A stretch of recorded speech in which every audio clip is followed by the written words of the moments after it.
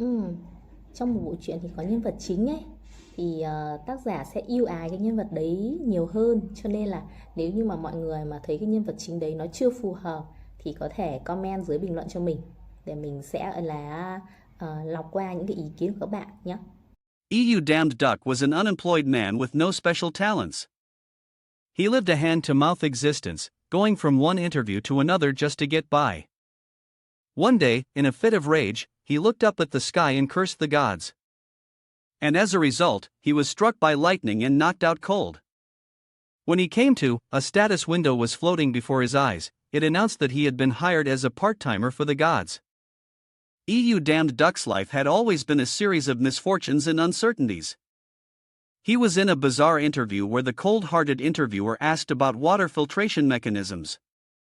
EU damned duck quickly replied that he would use the company's proprietary filter, but before he could finish, he was cut off by the next question about his motivation for applying.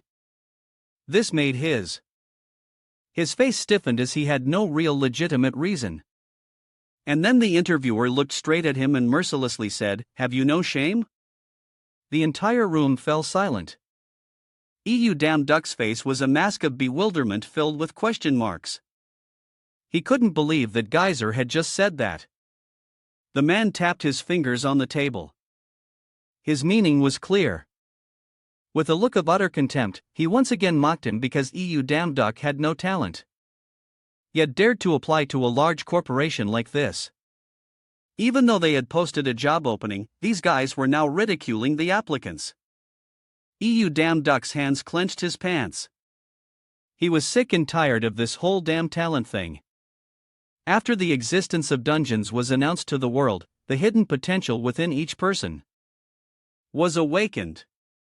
People called it talent, and with it civilization advanced to new heights. Many considered talent to be a blessing for humanity, and our protagonist once believed that too until he realized he didn't have a single ounce of talent. Back in the present, the interviewers relentlessly mocked him, an untalented person unfit for their company. EU damned sighed at the unethical words of those pompous men. He wasn't going to take it anymore. If they wouldn't hire him, then hell with them. EU damned duck exposed the hypocritical faces of these men who were spouting discriminatory words against the less talented. As if struck where it hurt, the interviewer's throat went dry. EU damned duck was sick of their "the talented" rule.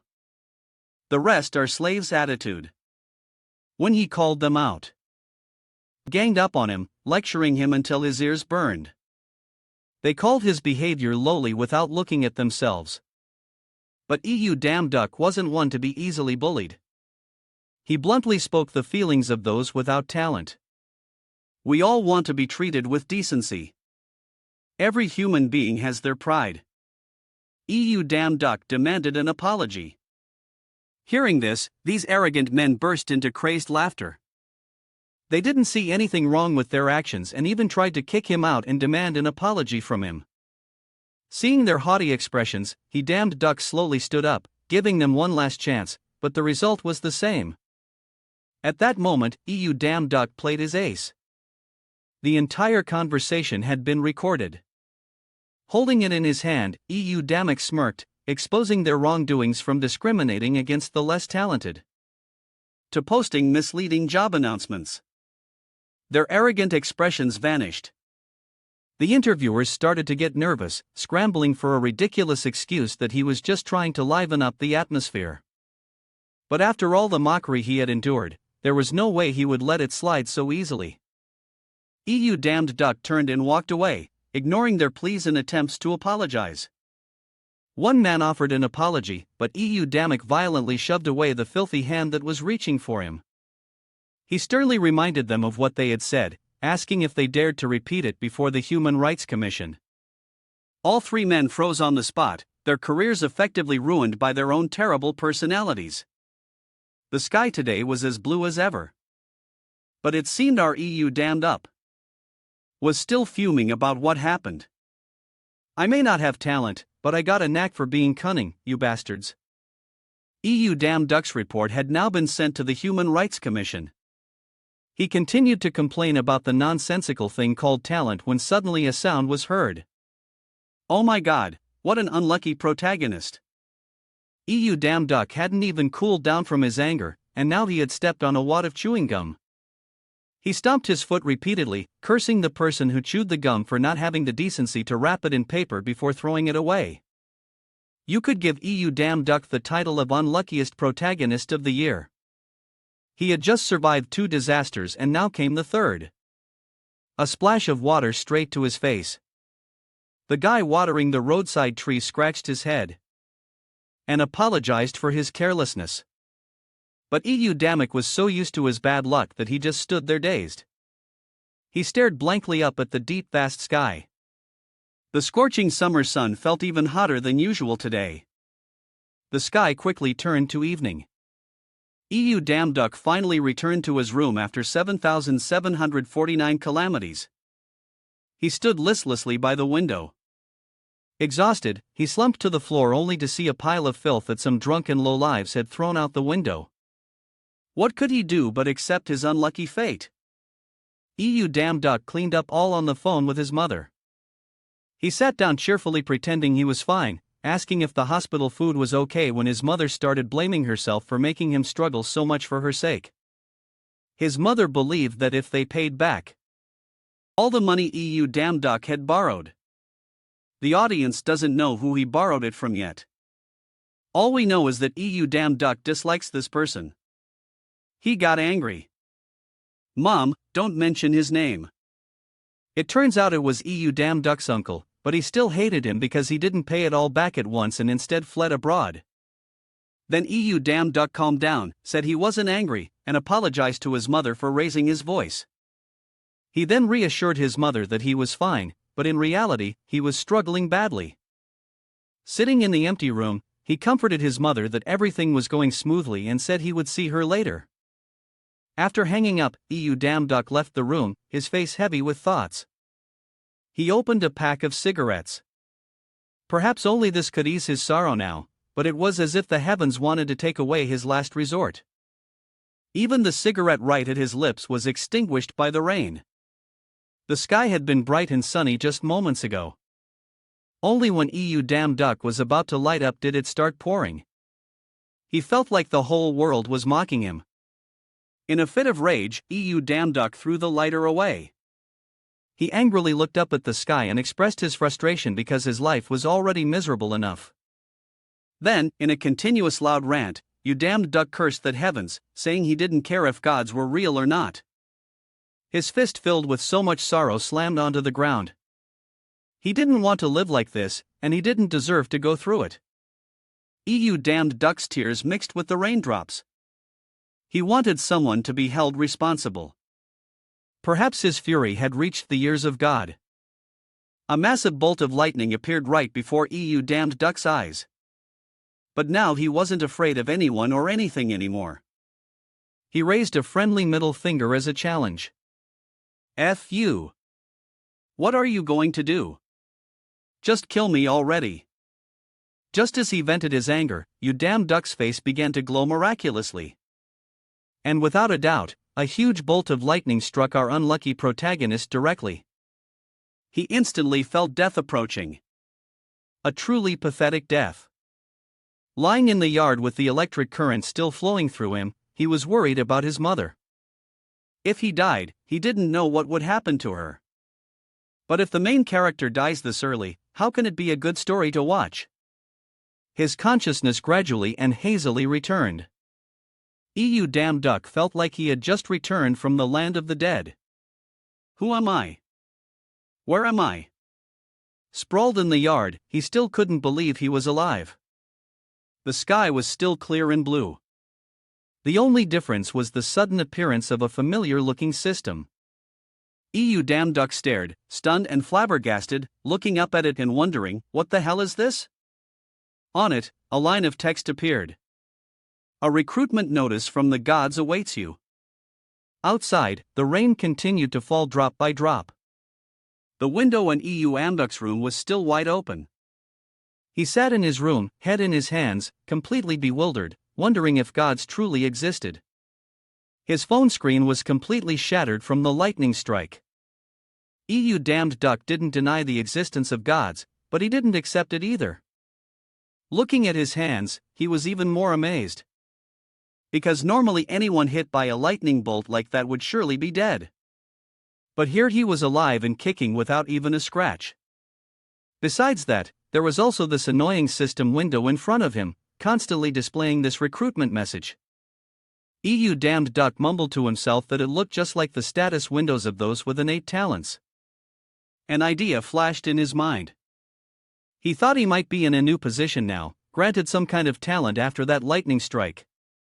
No sooner said than done, EU damned duck cleared his throat and called out, "Status window." Unsure if it would work. And of course, it wasn't a status window at all, so there was no reaction. EU damned duck realized that, too. Then he thought it looked more like a job recruitment notice. As soon as he finished his thought, the system emitted a strange blue light. From one window, it evolved into a dozen. It looked like he had been transported to another planet. There were so many system windows, they lit up the entire room. EU damned duck realized it really was a part-time job recruitment notice. He let out a bitter smile, realizing his life would finally revolve around a part-time job. Then, damned duck sighed again, helpless against his life. After thinking about it seriously, he realized he had nothing left to lose. So if there was an opportunity, he should just go for it.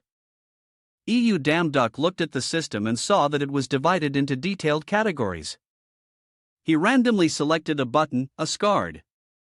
Immediately, the blue turned to a red warning indicating that EU damned duck lacked divine power. He was bewildered.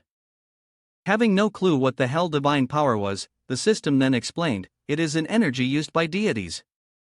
After reading it, EU damned duck sighed. How could a mere mortal like him have something like that? He didn't even have a talent. Then EU damned duck fell into deep thought again as it showed no signs of danger. He thought this could be the thing that could change his life. Lowering his hand, EU damned duck showed his determination to give it a try. He thought it was like hijab. Finding app. Touching the system, it displayed the text, searching for part-time jobs. After searching for a moment, his eyes lit up when he saw the words, "No divine power required." It was, "Construct the MGAZ dungeon. No divine power required." EU damned duck quickly selected it. Instantly, the job details appeared. Recruiter Jado task. Gather manpower to build a dungeon. As long as you can perform manual labor and have vision. Hearing the two words dungeon, EU damned duck immediately imagined a place where monsters were everywhere. He covered his mouth. I gasped, unable to believe his eyes that a dungeon was created by the gods. But setting that aside, EU damned duck's attention was drawn to the salary for this job. 12 Thor coins. Looking at it, he didn't know if it could be converted into human currency. But thinking that a god is a supreme king, he bet that a god's currency must have a high value. So EU damned duck immediately hit the accept button. He decided to go all in. A great light from his system then enveloped him. That light shot straight up into the sky. It finally pierced through to a large tree. EU damned duck was brought here in a rather forceful manner. His feet touched the ground while he was still disoriented. His freshly showered and clean body was now covered in dirt, and he was completely confused. Standing before a strange landscape, EU damned duck had no idea what had just happened. He thought he was dreaming because he had never seen this place before, still thinking it was a lucid dream. EU damned duck didn't notice a creature lurking behind him. It accelerated, lunging towards him. Hearing a noise, EU damned duck glanced behind him. Just then, its teeth were about to snap shut on his face. Facing this hideous creature, EU damned duck closed his eyes as if accepting his fate. Suddenly, a large hand blocked it in time, preventing it from harming him. EU damned duck was once again astonished to see another person appear. With a sturdy build and rippling muscles, he easily subdued the creature like a mosquito. Then his eyes turned to EU damned duck. At a glance, he recognized him as the new hire, but standing before his massive figure, EU damn duck couldn't help but feel terrified. It turned out this was Thor, the Norse god of thunder and son of Odin. A gentle pat on the shoulder from Thor as a greeting made EU damn duck jump. Then he hoisted the small EU damn duck and carried him to the worksite. EU damn duck now took a proper look at the god Thor, a massive muscular body with a thick beard. He even recognized the hammer Mjolnir hanging at his hip. Only then did he believe that this was the real deal Thor. Then Thor started a conversation, confidently stating that he must be a deity from Asia based on his appearance. EU Damon Duck's eyes widened, not expecting him to actually think he was a god. Then he noticed two other gods. There wasn't a single human here. EU Damon Duck suddenly realized he was the only human here. So he decided to play along, claiming to be a god from Small Mountain. Thor laughed, excitedly ruffling EU Damon Duck's hair in a friendly manner. He thought he was a mountain god who helped people in need. But then Thor noticed his clothes, thinking he was too immersed in human culture. EU Damon Duck immediately panicked, not knowing how to explain. Then he laughed loudly, making an excuse that he often came down from the mountain to learn more about human needs. Thor believed him and then asked if he was capable of doing the work. He grinned slightly, revealing that his job was to create a place that would cause humans to suffer. EU Damduck forced a smile and admitted he could do it. Then he asked if he knew about the labyrinth of the Minotaur, the half-man half-bull monster from Greek mythology. EU Dammock replied that he did.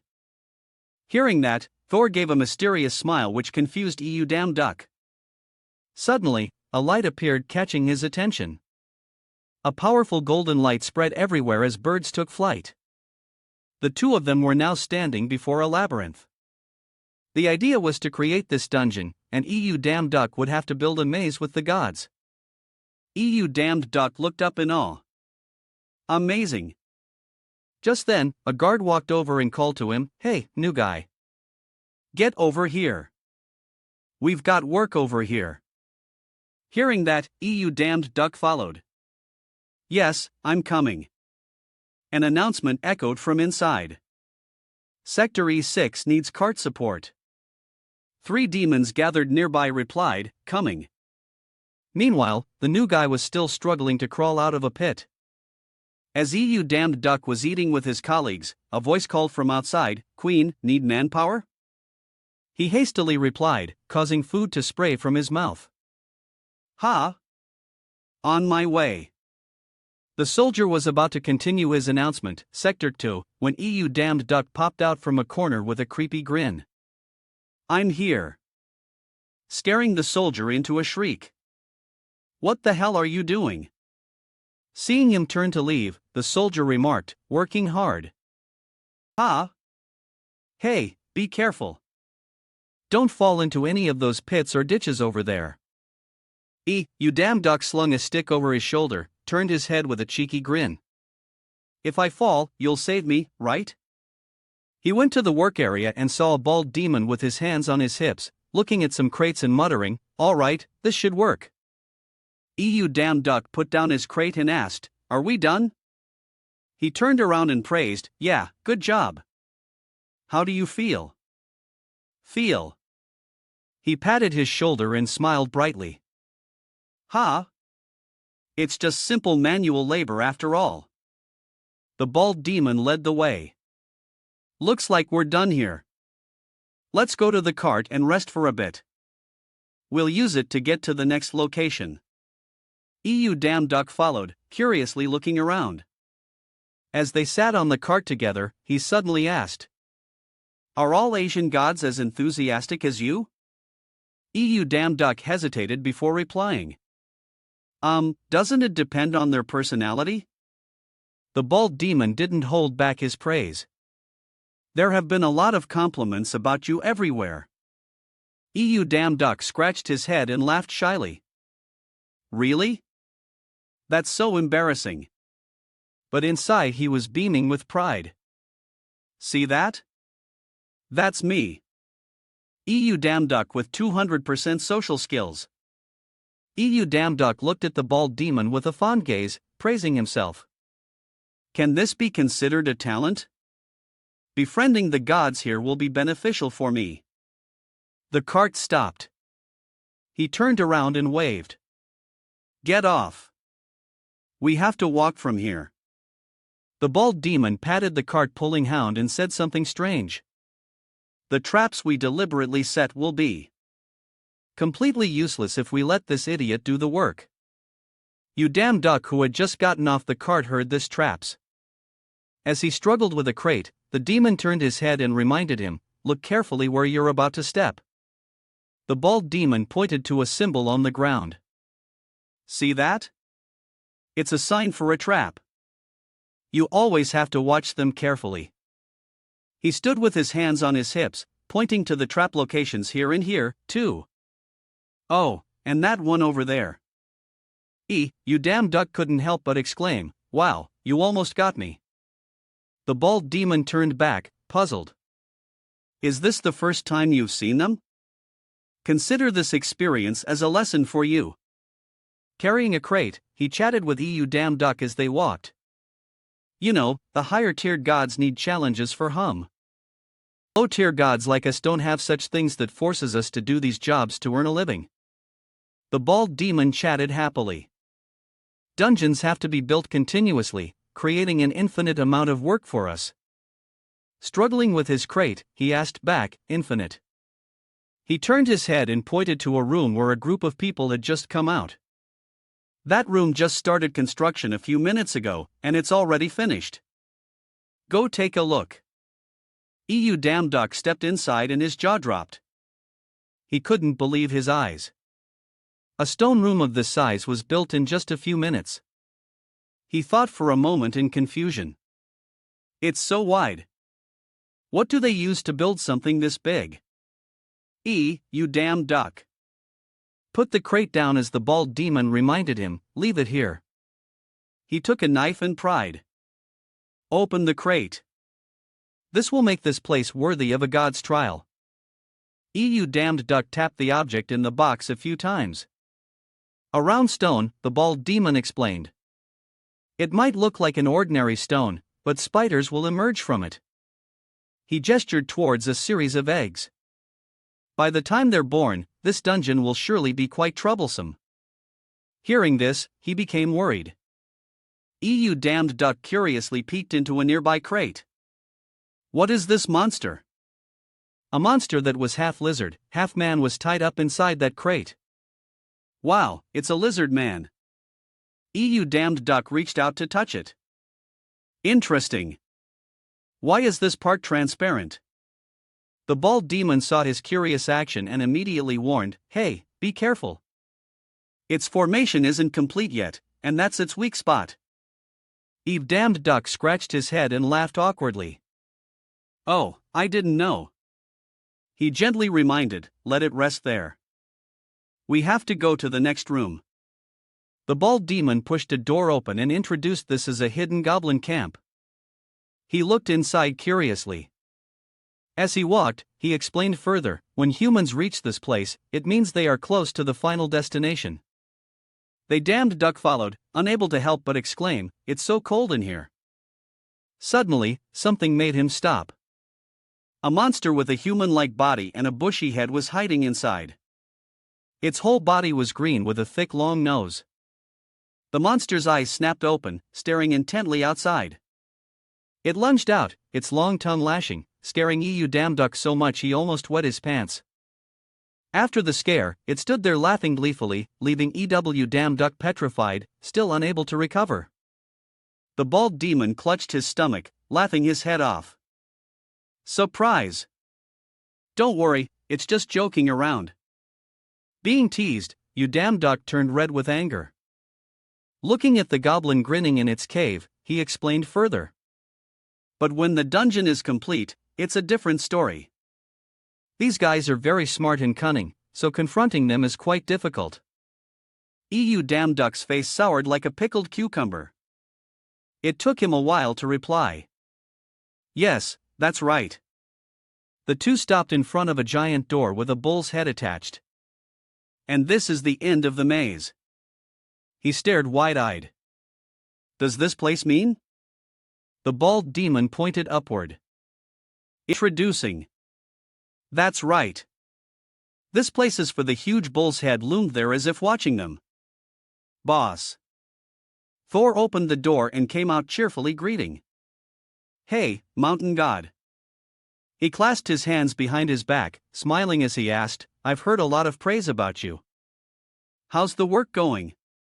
Both of them bowed simultaneously. "You damn duck," replied softly. "It's good.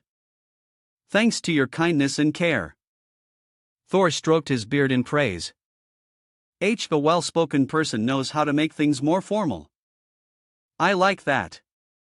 The bald demon gestured forward and reported, "Yes, we're on the final step." Hearing this, he smiled happily. Good. Very good. Thor pulled out a giant hammer with a red ruby on the handle. Well then, he said with a grin. Raising the hammer. Should we let the low-tier gods clock out? Seeing this, damn duck's face turned pale, he stammered, unable to speak. Wait a minute. What's with the hammer? Thor laughed heartily and praised him one more time. Good job, mountain god. Next time we meet, remember to give me some advice on Asian-style dungeons. Farewell. A deafening scream echoed through the space. Damn duck shot up. He clutched his heart, groaning. Damn it. That's a hell of a way to let someone clock out. For a second there, I thought he was punishing me for lying about being a god. Damn duck held up his hand, looked at it, and laughed out loud. But this is all real. He put his hand on his forehead, his eyes shining brightly. It's not a dream or a hallucination, but a real awakening. Damned duck jumped up, yelling like a madman. I've finally awakened. The god's notification system appeared. Damned duck, your salary has been sent. Would you like to check it? His face turned pale as a ghost when he saw the words on the system screen. Salary. Damned duck's hand trembled as he pressed the button on the screen. Well, let's give it a look. The text on the system changed. Now at the god shop loading, he stared wide-eyed with surprise. Damn it! What the hell is this? The first thing to appear was the spear of the almighty god Odin. Special feature always hits its target. Second was an armor made from a pile of fur with 3 fangs in the middle. The Nemean lion armor capable of nullifying all physical attacks. The third item, a golden necklace with a red gem in the middle that looked like an eye. Freya's necklace feature allows for spatial travel. Looking at the items on the system's board, you damn duck guessed. This must be the shop for the gods. The next item appeared. A card with a black silhouette surrounded by lightning bolts. The power of Thor. Lightning. The cards containing the remaining powers appeared one by one. The power of Hesus. Flame, the power of Ares, destruction. He asked himself, what if I could buy all of these things? Just the thought of it made, you damn duck, imagine being hailed by everyone. Could I really become a god in human body? The more he imagined, the more his mouth watered and the fan blowing on him enhanced the feeling of euphoria. Damn duck reached out and turned off the fan. He rubbed his wrist and smiled confidently. My life is going to change from now on. It didn't last long.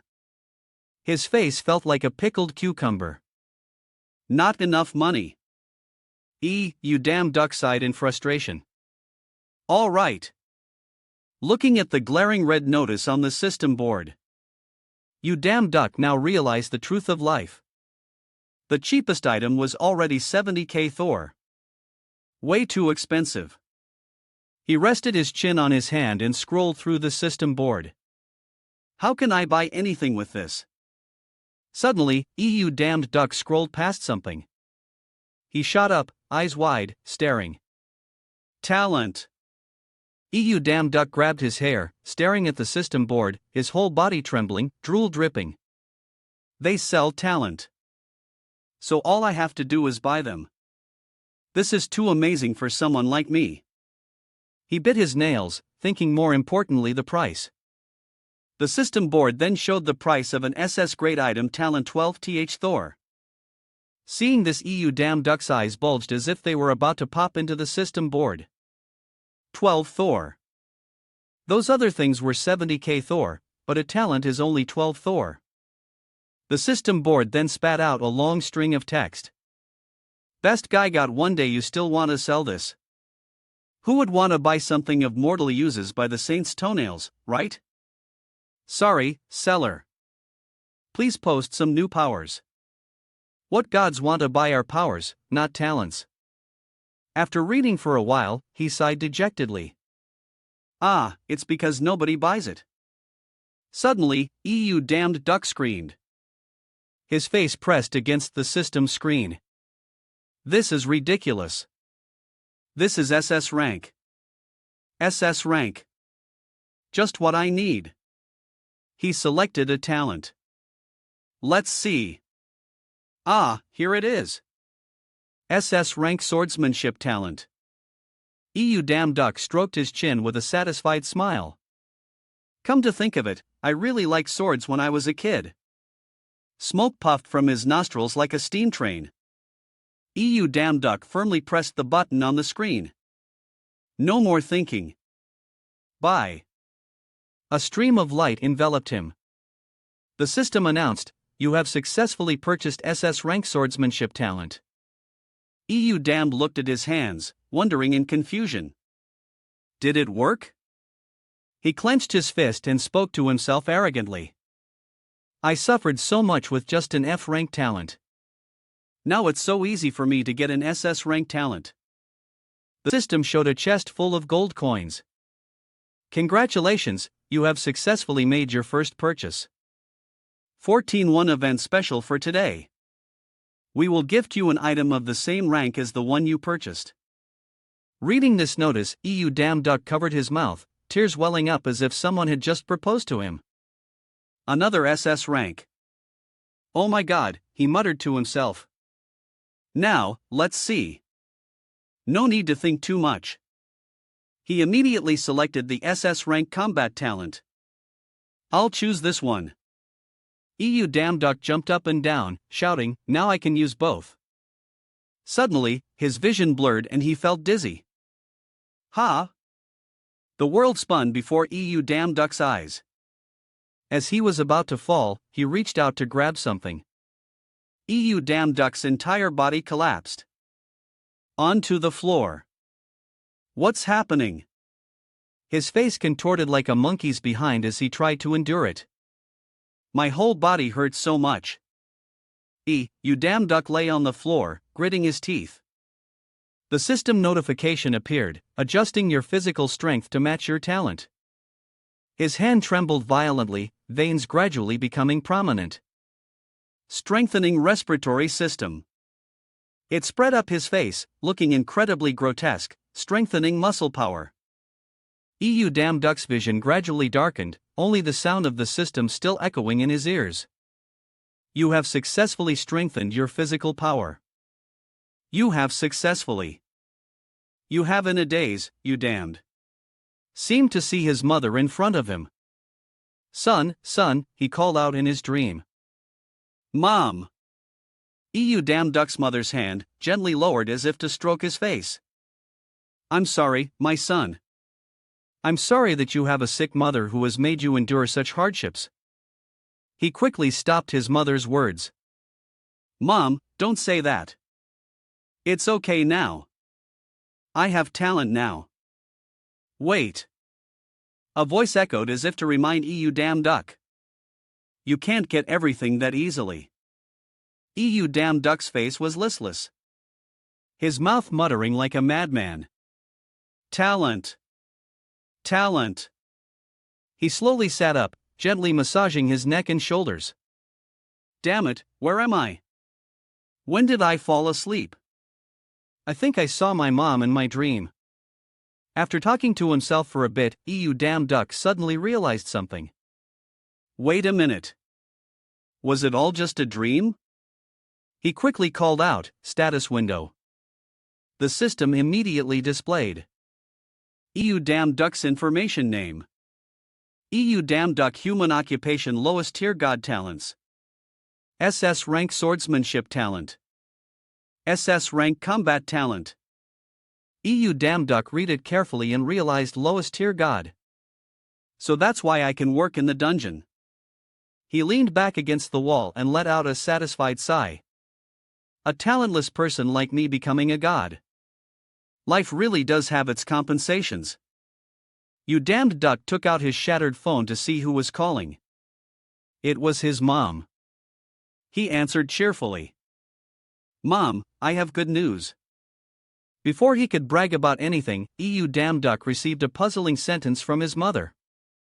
"Damn Duck, don't come to the hospital today." He asked curiously, "Did something happen, Mom?" His mother didn't answer and just repeated herself. "Just listen to me and don't come." "Okay, don't worry about me." You Damned Duck resisted. "Why? Why don't you want me to come?" But this time, the person who answered was someone else. "Hello. Is this the guardian of Miss Cho Eui?" You Damned Duck didn't understand what was going on, but still answered politely. "Yes, this is he." The person on the other end continued, "We are in a bad situation, so I can't give you the details. There are signs of a dungeon break near the hospital." He was shocked to hear every word that was uttered. The person on the other side didn't seem to notice his change. "We are informing you, but we can't say anything certain about the patients." The phone was tossed aside in the room, the voice from the other end still echoing steadily. "From now until the situation gets better, no one is allowed to visit patient." The person on the other end didn't get a response from EU Damn Duck and felt confused. "Hello, sir." EU Damn Duck rushed out of his house like a madman. "Mom, no." Sweat poured down EU Damn's face. In his mind, all he could think about was his mother. "Mom." At the scene, thunder roared and helicopters whirred in the sky. A reporter hastily reported the news. "I am now at the scene. As you can see, there are signs of an impending dungeon break on every street corner." A soldier in the army held a megaphone shouting warnings to everyone. "This is a restricted area. Everyone please step back." A car screeched to a halt near the corner. EU Damn Duck hurried out looking around anxiously. He saw from a distance a soldier standing on the roof of bus holding a megaphone and saying something while everyone around was still laughing and talking carefree as if nothing was wrong. EU Damn Duck was bewildered, not understanding what was happening. "What is all this?" Just then, the system popped up again. Combat focus skill activated. Suddenly, he heard the soldiers warning from afar to step back. At the same time, EU Damn Duck's vision became clearer. He could clearly see the face of the soldier making the announcement even from far away. "Step back now. This is a restricted area." EU Damn Duck was surprised to realize. "Huh? I can see the man in detail from a distance." Voices from an unknown source echoed around him. "Did you hear the government is gathering all the hunters in the city?" It was the conversation. Two soldiers in the distance. "Do you think there's an 8-star hunter here?" The one next to him replied. "I heard there is. They said a pretty dangerous dungeon is about to appear." EU Damn Duck felt surrounded by whispers. What if something bad happens? "Hey, take a picture of me to post." "I don't think anything bad will happen." "Okay, got it. Let me go. Please tell us what's happening." EU Damn Duck clutched his head in doubt. "What is this? Is it a skill? Is it because of the talent? I just bought." But he quickly snapped back to reality, remembering why he came here. "This is not the time to think. I have to get inside the hospital." EU Damn Duck tried to push his way inside, getting closer to the army soldier. Excuse me. My family is in there. I have to go in. The soldier immediately refused. No. There are signs of a labyrinth-type dungeon. We can't let you in. He was stunned to hear these words. A labyrinth. The sky at this moment was about to burst. Something happened that made both the soldier and Dam stare in shock in one direction. A terrifying surge of power shot down from the sky. The crowd scattered like a broken beehive, pushing and shoving to get out of there. Get out of the way. Dam Duck braced himself. He gritted his teeth, trying to hold on, surrounded by ear-splitting screams like those of women in labor. After some time had passed, he slowly regained consciousness. The area around Dam Duck was now a desolate ruin. He sat up in pain, still not fully recovered from the earlier horror. What the hell is going on? Suddenly, Dam Duck leaned forward. Before his eyes, a giant black mass appeared amidst the dust and rubble. Dam Duck felt a strange sense of familiarity with that thing. Wait a minute. Maybe that is the black mass gradually became clearer, revealing a spacegate that looked like a giant eye. It can't be, right? He dazedly realized. Is it the dungeon that I built? At the construction site building the castle, Dam Duck carried an axe, his hands on his hips, looking around. Damn it, now that I see it like this, it's quite magnificent and splendid. He let out a sigh. It's just that I didn't realize it until now. Suddenly, Dam Duck became frantic.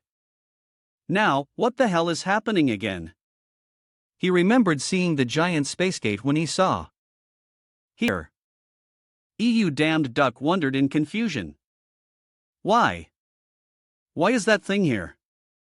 He was startled to see a man fall right next to him. Dam Duck quickly helped him up, draping the man's arm over his shoulder. Sir, are you okay? He didn't answer his question, but warned. We have to evacuate immediately. Dam Duck felt something behind him. He quickly pushed the man away. A flash of light shot past between them. Dam Duck fell hard onto the road.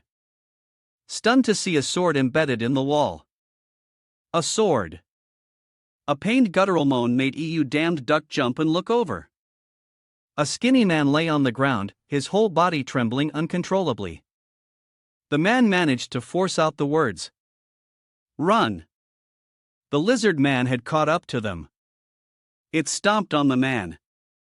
To Dam Duck's horror. He watched as the lead lizard man raised its sword high, signaling for the others behind it to charge. Seeing this, the army commander immediately gave the order. The lizard men have appeared on the main road and opened fire. The lizard men, as if fearless of bullets, charged forward despite the barrage of gunfire, surrounded by screams of terror. Dam Duck hid behind an overturned car, watching the firefight unfold. He yelled in alarm, "There are people over there." A lizard man holding a sword rushed towards him. Its eyes were filled with murderous intent as it swung its sword at you, damned duck. He panicked, not knowing where to hide. Just then, the system board appeared, activating combat focus skill. A surge of power erupted from Dam Duck's eyes. A surge of power protected the sword, stopping it just before it could stab him. A power that causes for everything we need. Dam Duck's vision slowed down just as the tip of the sword appeared right before his eyes. Dam Duck reached out and caught it with ease. He looked at his hand tightly gripping the blade and was stunned. What? Dam Duck held his wrist tightly, looking back and forth between the sword and his hand. He gaped in astonishment. Did I just catch that? What the hell? Dam Duck noticed something on the other side. A lizard man was about to lunge at the man from before. Seeing that he was in pain and not noticing the approaching lizard man, he quickly shouted, "Mister, look out!" Dam Duck gritted his teeth and dashed out, shouting non-stop, "Mister!" The army on the side was also observing this spot. His feet moved so fast they seemed to glide over the road. Damn it! EU! Damn Duck recklessly rushed forward and grabbed the lizard man. Wait, don't shoot. A soldier hastily reported over the radio. There's a civilian right in front of us. The soldier next to him couldn't help but wonder if that person was a hunter. They watched. You damned ducks surrounded by the lizard man, confused by his reckless action. Even if he is a hunter, did he just rush out there without any weapons? Surrounded, he trembled like a leaf, his face pale as a ghost. Only now did damned duck belatedly realize I was so angry I became stupid. Now what do I do? Just as the lizard man lunged to slash him, its mouth wide open, its long tongue out. Ooh, damn duck cowed and shrieked. Ah, I'm sorry. The system notification appeared as a lifesaver. Talon activated, combat focus. His body suddenly felt light, slowly floating up. Damn duck was still dazed, not understanding what was happening. The lizard man lunged from behind, still determined to stab him. His body seemed to instinctively dodge, surprising him. What was that? Was that the skill? Combat focus? It feels like I've drunk a dozen cups of coffee. Damn duck's eyes lit up. I can see their every move clearly. He shouted with apparent joy. That means damn duck shot off like a rocket. Without hesitation, as fast as lightning, damn duck clenched his fist and attacked the lizard man. Suddenly, his hand became strange. The system turned red. Every punch was aimed at the vital point of the lizard man. Damn duck lightly threw it flying more than a kilometer away. He was stunned to see his hand surrounded by a source of energy. It worked! Damn duck was confident as he saw two lizard men charging at him at the same time. Okay, 2 more to go. The lizard man with murderous eyes charged, accompanied by a deafening scream. Damn duck easily ducked to avoid its blade. He glanced up. He widened his stance to get ready. Damn duck spun and kicked the lizard man straight in the face. A long-haired lizard man was lurking behind him. The hair-raising sound of the sword scraping against the road made his skin crawl. He glanced down at the blade. It aggressively dragged the sword in its hand. The lizard man swung its arm hard, trying to slash damn duck. It looked up and growled angrily. He did a flip over its head. It was like 4 million people. Then damn duck put all his strength into stomping on the lizardman's head, causing it to crash headfirst into the road. The soldiers who saw the scene were dumbfounded. No, their eyes were fixed on him, unable to leave. Unbelievable. That soldier asked the person next to him again as if afraid he had seen wrong. Did that young man just defeat the lizard men with his bare hands? The soldier next to him looked at the scene of him standing among the lizard men. Stammering, unable to finish a sentence. I think so. A long-haired man appeared out of nowhere, startling the soldier. He called out loudly towards You damned duck. Hey, you there? What guild are you from? The man calmly approached him, followed by 2 masked individuals in black. You're a new face, but you're pretty good. The man extended his hand to introduce himself. I am Nam Gung-hook from the Sangun Guild. Gung-hook didn't give up and continued to ask. There can't be someone from a guild coming here alone. Are you a solo hunter? Damn duck reached out and shook his hand. He answered vaguely. Ah, yes, I guess you could say that. He gestured behind him and asked for his opinion. We came here to clear this dungeon, so do you want to come with us? Damned jumped in surprise when he heard this word dungeon. He looked at the space gate in front of him and then realized the problem. That's right. I'm not a normal person anymore. Damn duck looked towards the nearby hospital. The monsters will keep coming out if we don't stop them here. His hand trembled. Finally, you damn duck clenched his fist with determination. All right, it's nothing. His face filled with determination. Let's go. The group walked towards a dark tunnel. You damn duck reached out and touched the tunnel entrance. He turned back and looked cautiously at the group. This way, Gung-hook glanced at the man behind him, giving a signal. You damned duck had noticed the knife that the other man was secretly holding. Glad I still have memories of this place, of course, because I've been in and out of here thousands of times.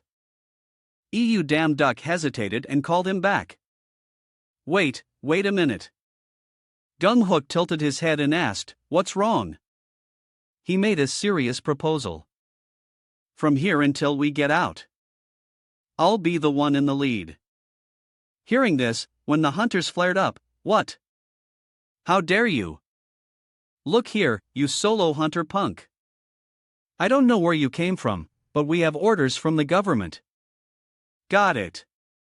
You damn duck ignored the other man's words and turned to explain to Gung-hook.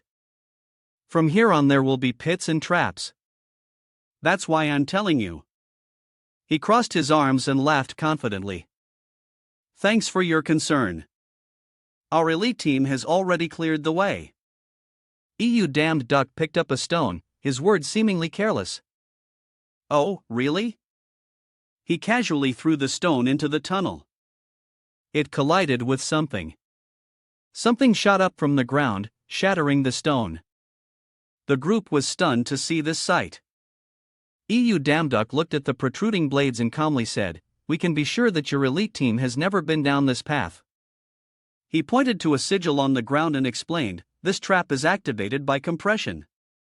The spearheads are also made of a special alloy.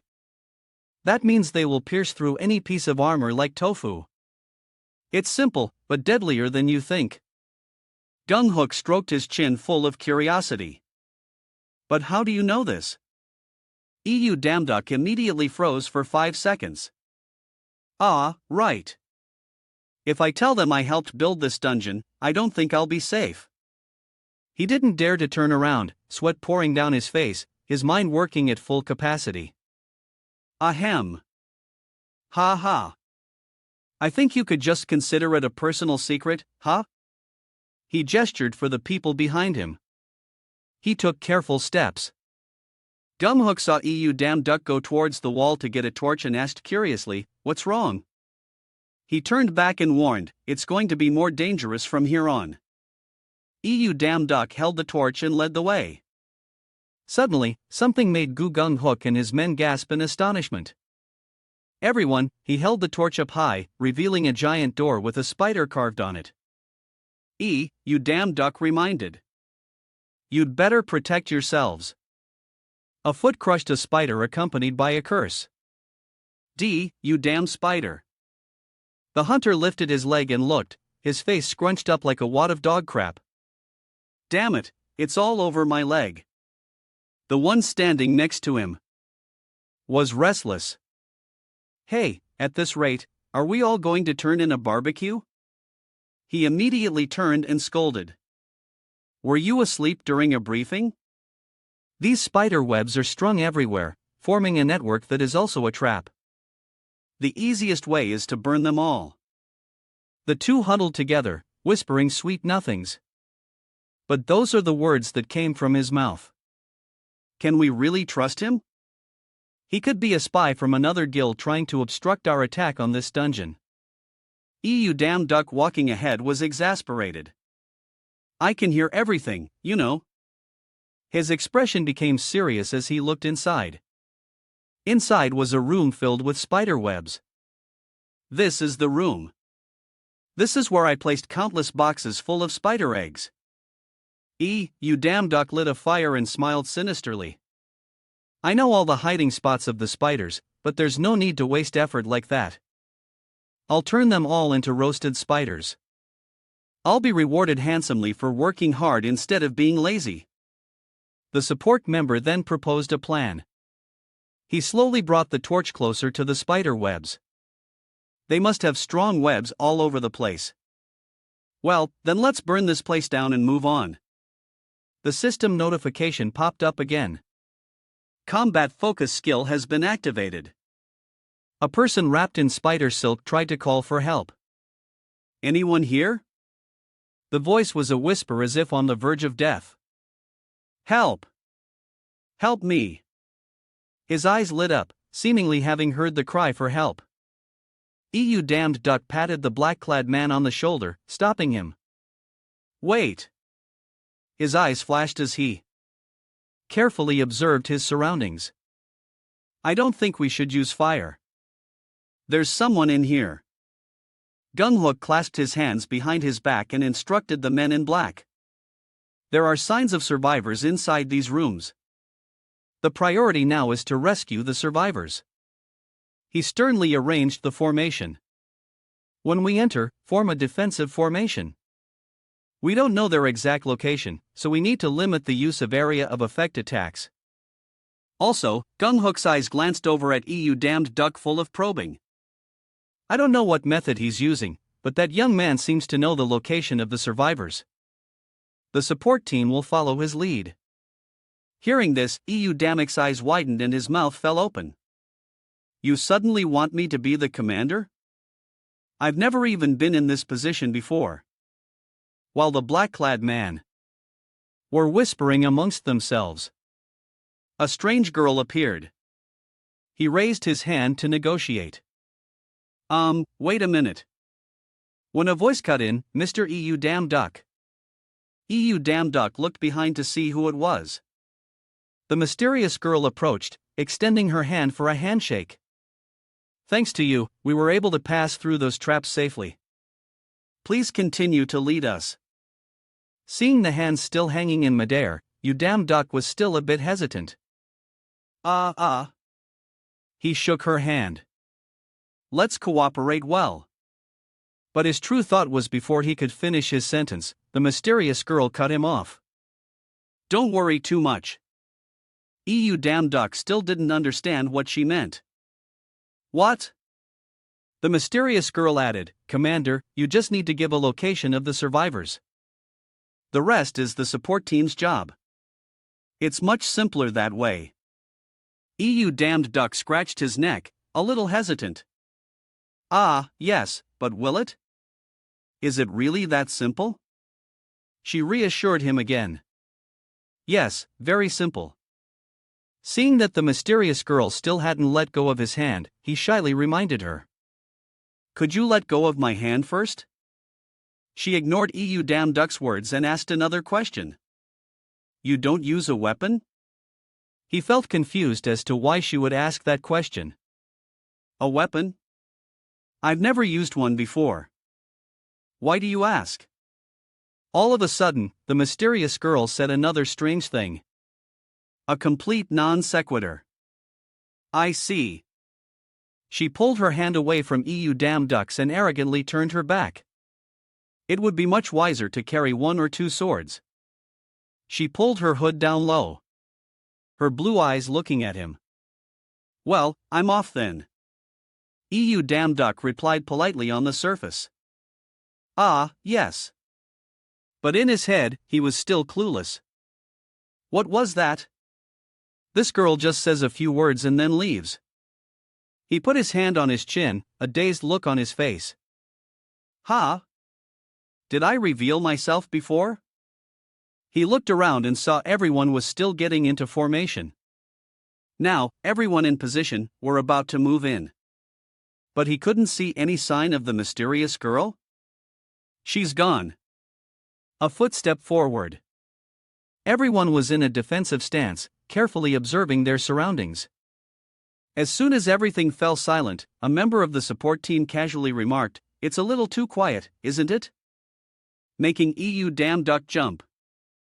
Gung-hook turned back and reminded him, "Shook, don't let your guard down and stay in formation." Suddenly, he screamed, "Above us!"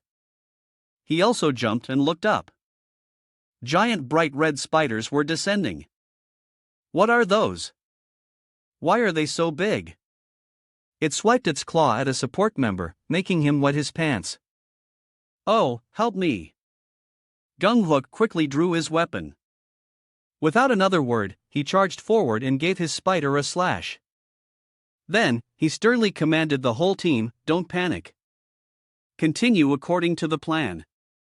While Gung-hook was directing everyone to fight the monsters, he switched to defensive formation. Be careful of their paralyzing venom. Damduk took the opportunity to lead the support team away. Support team. This way. His eyes flashed. A blue light shooting out. From them. The stream of light went down a dark path as if to guide them. He looked in that direction and was surprised. Damduk saw people hanging in the air and shouted, "Found them over there." Those people were wrapped so tightly in spider silk they couldn't breathe. Found the survivors here. A knife slowly cut through the layer of silk. The support member caught the man who had just been rescued. "Are you okay? Just hold on for a moment." He couldn't answer. The only reply was a moan. Suddenly, a swarm of giant spiders poured in. Damn it, since when were they? Damduk carried a man in black on his back, telling the others behind him, "I know a safe area. This way." Gung-hook, who was fighting, stopped and glanced over. "Honestly, I'm quite suspicious." Then he sliced the approaching spider in half. Without hesitation, Gung-hook quietly observed him from a distance. He knows the structure and passages of the dungeon and even the location of the survivors. He saw Damduk guiding the support team. There are survivors over there, too. A hint of suspicion grew in Gung-hook's heart. That's something I've never heard of before. A support member holding a piece of paper commanded everyone around. There are injured people here. Evacuate the victims from here. When Gung-hook approached with his axe, the support member reported, "Guildmaster, all victims are safe. We have a few injured, but overall the losses are minimal." He chuckled in praise. "We've had a very good start. Keep up this performance and continue with those who can still fight. Tell everyone that and let them rest for a bit." Then Gung-hook turned to Damduk and said, "Also, I have a few questions for you." He stiffened and pointed at himself, asking for confirmation. Are you talking to me?" Two support members in the back saw this and started whispering. One of them let out an angry sound. Damduk walked over step by step. Looking at the two people lying on the floor, he listed the injured. 2 police officers and the rest are hunters. A total of 10 people were trapped here. Some of them are members of our team. Gung-hook looked at him and laughed heartily. He didn't spare any praise. "If it weren't for you, we would have roasted them alive." Damduk scratched his head and smiled shyly. "No problem." Before he could recover, he dropped a fatal line. "By the way, you have an amazing talent. It's as if you built this dungeon yourself." Damduk froze. He forced a laugh. "No, it's not like that." Damduk frantically denied it. "Build a dungeon myself? I'm not a god or anything." Seeing this, Gung-hook put his hands on his hips and laughed like it was the funniest thing ever. "I was just kidding." He pointed forward, trying to divert his attention. "Now I need to regroup and move on." Inside, Damduk was trembling like a leaf. "I thought I was done for." Another giant or appeared carved with patterns that looked like eyes. A support member couldn't help but be curious. "What is this? Is this something from the Incan civilization?" He immediately denied it. "They come from the goblin civilization." They stared at the door. Someone's voice rang out with contempt. "Ha? Just goblins?" The support members whispered among themselves. "I thought the next boss would be a real challenge." "We'll let down." Damduk stood to one side, silently planning. Goblin ambush area. "I can't think of a solid plan, but with combat focus, it should be possible." He spoke up to everyone's surprise. Excuse me. can I go in alone? A support member stepped forward and patted damn duck on the shoulder with a condescending look. Ah, kid, you're getting a little too excited just because the guildmaster praised you a bit. If it's goblins, we've dealt with tons of them. Don't worry if you're scared. Just sit outside. Gung-hook also disagreed with his idea. I can't let you go in there alone either. Damn duck then offered another idea. Then there's no other way. If so, you'll have to follow my orders inside. He finally agreed with him. It seems you have a plan. All right. The two were so engrossed in their planning that no one noticed two support members staring at them. One of them gritted his teeth in anger. I wanted to take this opportunity to get the guildmaster's attention, but because of some nobody, I can't shine. He was green with envy, determined to hinder him. I can't let him take all the credit. With that thought, he grabbed his staff and said to the others around him, "Let's go." The group slowly entered, seeing that the inside side was completely empty. Questions arose. What? There's nothing here. Just an empty hallway. Damn duck gestured for the people behind him. Quiet down. His heart was filled with vigilance. I feel something in here. One of them smirked. What followed was a burst of laughter and ridicule. Oh, really? But there's clearly nothing here. Maybe a giant cockroach or something. Another person also expressed, if goblins do appear, we'll cover for you. You just need to walk beside us. As soon as he finished speaking, a strong gust of wind blew out all the torches. The group panicked and yelled, "What? Turn on the lights now." Damn duck quickly stopped them.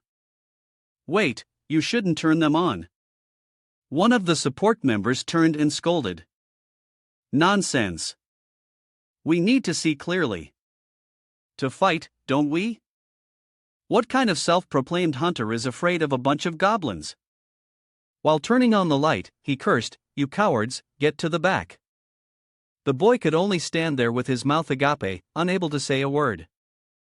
After a few seconds of recovery, Damn duck shouted a warning to everyone. Everyone get down. Hurry. Dung duck quickly got down as instructed, leaving only two idiots standing there.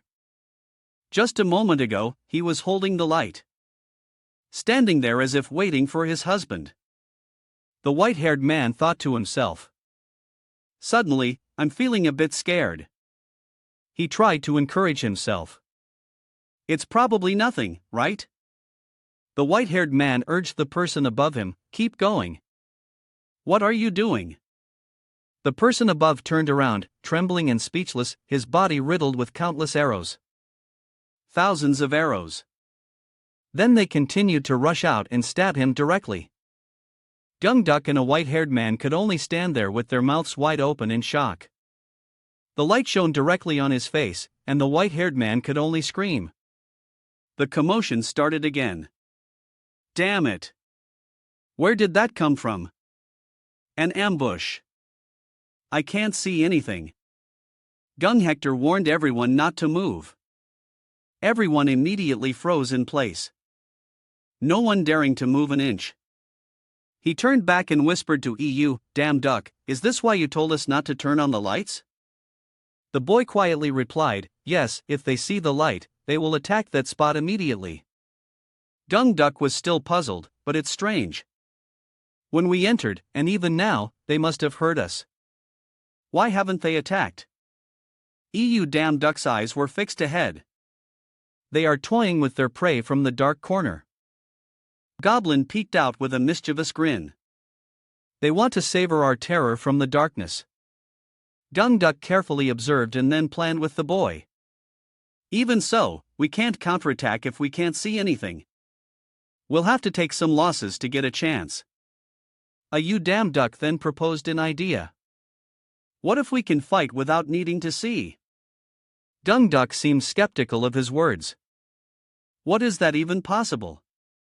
The boy's firm reply came back to him. Yes. Damn. Duck took on the task himself. Leave it to me. He slowly stood up, hands in his pockets, looking incredibly cool. Duck took slow steps forward, comforting everyone. I know everyone is worried and can't see anything. I will do it no matter the cost. The supporter also heard Duck's words and followed his lead. His jaw was clenched, sweat dripping with every word of the boy's instruction.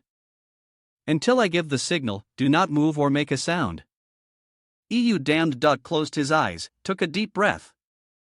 Focus. Remember that feeling. The system notification appeared again. Skill combat focus has been activated. A blue circle surrounded Duck. The goblins appeared, curiously peeking in. He immediately snapped his eyes open. The supporter and Duck simultaneously looked up. A voice echoed in the darkness. Everyone could turn on the lights and move now. When the lights were turned on, the scene that appeared was a goblin struggling in Duck's grasp, surrounded by scattered, defeated goblins.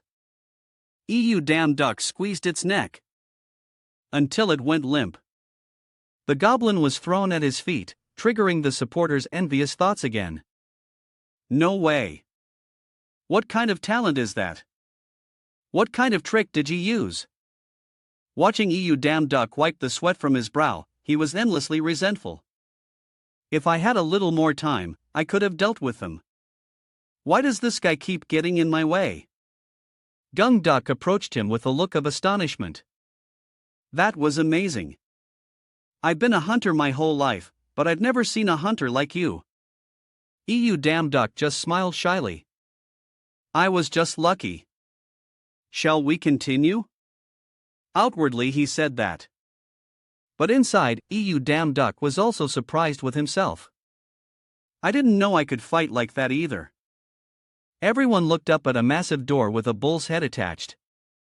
We're here, Duck guessed. So this is. The boy finished his sentence. That's right. This is the end of the labyrinth. Gung looked up behind the door. Everyone gathered in front of a giant door. Attached to it was a bull's head, the final boss of this dungeon. The giant door slowly creaked open. Rays of light pierced into the room. Duck cautiously glanced around. I don't see anything. Maybe it's hiding somewhere. Duck carefully looked ahead. No, it's right in front of us. Flames flickered faintly. In the darkness, the massive door slowly closed. Above there was a bull, its entire body crimson red, standing between two torches. It bared its teeth, a ring in its nostrils, and its two eyes glowed a fiery red. It was the master of this dungeon. Duck gritted his teeth. Face to face with the mad bull. The pressure is immense. Just as expected, he glanced over the support team. It probably won't attack first. We have time to devise a strategy and understand the characteristics of this place. The system notification appeared. The human sacrifice has begun. Please select 5 and offer them. He read it for a moment but didn't understand. Human sacrifice offering. What does this mean? On the other side, the discussion continued. The combat team will split into 2 groups. Duck fell into deep thought. It seems I'm the only one who sees this. He stroked his chin, contemplating and calculating. Is this some kind of guide? Maybe a hint to get through safely. It's better to share this information. He approached, interrupting the discussion. Excuse me. I have a suggestion. Duck turned his head to look. We're discussing a plan. Can't wait. Duck's face was serious, not giving up. This might be information related to the solution for clearing this dungeon. The man frowned and asked a solution? Are you sure? While the two were talking, the man in black stood watching, clenching his fists in jealousy and resentment. He gritted his teeth in bitter anger. This bastard again. Taking all the credit that should have been mine, the man in black stealthily moved away, his mind full of schemes.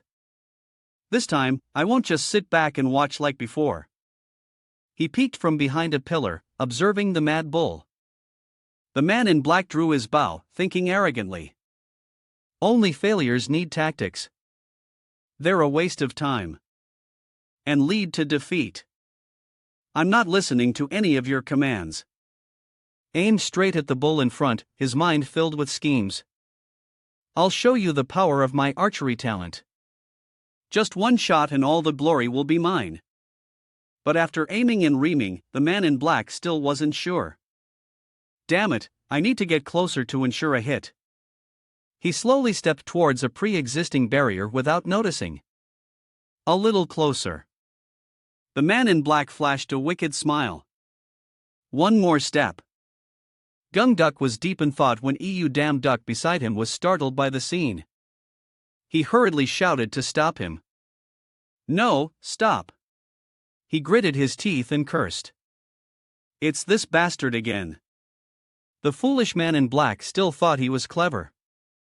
A classic case of a pawn trying to be smarter than player.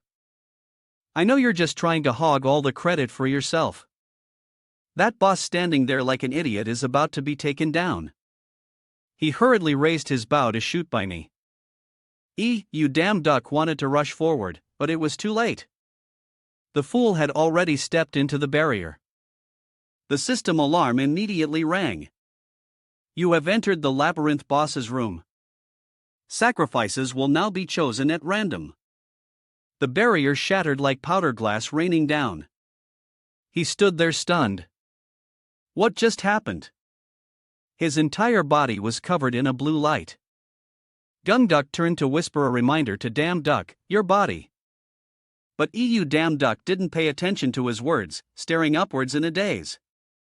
This is the man in black frantically cried for help. What's happening? Somebody help me. He struggled. Gung Duck rushed in front of him. He called out hesitantly. Guild Master. The man angrily scolded him, his mouth never taking a break. You idiot. Do you realize what you just done? Seeing the tense situation, damn duck reminded them. I don't think this is the time to argue about who's right or wrong. The mad bull was now sitting menacingly in front of everyone. Its eyes were bloodshot with anger. The mad bull roared, its sound piercing everyone's eardrums. Damn Duck and Gung Duck had to grit their teeth to endure it.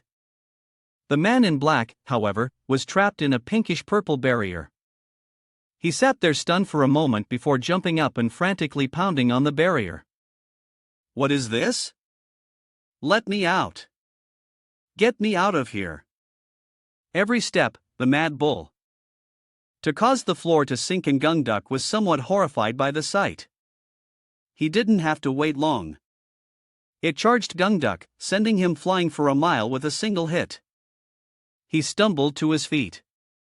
He drew his axe from his back and commanded. Spread the formation. Don't panic. Everyone stay calm. Gung Duck brandished his two axes while directing the support team. We have to proceed with our strategy with the current numbers. Get into your positions while I distract it. The mad bull raised its hand to strike, but Gung Duck quickly dodged it just as it was about to smash down. Its axe hit the empty ground, and he seized the opportunity to rush in. Take this! Gung Duck roared, using all his might to slash at the bull's body. The support members cheered, thinking they were about to win. The battle is going well. The leader is on another level. Those terrible impacts. We wouldn't even have a chance to get close. Damn Duck, watching intently, couldn't help but praise. A good hit. The guild master is on a different level, isn't he? Suddenly, his eyebrows furrowed.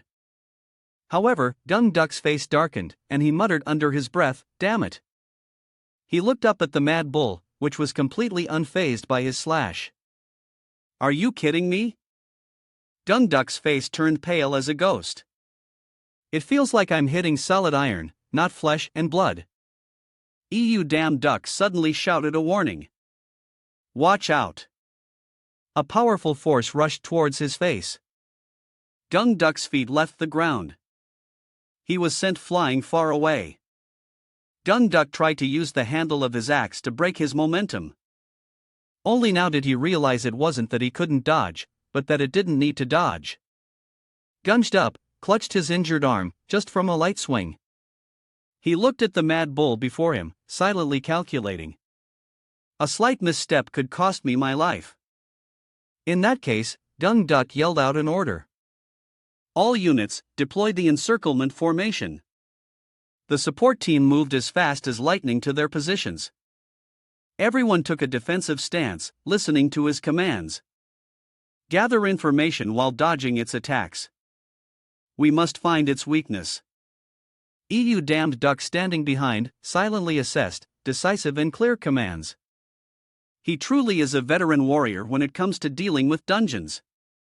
He looked up at the mad bull in front of him, but this seems to be the best approach for now. Damned duck watched the mad bull, which stood still, not paying them any mind. It's not even bothering to charge us. It's as if distance doesn't matter to it. But then sparks gathered around its muscular arm and he realized with a shock. This is Damned duck remembered the image of Thor. It was exactly the same Thor's power. Dung duck roared out of command. It looks like it's preparing to do something. Stop it. Everyone rushed towards the mad. At once. An opening. This is our chance. Damned duck desperately tried to stop them. No, it's dangerous. I've seen it. Before he could finish, Dung duck had already clashed directly with it. His face tensed. Damn it. Seeing its arm about to swing down, a fatal mistake. Damned duck rushed forward and kicked the mad bull in the face. He turned his head to glance at it.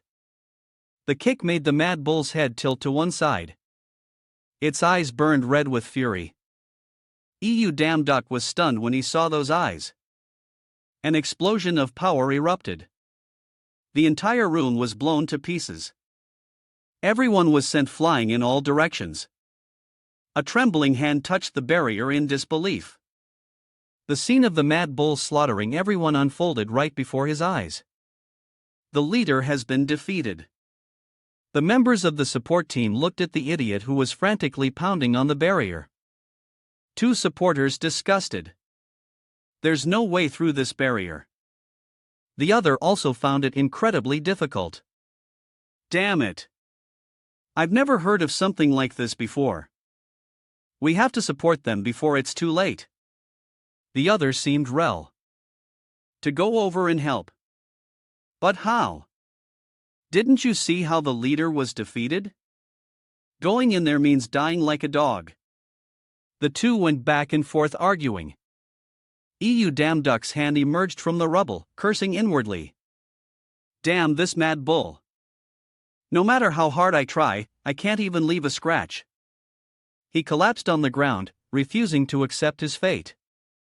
Is my wretched life, which had just begun to show a glimmer of hope after gaining this talent, about to end? So meaninglessly here. His hand accidentally touched something. Damned duck struggled to get up, a corner of his lip curling up. That's right. There are a few things I haven't tried yet. Damned grinned slowly, standing up. Dying like this, I really can't rest in peace. From the cloud of dust in front of the mad bull, a figure gradually emerged. He gripped the sword tightly with determination. I won't give up and wait for death to approach. Damned duck swung his hand, creating a flash of light, looking incredibly cool. From the mad bull's blazing red eyes, a murderous aura emanated. The sword reflected his confident charge. Get ready. I'm not dying without putting up a fight. The system panel appeared. Swordsmanship talent activated. Damned duck stood there holding a long sword, facing the massive bull-headed monster. Through the thin layer of mist covering the area, only the bull-headed monster's blood-red eyes were visible. It stood there holding a large, long-handled axe. As for Nam Gung Duk, he lay on the ground. His clothes covered in dirt, his body full of injuries. He struggled to look into the distance, thinking it's no use.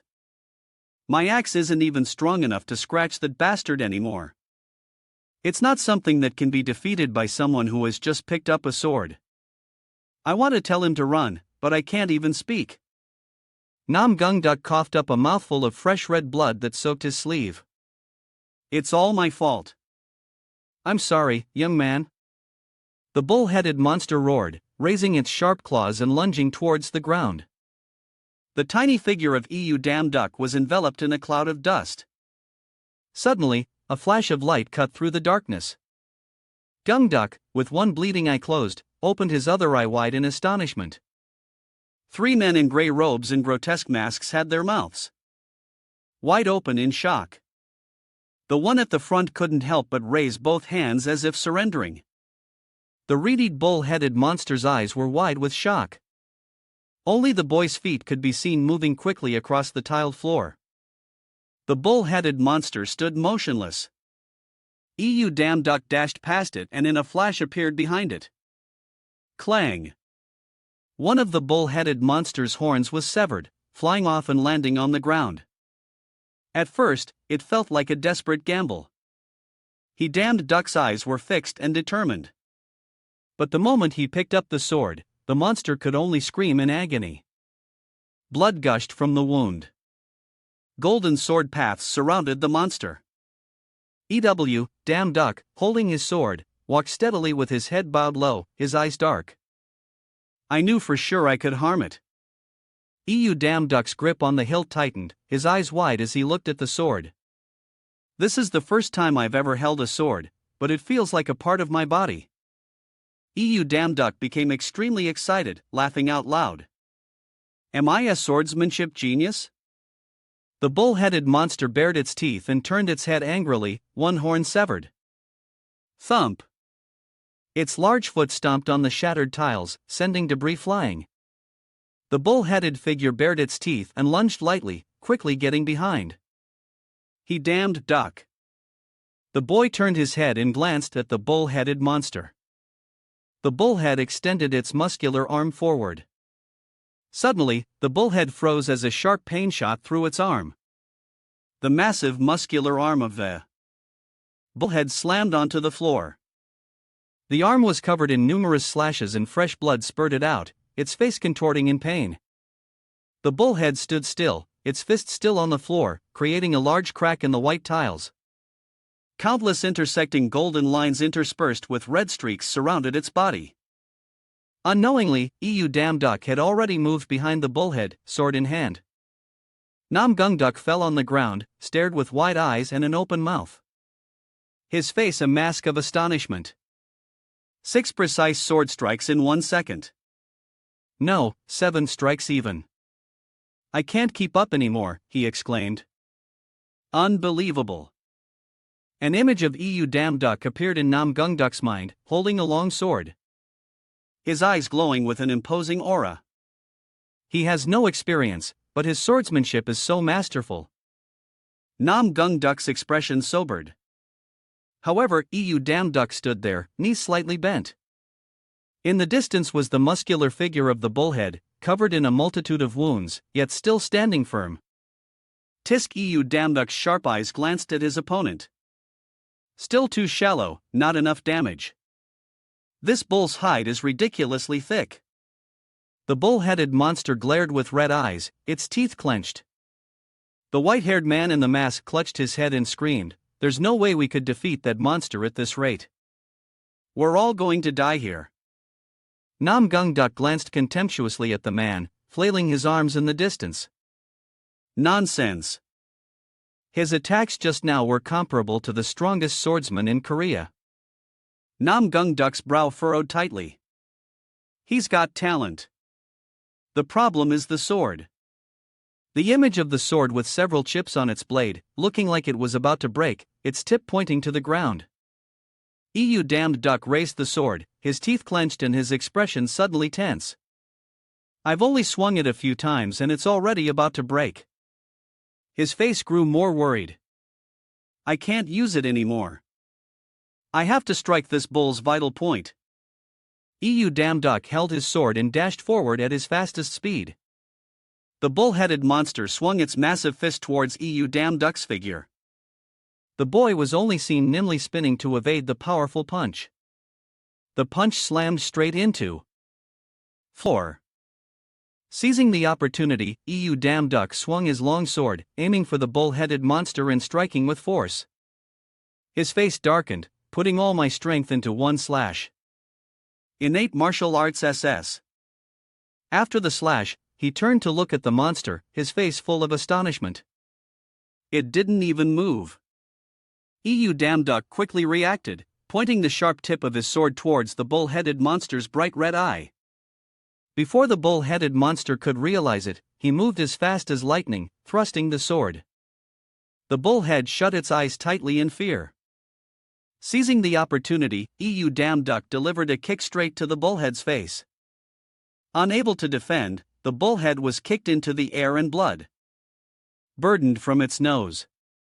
Phew! He exhaled, steadying himself.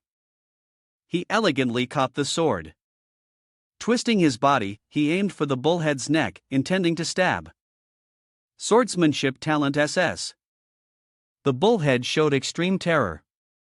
Damned duck was still upside down in midair, his face filled with astonishment and confusion. Boom! A wind blew all around and a powerful column of white light shot straight into the sky. The ground cracked, forming a large crater. Damned duck landed, kneeling on one knee to maintain balance, tightly gripping his long sword to block the large and small stones flying towards him. Crack! Crack! Damned duck's already grim expression darkened as the cracks on the sword's blade multiplied. Replied, Damned duck's eyes narrowed in thought. This sword is at its limit. My martial arts are useless against it. The next attack will be my last chance. If only I could find a way to hit its weak spot. The bull-headed monster stood in the large crater, holding its weapon and casting a ferocious gaze at its opponent. Damned revealed a surprised look, but it quickly turned into a triumphant smile. The bullhead stood there continuously firing bolts of lightning at Damned duck. He stood still holding his sword, looking straight at the bullhead. His hair was blown about by the passing lightning bolts. I've got away. Duck lying nearby and also affected by the battle struggled to open one eye to look towards a fight. This is the skill he used earlier. As if discovering something, he opened his eyes wide in surprise. The space suddenly turned dark, and a golden light emanated continuously from Damned duck's body, radiating outwards. Duck was startled. Is he planning to launch a head-on frontal assault against it? The atmosphere became tense. On one side was Damned duck holding a sword that radiated a blinding golden light. On the other was the bull-headed monster holding a large axe that emanated a cold blue light. The sword couldn't withstand his immense power. A few more cracks appeared and fragments continued to fall off. Duck struggled to his feet, wiping the blood from the corner of his mouth. I have to help him.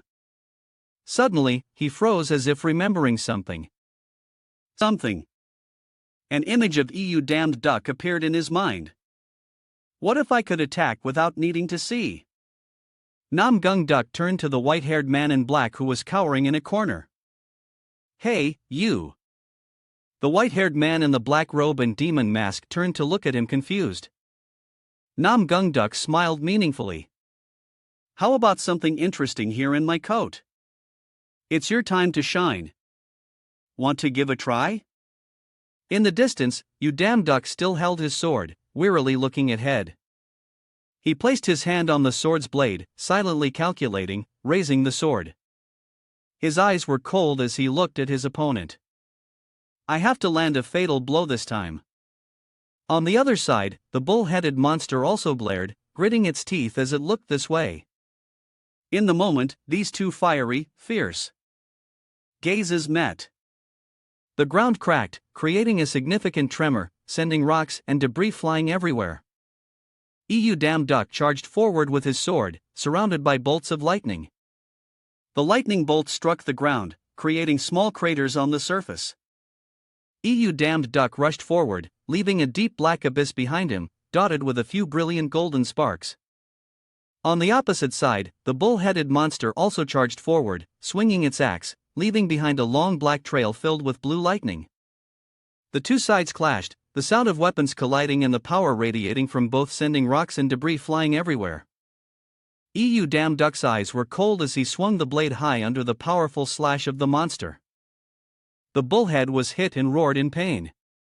After that last slash, the sword reached its limit and broke. Damn Duck's eyes widened in astonishment as he watched the blade fall to the ground. The sword looking at the hilt remaining in his hand, which was crumbling into fragments, and the pained, screaming face of the bull-headed monster. His hand holding the hilt loosened, and the hilt fell to the ground at his feet. His face darkened. It mattered while Damn Duck was still stunned. As soon as the sword broke, the bull-headed monster gathered its strength, preparing for a counterattack. At this critical moment, a hand appeared, holding another sword high. In the distance, a familiar, well-built figure appeared. Holding the sword high, he smiled provocatively. "Your weapon is here, you mad bull." The white-haired man en masse took a run up and threw the sword, shouting, "Catch it, newbie." Damn Duck perfectly caught the sword and stabbed it straight into the bull-headed monster before it could attack. Outside the teleportation gate, a crowd watched intently, anxiously waiting for news. "The monster hasn't come out of the dungeon gate for 5 hours. Report to me as soon as there's anything new." Suddenly, a brown-haired man wearing a mask turned his head, having noticed something, pointing towards the gate. "Oh, someone's coming out." Damn Duck emerged from the gate, supporting Nam Gung Duck on his shoulder, a bright smile on his face. "We made it out."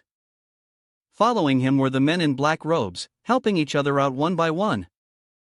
As if remembering something, Damned Duck turned to his side. "By the way, how did you know I would be able to catch the sword thrown from behind?" Nam Gung Duck just smiled. "I didn't know. I just remembered you saying you could strike without knowing what was coming. If so, then when I threw the sword to you, you would sense it and catch it. I just took a gamble." Damn Duck scratched his head and laughed sheepishly. "Ha ha. I almost got turned into a skewer, but thank you anyway." Nam Gung Duck shook his head in denial. "No." Damn Duck looked at him in surprise. Nam Gung Duck turned his head to look at him. "You were the one who saved all of us." The men in black with demon masks and Nam Gung Duck surrounded him, smiling brightly at Damn Duck, who was still standing there dumbfounded, not understanding what was happening. A hand gently placed on Damn Duck's shoulder pushed him forward. "What are you doing?" Damn Duck was startled and looked at the large crowd below. Nam Gung Duck stood with his arms crossed. "Everyone is waiting. As the one with the greatest contribution to clearing this dungeon, you should say something." Damn Duck's face was full of surprise as he looked at Nam. "I'm the one with the greatest contribution." Nam Gung Duck smiled and nodded at him. Damn Duck suddenly pawed, as some dark memories returned. "Me, who was looked down upon my whole life for not having any talent." And Damn Duck's memory. A middle-aged man in a black suit appeared, chin in hand, with a disdainful look and a slight sneer. Beside him, another man looked over with the same expression, a contemptuous smile on his face. One hand was clenched into a fist, the other holding a phone, mouth wide open. His small figure was bound by thousands of large, long chains. A face screaming in agony, an image of sitting silently on a bamboo chair, face full of helplessness. "That's right, I'm different now." Damn Duck's lips trembled slightly, his hand clenched into a fist and raised high. Below, thousands of people raised their hands. He looked up towards the gate where the crowd was standing and cheering. In the quiet night, a tall massive building stood silently with only a few rooms on its floors still lit. In the hospital lobby, nurses were busy working at their counter. Opposite them, patients sat neatly on chairs, waiting for their turn to be seen. You damn duck gently pulled back the curtain in front of him to look at the person lying there. His tense face gradually relaxed. Thank God my mom is okay. Suddenly, a voice from the nearby TV caught his attention. We interviewed the person who made the greatest contribution to clearing the dungeon that appeared in the middle of the city center. On the news, an interview with EU Damn Duck was being broadcast. He looked confidently into the camera. The reporter held a microphone to words. You damn duck, please tell me about your methods and your feelings about what just happened. You handled it very quickly. Was it a life-threatening situation? This was followed by a barrage of questions that flustered EU Damn Duck. Where are you from? What is your name? My name? I am EU Dammick. He was so flustered he was waving his hand. But the reporter's questions didn't stop. This is the first time I've heard this name. Do you belong to any guild? Is it true that your skills are both that of a swordsman and a fighter? Please give us more information. EU Damn Duck was so overwhelmed by the reporter's questions that the smile on his face became awkward. Slow down one at a time. EU Damn Duck sighed exhausted. He quickly adjusted his expression and looked straight ahead. The guild and where I come from are not important. Countless people have risen and have fallen, and I fought with my life to protect someone I consider a treasure. EU Damned Duck declared clearly on the news under the headline, The New Face of the Ghoul Hunters Association. Who is he? The reporters quickly caught the main point. You mean your origin and guilds are not important? Currently, the Hunters Association's attitude after the appearance of this dungeon is considered to be quite cautious. Is the government directly aiming to criticize the Hunters Association for not handling the situation well? EU Damn Duck's face turned red and he quickly reached for the remote to turn off the TV. So embarrassing. I can't watch anymore. The sound of a phone notification caught EU Damn Duck's attention and he turned his head. They even managed to take a picture of this. On the cracked phone screen was an image of him fighting the bull-headed monster with a descriptive article. They didn't even run away. They stayed to film. These tourists are really scary. Suddenly, EU Damn Duck's eyes widened in amazement. A large blue notification panel appeared before his eyes. Lowest ranked god EU Damn Duck has increased his reputation. Points. Divine power exceeds 100. What? EU Damned Duck raised his hand to rub his chin, thinking, divine power? Isn't that the standard for the written test on the recruitment form? That's it. Another notification panel appeared. You have surpassed 1000 divine power. You now have the opportunity to unlock a new profession. Do you wish to proceed? EU Damn Duck reached out and pressed the rectangle on the panel. Why even think about it? Open it.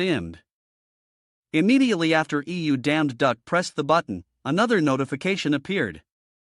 Head of Security for Hephaestus of Olympus. Recruiter Hephaestus. Requirement over 1000 divine power. Newcomer experience. Warning. A rather stressful job is ahead. Looking at the notification panel, Damned Duck smiled with satisfaction. Oh, head of security. Quite the hassle, huh? He sat on a swivel chair in his room, arms and legs stretched out. I've been so tired lately. I just want to go home, rest, and write a report for next week's work. Suddenly, a notification panel appeared in midair. Unlike the previous ones, this one was bright red with a red triangle in the top right corner containing an exclamation mark. Warning, 3 gods are applying for this job. Last chance. EU Damn Duck grabbed the notification panel in front of him in shock. pulling it closer, his eyes and mouth wide open as if he couldn't believe what he was seeing. What? Without hesitation, he quickly pressed the apply button. No way. This simple job will be mine. A blue light shot out from a room. In the tall massive building streaking across the dark night sky, a piercing scream echoed through the space. "You damned duck" lay on the cracked ground. Dust and debris flying everywhere, his face full of dissatisfaction, his hand on his chest. Couldn't they have landed someone more gently? After his complaint, Damak finally observed his surroundings. In the hall before him were many large stone pillars and small torches. High above, a ball of fire hovered in the air. Firebirds appeared from nowhere, gathering on the fireball, hovering in the middle of the hall. I think I've come to the right place. This is Hephaestus' forge. Damduck wiped the beads of sweat rolling down his face. Damn, it's hot. Wiping his sweat, he grimaced and complained. It's like a sauna. Can't Hephaestus even afford an air conditioner? Suddenly, a large arm wrapped around Damak's neck from behind with a cheerful smile. Are you the new guy? Hearing the voice from behind, Damduck wearily glanced at the person. Seeing his reaction, the person greeted him. Nice to meet you. I am Hestus, the master of this forge.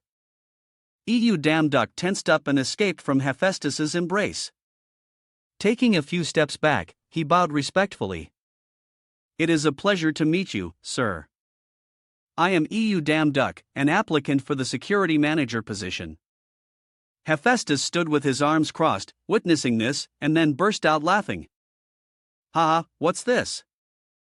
Is this how humans greet each other? Damduck broke out in a cold sweat, his eyes wide with fear. I'm screwed. I wonder if he heard me. Did he hear me? He probably heard me. What I do now? I should have greeted him properly from the start. Hestus smiled, stroking his chin as he assessed the person before him. Hestus spoke. As we discussed, he smiled friendly, large and sturdy. His tan skin made him look even more majestic. Hestus, the god of the forge. Damduck jumped when Hephaestus suddenly spoke. Mountain god, your love for humans made you fight in Thor's dungeon without fear of danger, huh? Damduck stammered. Ah, about that. Hestus laughed loudly. Ha! No wonder that hothead Thor likes you. You got guts. Damduck scratched his head, looking embarrassed. Thank heavens. He probably didn't hear what I said clearly before he could even take a breath. Hestus's next sentence terrified. Damduck. Daring to say I should install an air conditioner in my forge. You're quite bold, aren't you? The boy bowed a full 90. Sincerely, I apologize. Ephesus paid him no mind, turned, and walked away. That's enough greetings. Now, let me explain your job.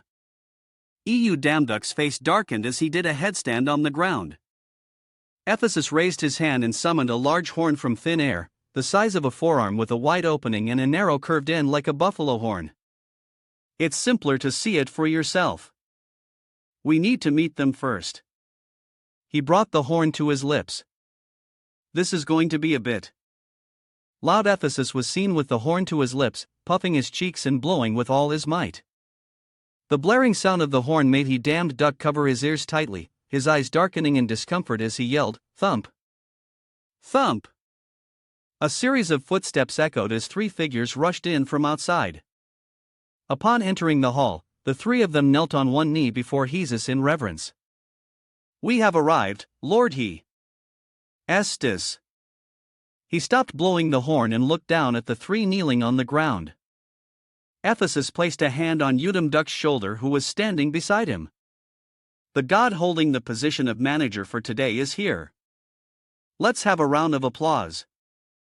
A round of applause erupted. Yes, welcome. We always follow your orders, my lord. You damn duck scratched his head and smiled. Ah, yes. Thank you. I'm not used to working for a while, but I'll try to get used to it. Heist laughed loudly. No need to be so modest. A newcomer can do this job well, too. You damn duck cheerfully chimed in.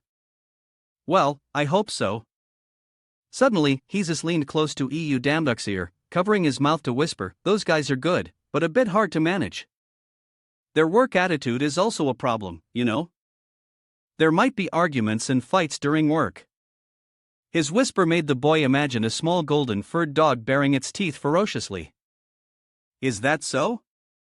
Heist recalled when he was busy carrying a stone pillar. By the time he returned, he was shocked to find that the necklace on the table had disappeared. The necklace I prepared is gift for Freya last week. I don't know how, but it was gone when I came back from work. You should pay attention to this. Freya, the goddess of love and beauty. You damn duck was surprised. Oh, Lady Freya. Someone stole even that. Heist held his forehead in frustration. Because of that, I've had a massive headache. A man with a branching beard knelt on the ground with his eyes closed. Their sense seems a bit unusual, doesn't it? Heist gathered his things and put them in a cloth bag. I'm going to take a day off to climb Mount Olympus. I don't expect you to get too much done today, but just in case, let me give you this. He tossed something wrapped in gray cloth towards a boy. This is? The blue notification panel appeared again, showing a wooden club thick at the head and tapering towards the handle. Heracles Club. A club made from the trunk of an olive tree. A replica of the club Heracles used to defeat the Nemean lion. It has an excellent ability to conceal one's identity. 0.1% chance to have a stunning effect with attacks on living entities. EU damn duck was astonished. Damn, this club is insane. Heista smirked and raised his hand to summon a portal. Well, then the portal gradually grew larger. Ephesus waved goodbye and slowly stepped into it. Take good care of my forge, mountain god. The portal gradually closed and a blinding golden light forced Effluum Duck to shield his eyes. Wait, you haven't told me what my duties are? Are you just going to leave me here alone? Defend for myself. What am I supposed to do now? Heista smiled mysteriously. Why do you care? You damn duck suddenly felt a chill run down his spine. In the darkness behind him, 3 demonic faces appeared, bearing sharp teeth, staring at him as if they wanted to eat him alive. Ephesus' voice echoed in his head again. Everything will be fine as long as you are stronger than them. They're just a bunch of weaklings. Be confident. I'm leaving. Now the portal closed. Heist's figure vanished and the room returned to normal. EU damn duck stood frozen on the spot. Behind him, a hand holding a hammer slowly approached. EU damn duck's sweat streamed down his face, his lips twisting into a strained smile, his eyes betraying his anxiety. Despite his attempt to appear confident.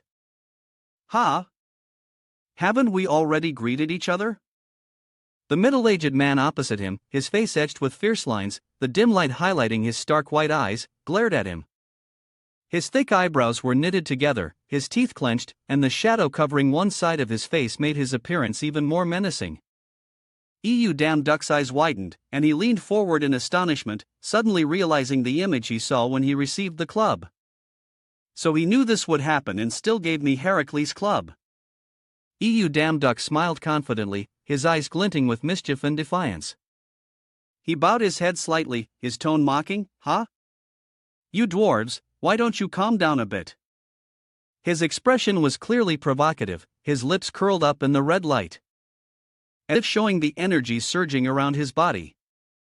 He leaned forward, ready for action, his face showing a mix of confidence and determination, half joking, half serious. I just got a top-tier weapon.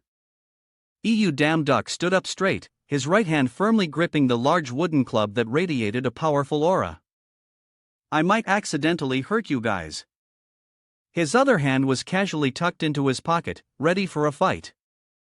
Damn Duck stood still, holding the wooden club, his expression unchanging, a smile still on his lips.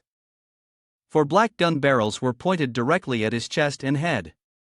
He tilted his head slightly, a drop of sweat tracing a line down his jaw, tense with surprise. His eyes narrowed. Opposite him, a rough hand with gnarled knuckles slowly brought a glowing red cigar to its lips, the tip burning. The bearded man's eyes glowed red like blood in the thick darkness. The deep wrinkles on his forehead cold and emotionless in the dim darkness.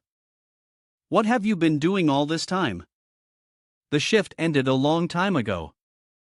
Another voice rang out. Don't be so grumpy. Stay a little longer. I'll split the money with you once I sell this. Hearing the conversation, Damn Duck slowly opened his eyes. What's going on? I'm still alive.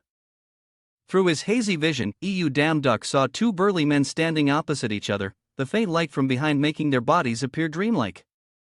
The red-haired man with a bandana on his head stared intently at the strange object the other was presenting, his eyes curious. What's this? The man opposite with a thick beard and bulging muscles replied, This is an item made by the god Hephaestus. Both of their eyes lit up and the air around them seemed to tense with excitement. The man with the black beard continued, I heard this was originally a necklace for the goddess Freya. We'll be rich if we can sell this prize. Sweat beaded on Damn Duck's forehead, and sparks of fury flashed in his eyes.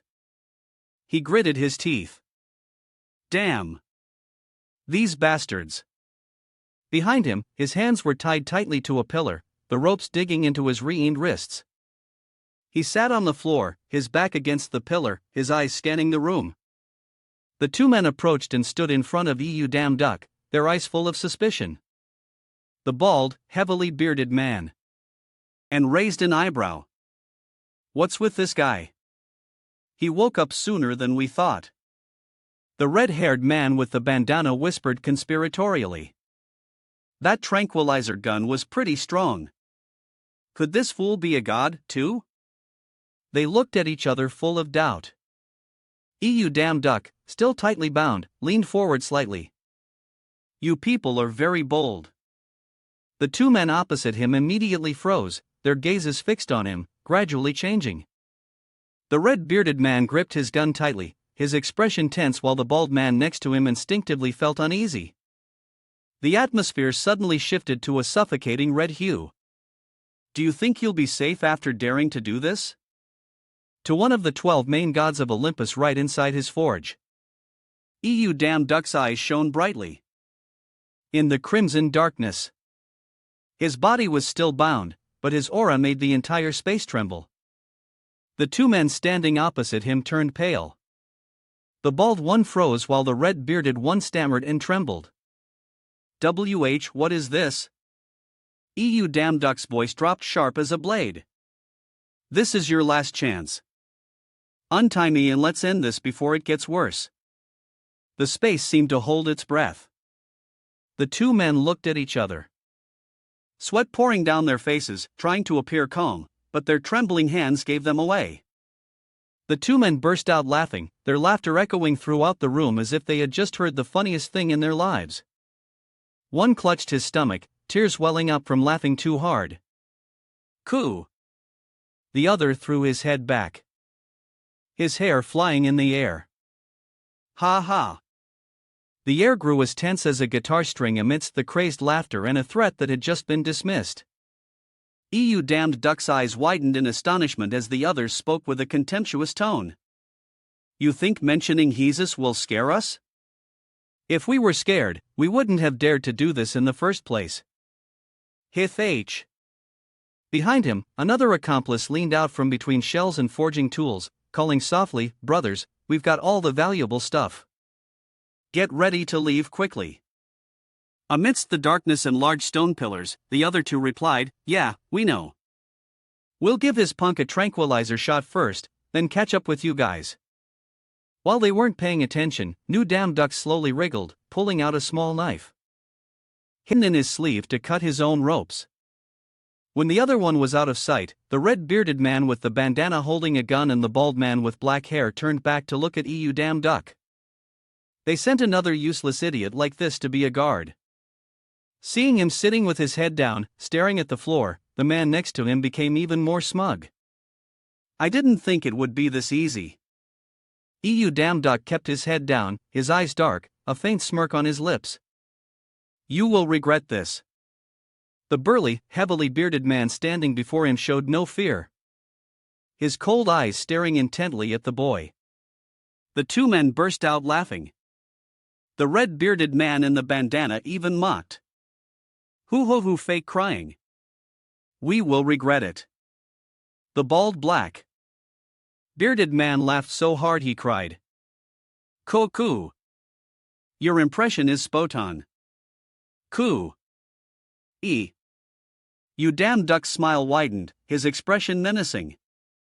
"You are all very bold." Behind him, the ropes have been successfully untied. You damn duck slowly pulled out the wooden club, his hand tightening around it. "I told you." The red-bearded man with the bandana and the bald black-bearded man stopped laughing and looked at him without giving him time to react. You damn duck rushed forward and swung the club, sending them flying. After venting his anger, You damn duck tied up the two bruised and unconscious men, their eyes rolled back in one spot. To ensure they couldn't escape, he wrapped them in multiple layers of rope. When he was done, he looked at his masterpiece with satisfaction. "This should be fine." You damn duck stood up straight, waving his hand. "You're the ones who forced me to use violence." He looked smugly at the trembling men before him, thinking to himself, "These guys are really worthless." He tucked the dagger back in his sleeve, sighing, "Good thing I asked for this from Lady Zeus."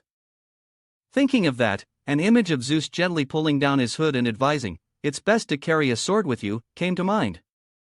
You damned duck silently thanked him. "Good thing I remembered those words. I have to thank her next time." Suddenly, he turned his head in surprise. Near where the two men were tied up, something glittered with a pink light. That is, a pair of hands were pouring out the cubes. A sparkling light emerged from the chest. The shirtless ball man put one hand on a chest full of sparkling platinum-colored blocks, cupped his other hand to his mouth, tilted his head back, and yelled, "Boss, we finished loading the minerals." After his call, announcements came from other places one by one. "We've also taken all the armor. This side is done, too." The boss, sitting in contemplation with a cigar in his mouth and arms crossed, replied. Suddenly, a man with a golden yellow beard and hair shouted loudly, "Let's move out, everyone!"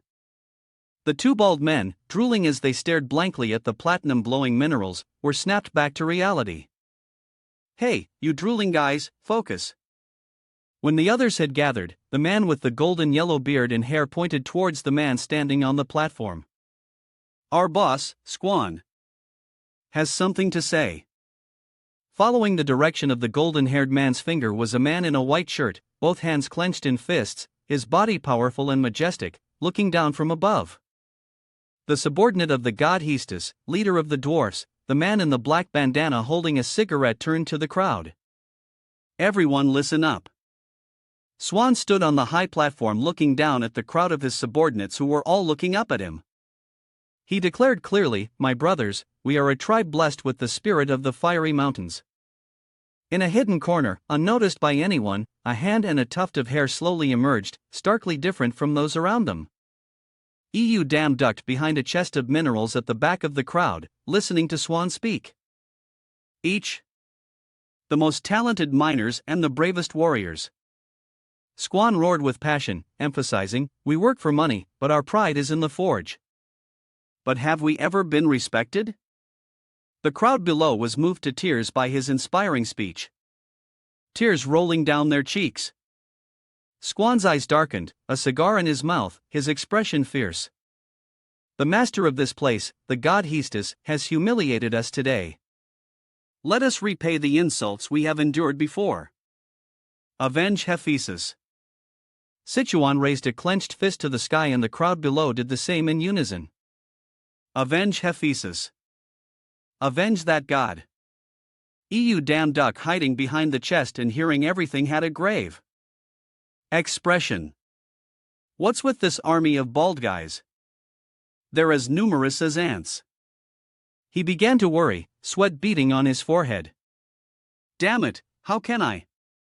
He accidentally bumped the lid of the chest in front of him too hard. The chest lid slammed shut, making a loud noise. The space fell silent as all the fierce gazes turned towards EU. Damn duck. Ah, a nice day we're having. Unfriendly gazes were fixed on him. They all raised the guns they were holding, causing his back to be drenched in sweat from anxiety. A series of gunshots rang out, and EU damned duck quickly ran behind a pillar. EU damned duck squatted, clutching his head, hiding behind the stone pillar.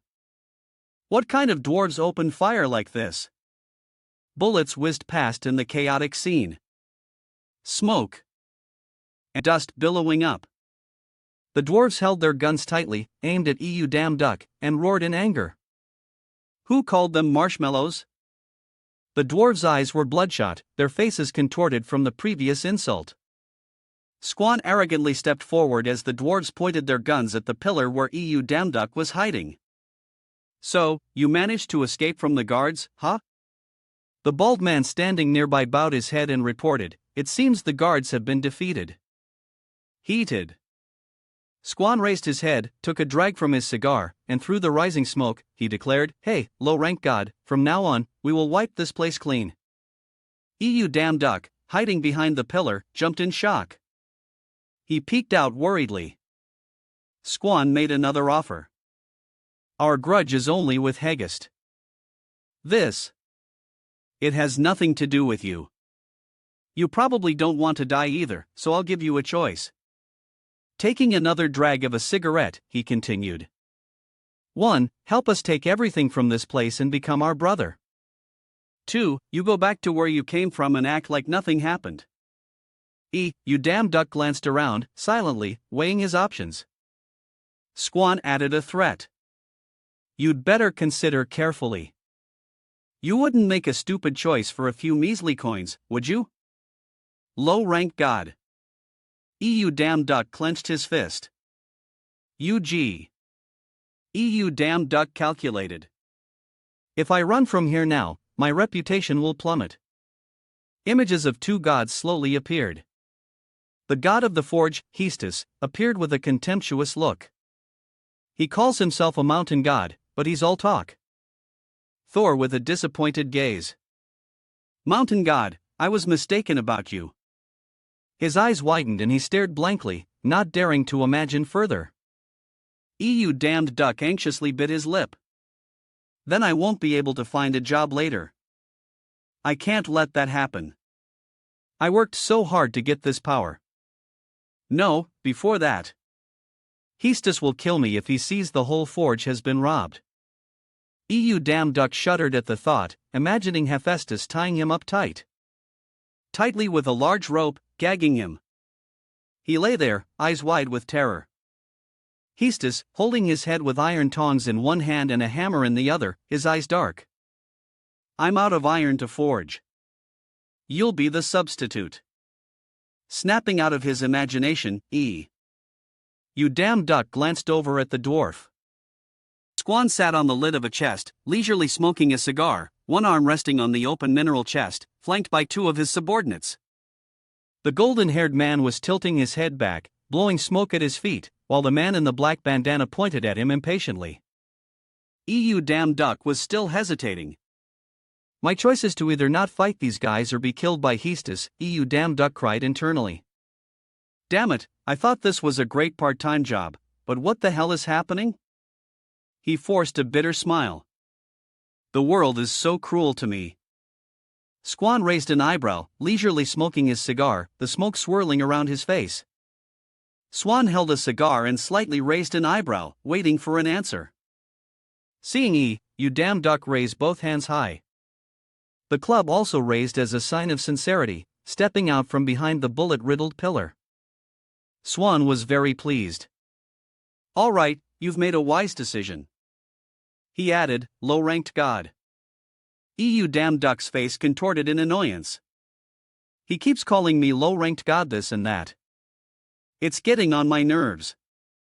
Suddenly, his voice made Squan, who had been watching intently, jump. Excuse me, I want to ask something. Aren't you an assistant to the god of the forge? You damn duck stood below, looking up at Squan, questioning every sentence. Why do you have to go this far? If Hephaestus finds out, do you think he'll let it slide? He lowered his voice, although I'm not sure. Seeing no reaction from Swan, he continued. The 12 main gods of Mount Olympus, the supreme god of forging Hephaestus. Do you not think about what will happen if he gets angry? After a moment's thought, he added, I don't know either. Feeling the crowd of bald dwarves murmuring, "You damned duck," continued his threat. He will burn you alive in his furnace. And throw your bones to the three-headed dog Quaris in hell to gnaw on. Pausing for a moment, he added in a lower voice or not. You damn duck suddenly raised his voice. His expression, fierce and angry. You bastard. Are you really not afraid of God's punishment? Bang. The sound of a gunshot right next to his hand made him freeze. A bullet grazed past the 2 fingers he was pointing, punching a round hole in his collar and embedding itself in the wall behind him. The subordinate with the golden yellow beard and hair, a cigarette in his mouth, pointed the still smoking black barrel of his gun at You damn duck. Shut your mouth, you dog. How dare you spout such nonsense? You don't deserve to be spared. You damn duck became small, holding his cheek, his eyes welling with tears as he trembled. The man with the golden yellow beard raised his gun, preparing to aim. I'll kill you right now, you brat. You damn duck flailed his arms and legs, dodging the bullets the other man fired. Then Swan's voice stopped him. Wait. The man with the golden yellow beard looked back confused. Boss. Swan was seen angrily advancing towards You damn duck. He's talked enough nonsense. I can't stand it anymore. You just called that guy the supreme god of forging. He's Festus. You damn duck fell to the ground. A few bullet holes indented beneath his feet. Panting from exhaustion, Swan angrily advanced towards him. You don't know anything, low-ranked god, he gritted his teeth, the red tip of his cigar glowing prominently against his black beard. I will make this clear to you one last time before I turn you into worm food. Hephaestus' forge is just garbage. You damn duck sat on the ground, his eyes wide with surprise, looking up as if he couldn't believe what he was hearing, repeating a word, garbage. The god Hephaestus is garbage. You damn duck was surprised. Hephaestus is garbage. Swan affirmed. That's right, though he's more suited to be called a thief. Memories flooded back as Swan began to recount. One day, he came to where we live. And said this. At that time, Squan was shirtless, admiring a sword he had just finished making. Hephaestus approached and praised, "That's an excellent sword." Hephaestus gave a thumbs up and a bright smile. "Do you want to work with me? I will provide everything you need." Finishing his recollection, Squan was filled with resentment. After following that despicable bastard in coming here, we were turned into his slaves. You damn duck's mouth felt open in surprise. Slaves. He has turned you into slaves. An image of Hephaestus diligently forging iron. He pays us a full salary. We work 6 hours a day, 5 days a week. In our free time, we can do whatever we want. You damn duck was surprised, huh? In Squan's memory, he was leisurely sitting and smoking a cigar while 2 of his subordinates were playing cards. The black-bearded man with the bandana laughed loudly, showing his hand in provocation, straight flush. The golden-haired man, not backing down, held his gun. "Shut your mouth or I'll kick your ass." Squan's voice was filled with resentment. In this perfect life where everything was provided, we never suspected that our passionate spirit for our craft was being torn apart. Squan raised his hand and shouted amidst a pile of glittering golden jewels, his face full of indignation. If it weren't for those wasted years, all the achievements and fame would have belonged to us, the dwarves. This was definitely the plan of that despicable bastard Hestus. What else can you call him but a thief? Damn Duck's eyes were filled with suspicion, his head full of question marks, completely unable to understand what he was talking about. With a cigar hanging from his lips, the fire from the smoke glinting in his sharp eyes, Squan rested his head on his hands. By the time I realized what was happening, there was no one left in this forge who was interested in the spirit of craftsmanship. Snapping out of his reverie, Squan stood among the dwarves, a gun in his hand, his aura overwhelming under the crimson light. His face was filled with determination. The only thing left for us is the desire for revenge against that bastard. Damn Duck lowered his face, his eyes hidden by shadows. He forced a smile. All right, I understand what you mean. He really is garbage. Swan raised an eyebrow in suspicion. What? Damn Duck's eyes sharpened as he repeated. Someone who wants to destroy everything out of envy for the achievements of those more skilled than him. That's truly rotten to the core. Swan's face was shocked, dark, and unsightly. He held out his hand, clenching the cigar tightly in his mouth. Are you done talking? Damned raised a hand to signal them to stop as the gun-wielding dwarves advanced towards him. Instead of the dwarf's feet, he let out a small reassuring laugh. Please just hear me out. This is what outsiders will think when they hear about this. Squan paused and Damned Duck continued. If you leave like this now, you will just be thieves in their eyes. Can the dwarven race, a race of great master craftsmen and proud warriors, endure such a bad reputation? Swan's eyes suddenly lit up. Great master craftsman, proud warrior. Damned Duck continued to persuade, raising his club high. There's another way for you to get revenge on Hestus. One of the weapons Hestus made happens to be in my hands, and I am just a lone warrior. The crowd of dwarves and Squan stood stunned as if in thought, seizing the opportunity. He continued his provocation. If you call yourselves master craftsmen or proud warriors, then why don't you put down those toys and fight me with real weapons forged by your own hands? Seeing Squan begin to hesitate, Damn Duck smiled. Defeating a warrior who uses Hephaestus' weapon. Isn't that the legitimate way to make Hephaestus pay? Otherwise, you can always accept that Hestus is better and run away from here. The man with the golden yellow beard glared. His look sharp and full of anger. He roared, Damn dog, you're about to die and you're still playing tricks. The man with the golden yellow beard next to him drew his gun and pointed it at Dammick. He's not worth it, boss. The boy backed away in fear, fully on guard, his mouth open in a gasp of shock. You damn duck, cried, waving his hands. Why is this happening? Swan's face was dark. Only his bloodshot eyes and the burning tip of his cigar were visible. Run away. The great Squan, the man with the golden yellow beard, quickly tried to intervene. Boss Swan stood there, a burning cigar in his mouth, full of determination. You have a silver tongue, low-ranked god. Damn duck was so happy he could cry. He took the bait. Swan's strong back was visible. Fine, I will fight you, but you must take responsibility for calling yourself a warrior. Swan tightened his grip on the heavy sledgehammer. If you can't last long enough for me to prove that our weapons are better, Damn Duck raised his head, a sheepish look in his eyes. Then for your insolent words just now that we dwarves would run away. Sichuan's eyes were sharp and angry. He tightened his grip on the giant hammer in his hand, standing in a ready stance to charge. I will crush your bones to dust. He stomped on the ground, creating an indentation. Swan raised the hammer high, his movements swift and powerful. His body moved like a mountain, and the swing of his hammer cut through the air, creating sharp waves, rushing quickly towards Dammick. Sichuan was enraged and challenged. If you're so good, block this. Damn Duck's eyes widened, his face tense and weary, his pupils constricting from the pressure of the attack.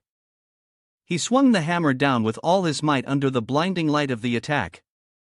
The boy used his club to fling himself away, dodging into a cloud of thick dust.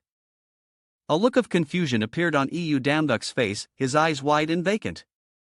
This is insane. Sweat trickled down his forehead. Immediately after, he jumped and turned around, his face surprised as he looked at the large pillar behind him that had been shattered. Seeing his expression, Squan was smug. You look surprised, don't you? He lifted his foot and stomped hard on the floor, sending dust flying. What? You thought you had a chance to win if we put down our guns? Squan raised his hammer high and stood tall, the light casting his long shadow on the ground, looking solemn against a low-grade god. But I do have a chance, Damduk replied, causing Swan's eyes to widen in shock. Damduk's lips curved into a slight smile as if he had anticipated it. Don't be too surprised. He swung his club and rushed towards Squan with a devilish grin. Suan, holding his hammer, stood frozen in place. Only when Damduk was about to strike did he react. He angrily swung the hammer in his hand. Nonsense! The hammer slammed onto the floor, sending rocks and debris flying everywhere. Damduk smirked mockingly. Were you looking? That was just my afterimage. Suddenly, he appeared behind Squan, raising his club to strike down. He quickly reacted, swinging his hammer to block. Once again, Swan struck empty air. Damduk appeared below, preparing to strike. Swan noticed him and frowned. Nice one, EW. Damduk smiled. Too early to be surprised. As if things hadn't really started yet, he swung his club hard towards Sichuan. The man with the golden yellow beard cried out, "Boss!" Beside him, the man in the black bandana was also astonished, "Captain." Damduk was surprised to see a clear shoe print on his shoulder. Swan smiled smugly. I told you it was nonsense. Damduk was not far away. And in a flash, a distance was put between them. Damduk stood up straight, pointing his club forward confidently. That's the first time I've been kicked by someone wearing shoes. It hurt quite a bit, but you're not bad either. Swan gripped his large hammer tightly. Silver-tongued brat. Your fighting stance is a bit strange, though. He smiled. It would be better if you knew your own capabilities, little swordsman. Damduk was surprised. You knew just by looking at my stance. He glanced at the boy. Even an idiot would know. I've never in my life seen someone use a weapon as well as you do. In Squan's eyes, Damduk stood in the deep red darkness. His silhouette hazy but full of charisma with a fearsome gaze. Your sword aura is anything but ordinary. It even gives me goosebumps. Squan excitedly ripped off a part of his already torn shirt. How long has it been since my heart beat this fast? Who knew I would meet an equal or even someone stronger than me here? The two subordinates stood silently as if they couldn't believe the truth before their eyes. The man with the golden yellow beard was stunned. Unbelievable. The man in the black bandana added, that bastard is as strong as the boss. Damduk's eyes widened in surprise. Swan spoke up. I sincerely apologize for calling you a low-ranked god and underestimating you. His words became formal in return to show my respect for your strength. The torn piece of cloth was thrown to the ground. A red light enveloped Squan. He held his hammer seriously. I will use my full power. Damduk, without a hint of fear, beckoned with his hand. Bring it on. Swan charged towards Damduk with his hammer, dust kicking up behind his feet. The boy stood still, raising his club in a defensive stance. Squan swung the hammer in his hand high and brought it down on Damduk. The boy's expression didn't change as he gripped his club tightly. Awaiting a blow. The weapons collided with a loud clang. Sichuan's face contorted as he gritted his teeth. EU dammed up calmly and steadily blocked the attack. He tilted his club to deflect Swan's hammer. Next, he leaped high into the air, his eyes sharp, and spun to strike down on Swan's shoulder. He was stunned for a moment, then quickly counterattacked, swinging his hammer towards EU Damduck. The weapons clashed again. The two were face to face, their gazes sparking, their mouths curved in excited smiles. The crowd of dwarves watching the battle cheered loudly. Is this a battle between the strongest? The golden-haired man's eyes were wide. My heart is pounding like crazy. The man in the black bandana's mouth hung open. It's like, the two said in unison. The battle was intense. Sparks flying. EU damned duck and Swan brandished their weapons. Swan's eyes widened. The sound of the forge. An emotional gaze. The vibrations in the air. The golden-haired man had tears in his eyes.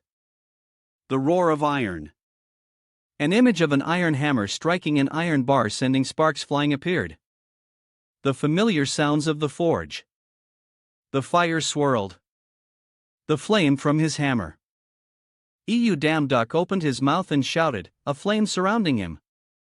As if igniting our souls, Swan's two subordinates exclaimed one after another. Sichuan smiled with satisfaction, it's like the soul of a blacksmith. EU Damduck's words echoed in Suan's mind. Someone who wants to destroy everything out of envy for the achievements of those more skilled than him. That's truly rotten to the core.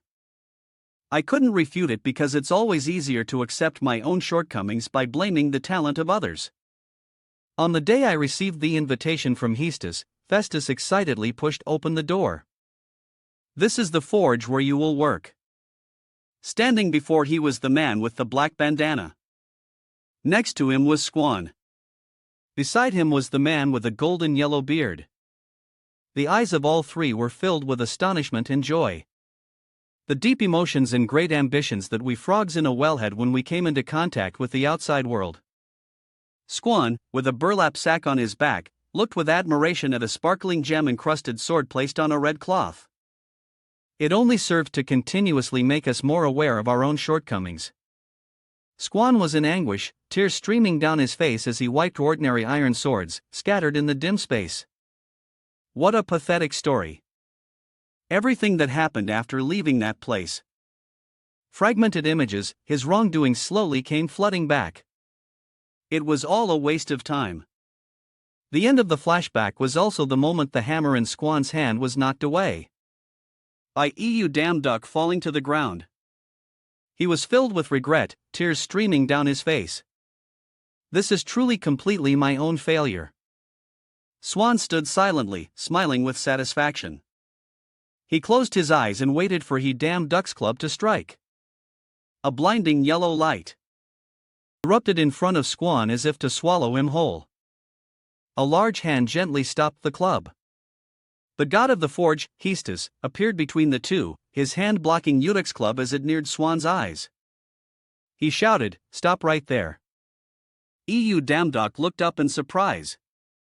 Hephaestus questioned, "I haven't been gone for long, and everything is already in chaos."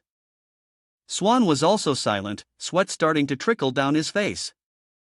Hephaestus continued, "I thought I had entered the wrong house." Hephaestus's face darkened as he looked at the two of them and growled. "I would very much like to hear your report on what is happening here." After the fight, the ruins and debris scattered around made the scene look disastrous. He continued to criticize, "I know you two fought, but look at the mess you've made." Hephaestus stroked his chin and then lowered his voice sternly. "But that's enough now." Then he looked towards the silver bars scattered on the ground and demanded, "Explain that pile over there." The immense pressure from Hestus bearing down on him made Swan sweat profusely. With the same threatening voice, he asked, "Tell me what happened." Swan had now completely broken down, ready to accept any punishment. To prevent the other dwarves from being punished, he quickly knelt before the god of the forge and took all the blame upon himself. "I caused this on my own. My tribe has nothing to do with it. That sudden action surprised a group of dwarves because it was different from what they had planned. Everyone shouted, "Leader! Boss!" The blacksmith god Jin Hepatus also felt something was wrong. Mr. Nan with a lazy face and eyes asked again, having caused it himself. "So, may we know the reason?" "In my mind, having my authority, I understand that I could be punished for this mistaken decision of mine. However, the people of this tribe are not at fault other than putting their trust in a useless leader," he thought, reminiscing about the eyes of his tribe. Bible members looking at him as if he were the true light. When Zichuan was about to confess, "I was preparing to rob the forge." Before he could finish his sentence, Damn Duck came forward to stop him, lightly patting Zichuan's shoulder, taking all the blame for himself. About that." Damn Duck stepped forward, scratching his head awkwardly as he walked, his whole body exuding the aura of a protagonist. "I made him do it, huh? Sorry for this mess." This action of his astonished Zichuan, who was kneeling behind him, his mouth agape. "So, there's still good people in this world," but he still said contemptuously, "What is this low-level god talking about?" Damn D-Duck didn't care about the people behind him. He continued, "Leader, he always just does what I ask." Ask? The more he thought about it, the more excited he became, letting out a wicked laugh. He had it all figured out. As for the hate comments online, I'll just play dumb and then bolt. How thrilling. He then lay there lost in thought about the future. Manga even boldly predicted, "My lat score will probably hit 3,000 tonight. That's not much more to go. Time to sleep." And so things continued until the next morning at a certain headquarters. Infwa, bewildered, tentatively asked, "Dad, is this 3-pattern force technique really that powerful?" Her father, still drenched in sweat from his own training, calmly draped a robe over his shoulders and affirmed in a deep voice, "Of course, it's powerful. Otherwise, how could have possibly fooled my dear 3-pattern princess?" Hearing this, she was startled and hurriedly asked, "Fooled me? Does that mean this technique is a fake?" Seeing her panic, he calmly reassured her. "It's not exactly fake, but it is extreme and utterly insane." The reason he judged it this way was Phiro looked at her father, her mind filled with questions, and knowing she still had many doubts, he gently advised her. However, with his sharp and experienced eyes, he could clearly see that cultivation resources and even the entire cultivation system were on the verge of a massive change. The thought made even a seasoned cultivator like him laugh in disbelief. As he began to circulate his energy, looking at the aura flowing around him. In Mr. Yan's eyes, this technique truly felt like it was designed. It's meant to empower warriors to become 10 times stronger than us, to face monsters 10 times more ferocious. With the current chaotic and treacherous situation, hearing this, Fabro grew even more anxious and replied in a panic. But the news is already spread all over the world. Faced with this complication, he calmly instructed her, "Post a clarification statement immediately. Use a serious tone, completely sever any and all tie." Saying that the god raised the hammer high, its brilliance shining like stars, and the god continued to introduce the sound of it colliding with the Hagwin temple, echoes all the way to Mount Olympus. But it doesn't even have a scratch. He just handed the hammer back to Zichuan. The god asserted, "It's still no, it has become the god's majesty," causing Zichuan to go from one surprise to another. His emotions were like a free-falling tower. The god's voice made him forever remember a weapon even more powerful than before. As if touched by an emotional G-spot, Zichuan's tears flowed freely, his eyes sparkling as he looked towards Hestus. Hearing the offer, he said, "I look forward to the sound of your forging hammer. Let's continue working together." Zichuan was touched. "Yes, my lord." Then, the god turned to Damn Duke again. A sparkling aura radiating. Moreover, Mountain God, his voice rang out, making him a bit timid. "Yes." From the swirling gate, he spoke joyfully. "Indeed, I was right to trust you with this task. Not only did you do a great job of guarding, but you also helped me find the necklace." Then, from within the teleportation gate, God Hephaestus took out a mysterious box as a blessed reward. Here, take this, the god introduced while putting his arm around Duke's shoulder. We're just like brothers. Ha ha. Since you did even better than I expected, please accept this gift as an expression of my gratitude. Duke saw the gift before him, his mouth watering, his eyes sparkling as he looked at the gift, secretly rejoicing in his heart. This is insane. This is the reward Duck knows is similar to what you get for completing an SSU rank mission. I thought I'd only get a Maz's payment, but what is this thing? Excitedly, he quickly accepted the gift lest it be taken back. He eagerly replied, it would be rude to refuse.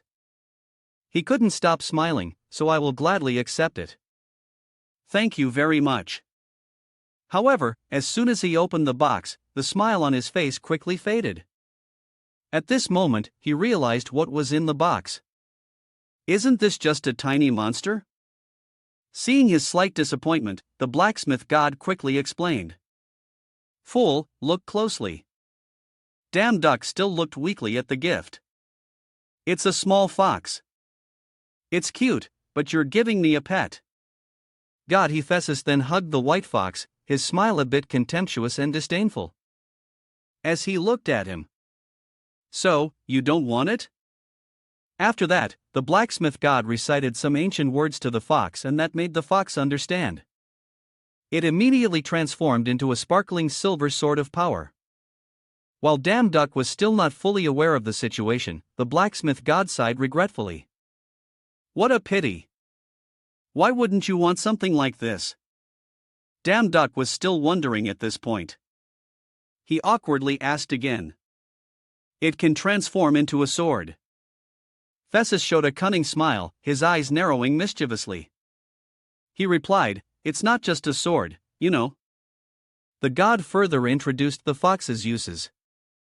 No matter if it's a sword, a scythe, or a spear, this is the essence of weaponry. It can transform into any weapon in the universe. As long as it's the same size as this guy. In other words, this guy is as precious as a goddess's treasure. After the transformation and weapon introduction, the fox whimpered and returned to Hephaestus's arm. God Jin again showed a contemptuous smile, and even the fox smiled mockingly. It's wonderful, but what a pity.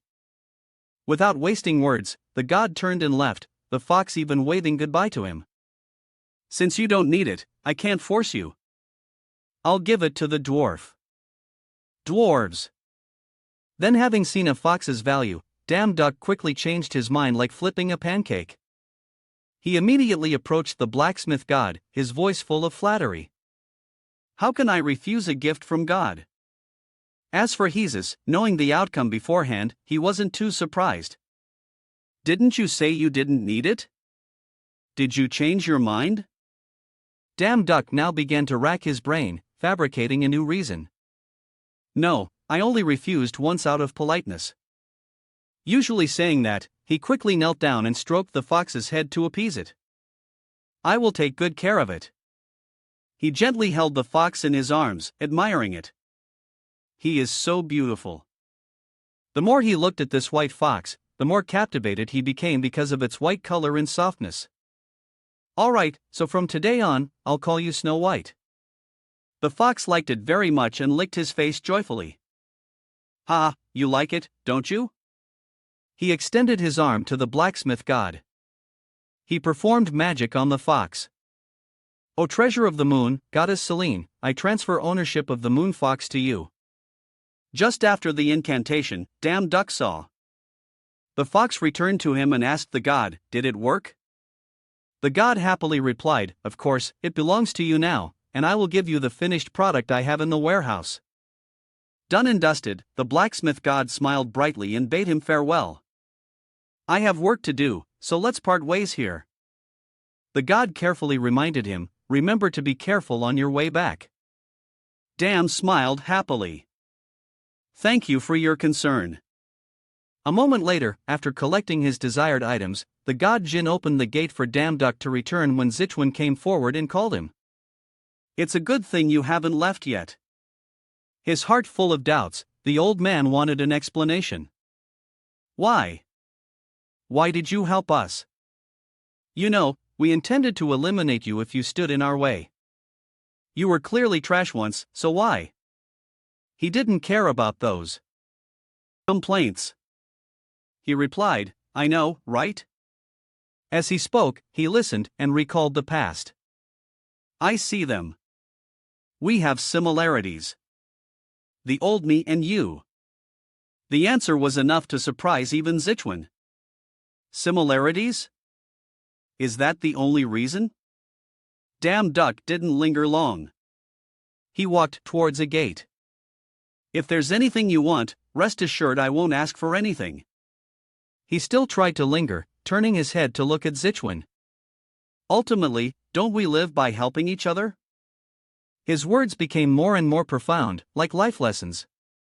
And if it was heist, he might have noticed from the beginning. He just chose to ignore it. After his words, he also stepped through the teleportation gate. So, goodbye. I'm leaving now. At this moment, old Zichuan remembered the name. He damned forever. After he left, the old man finally bowed respectfully. On behalf of the entire tribe, I thank you. Although the stain on our family's name cannot be washed away, I hope one day I can erase it by returning this kindness. Once again, sincerely thank you. After that, under the guidance of the blacksmith god, they quickly and happily returned to work with full enthusiasm. Now, we will work all night. Don't stop hammering. Turn up the heat. The scene shifts to the bustling streets of Earth where towering skyscrapers glow with sparkling lights. Damn Duck is pulling a heavy sack. And then the place he visited was the Hunter's department store. He enthusiastically exclaimed, Tom, make some money. His name is Bin, 37 years old. Since he was young, he has worked in this field as a hunter manager. The image of a man in an elegant suit holding a glass of red wine appears standing by the window looking up at the stars. And just last week, he became the CEO of a nation's largest hunter store. His face was extremely satisfied as he drank. In a joyous mood, GBI muttered, since I've achieved the best position in the nation, I should leave my past behind and start living elegantly like other nobles. He always adjusted his clothes. My tie is crooked. I can't always appear improperly dressed in front of others like this. His face full of disdain for the world accompanied by the thought people say that a person's position defines their nature. And with the position I'm in now, I should be treated with the utmost ele. The sound of excuse me, still echoed around him. However, the current reality was not like that at all. A voice called out to him, hey, making GB and even more furious in this holy place that I have established. Why? It turned out to be Damn Duke in a miserable state after returning from work, carrying a pile of things on his shoulder along with Snow White. I'm here to sell some items. Glancing at his appearance, GB and judged. How dare a beggar like him step in here? The more GB and looked, the more he judged whether this beggar was truly a hunter. His pet was tiny. Plus, he wasn't wearing a single piece of armor. After observing the customer, GB and sneered, I know what's going on here. This happens all the time. Some deluded fool thinks he's a hunter, then brings trash from an empty dungeon to sell. However, that was just an inner thought as he still had to welcome the customer. Welcome to the hunter's office. I'll show you around, please. This way, GB and led the way, introducing as they walked, this is the item appraisal center. At the end of the path, GB inside considering his duty done. He pointed contemptuously towards the appraiser. Here you can give whatever you've picked up to him for inspection. After he finished speaking, the old man spoke cheerfully. Now I will appraise the items you've brought.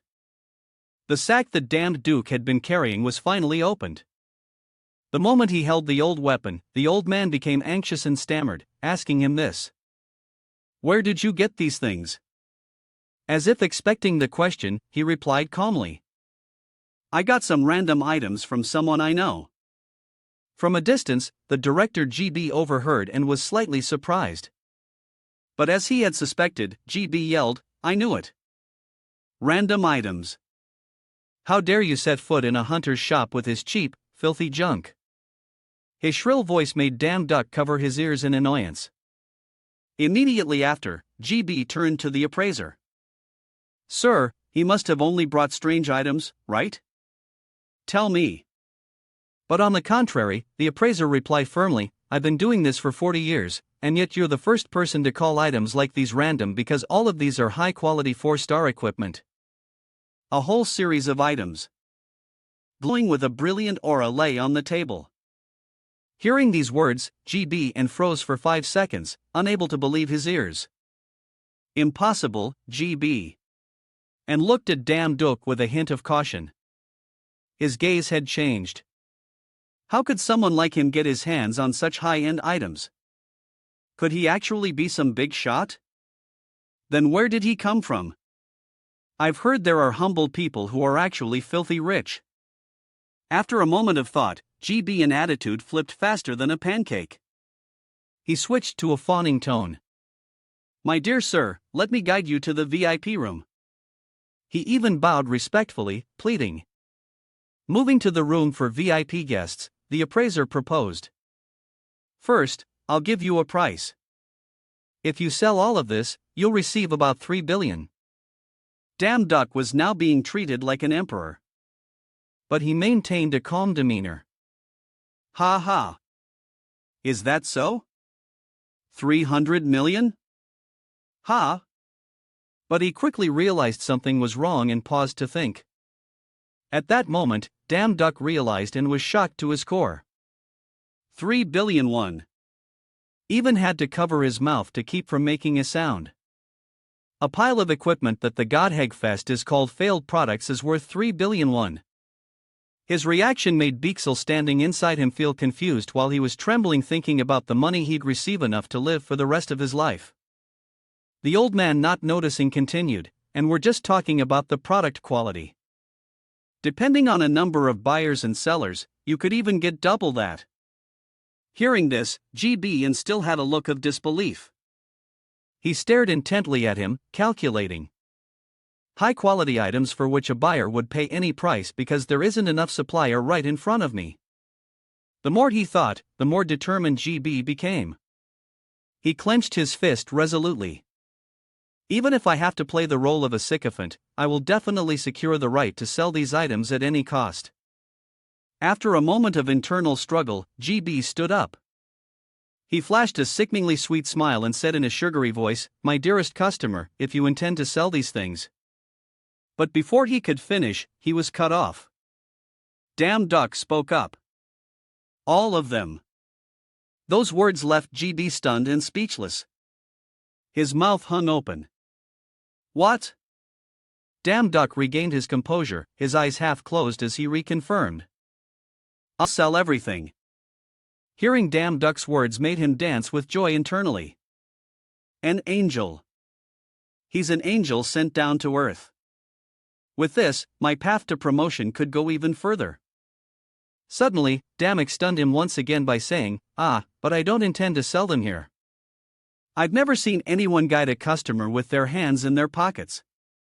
Contrary to the initial introduction, there was now a new profile. His name was GB in age 3. 7, former general manager of the Hunter's office. He was the first person to lose the highest position within a week of taking office. A while later, Damn Duck went to another shop to sell his items. The staff bowed respectfully to him. "Thank you, dear sir."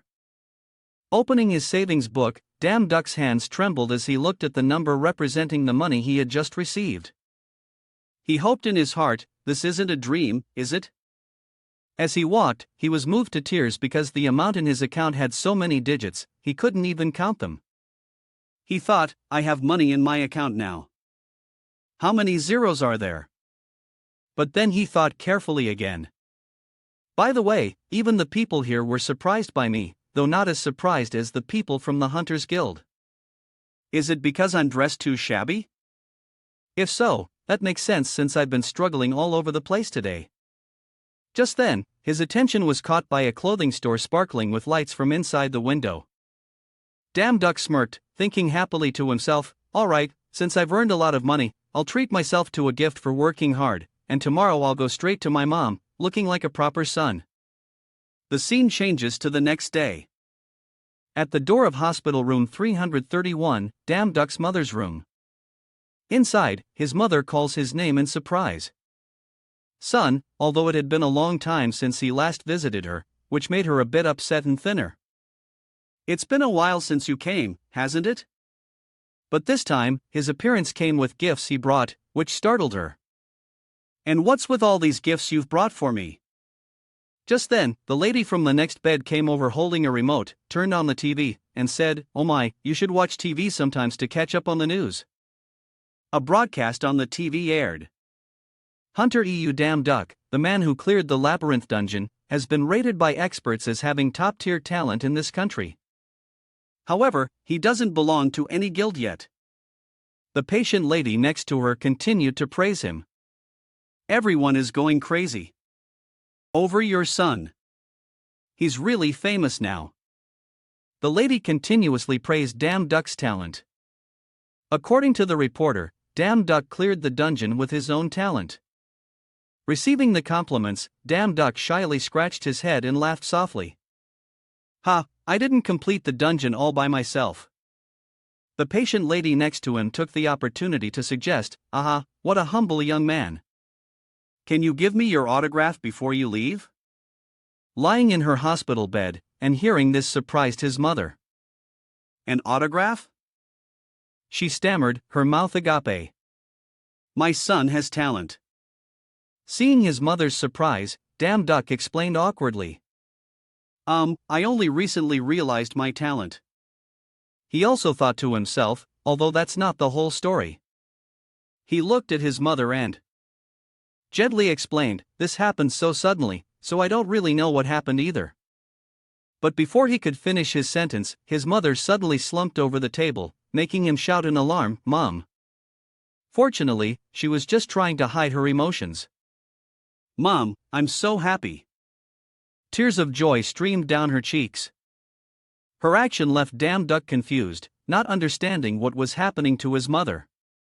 "Mom, why are you crying?" The mother next to him continued to cover her face, sobbing. "This is so wonderful." Damn Duck then realized Mom had always blamed herself because I had no talent. The news report on TV continued. We're back with a new update on the dungeon. Reporters swarmed for an interview. Hunter Nam Gung Duck. Everyone is currently very curious about this new hunter because of the rumors. Who is he? The old man answered deliberately without a hint of trembling. I can't give you the details, but he is the best hunter I know. Of course, he is incredibly strong as a swordsman, but he is also extremely agile, and without him, we probably wouldn't have been able to clear that dungeon. While his mother was watching the news, surprised and wanting to confirm, "Oh my God, they're talking about my son, aren't they?" Damn Duck stood beside her, covering his eyes with his hand.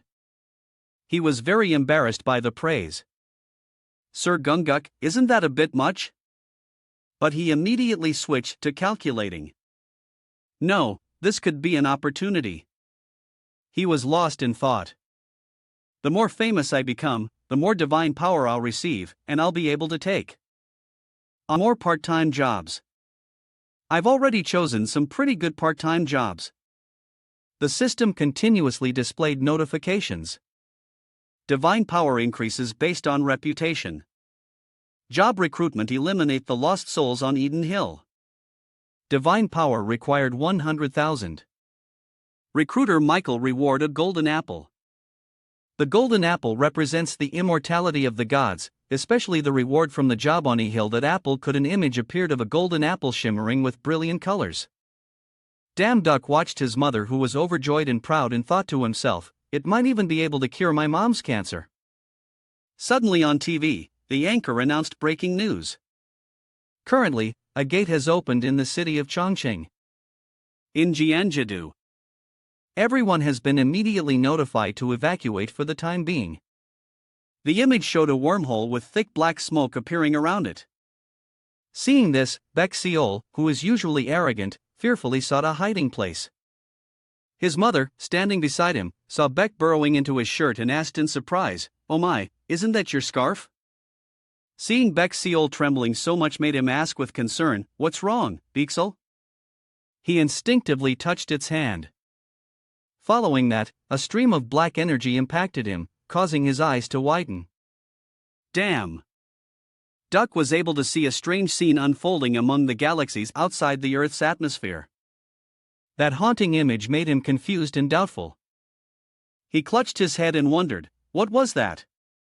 The news report continued, the association has requested help from several guilds. Because this gate is different from previous dungeons, it doesn't let anyone in and only lets monsters out. Watching the report, Damek's head ached even more as he tried to decipher the vision he had just witnessed. Snapping out of it, he quickly left. Bye, Mom. I have to go. Goodbye. His mother was reluctant to see her son go. You have to leave already? Ready? Why not stay a little longer? But her friend stopped her. He must be very busy. I told you he's famous now. Right at the gate, there were now countless monsters. Assassins charged out, their bloodlust advancing on the village, feasting on the citizens. The hunters were getting into combat stance. The Legion captain shouted, "This is the third wave. Everyone get ready. Move the wounded to the rear. Hurry up." Then on a clifftop, a figure appeared. None other than Damn Duck with Beakseal. Their appearance signaled the start of a new battle. Looking down from above, he calmly realized that's where the second gate is. Below, countless soldiers were trying to fight. A battle against the bloodthirsty monsters. Damn Duck had a determined look in his eyes with a fox seal on his shoulder. Both were fired up and ready to charge into battle. Let's go. A long-nosed monster was stabbed in the chest. Fresh blood still flowing incessantly, lying unconscious. It was unknown if it was dead or not.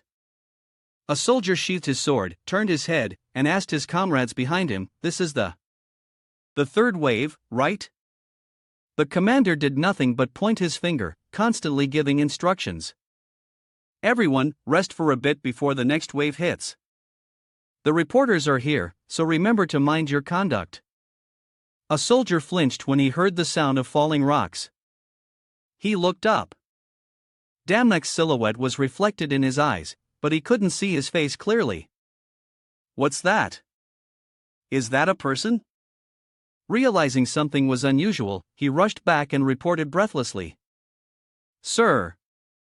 The captain angrily grabbed his collar and questioned him. "Who gave you permission to leave the formation? Didn't you hear the announcement that reporters are here?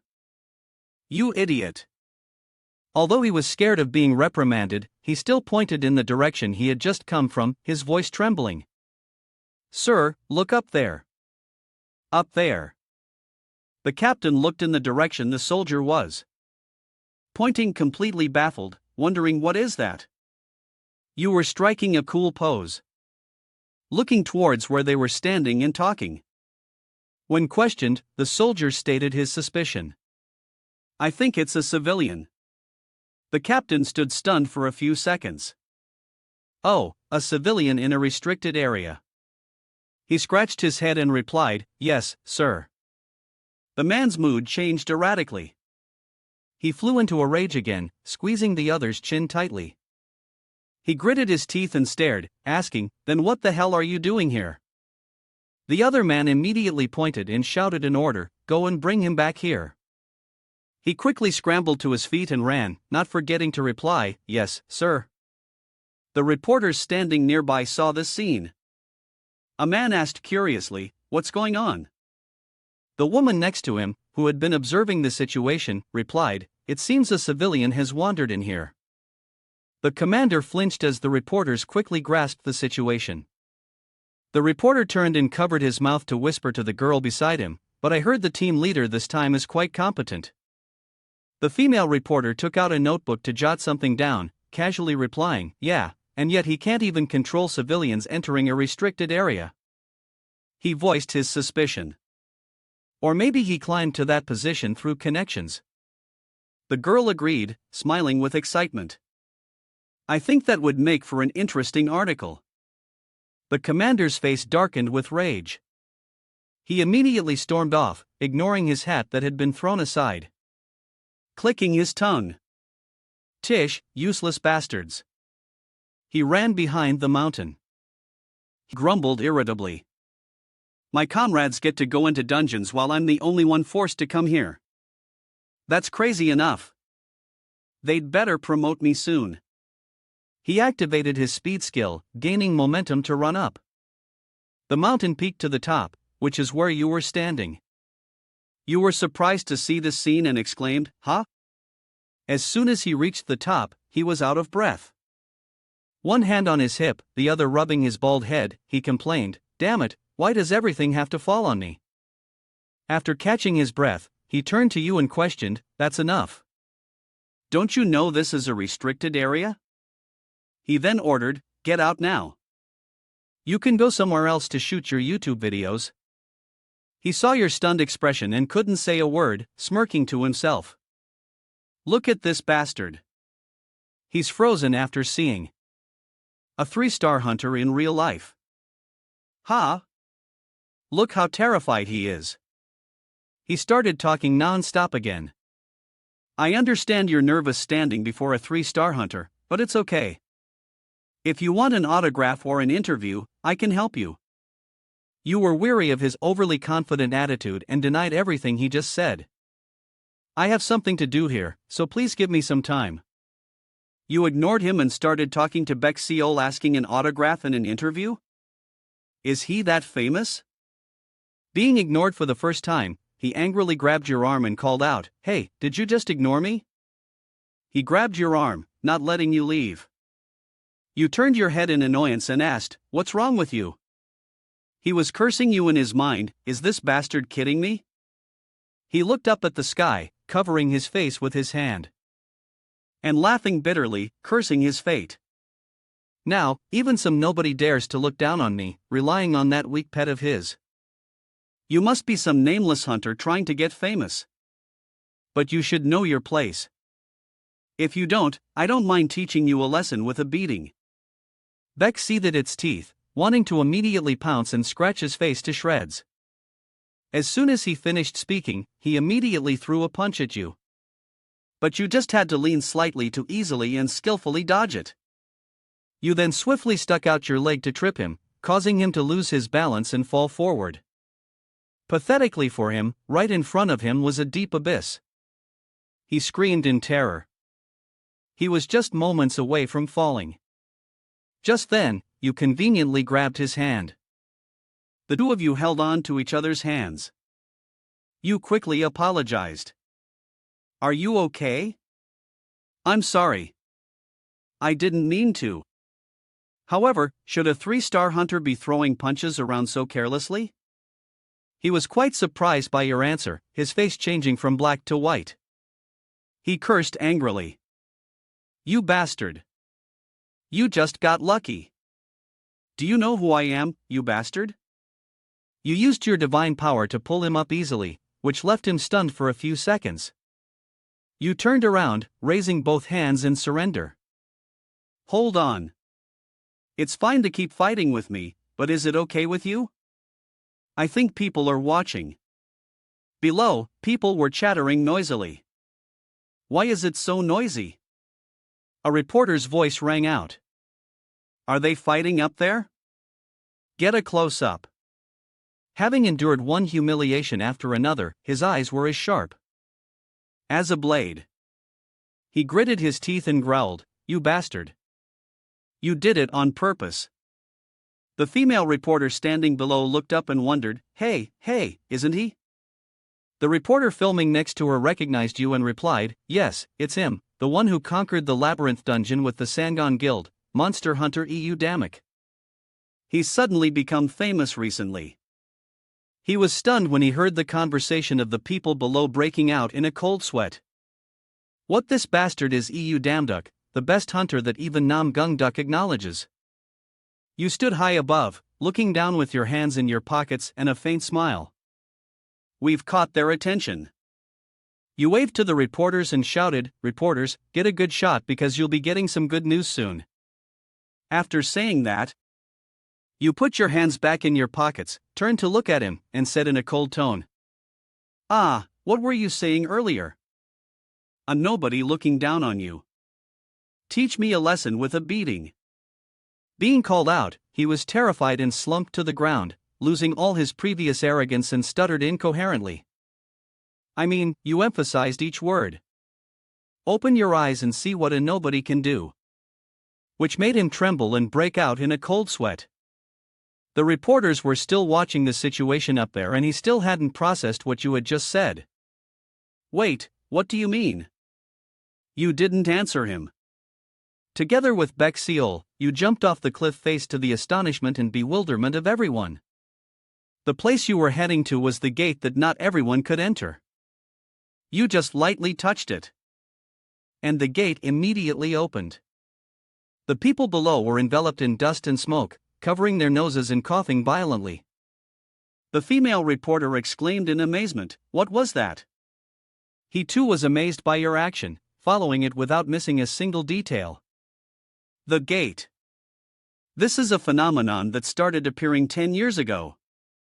Unlike dungeons where only weak monsters appear, and because it disappears on its own after a while, it's simply treated like a accident.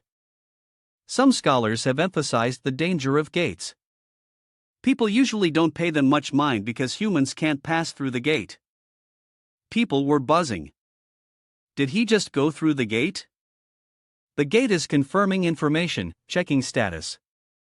Result, lowest ranking god, you may enter this world. The system also warned you. You are entering the other world. The eye of the abyss is watching you. The other world gradually appeared before your eyes. A rather bleak landscape of hills and mountains. I was right. This really is the gate from Hanbang's memory. So that means a god can enter, right? There were many questions still unanswered. You fell into a deep thought. Why do they allow humans to enter the gate like a dungeon? He said dungeons were created to test humanity.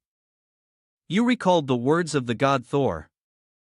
Your job is to build trials that humans can overcome. You began to explore the place. First, let's look around. Suddenly, you bumped into a red barrier blocking your way. You were startled, not understanding what was happening, and wondered, "What's this?" You reached out your hand to touch it again. A warning appeared. You lack divine power. You cannot enter. The eye of the abyss is watching you. You pulled yourself out. You kicked the barrier and the warning sounded again. You lack divine power. You cannot enter. The eye of the abyss is watching you. You still refused to give up and threw yourself at the barrier with all your might. The warning blared incessantly. You lack divine power. You cannot enter. The eye of the abyss is watching you. Time and time again. You threw yourself at it. And the warning kept repeating over and over. You lack divine power. You cannot enter. The eye of the abyss is watching you. You screamed in angry helplessness. Damn divine power. How am I supposed to get out of here without divine power? After smashing things, you lay on the ground and threw a tantrum. After causing a ruckus to no avail, you sat cross-legged, arms crossed in front of your chest with an air of defiance. You analyzed angrily, all right. It seems I have no other choice. You jumped up. Then my goal is only one thing. With a cunning look on your face, you instructed Beck, stay close, Beak Seal. You turned your direction towards the dark cave nearby. I saw this from the moment I got here, but I didn't want to go in. You looked into the pitch-black cave. The path was rugged and not flat at all, but you had made your decision. Well, then let's go meet them, the masters of this gate. Damn Duck walked and walked, but still couldn't see the end, panting heavily. The sounds of monsters cried out intermittently. Some time passed. You had defeated many low-level monsters, but still hadn't met their boss. Stepping on a defeated monster, lying motionless on a rock, you muttered. Where the hell do so many of them come from? You were tired of walking like this with no end in sight. I thought I could take care of them easily if I killed the boss like in other dungeons. But I don't even have a single clue. There's something different from a dungeon. Maybe the monsters in the dungeon are programmed to fight like robots. But this bunch seems to have a mind of their own. You spotted a surviving monster frantically trying to escape. You had to praise it. That's fast running. You touched the nearby rock wall. My divine power will definitely increase once I enter the gate. If that's the case, I have to hold on to it. While you were off guard, a giant monster had appeared behind you without you noticing. By the time you realized, it had already launched an attack. You were quick on your feet and managed to dodge in time. A loud explosion rang out. Boom! You stood firm and observed the newly appeared boss praising. Not bad. So, you're here, the gatekeeper boss. The monster was fuming.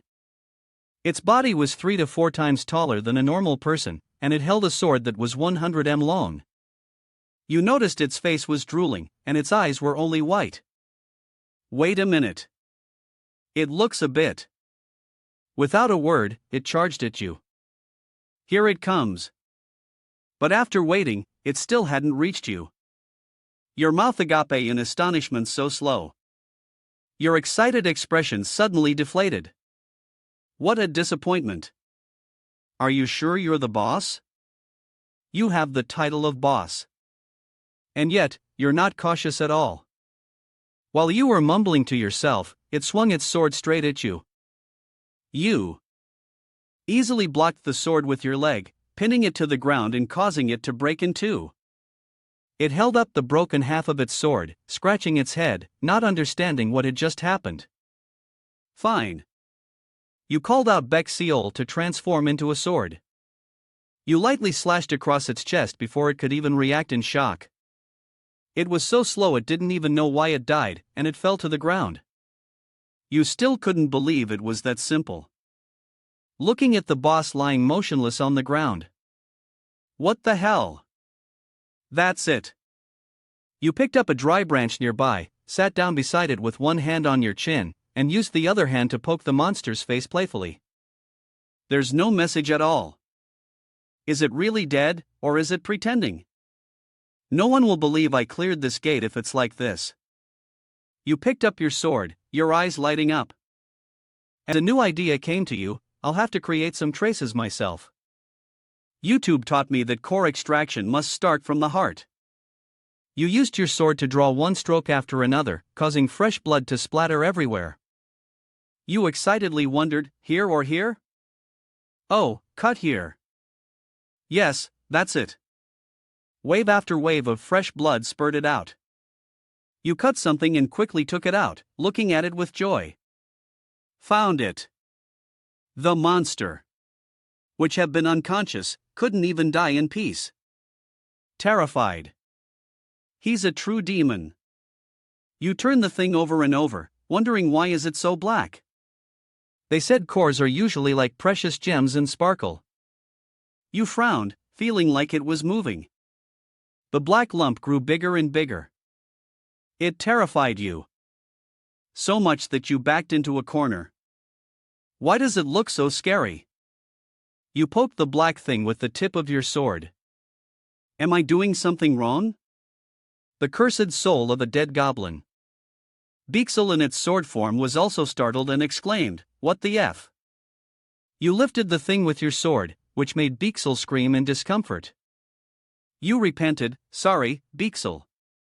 The system notification appeared. Core collection.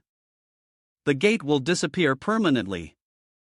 You were also surprised. Bingo! Back to where the reporters were standing and filming. Inside were the openings that led to the gate. The police were trying to stop the reporters from pushing forward to get information. Some reporters were gathering information and conducting interviews. Did someone really go inside the gate? What's going on? A middle-aged woman was standing in a corner with short hair and a red hairpin, constantly questioning, "Doctor, over here." The reporters were continuously questioning the commander. He was waving his arms and legs, enthusiastically answering every question. He flew straight into that gate. The woman seemed to be losing her patience. Shouldn't we stop them? It will be chaotic if this is announced to the world. Is that all? Impossible. There will be criticism against the academic world for spreading false information. But over here, the old doctor was looking something up. With a look of annoyance, he just listened to the woman's words without offering any opinion. From famous dungeon investigators, the secretary adjusted his glasses and asked, "Chairman, what are your orders?" The old man with white hair and beard immediately replied, "We will wait and see." To the dignitaries from the Hunters Association, they were all interested in this event. The middle-aged man with blonde hair while smoking a cigarette asked the hunter who entered the gate.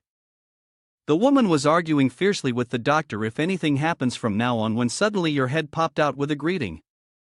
Oh, so many people. Just as expected. All eyes were on you. The chattering and reporter interviews once again became chaotic. That's the person who came out of the gate. Oh my God, how did you get in there? You were surrounded by the crowd and couldn't get out. You laughed and said, "Let me out first." The woman watched you walk out safely, her mouth agape in disbelief, thinking he passed through the gate like he was jumping through a hula hoop. As soon as you stepped out, you closed your eyes to enjoy the fresh air and exclaimed, "Oh, the air outside is so pleasant." A barrage of cameras was pointed at you. The reporters quickly interviewed you. Where are you from? Did you really go inside the gate? Are there monsters in there? Are you tricking us? The relentless questions kept coming. You raised your index finger in a cool pose. No, no, no.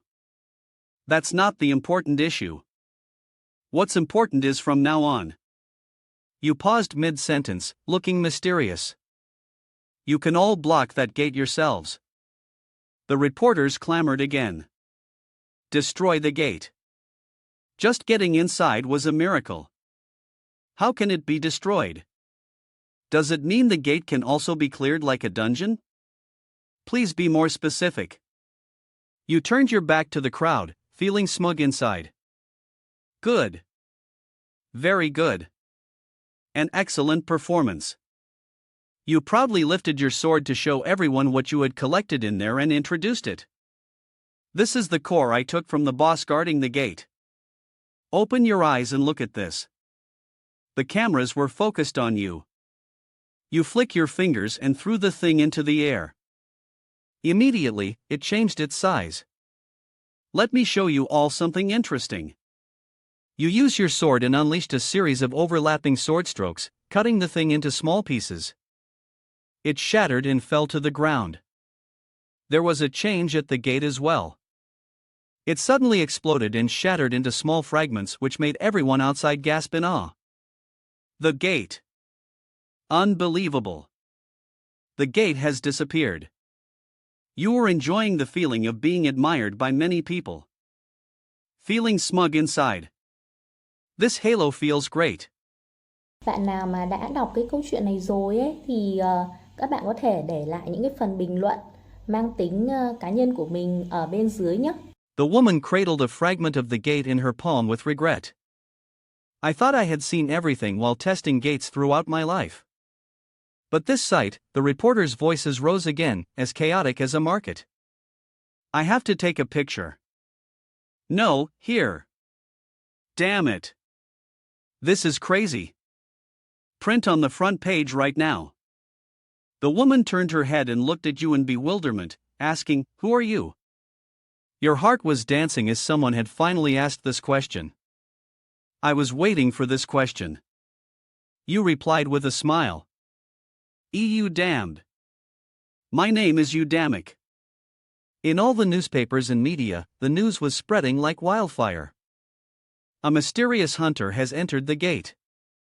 From the broadcast that caught everyone's attention, the name Udamic became known throughout the country. Many comments appeared on websites. Damned duck. Isn't that the person who was an active contributor in the Labyrinth dungeon? A user with a nickname GK also commented sarcastically. A real attention seeker. Another user named Encouragement replied, "Is this the definition of looking dumb but cool?" His name doesn't show up in searches.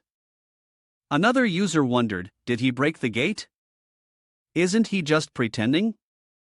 SFG agreed with that view. Large-scale acting should be appreciated. Another person defended you. Isn't he the first person to open a gate in the world? The user named Woody also agreed. Agreed. I'm proud that Korea is the first country to do so. The system continuously announced rewards. Divine power is 5,000. Divine power is very good. Divine power is 7,000. Divine power is 8,000. Divine power is increasing rapidly. Congratulations, EU damned. You have reached a divine power of 10,000. From now on, you are a low-ranking god. You scroll through the notifications one by one. Ha! It seems there was an important notification. Something about a low-ranking god. Suddenly, a reporter rushed in front of you for an interview. Mr. EU Damn Duck, please give us a statement which made you scream in surprise. Other microphones were also pointed straight at your face. The reporter's questions came one after another. When were you able to pass through that gate? How did you get the core used to break the gate? Please answer us. You were surrounded by everyone's microphones and could barely utter a word. Wait a minute. I just received an important notification.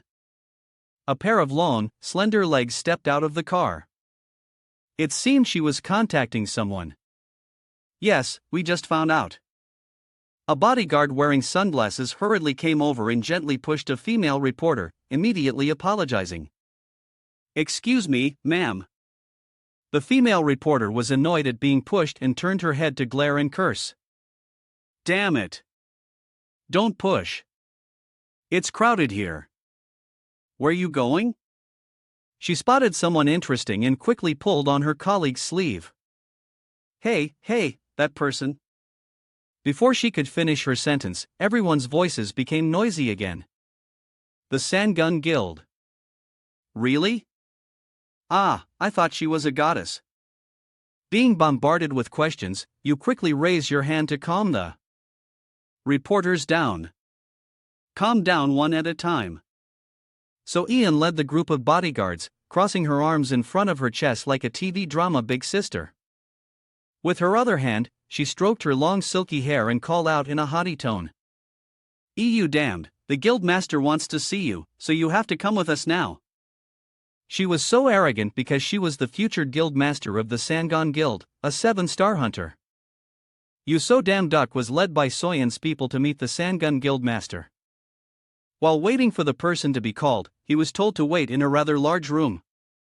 He looked around the room and judged, as expected, one of the 2 largest guilds in Korea, the rooms are really spacious. He remembered when he had just arrived, a bodyguard had let him in. Instructed, the guild master is busy because an underwater cave suddenly appeared in Okinawa. He'll be back soon, so please wait here. You follow the bodyguard, looking confused. What's wrong with this uncle?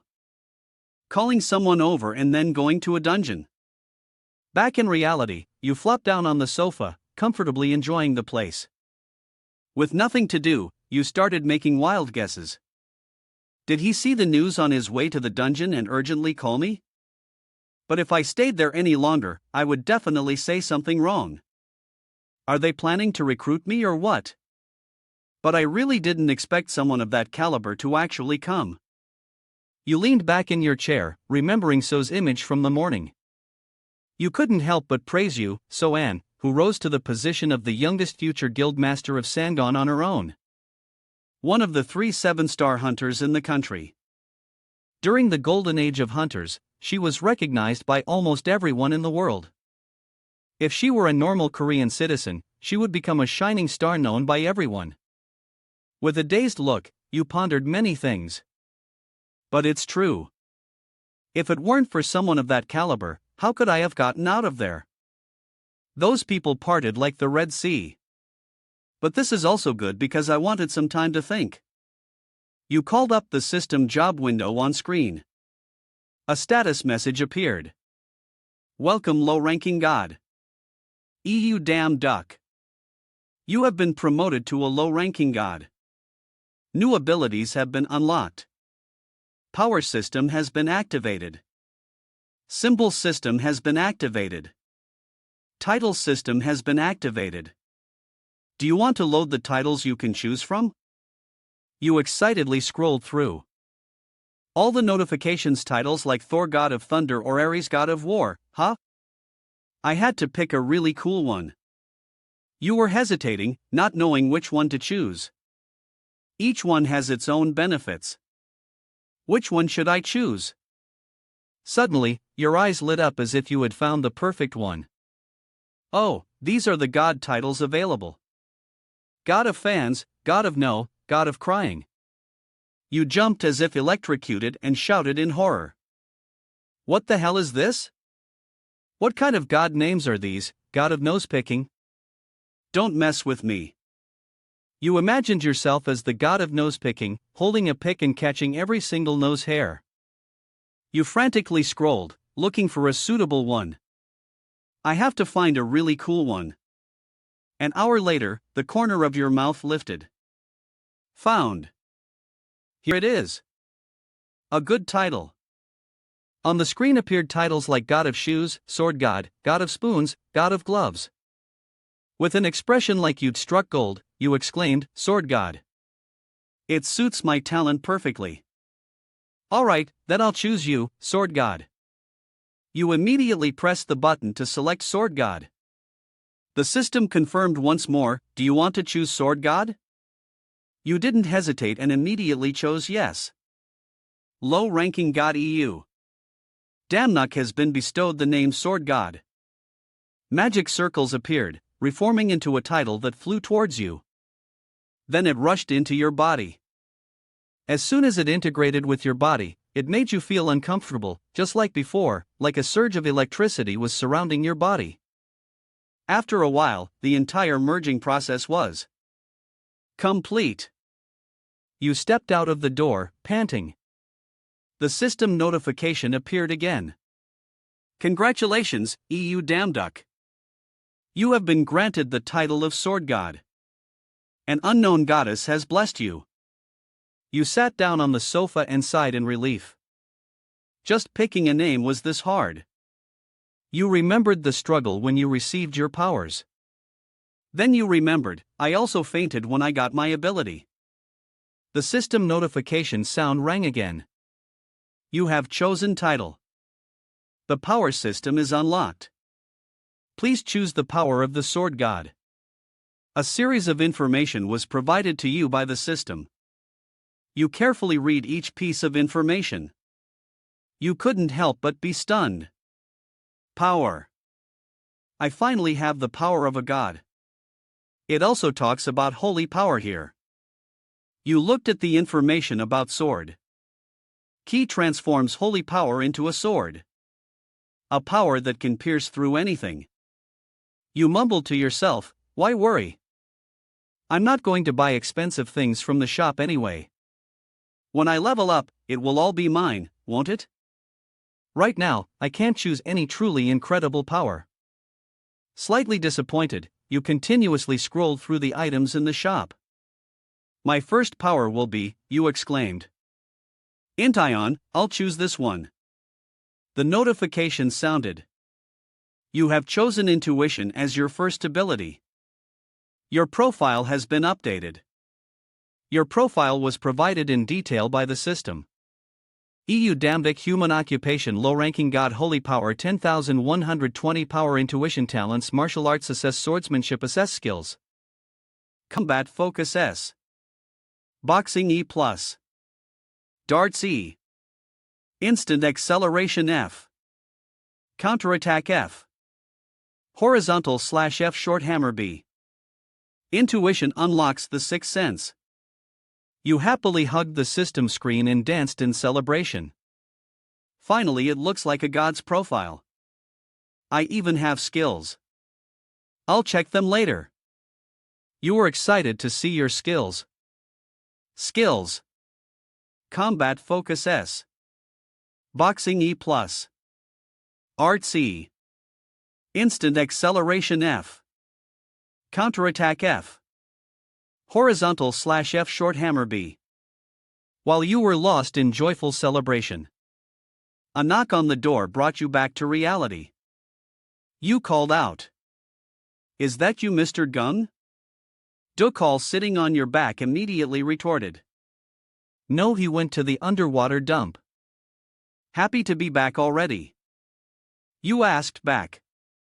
But besides him, who else would be looking for me? Curiously, you went to open the door and asked, "Hey."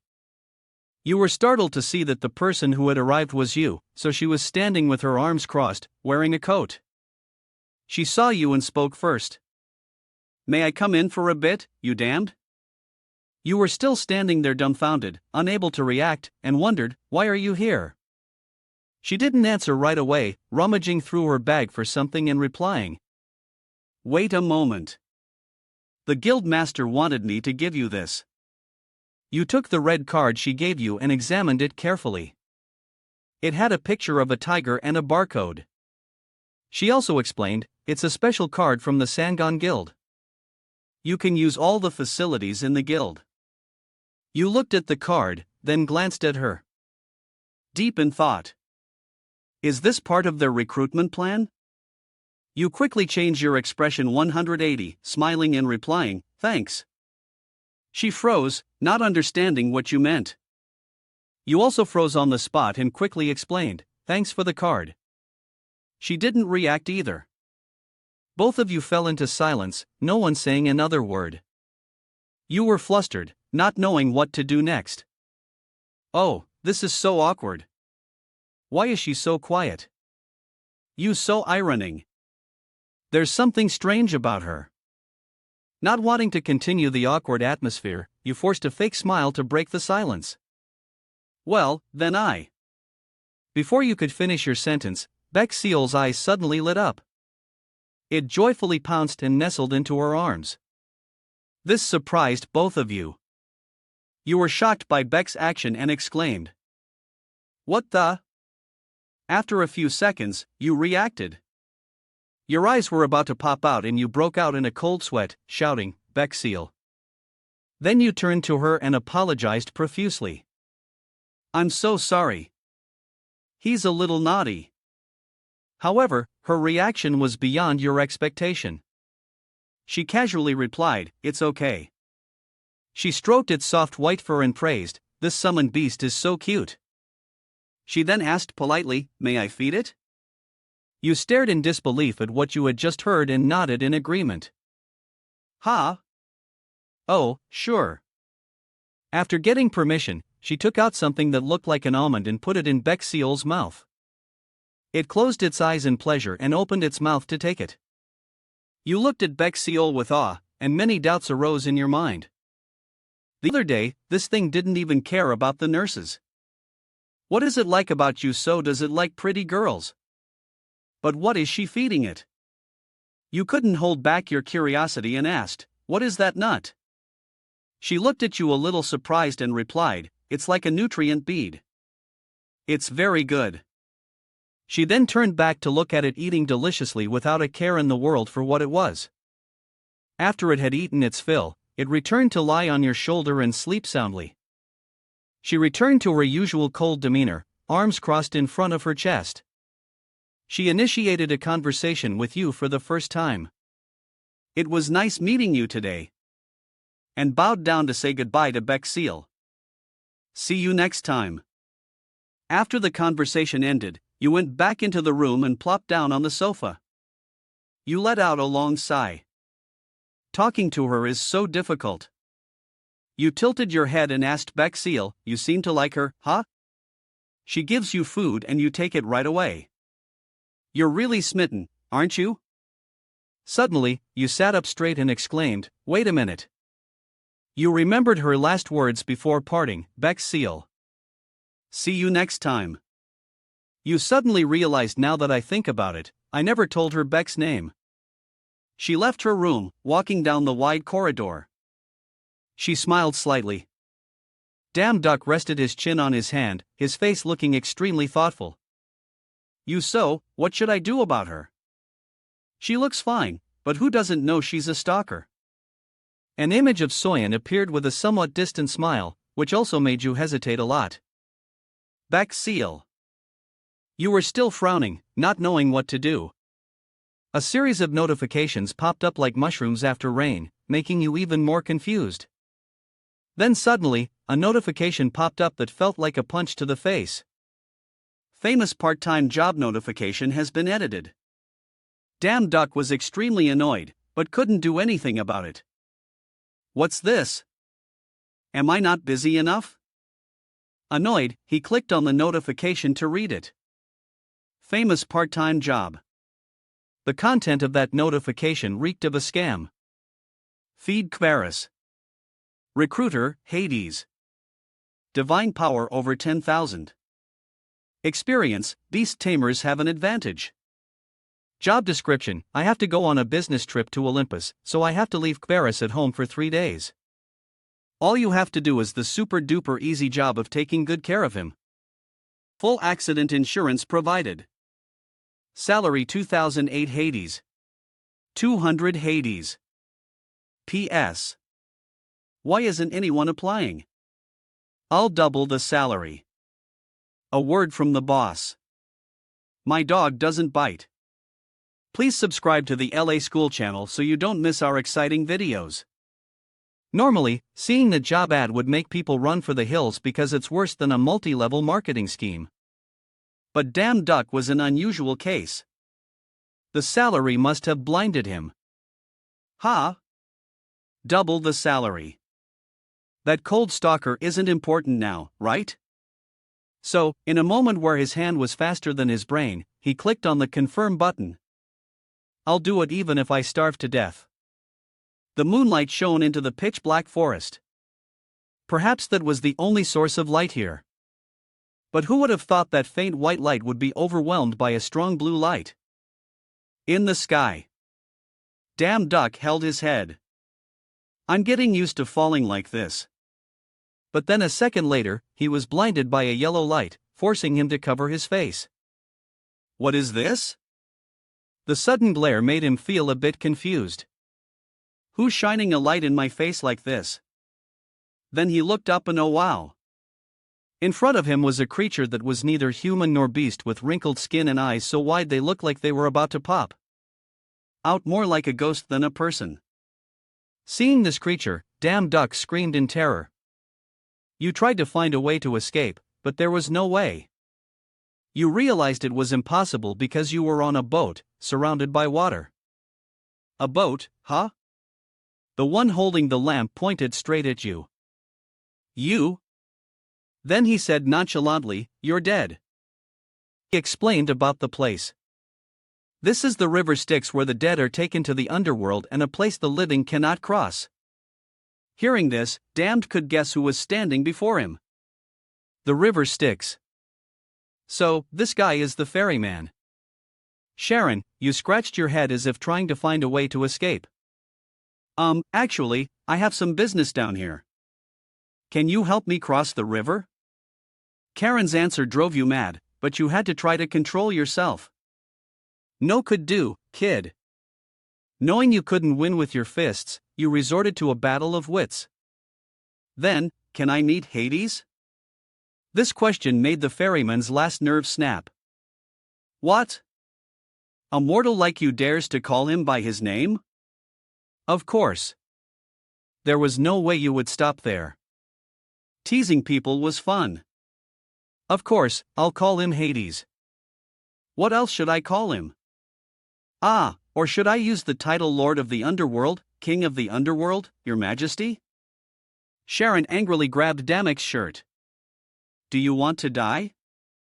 But contrary to him, you remained calm as if nothing had happened. Aren't you the one who provoked me? Sharon gripped his scythe tightly. I've warned you. Immediately after, he swung his scythe up. Turn back now. He glared threateningly. Many lowly upstart gods like you have died on this staff. But to Damn Duck, this threat wasn't even worth listening to. Wow, you're really mean. Knowing he was being looked down upon, Sharon was furious, as if he had eaten 10 bottles of chili at once. Nonsense. This is your last chance, kid. Turn back. Damn just sneered and raised his middle finger in response.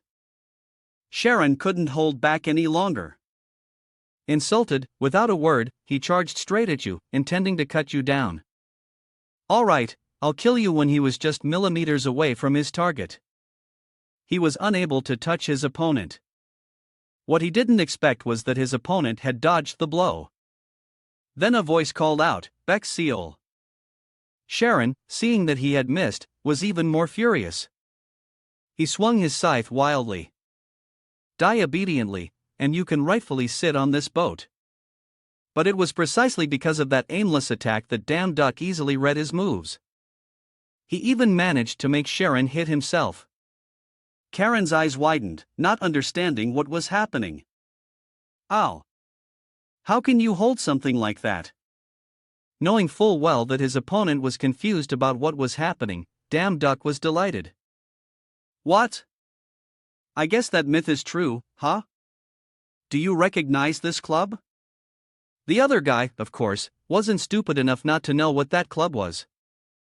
Of course, that's Hercules' club, right?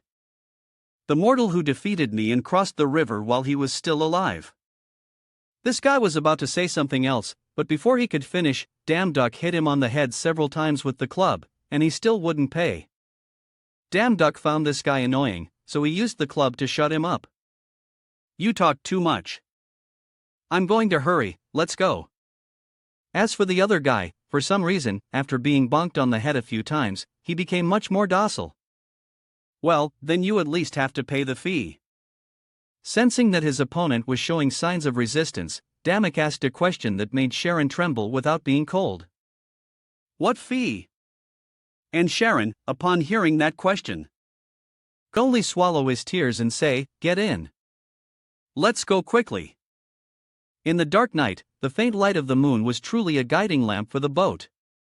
The boat just kept going on and on. Finally, the boat reached the shore.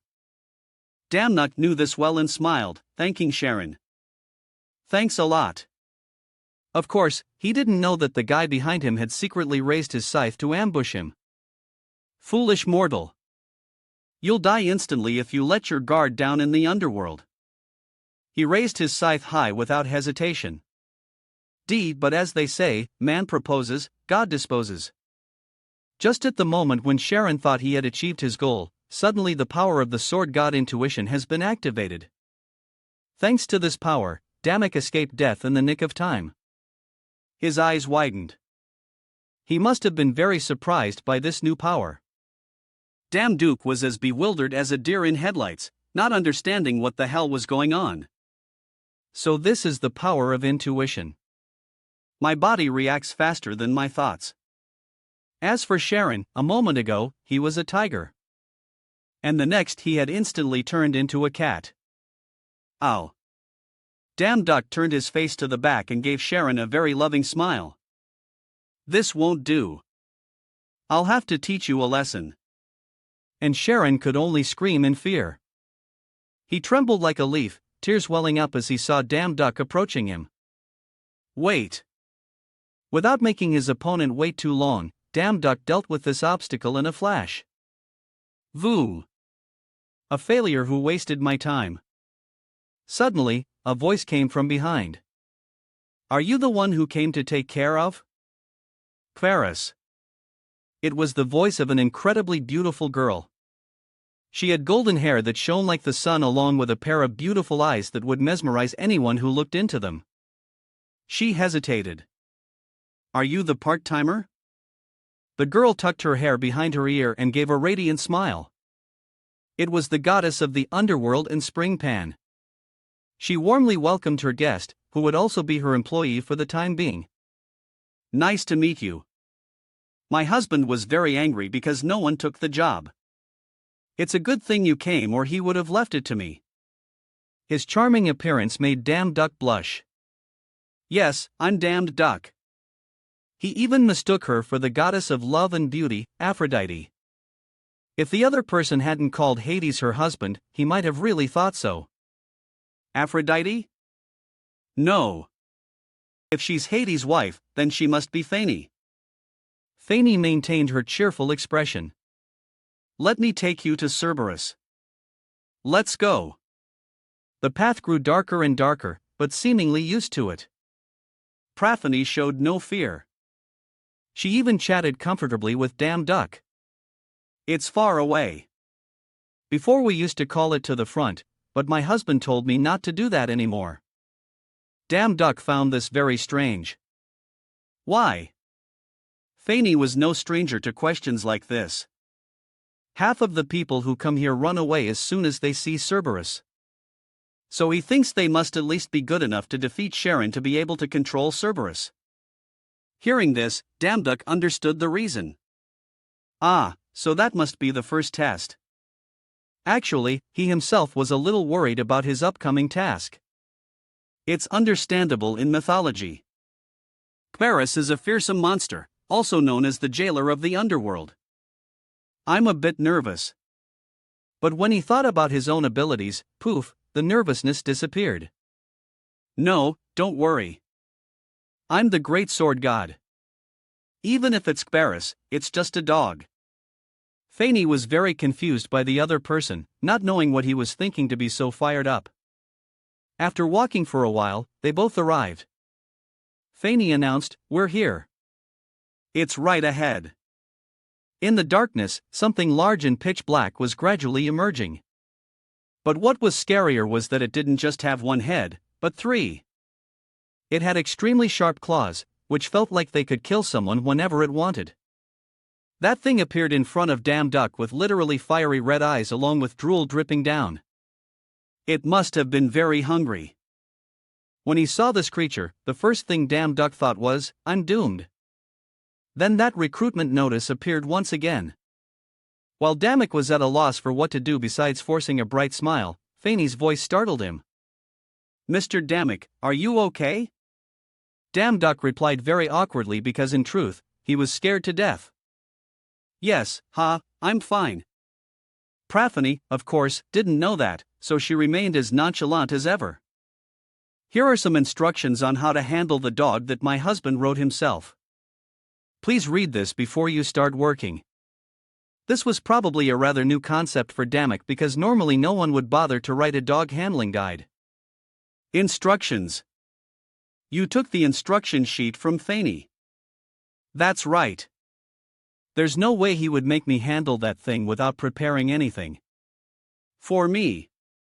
You eagerly opened the paper and silently thanked your boss. Hades, you really had a plan, didn't you? But life is full of surprises. As soon as he opened the instruction sheet, a whole bunch of warnings about this Cerberus hit Dammick in the face. It's baffling how Hades could think his dog was very gentle amidst tons of warnings. Things like, you might get injured while feeding, and a whole list of situations requiring special attention. When Cerberus is guarding the gates of the underworld, when he's lying down, standing up, sitting down, and many other things. To put it bluntly, you need to be careful full-time when taking care of this dog if you want to return in one piece. It's just unbelievable. Please subscribe to the Law School channel so you don't miss our exciting videos. By now, Damn Duck fully understood why half the people ran away at the sight of Cerberus, because he himself wanted to do the same. Are you kidding me? It would be quicker to just tell me to die. Fanny was probably no stranger to this kind of reaction. So, she remained very composed. Ah, and the daily schedule is written on the back. Please check that too. My husband wrote it himself, so it should be clear. Damn Duck looked confusedly at the paper he had just thrown down. A daily schedule. That schedule made him even more furious. Although it was just eating and walking, the problem was that these actions could only be done in the underworld. Not to mention how to get this monster to walk obediently. Damn Duck furiously tore the paper in half. Stop kidding around. How do you think I'm supposed to walk that thing? You told me. I just had to feed it in the job ad. Is this a systematic scam business or what? Well, it really was a scam. Praphany offered you a piece of advice. It's okay if you change your mind and go back even right now. But oh boy, her next words were nothing short of a threat, but I'm a little worried. The previous worker was caught by Hades when he abandoned the job and was dragged down to hell by my husband. She even described the scene. My husband must have torn him limb from limb, and it was truly too gruesome. I can't say any more. It was only when she saw Damn Duck's wide eyes and sweat-drenched face that she stopped talking. Oh my, I shouldn't have said that. You should go now. Hurry. Damn Duck looked again at the pitiful piece of paper that he himself had torn in two. Then he sighed and shook his head. What else could he do now but tape back together the pieces he had just torn? Ha, I made a little mistake while trying to cheer myself up. What should I start with? He must have regretted his choice immensely by now. I miss my mom. I really shouldn't have believed in a place that offered easy work for high pay. Fanny told him he could start with the most mentioned task in the guide, feeding the dog. Well, then please start by feeding Kberis. Do you see the nymphs carrying carts of meat into the storage? Seeing the huge carts of meat made him feel completely lost. Should I join them? That looks like a lot. Praphany said something that made Damn Duck know the price of not complying would be very high. In addition, he will also punish those who try to deceive him. Damn Duck carried a huge pile of meat on his shoulder to Fanny. I've brought it. What should I do now? Praphany was very pleased. Good. He instructed him, you can throw the pieces one by one to Kberis. The three-headed dog, which looked so terrifying just minutes ago, had now transformed into obedient puppies, waiting for their owner to feed them. Its eyes lit up and drool dripped down as it saw the food in front of it. Its growl now made Damn Duck less scared. Oh my, it's growling so fiercely. Has it really turned into a dog for food? Immediately after, it threw a mud pie at his head. P had to try her best to hold back her laughter at this sight, but she couldn't hold it in for long. Ah, this time it's a really interesting worker. Damn Duck, on the other hand, looked extremely uncomfortable. Fanny said while unable to stop laughing, it's no use trying to teach them. Kberis only listens to my husband. The three-headed dog was getting impatient because it hadn't gotten any food. Where's the food? Give me food, you. Damn. Duck had now realized a harsh truth. Now I understand why no one takes a job. He angrily picked up the piece of meat.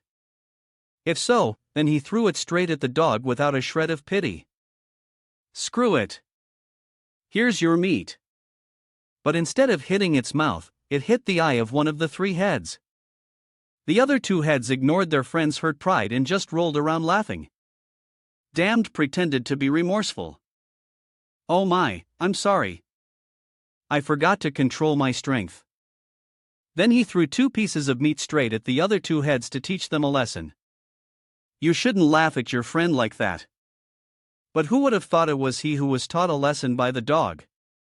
They growled angrily and slowly advanced towards Damn Duck. But he didn't care much.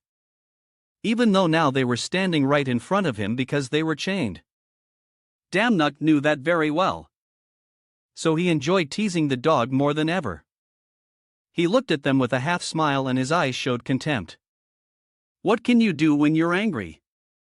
Especially when you're still chained up like this. Hi.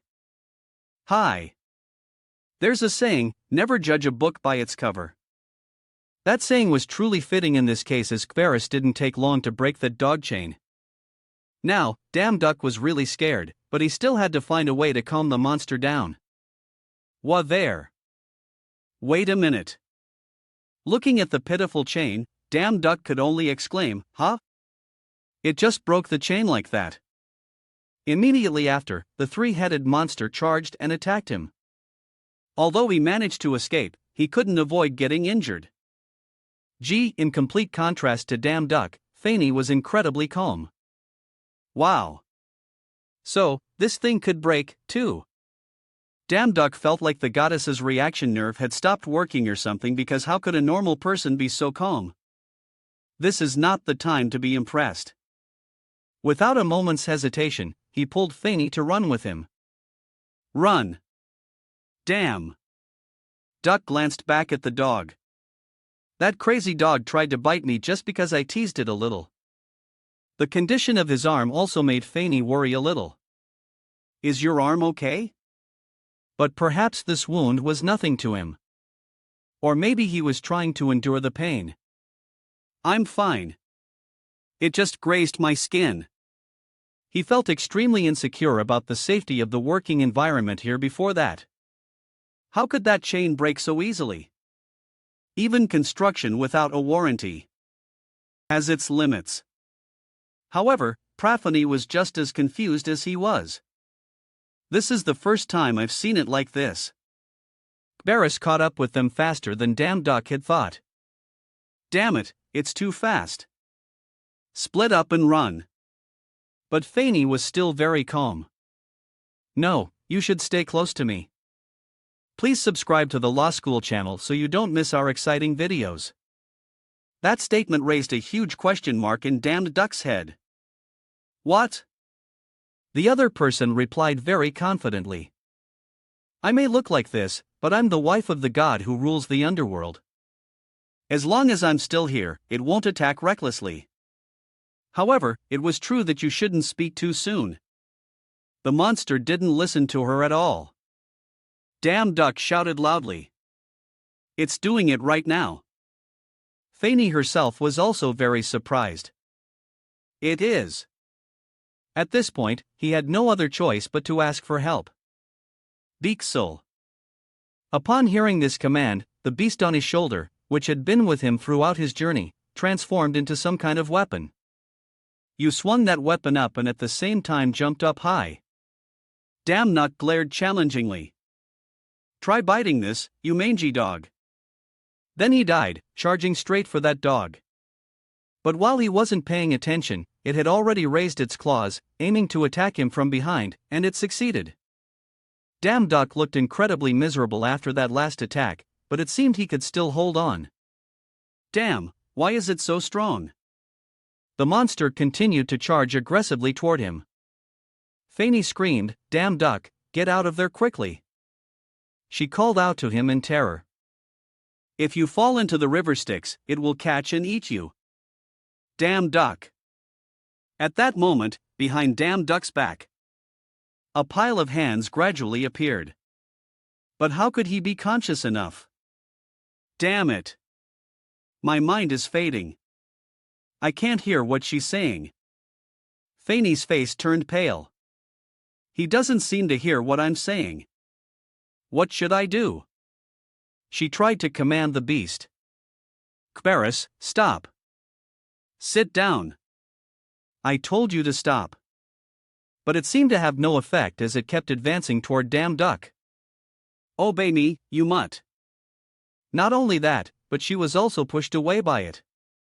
Kberis, that dog kept getting closer to Damned Duck. He was desperate. Damn it, I came here to feed a dog, but I ended up becoming its food instead. However, he was still very resilient. Like, hell, I'll accept this.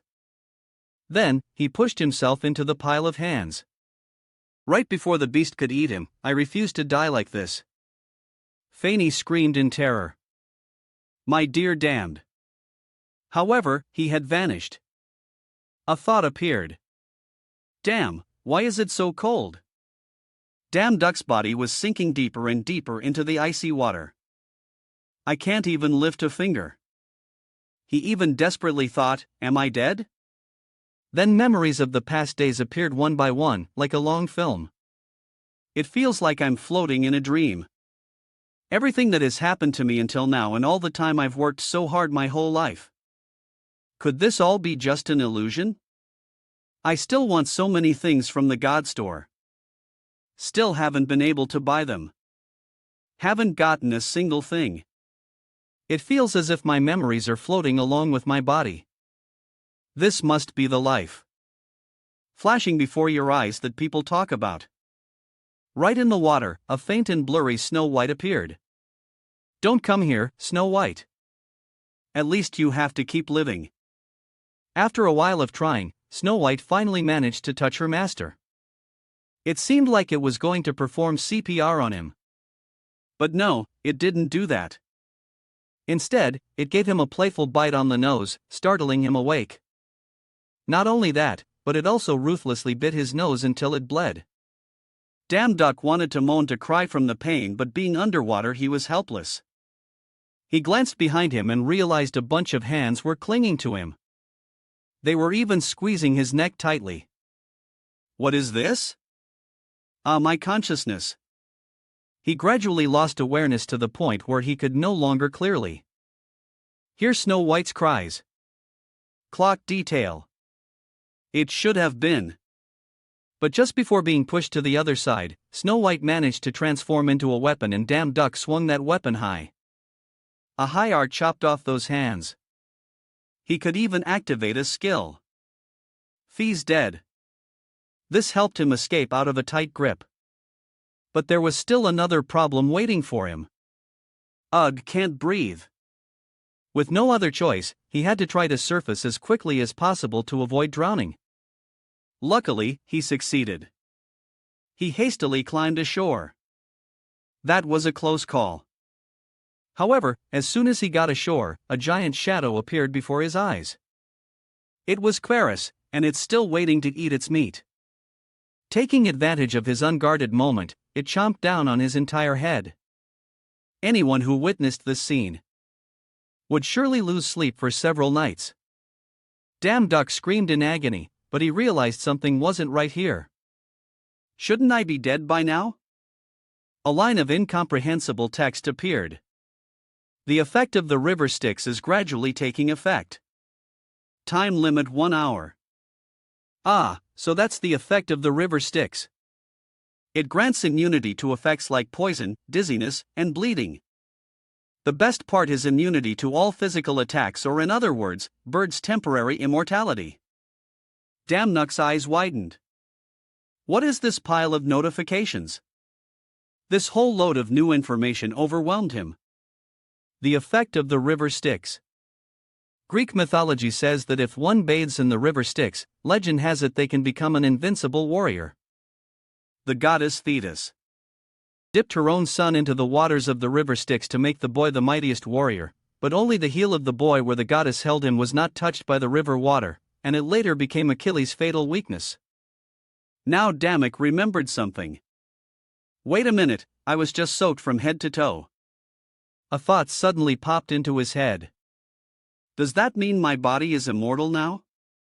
Fanny, of course, didn't know about this effect, so when she looked from the outside, all she saw was the dog chewing on his head with relish. This horrific scene made her soul fly out in terror. She tried to pull him out. My dear, damned. But no matter how hard she tried, it had no effect. Let him go, you hideous monster. The monster finally let him go. Perhaps it gave up because he was too chewy and it couldn't swallow him. Praphany rushed to his side. Are you okay? The sight of both him and Snow White, unconscious with their bodies covered in saliva, terrified Fanny to the core. What a mess. Hearing that, Damek woke up immediately. How can you say that to someone who just came back from the dead? So cruel. Fanny felt extremely guilty towards him. You're awake. I'm sorry. I couldn't do anything to help. Seeing that his condition wasn't too bad relieved Fanny greatly. But you're okay, right? But she herself had a few questions. How did you fall into the river Styx and still survive so easily? As for Damek, while hastily cleaning himself, he still answered the question. "EU so dirty. Well, I got out by myself." It was probably the first time Fanny had seen such case. So she was very surprised. You got out by yourself from there. But he himself found this rather normal. Yes. Well, I swung my hammer, and hearing that, she was even more astonished. Swung your hammer? I've never heard of a case like this. While Damek wasn't paying attention, the dog secretly chomped on his arm. It just dragged him along for convenience. Fanny was still screaming the same thing. Kiana, my dear damned, it seems a monster had also realized that something wasn't quite right here. Damn Duck was too fed up with this one-trick pony attack scene, so he yawned widely. Oops. Are you done yet? Not only that, he also took the opportunity to mock it. What's up? I guess I'm a bit tough, huh? What is this? It's not even enough to scratch an itch for me. Ha ha. Fanny was stunned. Not even a low-level god could withstand a bite from Kberis. Don't tell me the blessing of immortality. Damn Duck smirked contemptuously. How did his face look both punchable and handsome at the same time? Hey, the food's in your mouth. It's your fault if you can't eat it. Okay, so then after eating, should we go for a walk to digest? Little puppy. The three-headed monster was furious. That damn duck was taunting it. But besides putting on a scary face and growling to intimidate him, what the hell else could it do? Damn duck looked at it with disdain. You know it's useless, yet you still growl. Growl again and I won't take you for a walk. The dog was completely shocked to hear that. After hesitating for a moment, it finally sighed, giving up on attacking him. Then it turned away. Sharp. Damn Duck at this point realized this dog was not like ordinary dogs. This dog usually works very well with the ones at the pet store. What makes you different from ordinary dogs? Well, it is a monster guarding the gates of hell after all. What a strange comparison. Then it bit the broken chain. Yes, after that it immediately put away its scary eyes, stuck out its tongue as if waiting for a treat from its master. Damnuck was also helpless against this change of face. Ha! Where did that scary look go? Why is this three-headed monster now as obedient as a little puppy? Its eyes were even sparkling. Damn Duck sighed. But in the end, you're still a dog. Is this really the monster from Greek mythology? Damn Duck was reconnecting the broken chains. And of course, there was a guide behind him holding. Here. Suddenly, Fanny said a very confusing sentence. Excuse me, Mr. Damek. She asked him that since it had been a long time since Kberis was last taken for a walk, he should try to be as slow as possible. This must have been something he had done too many times, as he looked very confident. I can do it. No need to worry. I'm a part-time expert, you know. At the pet store, they call me the commander of dogs. This is nothing. Before he could finish his sentence, the dog dragged him away at a terrifying speed, making his face turn pale. Hey, wait. Not only that, but his chin also kissed the ground. It even kissed his ear. To put it bluntly, he was being dragged by a dog. Even if he shouted, the dog just kept dragging him along. And only heaven knows where it was going. Suddenly, a notification appeared. Skill acquired. Wind speed. E-condition. Running at a speed of 100 km per hour has been met. Wow. It turns out this dog can run as fast as a car. Damnuck's eyes blurred when he read these words. What the hell is this? Praphany had been running after him all this time. What are you doing? She found it very strange why he wasn't doing anything. Use your divine power to strengthen your body. He didn't understand what she was saying at all. Huh? But there was something even more confusing. Wait, how is she keeping up with this speed? Prathani just kept shouting like that. I said, use your divine power to strengthen your body. Kbaris is too strong. But her next words made him feel confused. Why aren't you using your divine power? And the reason why he was confused, it's because. Use it? Isn't that just a type of stat? I can use it. He asked her while still being dragged by Kbaris. How do I use it? This question made a question mark appear above Fanny's head. Don't tell me you don't know how to use divine power. But his answer made her even more confused. I don't. This was of course not in her plans. Impossible. How on earth? But he was still being honest. It's true. I really don't know how to use it. The dog continued to run at a terrifying speed, distorting damned duck's face. How long is it planning to run? Prathani somehow still kept up. Remember the feeling you get every time you use your power. Damn duck didn't understand at all. How the hell am I supposed to understand what you're saying? But she didn't care and just kept urging him. Just hurry up.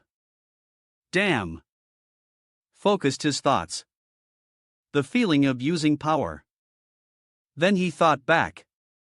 It activated automatically during my battle with Karen. Prathani this time gave more specific instructions. Picture it in your mind.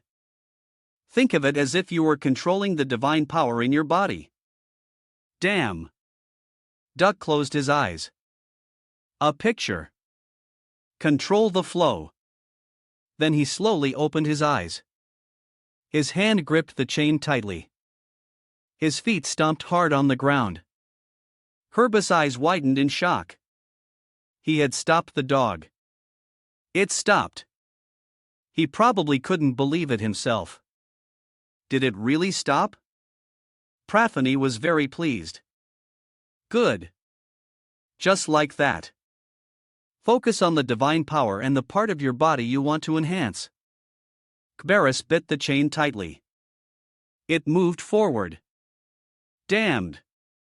Was also pulled along. Fisk, it's pulling the chain. He gritted his teeth. Damn it. He tried to understand what Fanny had just said. A part of the body, especially the word at the end, focused the divine power there. His hands were now trying to yank the chain back. Do it. Damn duck used all his strength to try. Pull it back. Let's go. Fanny's eyes widened and her mouth hung open as she witnessed this scene. Perhaps she never thought this would happen. Kbaris was finally pulled to the ground. A tearing roar echoed through the space. Damn duck commanded, that's enough walking for today. Let's go back. But if Cerberus listened so easily, it wouldn't be a monster. Damn duck knew that well. If you want to resist, he gave a mischievous smile. Then I'll have to do this my way. Hearing that the dog. When that guy went lights out, it instantly turned into a puppy. Prathani must have been holding back a lot not to laugh. She gave him high praise. This is the first time you've used divine power and you can already do this much. Fanny was very satisfied. It seems I've hired a wonderful part-timer this time. As for Damn Duck, he was suspicious of her. Now that I think about it, it's quite strange. Just by looking at her, you can tell she's quite strong. But why didn't she intervene in this matter? Even I, a low-ranking being, could do it. These thoughts sparked curiosity in him. Can I ask you a question? She replied cheerfully, sure. He immediately got straight to the point. Why didn't you go near Cerberus? The latter part of the question surprised Fanny even more. I'm pretty sure you could have easily controlled it. Praphony replied very cautiously. Because there are restrictions, Damn Duck didn't understand what kind of restrictions a person like her could have.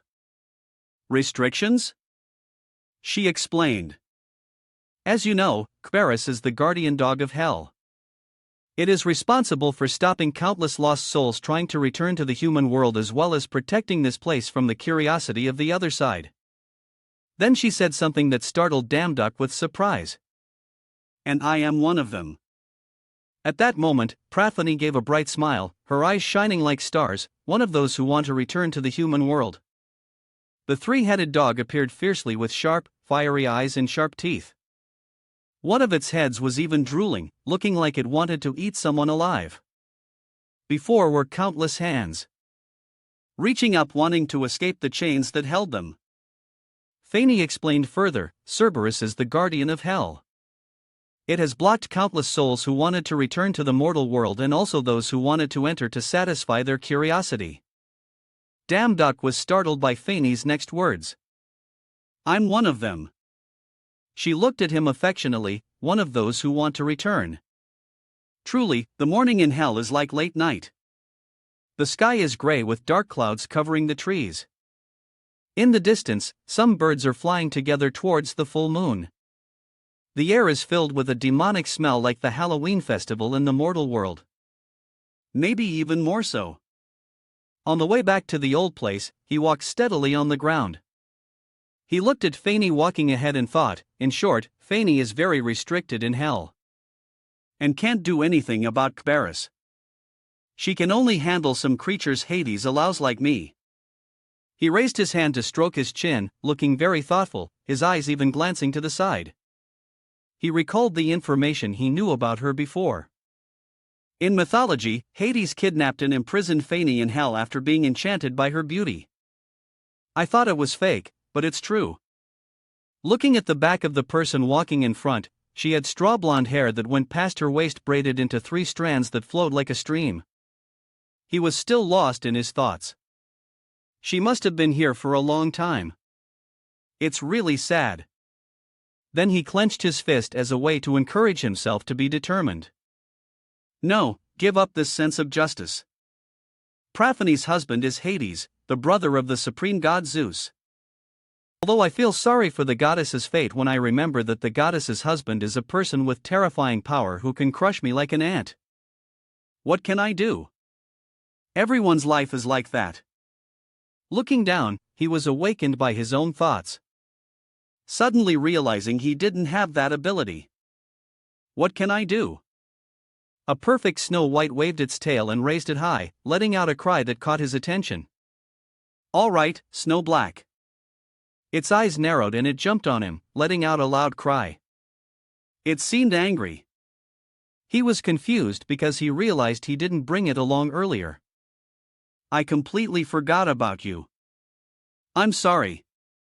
The 3-headed dog, Kberis, lay dejectedly on its stomach, letting him drag it all the way back wherever it passed on the ground. It left a long mark. One of its 3 heads rested on its leg, stubbornly ignoring its surroundings. A while later, they returned to the puppy's place. He was still holding the leash with Fanny and Snow White beside him. After being dragged for a long distance, it finally returned to its kennel. Suddenly, something made it weary. Its head suddenly lifted, its eyes narrowed in vigilance, no longer looking lifeless as for something. He crossed his arms and looked at its fierce reaction, baring its teeth and growling. What's wrong with it all of a sudden? What's wrong with it? The goddess Fanny looked at him and explained, it's chasing the dead. It may look like that, but it takes its job very seriously, and that's also the reason why I can't escape. Then she walked over to a large pointed stone pillar and turned back to remind him. Tie it to the pillar and the morning's work is done. Wrapping a leash a few times around his hand, he shrugged, puzzled, only daring to think. A goddess being guarded by a dog, Hades must be very strict. Despite that, he still obeyed, pulling the chain into an arc and approaching the pillar next to her, muttering as he went. Why does he raise a dog that only listens to him? Suddenly, the blue notification panel appeared. Intuition has been activated. Then a stream of blue energy poured into his eyes. It transformed his eyes, allowing him to see through solid objects. He could clearly see something glowing dazzlingly inside the stone pillar while also emitting streams of energy smoke. That piqued his curiosity. There's something in the pillar. What is it? He continued to question himself. It doesn't seem to be a living thing. Is it some kind of object? Should I take a look? He did what he thought. He focused on moving the golden energy down to his hand and clenched it tightly. This year, just as she turned around happily, we're done with the morning task. Now, let's prepare for the afternoon. Now, we'll go inside. Because she was startled, her eyes wide and mouth agape at his destructive act. She screamed loudly. Mr. Damduck being called out so loudly was justified because he had said nothing and used his golden energy fist to punch straight into the middle of the stone pillar. This is called destroying someone else's property. Protagonist. She scolded him further. What are you doing? Immediately after, he calmly took out a circular item with many sharp points on it, reminiscent of the collar of the dog in the Tom and Jerry cartoon. Her face froze, but when she saw what the object was, she was also quite surprised. He was flustered and embarrassed, putting his hand behind his neck and stroking his hair, smiling. Ah, sorry. It seems there was something inside. Information about the item he found was displayed on the blue notification panel, revealing its name and effect.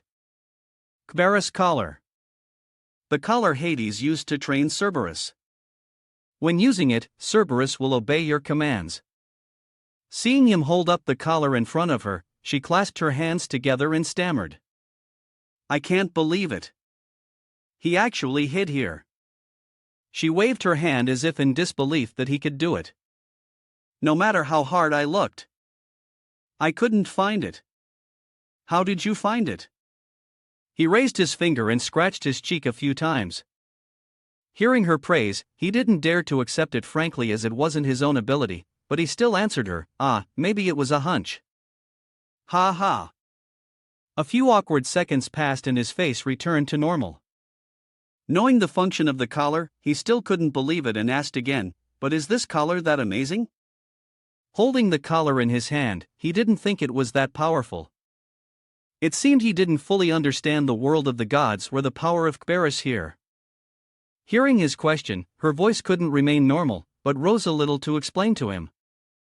Of course, Cerberus is the symbol of hell. To control Cerberus is to control all of hell. Looking down at the collar from all angles, he still exclaimed. To be honest, it just looks like a normal dog collar. He finally realized it was the property of the master of the house. Who was it that just destroyed the pillar of someone's house? So, he held up the collar and exclaimed, and I probably can't use it. It belongs to Hades after all. If I could use this job would be a piece of cake. Prathani put her finger to her lips, thinking without saying a word. After a long while, it seemed she had found what she wanted to say calmly. It's okay. Remember to subscribe to the channel to get notifications. After hearing that, he was very happy, completely different from before. Really great. She closed her eyes and calmly put her hand on her hip and said as if it were obvious, that collar is an item that anyone can use however they want. Even though its meaning is so great, it's not forbidden to use. My husband often tells me to try to find this collar. Her eyes lowered and she sighed. She continued to mumble.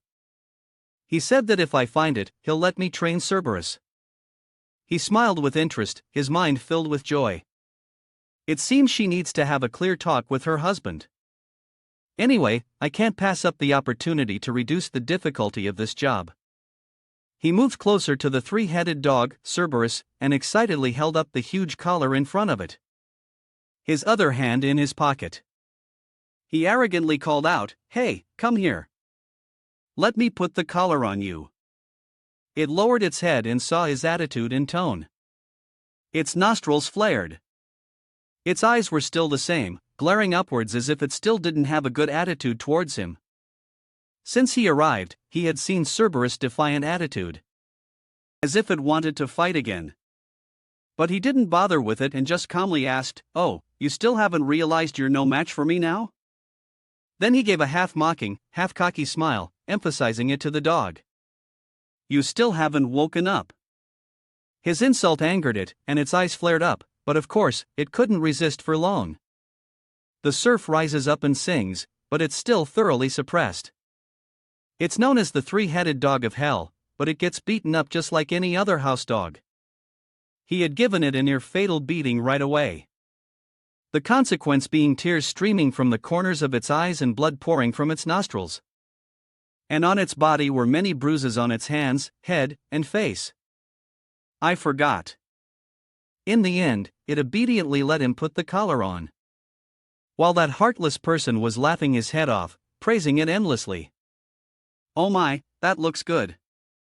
Why are you so obedient all of a sudden? Wouldn't it be great if you were always like this? Welcome to this video." He really smiled mischievously, the corners of his lips curling up as an interesting idea came to mind. He immediately cosplayed as Ash from the Pokemon cartoon with a red baseball cap worn backwards and pointed his hand straight ahead, shouting with delight. "Kbaris, I choose you." Immediately after, he continued to command it to do whatever he could think of. "Sit, lie down." And in response to all his commands, it obediently executed them with firm precision. "You can do it," he shouted once more. "Roll over." The three-headed dog immediately touched. Its four legs in and rolled back and forth on its back like a roly-poly toy. Its three faces indescribably dumbfounded because it didn't even know why it was doing that. Looking at it, he thought it was hilarious and finally couldn't hold it in anymore, opening his mouth wide and laughing with glee. "Ha, it really works, huh? You're pretty cute, too." Hearing his laughing and praising tone made it ashamed, and it buried its face in the wall. It was a disgrace for a being with 3 brains. Like it from morning till now, it had lost to a mortal human, and on top of that, it was being used as a plaything. How humiliating. He walked away. He stopped laughing at it and ordered, "This is your punishment for biting and dragging me. You just face the wall and reflect until I say stop." Wait. He was so pleased with its obedient acceptance of the punishment without a single growl of protest that he smiled with delight, and his mouth was grinning from ear to ear. Truly a villain profiting from a situation. An impure thought appeared. At this rate, this job will be as easy as flipping my hand. Standing far away, watching him laugh gleefully. But the goddess Fani was strange at this moment. She approached him and tapped his shoulder with her fair finger, calling, "Mr. Damek." However, when he turned around and bragged, "Ah, Miss Fani, you see that dog can't do anything to me."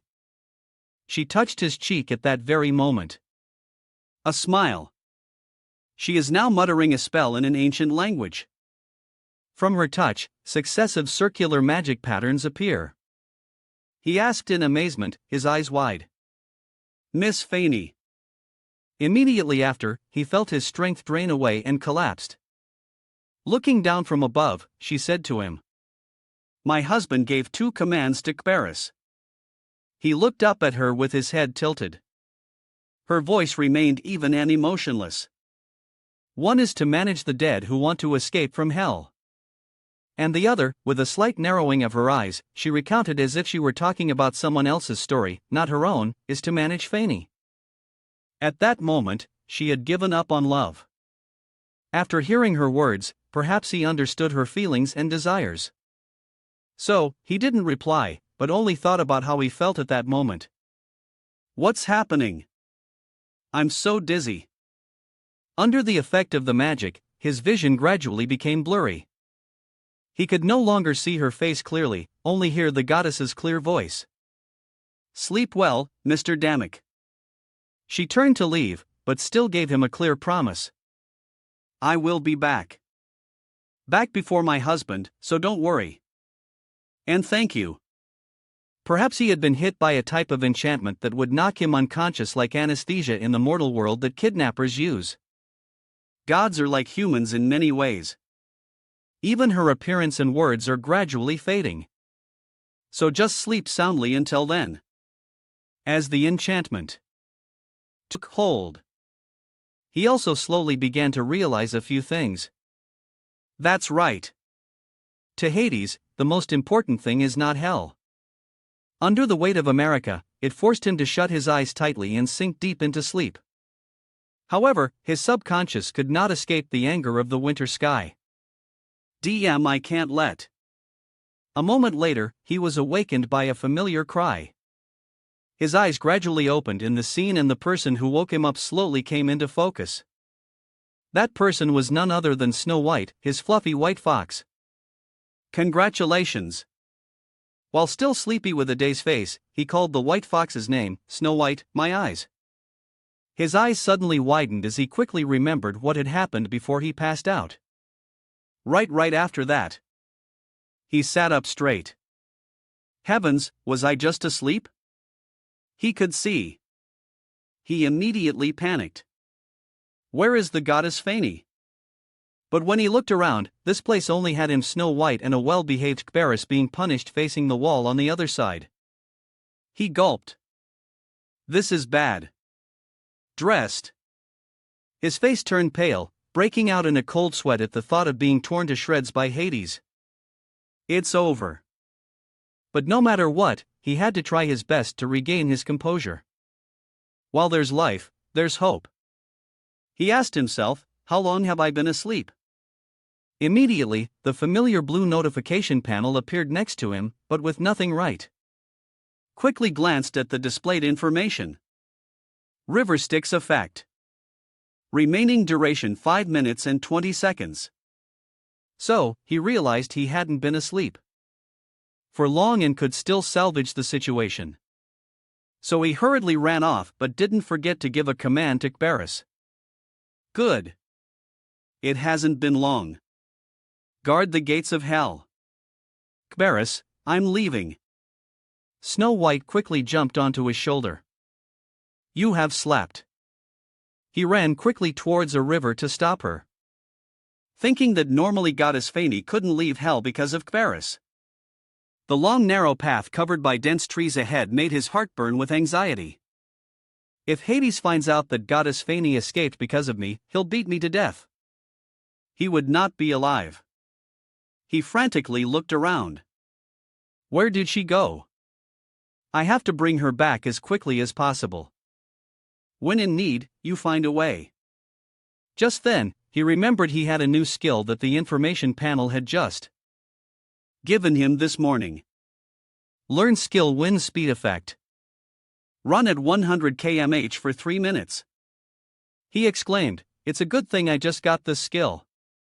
He immediately applied them to his legs. Was able to save activate skill wind speed. Depending on a user's physical condition, the move can be significantly upgraded. Okay. He would be provided with a surge of energy. His eyes widened, looking straight ahead. You guys need to try out the quick steps to test the agility of this skill. And it was truly amazing. You could only see where his feet touched the ground, not his figure. In no time, he rushed out of that dark, dense forest. And the places he ran past were left with only streaks of light with the power of the wind speed skill. He and his pet spirit both pushed their lips tightly as they moved because his legs seemed to be fitted with engines. Just a slight movement and he shot off like a gust of wind. Looking back at the length of the road he had just traveled, he was shocked. Wow, that was fast. Wait. He knelt down on one knee, raised his head high, and looked forward, then spoke his calculations aloud. This time, let's try activating the skill while using divine power. Instantly, a stream of energy enveloped his entire body, looking incredibly cool, beautiful mouth. But surprisingly, with just one jump, he left the ground and he had become a deer person and flew so high that he surpassed the tops of the dense forest trees. The space he observed seemed much more open and clear. And just like that, he discovered the target he was looking before. In the distance, a person was standing on a boat in the middle of the river. He is the person named Ho Chi Minh. He cheered with joy. Found her. Looking down a little, it was the goddess Fanny trying to steer the boat across the river, so he had to be even faster to catch up. The water easily parted on both sides of the boat under her power. The boat shot forward quickly. The bright moonlight shone down on her figure amidst the dark, gloomy mountain forest, making her look like she was glowing. As the boat neared the other shore, a sudden noise from below caught her attention. What's that sound? What could it be when traveling on a river like this? Besides water, it could only be. So, she voiced her thoughts. Did I hit a reef? But as she thought she was about to hit some reefs, someone suddenly burst out from under the water, startling her and let go dangerously. Only a head emerged from the water, looking like a drowned person appearing to grab someone. His hair was wet and plastered down, covering his eyes. And he spoke words that only mortals would know. That proverb, she is a god, so she wouldn't understand. Where are you going in such a hurry to trip over a stone and get caught in a rope? That person was none other than Damn Duck. Instead of stopping her in a normal way, he chose to jump into the water and then appear to scare her in the middle of the night. His angry shout echoed to the high heavens. You yourself said that no one is allowed to cross the river Styx. Still not satisfied, he aggressively confronted her. So why did you do it? Caught in the act, her attitude was also very gentle. And she awkwardly waved her hands trying to explain to him. I'm sorry. I just wanted to see my mother. Hearing the word mother for a moment made him think of his own mother. Yes. So he softened his tone. You should have considered it beforehand. She lowered her gaze and stood quietly listening to him. But not even a few seconds later, she snapped her fingers and winked, replying to him, no longer with the obedient demeanor of before, but evolving to a higher level of cunning and mischief. Don't worry, my husband won't be back for another 2 days. This was supposed to be a secret.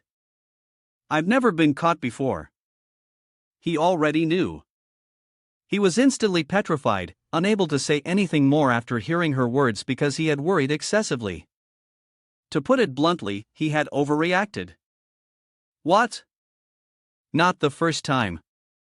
However, because the two of them were busy talking, they didn't notice the boat had hit a rock, causing both of them to be tossed and turned. From the side, the boat was quickly split open by the water. Done. Then a large hole was torn, causing water to quickly flood the boat. He thought with his mouth, Agape, what the hell? Opposite him was Fanny. Her mouth also agape in equal astonishment. Looking towards the other shore, he silently included. At this rate, the boat won't make it to the shore. Listen. In addition, the blue notification panel appeared with a reminder. Sans the effect duration 15 seconds. So now they didn't have many choices left. The boat carrying them was adrift on a vast wide river. It seemed there was no other way. So he knelt on one leg and pinched his nose to avoid drowning. With a splash, he jumped into the river and water immediately sprayed everywhere and shot back. And a few seconds later, he emerged from the water surface almost suffocating and took a long deep breath. Right. Reaching out to touch the side of the boat. He shouted and used all the strength he was born with to push the boat to shore. Hold on tight once again. A while later, the two of them and one animal finally reached the shore safely. She took him to a secret cave of hers located on this side of the river. A place with lots of warm light. River water. A place where she felt more comfortable than where she was. This is great. Seeing her stretch comfortably, refreshed, her face full of happiness made his face look dumbfounded like I give up. I'm speechless. But finally he spoke up. Can you promise me one thing? She turned back. Promise what? He said no. After you visit your mother, we must return immediately. No second thoughts. She cheerfully winked in reply. I told you I've never been caught. You worry too much. But he still didn't feel at ease. But if I get caught now, I'm definitely dead. However, seeing that he was still full of worry, she had no choice but to pull his hand and suggest, It's okay. If you're worried, why don't you come with me? The sun was still shining brightly on the treetops, and the sun was also very beautiful. She ran into the cave and called for me to follow in here. He was confused. Why do all the Greek gods live in caves? And when both of them entered, her joyful call rang out. Mother! The person in front of her was the mother of the goddess Phane. She is the goddess of agriculture. Dear! Hearing the call, she immediately turned around to look. Remember to subscribe to the channel to receive information. Looking at the blonde girl running towards her, she immediately stood up, unable to believe her eyes. Oh my God, she replied quickly. It's me. So it's this child. This child. So she hurriedly cupped her face and asked. Oh my God, my child, are you really my Phane? She immediately confirmed. If not me, then who else? Confirm. After hearing her reply that it was true, the two of them rushed to hold hands and touch foreheads, extremely happy. Look at them. It seems I become a third wheel. Remember to subscribe to the channel for more new videos. But he suddenly noticed right under where he was standing was a bush of pure white flowers that were glowing. He quickly remembered. In mythology, it is said that during the time Phane was kidnapped, all the plants withered because of Demeter's sadness. That time coincided with winter in the mortal world. He is very conscious.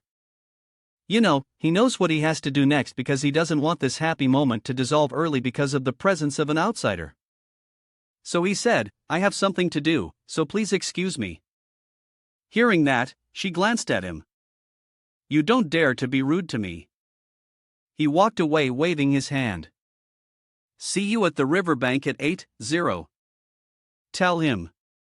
The goddess immediately understood that he was avoiding her to create a private atmosphere for her and her mother. So she called out, Mr. Damned. Hearing his name, he turned his head back. She hugged her mother in a state of overwhelming joy and smiled radiantly at him. Thank you. The gray skies signaled that it was getting dark. After a while of tinkering by the riverbank, he looked happily at his boat. Great, it's fixed. Great. However, when he took out his phone to look, it was already past 8:00. He muttered, she should have arrived by now. Quality. Suddenly, a person appeared behind him. He lightly touched a flower, causing its petals to fall gently. Just when he thought it was her, he happily turned his face back. You've come, and said. And when he realized it was a person he never thought would appear, his face froze. His whole body turned to stone. And he couldn't stop the last sound. Then you guys know that was the god Hades with long pointed ears like an elf and wearing a neat suit with a flower-adorned tie. He stared at the flower he had just picked from the branch. He asked in a cold voice, how did a brash fellow like you come to work here? Immediately after that, his intuition skill was activated and countless red notifications with the word danger appeared simultaneously. Finally, what he saw with his eyes wide open was the notification of impending death. You're dead meat. That must be it. He didn't even bother to look at him. It seemed he had cast some kind of magic on the flower and its petals gradually disintegrated. Then the flower dust flew away with the wind. He asked him one more time, Phane, where is my wife? At this moment, he was truly terrified. Beads of sweat appeared and spread across his face. And deep inside, he screamed, this is bad. Just hearing those words made his whole body tremble. Could that person be Hades? Why are you back so early, old man? While he was still terrified and trembling, Hades had somehow appeared in front of him. He asked again for the third time, Have you lost your mind? He continued to mutter while he continued to stand there like a statue out of fear. I still don't understand why someone like you found Separat's collar and could even help Fanny escape. Our captain. Suddenly, his attitude and voice changed. He slowly reached out his hand towards him. Well, the reason doesn't matter. Go. Hearing those last three chilling words accompanied by 5 fingers reaching for his face. His eyes opened as wide as they could with fear. The person in his eyes grew larger and larger, staring at that finger of death. Just as his hand was about to touch his face, a loud shout interrupted, What do you think you're doing? Thank you. Both of them immediately turned to look at her, who was standing with her hands on her hips, continuing to scold her husband. Why would you lay a hand on an innocent god? Although he had moved his hand away from his face, he still hadn't agreed to let go completely. He asked her again, Panny, where did you go? Where did she go? She quickly ran over and said, It was you who entrusted him with finding Cerberus' collar, wasn't it? She angrily pointed her finger at his chest and shouted, We've already found it. What else are you dissatisfied with? Temporarily realizing he was wrong to blame someone else. He coughed slightly and replied, All right, but whatever you say, you shouldn't have left without a word like that. Wait. The two of them narrowed their eyes and glared at him. She pouted and replied, Forget it. I only left for a little while to visit my mother. He lowered his eyelids slightly, feeling wronged, but you still should have told me. She was a little shy because of his concern and asked, Do I have to tell you everything? Do you think I'm a child? The two of us had a loving relationship. Hades was flustered and stammered to explain. No, I mean the goddess.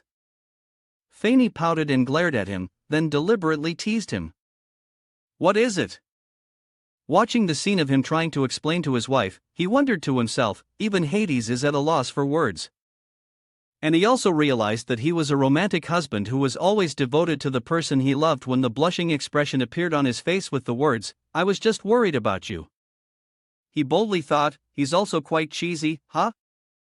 Seeing that he was still here, she didn't feel it was convenient to handle family matters on the spot right now. So, she said, Our business isn't finished yet. Let's go down and talk more. Immediately after, she quickly conjured a gift box with magic. It's almost time. Then she gave it to him. Here, take this. It's an extra reward. Surprised to receive an extra gift, he took it in astonishment. Ah, yes. Seeing this, Hades spoke up. You're sparing his life. What did you give him? Immediately, she frowned and turned to look at him. He completed the job, so I'm rewarding him. You're too nosy. Cut him off. As soon as she finished speaking, she lightly touched his hair with her delicate finger, startling him and making him squint one eye. Dawn, returning to the dejected state of the god Hades. The goddess Fanny once again cheerfully winked at him and waved goodbye. I'll pay you for your work, so there's no need to report it to the system. Also, don't hang around this area anymore. Immediately, a beam of light shot straight up into the gray sky, and it was this that brought him home in his familiar room. That is love. Damn duck sighed. Since I started working part-time, how many times have I almost died? The more I work, the shorter my lifespan seems to get. Looking down at the gift box in his hands, he was also curious. But what is it? What sentence? He gently untied the ribbon from the box and muttered to himself. The goddess gave me an extra reward without any hesitation. I wonder what it is. When the box was opened, a golden light shone out from within. Inside were 2 fruits. He was very surprised. What is this? In front of him was one golden apple, and next to it was one fruit that looked almost like an apple, but it was pinkish purple. Immediately, a blue notification panel with new information appeared. Forbidden fruit. After eating it, the user will be able to distinguish between good and evil. The golden apple is the fruit of the gods, a symbol of immortality. Whoever eats it will be able to live forever. This symbol is the fruit of the gods. Looking at them, he was as happy as if he had struck gold because this was what he had always been looking for to save his mother. A golden apple. If I have this, then Mom can. It was obviously very suitable for his mother. But he rolled his eyes, calculating. But humans can't eat the fruit of the gods. It felt like holding the golden apple in his hand. But what he was more curious about at that moment was the forbidden fruit that was emitting black smoke. So he cautiously picked it up with 2 fingers. You go. He observed it and thought, so this is the forbidden fruit. Should I eat it? Switch to song. Thank you for watching and see you again. A doctor held a medical record in one hand while his other hand unconsciously touched his bald forehead, adding, "Her cancer cells have disappeared." How is that possible? The mother and son were sitting opposite the doctor. His mother was just as surprised. She couldn't believe it and asked again, "Is that true, doctor?" The doctor pushed up his glasses, stared intently at the medical chart again, and then confirmed, "Yes, although modern medicine still cannot explain this phenomenon, still not enough." So his mother burst into tears. She never expected that she could be cured. Oh my God, how can there be such a miracle? He put his hand on her shoulder to comfort her, although he already knew what the result would be. "I told you everything would be fine." He then put his arm around his mother's shoulder and helped her stand up while a satisfied smile secretly appeared on his lips. The golden apple worked. Remembering how he could get his mother to eat this golden apple before he decided to make it into juice. "Luckily, I didn't peel it to preserve its effectiveness." He gave it to his mother and said, "This fruit juice, Mom?" She saw the bright and beautiful yellow color and asked, "What kind of fruit is it, son?" She said, wiping away tears of emotion with his hand. He still cheerfully comforted his mother. The doctor said, "You can be discharged now. Let's go home, Mom." After that, he quickly completed the discharge procedures for his mother and called the taxi to go home. He opened the car door and let his mother get in first, remember? But when he told the driver where they wanted to go, "Uncle, let's go to Ben One Car Wash," the uncle was surprised. He had told him. He was also quite confused by the taxi driver's suggestion. "We'll have to take a detour to get there." After hearing that, he replied, "Why is that?" "It's very fast to go along Judah Park." Uncle, the taxi driver, seeing him say that, also realized that he didn't know the latest news in that area. The uncle looked at him and asked, "Haven't you heard the news yet? There's a disaster near that area. It's all over the news." Therefore, he immediately turned the knob to turn on the car radio, and announcements were broadcast. "News from Judo Park near the dungeon." He immediately raised his hand to listen. A cylindrical dungeon has recently appeared, and residents nearby are still in the process of evacuating. Guilds and solo hunters are gathering in front of the dungeon gate, but due to traffic jams, the approach is somewhat difficult. His mother grabbed his shoulder and called, "Damn duck." Turning his face to look at his mother, she said affectionately, "I can go alone." "You should go there quickly." She said goodbye to her mother. He smiled happily, his expression gentle and honest. "They need you there. Isn't that right? I really want to see you on TV." Let his son agree and get out of the car right away. As the car was about to roll, she stuck her head out the window and reminded him, "Don't overdo it, son." He stood and waved back at his mother and replied, "Yes, don't worry, Mom." Dad. The sky was a pale orange-yellow, and in the distance, the sun was gradually setting, peeking out from behind the tall buildings. He quickly headed towards the dungeon. It looked like a giant cylindrical building with surrounding lines from bottom to top raised on the surface. He was impressed. "The dungeon looks awesome." Shielding his eyes from the sun with his hand, he smiled confidently and said, "Looks like I'll have to work all night again." His posture was very heroic as he called out loudly, "Ready, Snow White? Let's go." However, before entering the dungeon gate, he had another intention to find a list of part-time jobs, and Snow White had already climbed up and positioned itself on his shoulder. "I want to take a look at the God Store before going in to see what's there." Praise. You'll click on that familiar blue display screen. Current balance 12 though. A great notification appeared. Your profile is being upgraded. Once again, a resume of his appeared with full information, and then a new title was added. Title, Tamer of Kbaris. When confused, he reread it by new category. Help him. Title, Tamer of Kbaris, the dog of all dogs. You are the one who has tamed this charismatic gatekeeper dog. From now on, every dog in the world will obey you. Congratulations. You have been recognized as the king of all dogs. Oh, what? His whole body froze like a pillar, king of all dogs. He was confused at the prospect of having to stand up and declare that there are no bad dogs in the world. A young man's voice was heard. Over there is that person, idiot.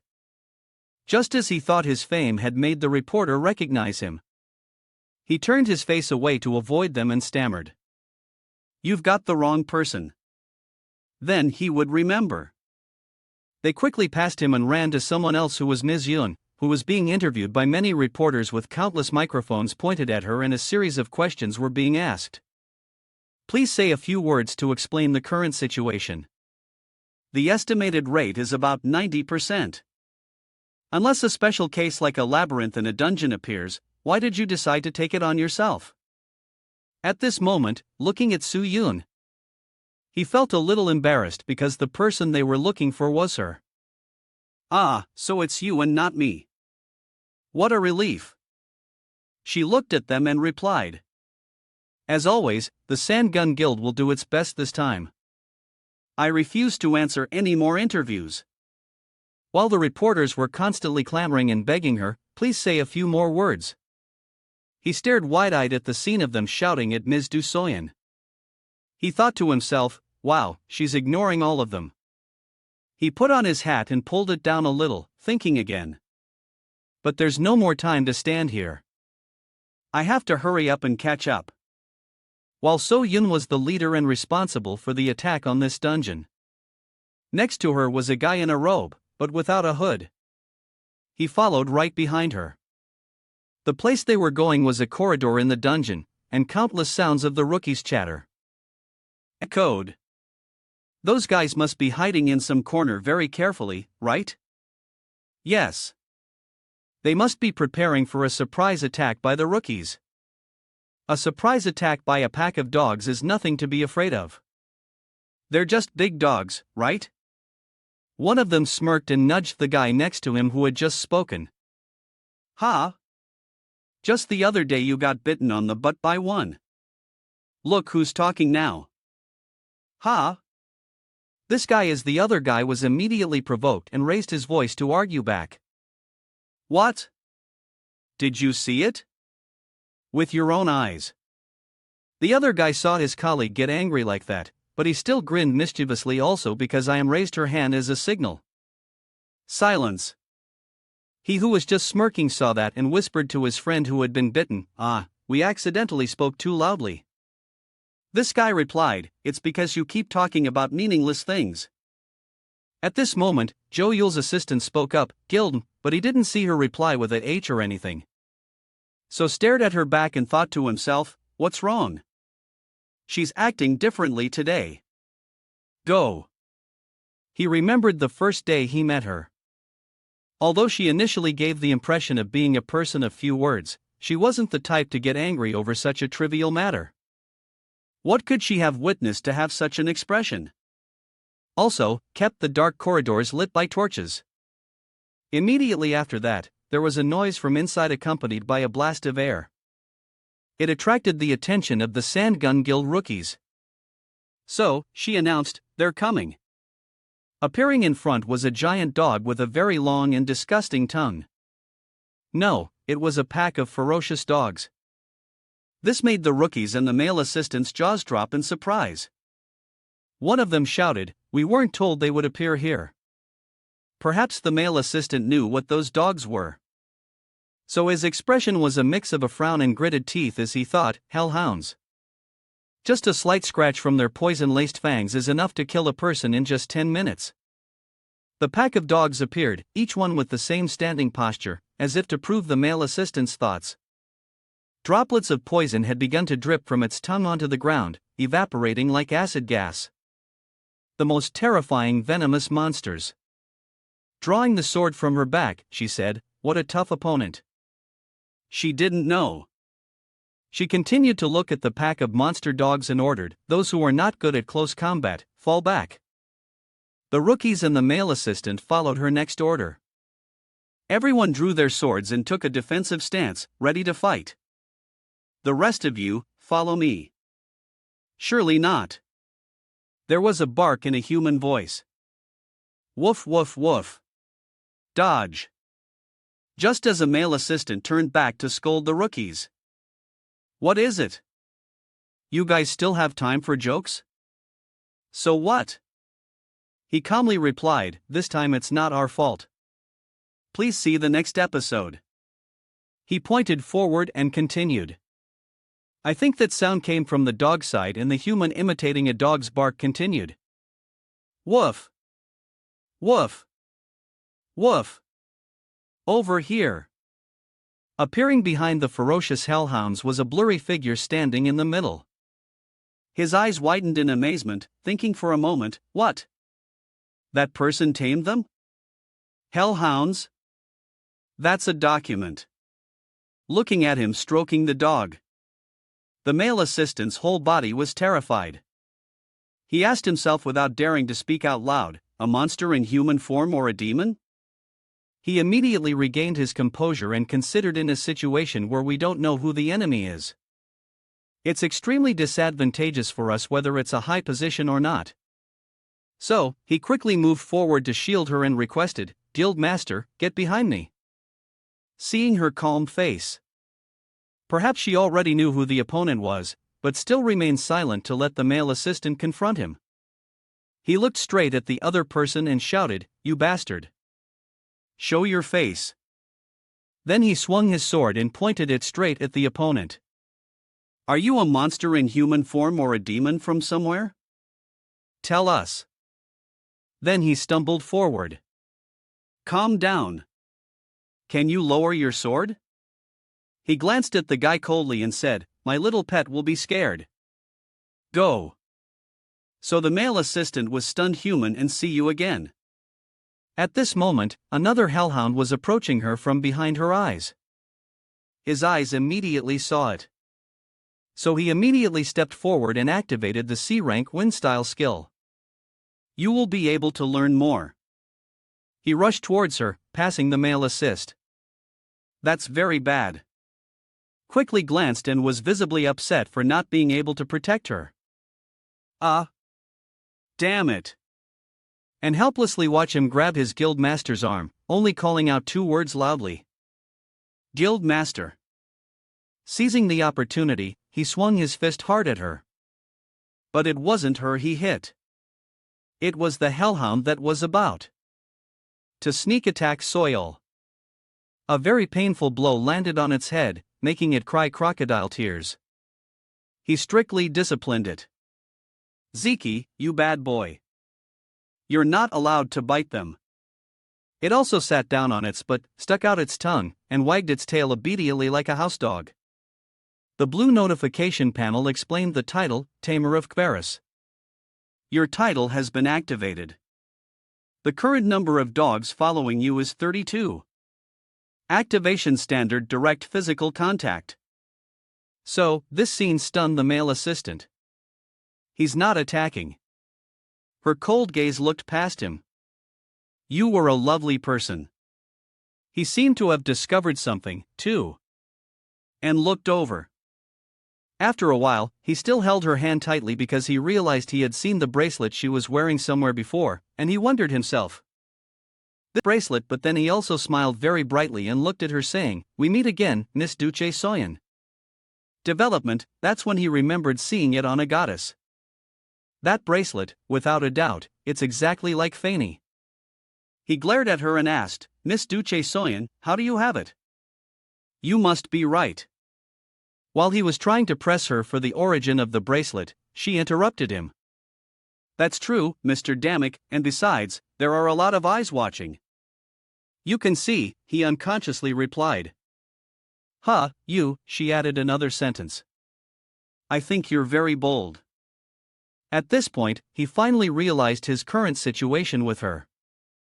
And looking at the face of that pet beast, Snow White, it was definitely trying to set them up. After all, it liked her. Tell him that. Kneeling on one knee, holding her hand intimately, he hardly explained, "No, wait. It's just a misunderstanding." No matter how many times he cried out, no one would believe him. A prime example was a rookie soldier in the guild who cleared his throat and said, "A marriage proposal in a dungeon." And the male assistant took out his phone and snapped a few pictures while his face was flushed red with a mixture of embarrassment and excitement. "Oh my God," he tried to explain to them. "It's not like that. Stop taking pictures." He can only cry out in vain. This is a misunderstanding. Later, he connected his mind with the hellhounds in love and started giving orders. "All right, all you little cuties, sit down. Congratulations." They immediately followed his commands and sat down in unison. "Now." Then, to the amazement of the rookies in the guild, he smiled and pointed at each one. "Numbers 1 to 10 will dig in that area and the rest will assist." He added a reminder to them. Safety is the top priority. As soon as he finished speaking, both humans and dogs simultaneously, some raised their hands, some raised their paws to a saluting posture, ready to carry out the mission in front of the rookie soldiers. "Go." And the male assistant was done. Dumbfounded and confused. What the hell did they just do? Probably while they were still trying to figure out what was happening, the hellhounds had already rushed off to do their job. And where they dug, fiery red crystals appeared underneath. It immediately barked to call its master to report its achievement. The cute bark also caught the attention of the male assistant. He went over to stroke its head and didn't hold back his praise. "Oh, good boy. You can leave it here." While the male assistant was engrossed, he saw another dog also obediently holding a red crystal in its mouth, walking past to get to him to claim credit. He was stunned. Impossible. Related to these songs, you can get your best songs. Stunned. He cried out, "Am I dreaming? Life? Oh." He stared at every action of his and that pack of hellhounds, remaining silent without any comment. "So, it's true." So, she approached him, casually, crossed her arms, looked down at him, and asked, "That's an amazing ability. Where did you get it?" He turned his head sharply to look at her, but she really confused him. He thought to himself, wouldn't people think this ability is an innate talent? Why does she know that I learned this ability? He stood up and replied, "I didn't learn it. I was born with it, baby. Besides that, I have a few words I'd like to ask about this bracelet." She listened attentively as he continued to ask, "Is it yours?" "No." Understanding his question, she raised her hand with the bracelet and replied, "Of course, it's mine. Are you wondering why I'm wearing it?" Hearing that, he quickly rushed in front of her. "Where did you get it?" "Become a god." So, she didn't answer him, and he turned around and repeated himself. "I mean, where did you buy it?" Right after that, he narrowed his eyes and stared at the bracelet on her hand, then thought, "Really? I didn't expect this old unique fashion design. It could be something. It's similar to the friendship bracelet that Fanny told me about." She would bend down lower to get a better look at the bracelet. He wondered why Do So had it. Do So Yun, I think she's a dangerous stalker. Who is she really? They seriously requested her to answer their question. Why aren't you answering me? Appear. Lowering her eyelids, she was confused but replied, on the internet. Meanwhile, he activated the effect of the forbidden fruit to determine the truth. However, when she replied that I bought it from the internet, the answer he received was close to the target's intention. Telling the truth, and it was true as when she looked at the bracelet and said, if you really like this bracelet, I'll send you the link. The notification still didn't change. She was telling the truth. What is this? That made him break out in a cold sweat. Yeah, just like that. This guy smiled in a very fake way. He immediately changed his tune and replied, wow, really? That's great. I'd love to wear this bracelet. Do you hear me? So, the whole group of people left, including the male assistant, mocked her when they suddenly wretched when they imagined the scene of him wearing that bracelet, drooling and puckering his lips for a kiss. How horrible it was. And at that time, he didn't know if the rookies were doing it on purpose or not, but the words they said made him blush. Did you guys hear that? He wants to wear that feminine bracelet. Ah, so he ran up and did those things before with our guild master just for that red bracelet. That's creepy. He thought to himself, I must have become more sensitive from traveling between two worlds. I overreacted and now I'm being thought of as a pervert. Thank you. The more he thought, the more his emotions spiraled out of control. At this rate, my image will hit rock bottom. A moment later, his inner self was burning because he had found a solution to fix it since things had come to this. I'll change the subject.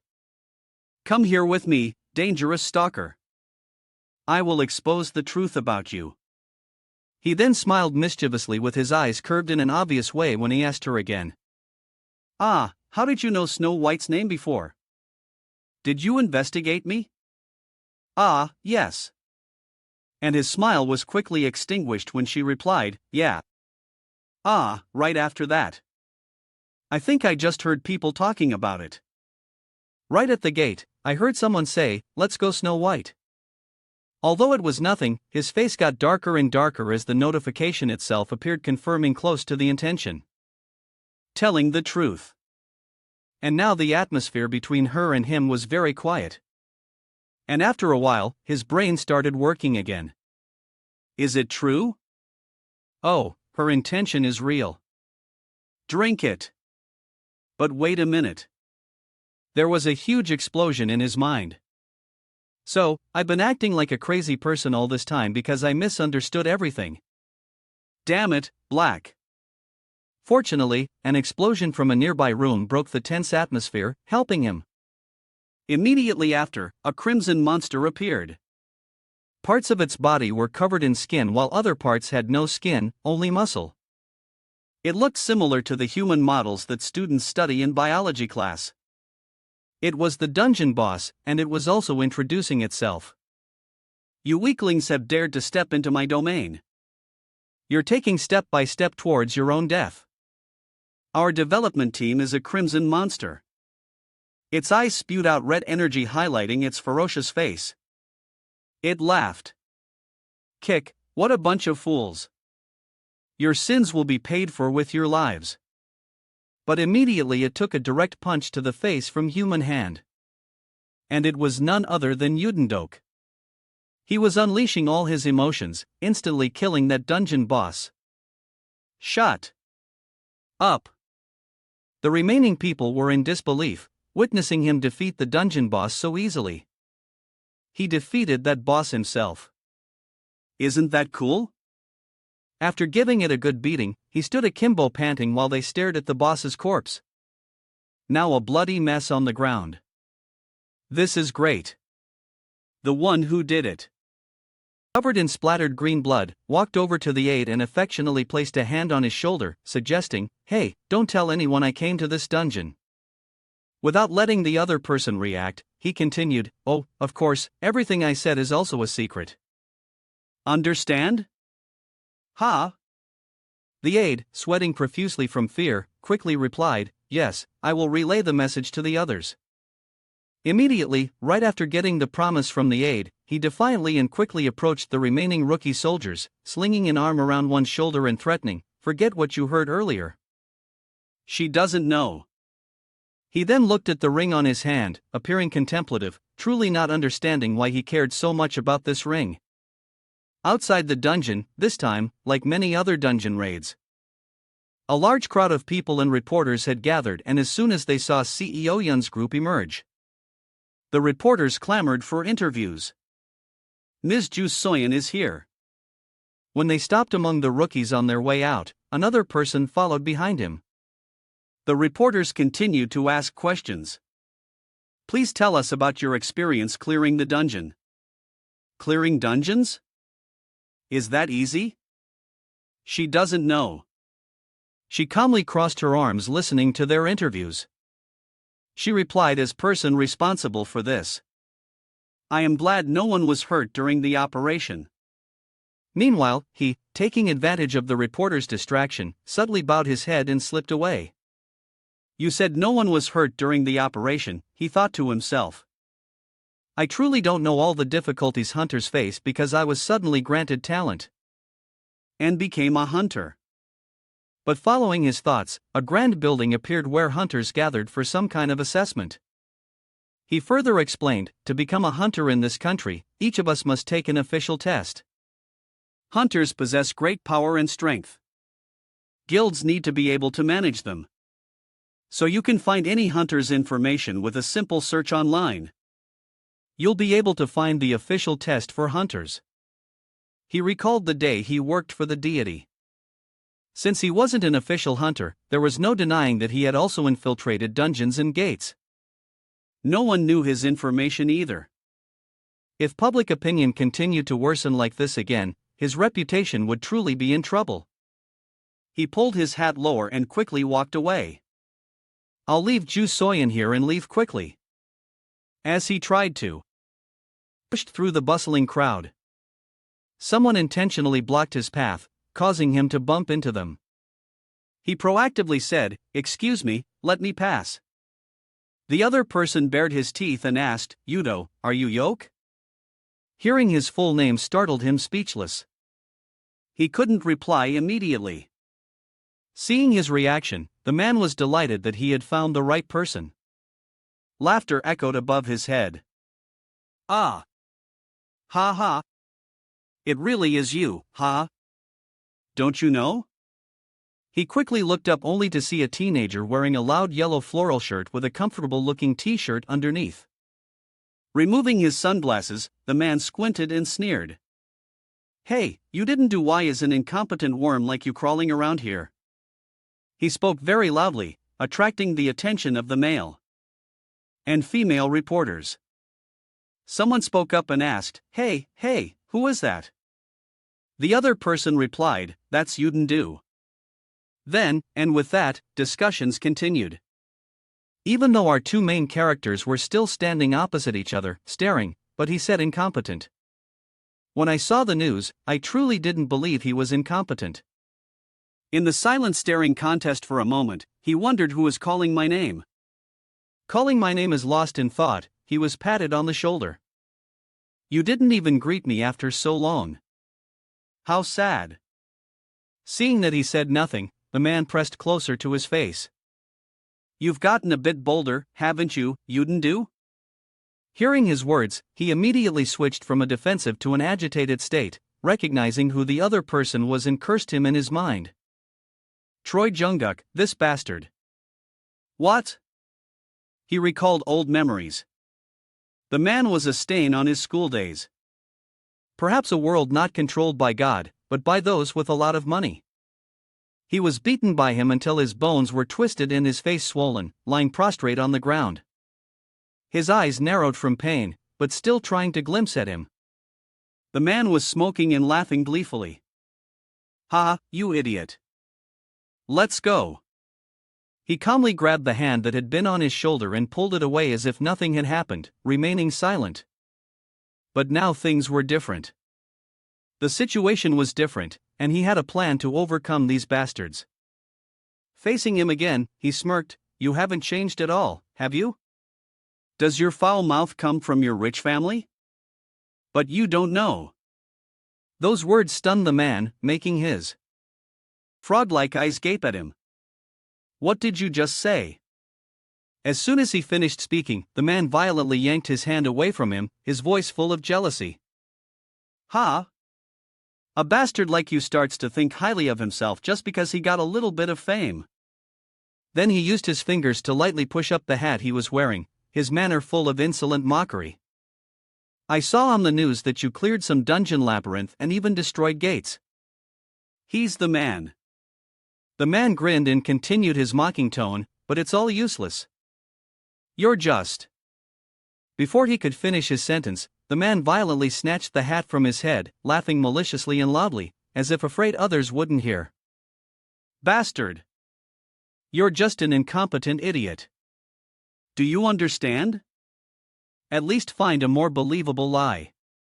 Ha ha. 8 reporters were drawn in. They tilted their heads, listening intently to his booming voice. Clear dungeons, destroy gates. Tell me something I can believe. Ha ha.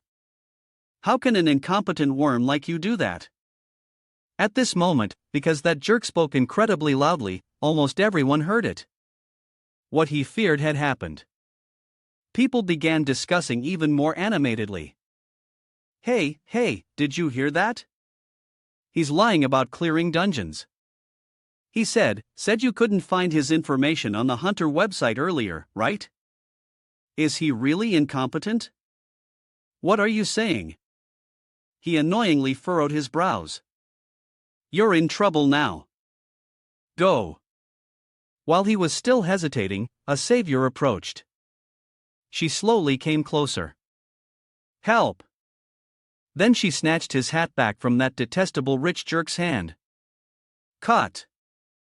Both of them stared in surprise as Seo Yun dusted off his hat. Then she handed it to him. Take it. Remember? Seeing her every action, the rich jerk tilted his head and asked curiously, What's your deal with Ju Soyeon? Why are you protecting him? An incompetent piece of trash like him? She replied, Even if he's incompetent, it doesn't make him trash. Also, are you taking responsibility for your words? Her answer only made the rich jerk even more annoyed and he shouted louder. Responsibility my ass. Do you know him? I know a lot about him. A lot. He pointed directly at him and continued to shout, He's an idiot. He's an incompetent loser. Oh well, just one more time. He noticed her looking his way. She doesn't know. She just stared at him without a word. And he didn't know what she wanted either. Go. Looking at her, he wondered, Does she want me to do something? Remember to subscribe to the channel to get the latest notifications, but she kept staring at him, so he secretly guessed. Does she want me to prove this isn't difficult? Never. At this moment, he was full of confidence. Under everyone's gaze, he lightly moved his foot. Then, he jumped on the nearby bus. Remember to subscribe to the channel to get the latest notifications. Seeing that, the man's eyes widened and his jaw dropped in disbelief. The rich jerk still stubbornly argued. Not only was he blind, but he was also stubborn. The more surprised he became, the louder he yelled, Huh? You can't possibly have such talent. You bastard. You're just an incompetent piece of trash. However, hearing him constantly spew insults made him tired and he didn't have time to spare nor did he need to explain anything to him. After saying that, he decided to leave, waving goodbye to the man. I'm leaving. The man, furious, cursed non-stop. Where do you think you're going? Hey, you. He turned off his 5:00 a.m. alarm on his phone. After parting ways with the rich jerk yesterday, he was very preoccupied, so he decided to go to the headquarters today. After the incident with boy, Jungkook, I realized I needed to get my hunter certification as soon as possible. He bent down, tying his shoelaces, and thought, luckily, I heard there's a hunter exam being held in Dokdo, and I've secretly made my own plan. However, as soon as he stepped out of his house, a car was already waiting. As he approached, the person inside slowly rolled down the car window, revealing Yu Si-yoon. She asked if he was on his way to the hunter exam. Get in. Sometime later, after driving, the two of them arrived. They got out of the car with cheerful attitudes and at the same time left Becky with her, asking her to take care of things. It was easy getting here. Thank you, MS. This year. The place they arrived at was a large island covered in lush green trees. One thing he didn't expect was the hunter exam area. It was packed with people. He was accompanied by a person named Soon.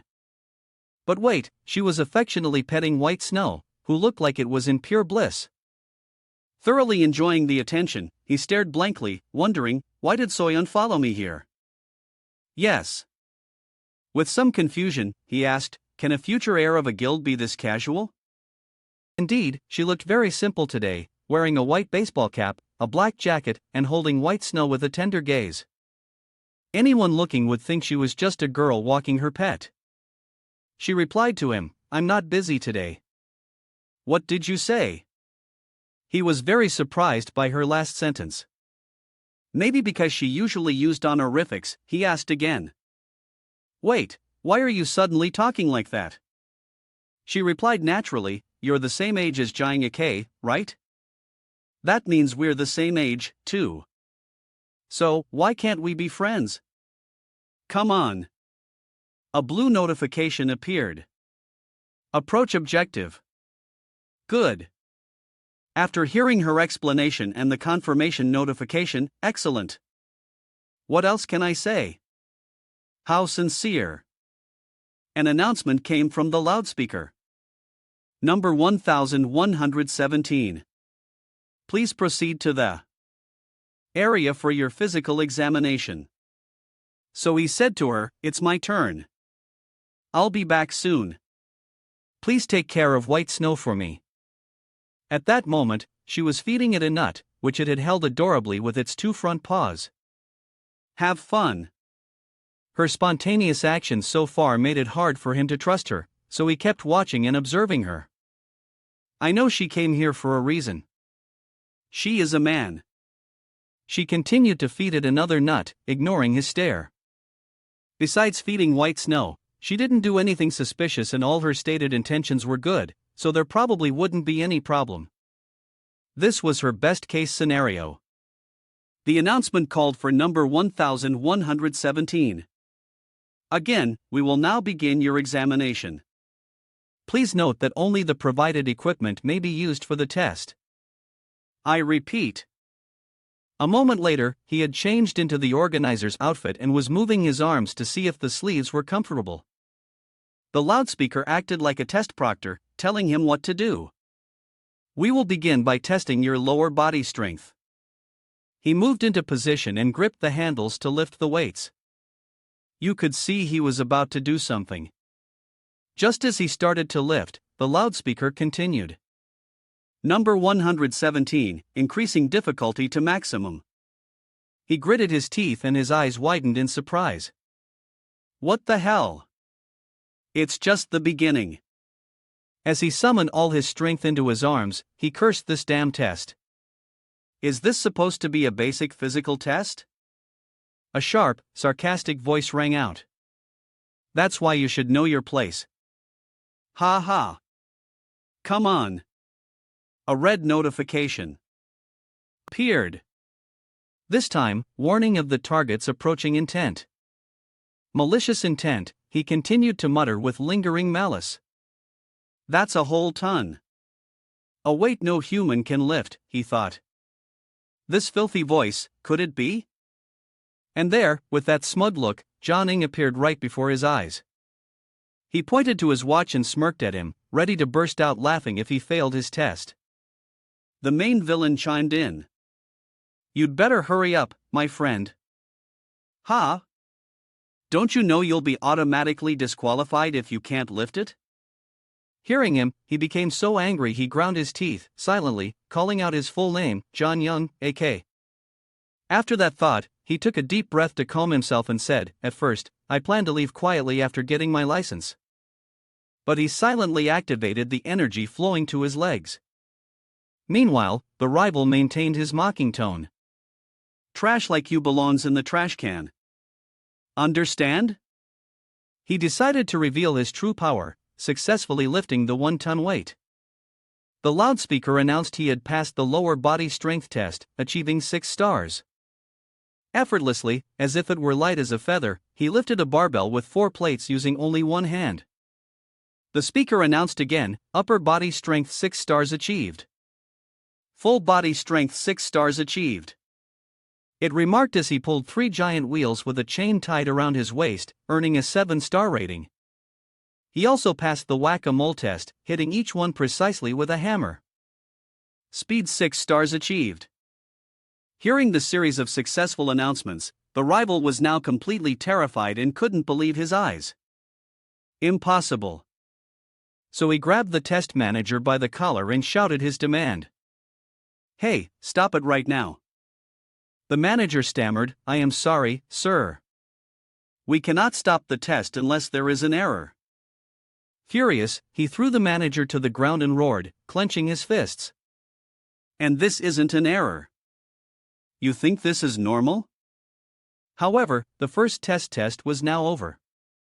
He relaxed his body and listened to the loudspeaker's final evaluation. Basic physical fitness test for number 1117 is complete. Final score summary. Upper body strength 6 stars. Lower body strength 6 stars. Upper and lower body combinations 6 stars. Flexibility 4 stars. Full body power 5 stars, agility 5 stars, reflexes 6 stars. That is all. Number 1117. Please proceed to the next testing room. The next area was a glass house building situated on a large rock jutting out from the sea, separate from the mainland, the old examiner announced. "I would like to warmly welcome all the potential hunters who have successfully completed the first test." The old man continued cheerfully. "This next test will evaluate a skill that is indispensable for a hunter. Your teamwork." Then the examiner pressed a button. Immediately, the circular stone platform they were standing on descended, dividing the participants into random teams. His team consisted of 4 people, while the examiner loudly added a reminder. "You are not allowed to use any equipment other than what we have provided. Pay attention." He looked down and saw countless yellow eyes of monsters staring up from below the rock platform. It's unclear if they were still listening to the old man's instructions. Pay attention. Even if you kill another team's monster, it will not affect your team score. And as soon as they saw the humans, the catfished monsters couldn't contain their excitement and let out a grotesque shriek. Essen its legs and leaped up to launch a preemptive strike on the contestants. One lunged at a bald contestant who was caught by surprise, but he quickly raised his sword to block its attack. Just when he thought he could hold his ground, he was unexpectedly pinned to the floor by the monster's foot. It let out a mighty roar, intending to bring its sword down and cleave the bald man. 2. Seeing his death was imminent, he quickly closed his eyes, covered his head with his hands, and cried out for help in despair. At the same time, our hero moved in swiftly. Luckily, his teammate, our hero, jumped in and blocked the deadly sword strike. He then commanded the other contestant, "Can you get up?" He parried the monster's sword and continued, "I'll handle this one." Immediately, he counterattacked. He thrust his sword into it with all his might, leaving a hole in its body and killing it instantly. But it wasn't over yet. He heard another teammate scream, "Get away from me!" More catfish monsters were attacking and his teammates were being overwhelmed.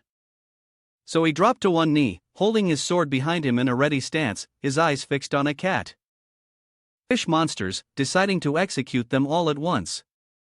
And just like that, he moved with incredible speed, finishing off countless catfish monsters in a single sword stroke. Witnessing the scene left his teammates truly shocked. The blonde girl spoke up, "What the hell was that?"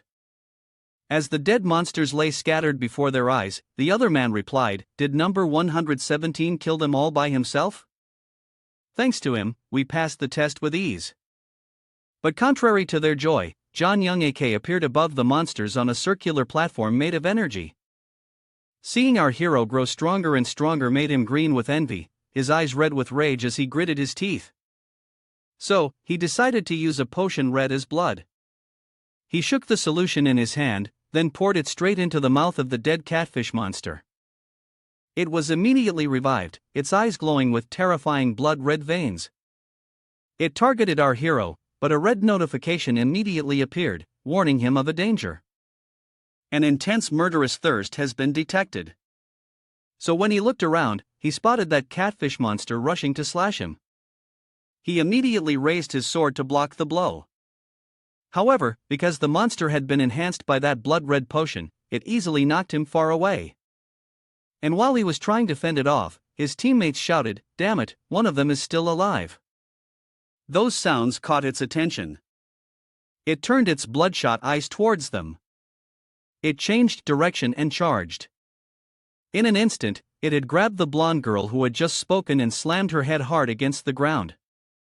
As for the other teammates, the bald man and the last member fared no better.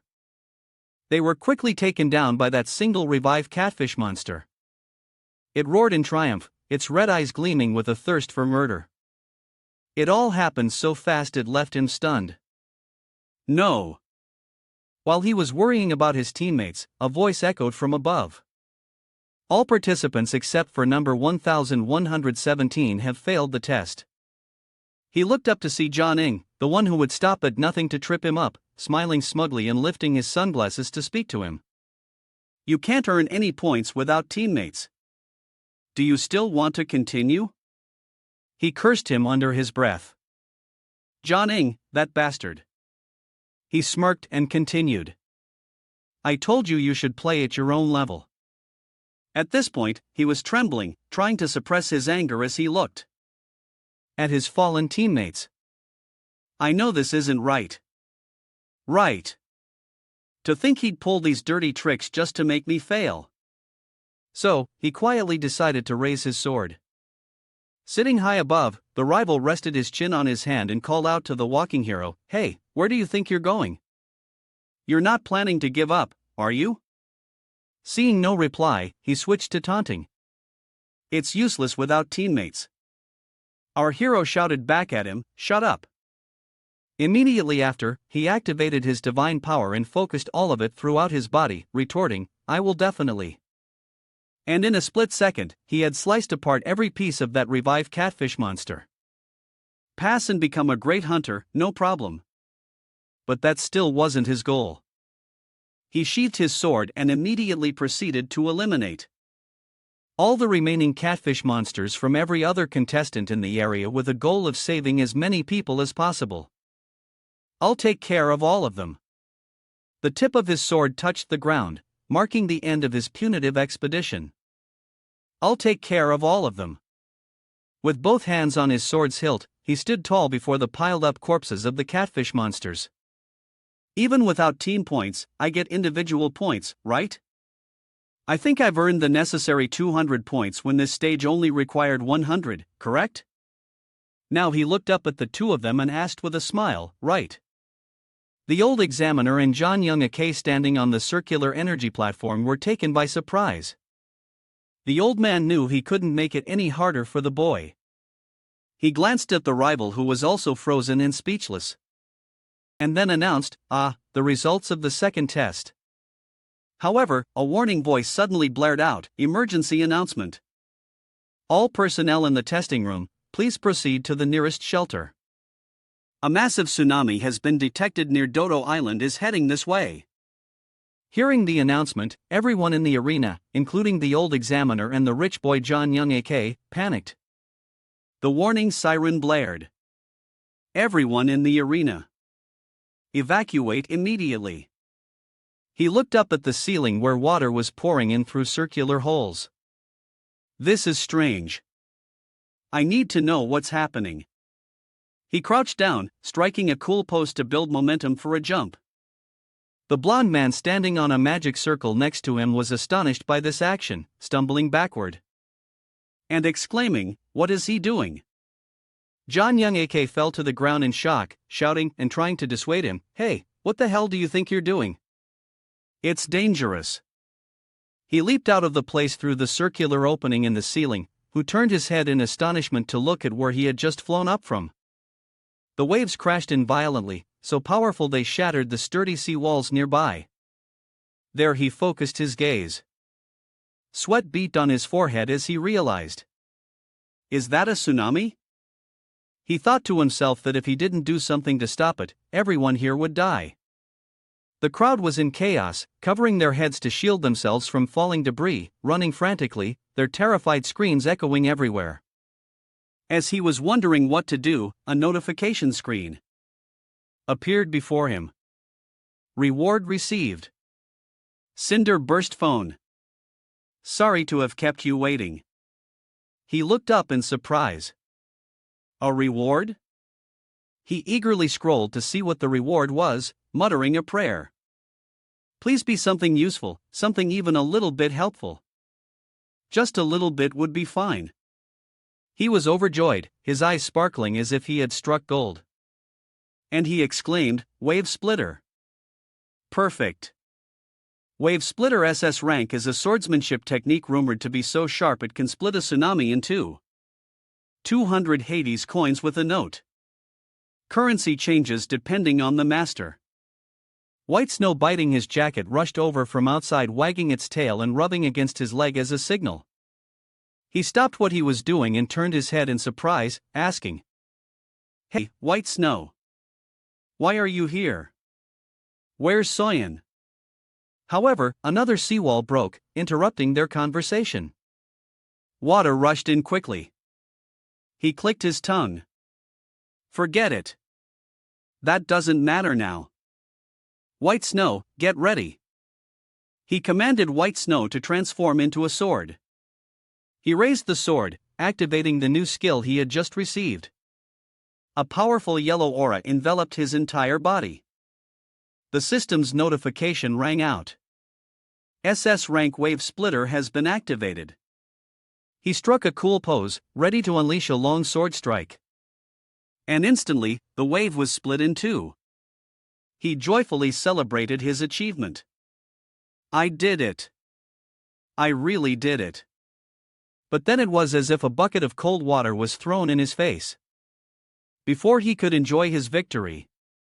For long. The warning siren blared once again. All contestants, please move to the nearest shelter immediately. There is a high probability of a second tsunami approaching. I repeat, all contestants, please move to the nearest shelter. Those warnings echoed in his head, making him anxious, sweat pouring down his face. What the hell? Why is this happening again and again? Can I stop another time? The sky turned clear again. The waves below rippled gently like dancers gracefully swaying to nature's music. He and White Snow stood watching this poetic scene, but his heart was filled with an indescribable unease. Was this the calm before the storm? Suddenly, a notification sound shattered his thoughts. A screen appeared with an urgent recruitment notice. Employer Posidon seeking an aquarium repair team. The aquarium shield is cracked, causing continuous tsunamis in the human world. Please apply immediately. He immediately fell into deep thought. Continuous tsunamis in the human world. So this all originated from the divine realm. The screen changed. Recruitment notice edited. Why isn't anyone applying? This is extremely urgent. He thought, an urgent notice, if this isn't fixed, the tsunamis will never end. I've retrieved what the dwarves stole from me. Phone always tries to escape whenever it gets a chance. The divine beings are so troublesome. He casually picked up a fallen jacket from the ground, tore off the one he was wearing, and put on a new one. As he slipped his arm into the sleeve, he pressed the accept button sign. Well, what can I do? If I want to live, I have to go. A while later, he was transported to a magnificent, ornate underwater palace. The surroundings were meticulously decorated with schools of fish swimming by and seaweed used as decoration. As he was intently observing a stone statue in front of him, a man's voice from behind shouted, "Hey, who's there?" Startled, he turned his head to look, and the man's expression immediately changed 180 upon seeing him. Flashing a smile with teeth as white as milk, he gave a thumbs up. "Is that you, Lord Hayes?" The godsmith Hestus, with his tan skin and muscular, rippling physique, walked over and ruffled his hair like a close relative. He laughed heartily. "I knew I'd see you again." Being patted on the head like a child, he felt annoyed and unhappy inside. Trying his best to endure it, the god bent down, pointed at White Snow perched on his shoulder, and exclaimed, "Oh, the moon fox has grown so big already." Annoyed at being pointed at, it turned away, ignoring him completely. Feeling rejected, he turned away dejectedly, on the verge of tears. Even now, it still doesn't like me. Seeing his crestfallen look, our hero felt awkward and explained, "It's just shy." Looking at White Snow's faint sleep, he also wondered, "That's strange." It seemed to really like Soyen. He changed the subject, asking, "By the way, why are you here?" Hearing his name, the god turned back, tears and snot still on his face. He immediately composed himself, put his hands on his hips, and raised a clenched fist with an extremely proud expression. "What a foolish question. How can you do repairs without a blacksmith? You've come at the right time. We're short on manpower." He turned away, his voice serious as he explained the current situation. "Now, I'll brief you on the situation before we begin." He signaled to him, "Look over here." They both looked in the same direction. "This place is cracked, so water is leaking into the human world.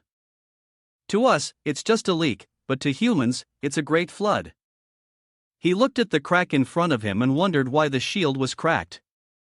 Well, the god turned to look in another direction and replied, "Here's the thing. See that? That troublesome portal. You close it here and it just pops up somewhere else." He followed the god's gaze, feeling confused and doubtful. What the hell? Portals aren't created by the gods, are they? They're like dungeons, so I'm sure they aren't created by the gods. Were these portals? Suddenly, White Snow, who had been pretending to sleep, was now wide awake. As if it had detected something, it sat up and pushed against his face. He didn't understand what it was trying to imply. Annoyed, he snapped, "What's gotten into you all of a sudden?" Just then, he also noticed what it wanted to warn him about. What? The area around the portal. A strange phenomenon seemed to be appearing. It quickly created a vortex that attacked him. He stepped back, raising his hands to shield himself. While he was still complaining, "Damn this godforsaken divine realm. Why are there so many problems?" Hephaestus yelled out a warning. "I'll deal with it. Try to hold on to something. If you get sucked in, you're done for." Before he could finish his words, White Snow was sucked into the red vortex. He turned and screamed, "White Snow!" trying to prevent it from being pulled in. Instantly, the god used his power to create a massive, brilliant magic circle. From within it, an arm appeared connected to him. As Hephaestus threw a punch, the giant arm also shot forward and its target was that very portal. He was using all his strength to control the massive arm, creating a blazing area of space under the portal, cursing non-stop. Damn it! Seeing this spectacle, our heroes' eyes widened in amazement at the god's power. Good heavens, a top-tier god is truly on a completely different level. He was stunned to discover black smoke enveloping the space that Hestus had just created. A clawed hand with sharp nails emerged from it. Next, hundreds and thousands of merman monsters jumped out. Their faces were savage. It left him frozen for a few seconds. Even the gods' portals have waves of monsters. The god cursed in frustration, "Damn it!" and snapped his fingers. A long sword immediately appeared. He shouted an order at our hero. "Take your sword while I block the portal. I'm leaving the monsters to you." He took the sword, muttering and complaining, "I thought this was a repair job. Why am I always so unlucky?" He charged forward with burning fighting spirit, roaring, "I'm really going to need a bonus for this." He fervently slashed through one monster after another, setting his sights on the next one. On a system notification, intuition skill has been activated. He felt it too, and realized a monster was launching a surprise attack from behind. It slammed a punch into the ground, creating a cloud of dust. But to him, it was quite slow, so he could easily dodge it. But that sparked a wave of doubt in his mind. Impossible. I used divine power to hit it, and it still withstood it. It strode forward slowly, each heavy step seeming to crack the ground. It advanced menacingly towards him. "You filthy scum of Olympus! I will tear you to pieces." He realized there was something strange, but couldn't pinpoint it, exclaiming in surprise, "What? It can talk? There's something not right about this one. Aren't the monsters from the portals always the weaker ones?" He looked at the monster before him with its 4 beard fangs, drool dripping down, and only carnage in its eyes. He gripped the sword in his hand defensively. He looked at the mob of monsters standing before him in various poses, stammering in confusion. "This seems dangerous for me." From behind, a series of rapid footsteps caught his attention.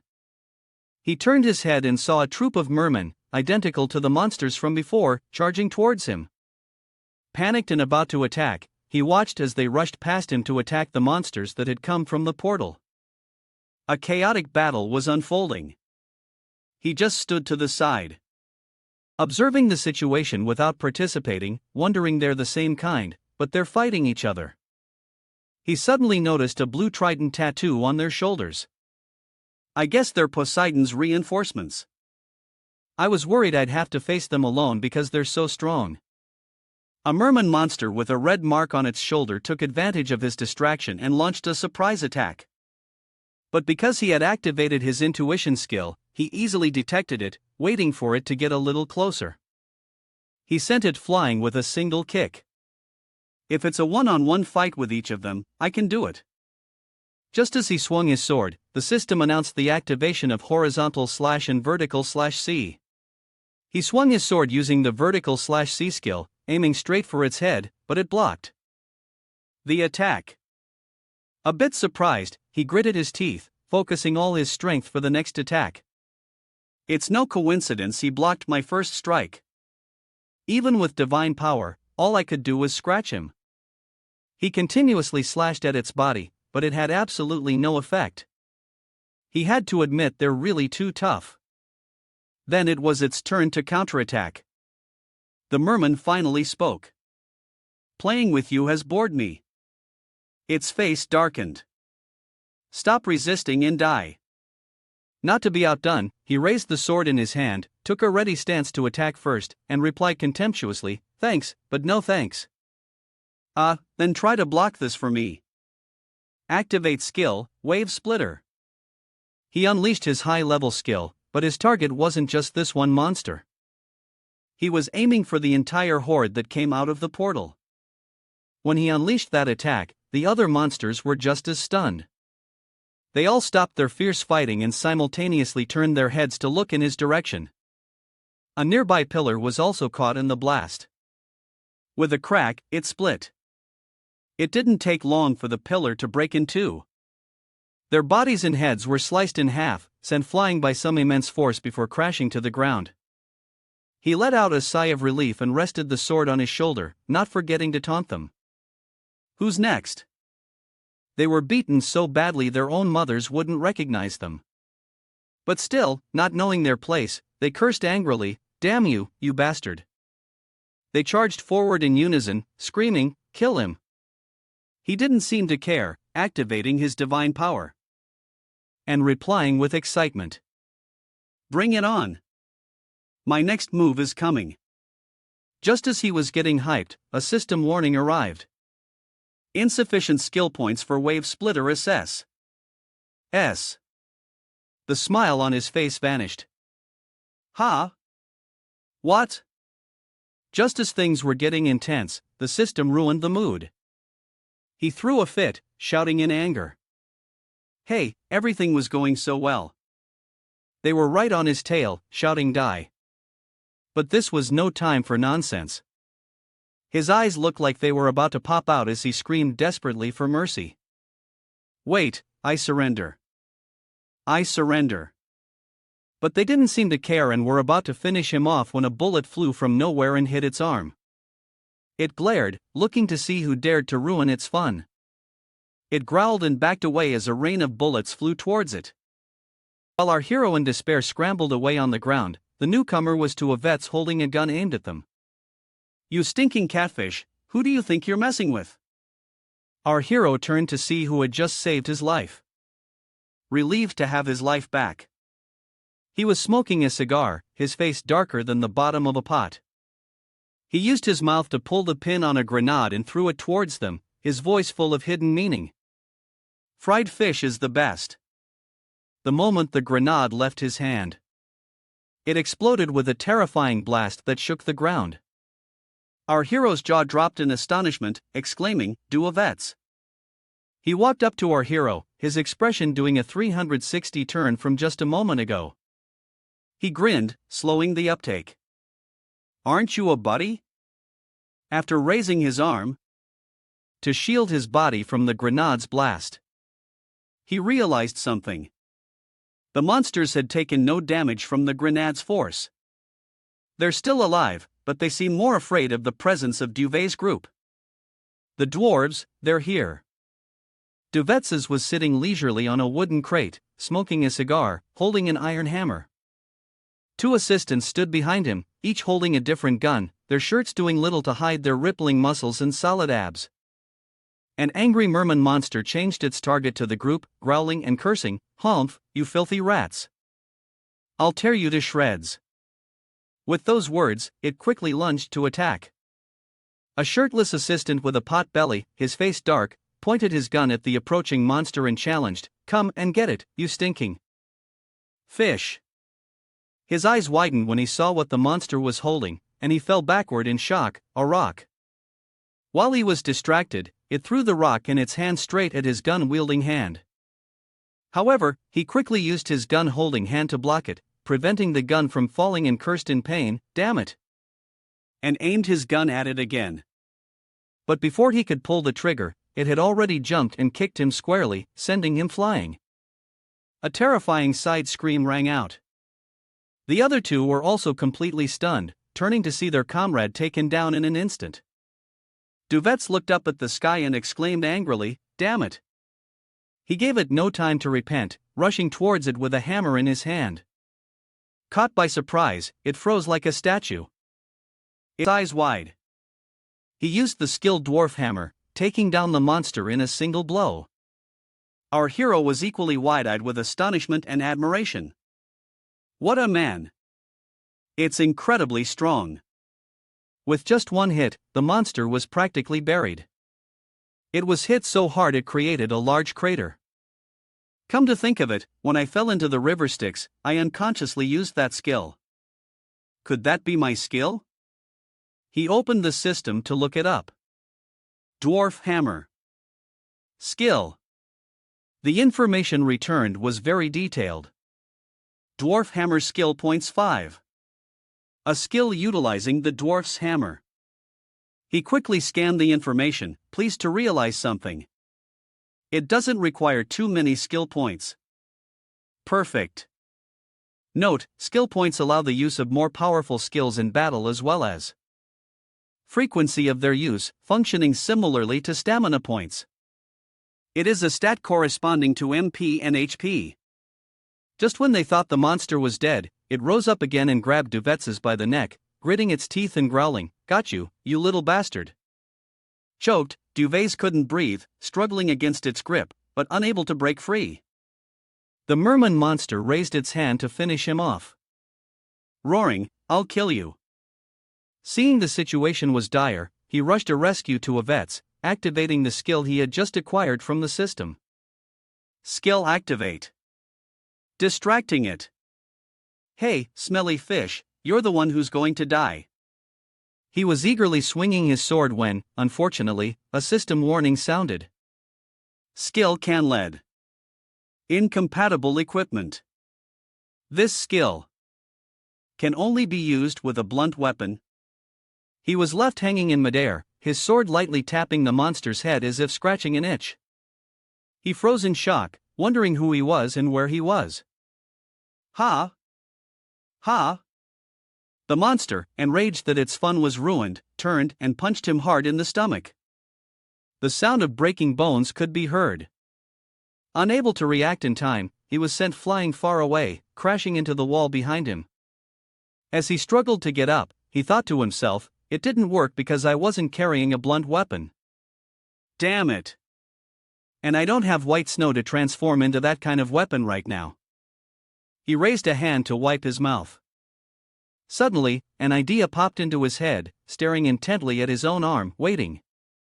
Looking at my hand now, it can also be considered a kind of blunt weapon. Right.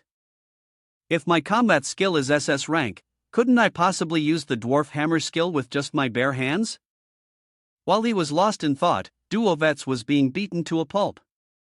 He gritted his teeth, forcing his injured body to move. Damn it, I have no time to hesitate. I'll bet on my combat skill. He charged forward like the wind. But the alert monster detected him. He threw a bare-fisted punch at its chest and it caught his fist. Its face full of contempt. You dare come to die? He seized the opportunity, using his fist to activate the dwarf hammer skill. The monster, completely underestimating him, was sent to meet its ancestors. After dealing with that one, the system screen appeared again with a notification. SSRN combat skill has been activated. Dwarf's hammer. B has been upgraded to Dwarf's fist. He stared at his fist, his face beaming with uncontrollable joy. Awesome! White snow also rushed to his side. He scooped it up, checking it all over, and asked worriedly. White snow? Is my white snow hurt anywhere? It smiled and shook its head as if to answer him. He raised both his fists, now equipped with a pair of golden gauntlets, and gave command. Now then, I'm counting on new white snow. He immediately rushed forward and punched a nearby merman monster right in the face. Next, he spun around and kicked it hard in the chest, sending it flying back into its comrades. However, just as they caught their comrade, he once again punched towards them, hitting all three at the same time, giving them no time to rest. They were knocked high into the air, then fell screaming in pain. He looked at the pile of them lying in front of him, lightly shaking his wrist and muttering to himself, "Humph, looks like I can handle these guys." Meanwhile, over at the portal, the dark, ominous energy continued to surge. Hestus was also struggling to hold it back, shouting in amazement, "Why did the power suddenly increase so much? Everyone hold on tight." Its pull also made the sea waves more violent. Just then, our hero came up behind him to ask about the situation. What's happening? The god was nearly exhausted, sweat pouring down, and he hardly explained, the portal? I can't control it anymore. Roaring vortexes were exploding with power, sucking in everyone nearby. Even a merman couldn't escape the fate of being pulled in. The terrified screams grew louder. Yeah, save me. He raised his hand to shield himself from the dust cloud from the vortex, squinting as he asked. It's broken through the gate and continues its rampage. At this rate, we'll all be sucked in. His eyes widened in shock as he screamed when the god was also sucked in. Hestus, see you in the next videos. He could only watch helplessly as his people were sucked inside, even Fessus. What do I do now? Not knowing what to do next, the system announced that an extremely powerful presence had been detected. And with it, other notifications appeared continuously. Danger, danger, danger. As some figure was trying to break out from the portal in the sky. It didn't take long for that black aura to descend to the ground and form the body of a man holding a trident. He slowly opened his eyes, looked towards our hero, and with a voice full of authority, asked, "You dare interfere with my subordinates? You insects?"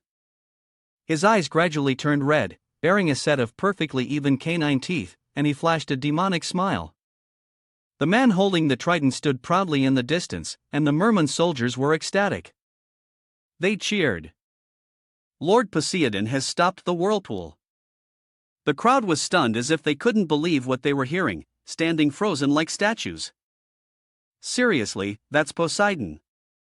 He quickly grabbed a merman's shirt to ask for clarification. Wait. Although the merman confirmed it, he still had a feeling something was wrong. Looking at this man all gloomy and radiating death. This ominous feeling. Is that really Poseidon? The merman was also puzzled. Now that you mention it, he does seem a bit strange. He agreed with that sentiment. Looking closely, he's a bit different. So, who is he? He observed the man meticulously again and assessed him. This apprehensive feeling and that menacing tattoo are identical to the ones carved on the merman from the portal. Moreover, my intuition is screaming at me. Brother, he clenched his fists on guard. He is very dangerous. Help! He recalled the man's threatening demeanor when he first arrived. You dare to strike my subordinates? He was using his trident to concentrate water, forming a giant water orb. At this moment, our hero also sensed something unusual about the man. He dodged and shouted a warning to the merman soldiers. He's about to make a move. Be careful. He skillfully controlled the water flow with great proficiency. Good. From within the water orb, countless rays of light shot out at extreme speed, decapitating the merman soldiers in an instant. Our hero lay flat on the ground, gritting his teeth, struggling to dodge his attacks. The surroundings were enveloped in blood. The metallic smell so strong it made one's face scrunch up in disgust. Now what? Meanwhile, the man stood proudly, his hair blowing in the wind. He covered his face with his hand, his arm trembling as if he were crying. He covered his face with his hand, his arm trembling as if he were crying, "You troublesome trash."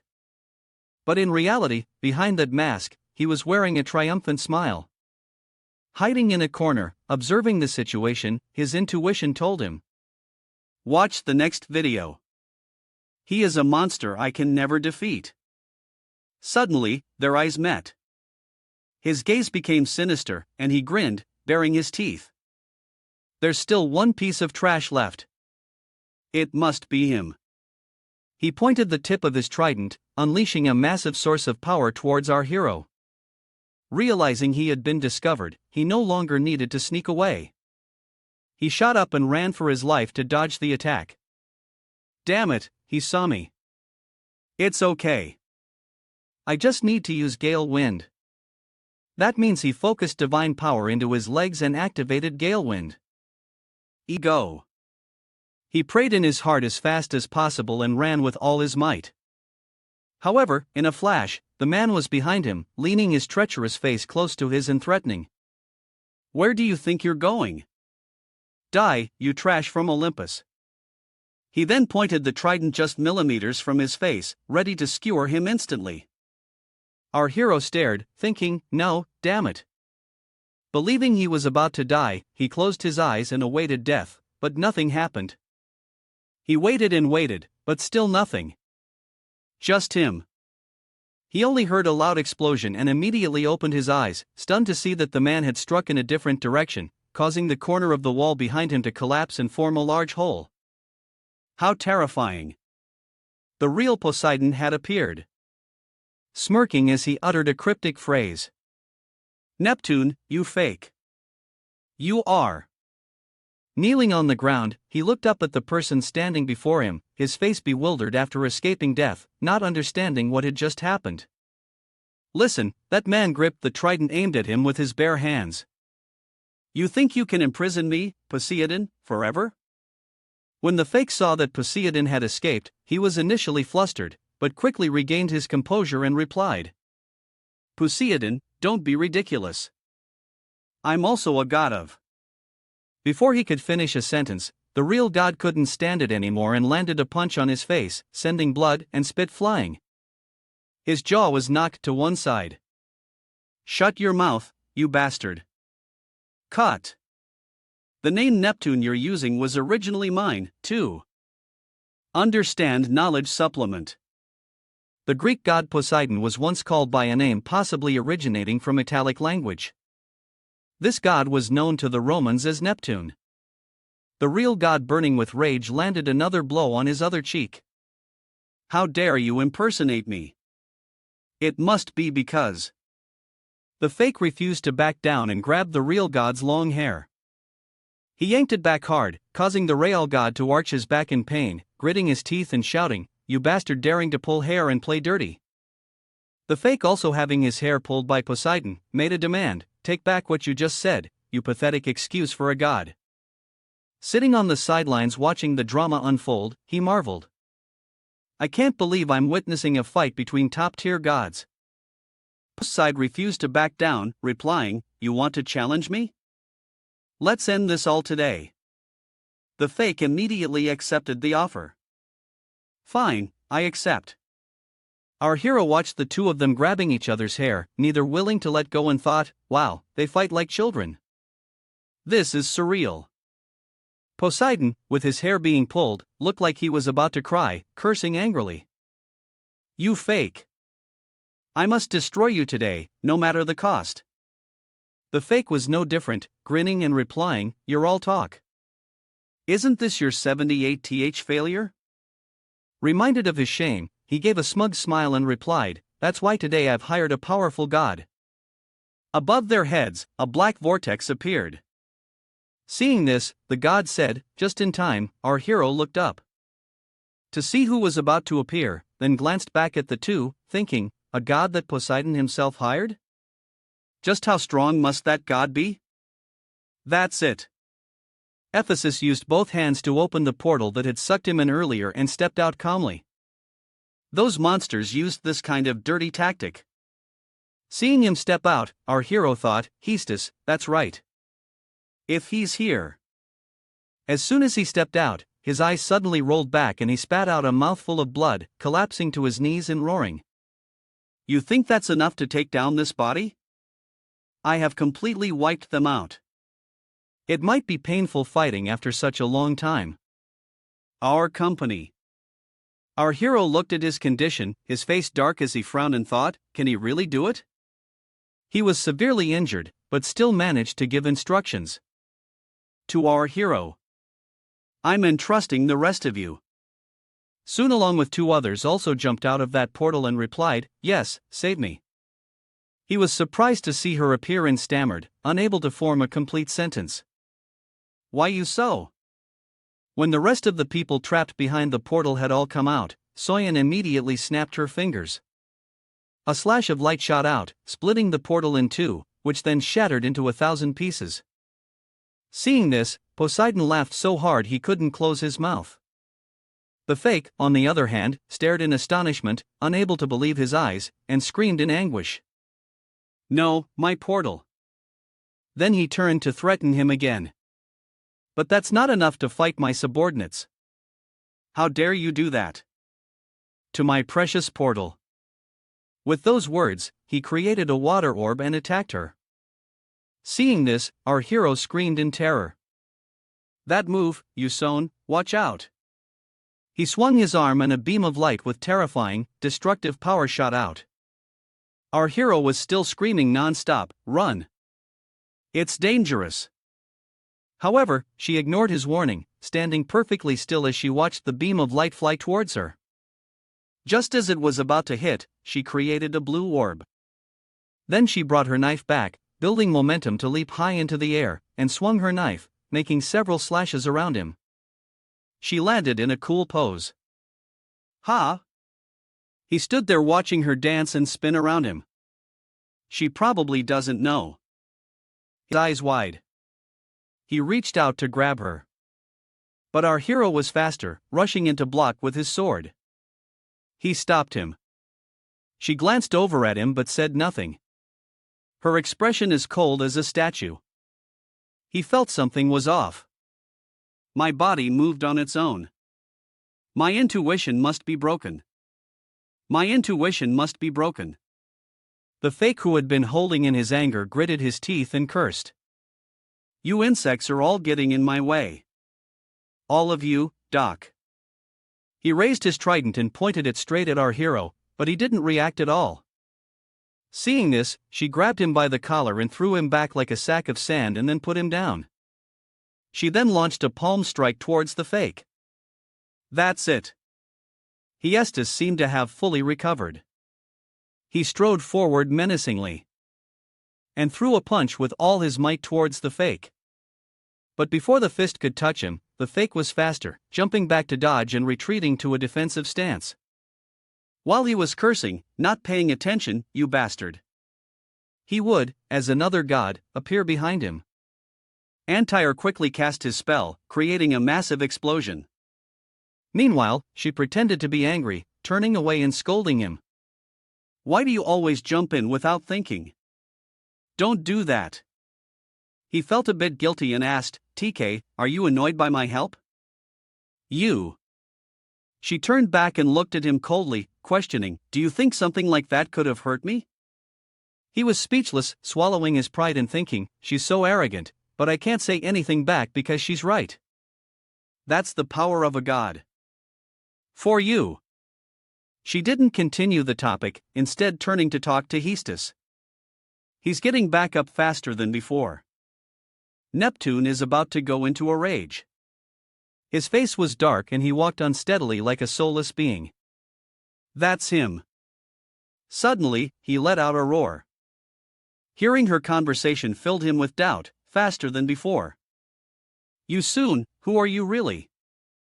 But there was no time for idle thoughts. She had no words. She quickly reassured him.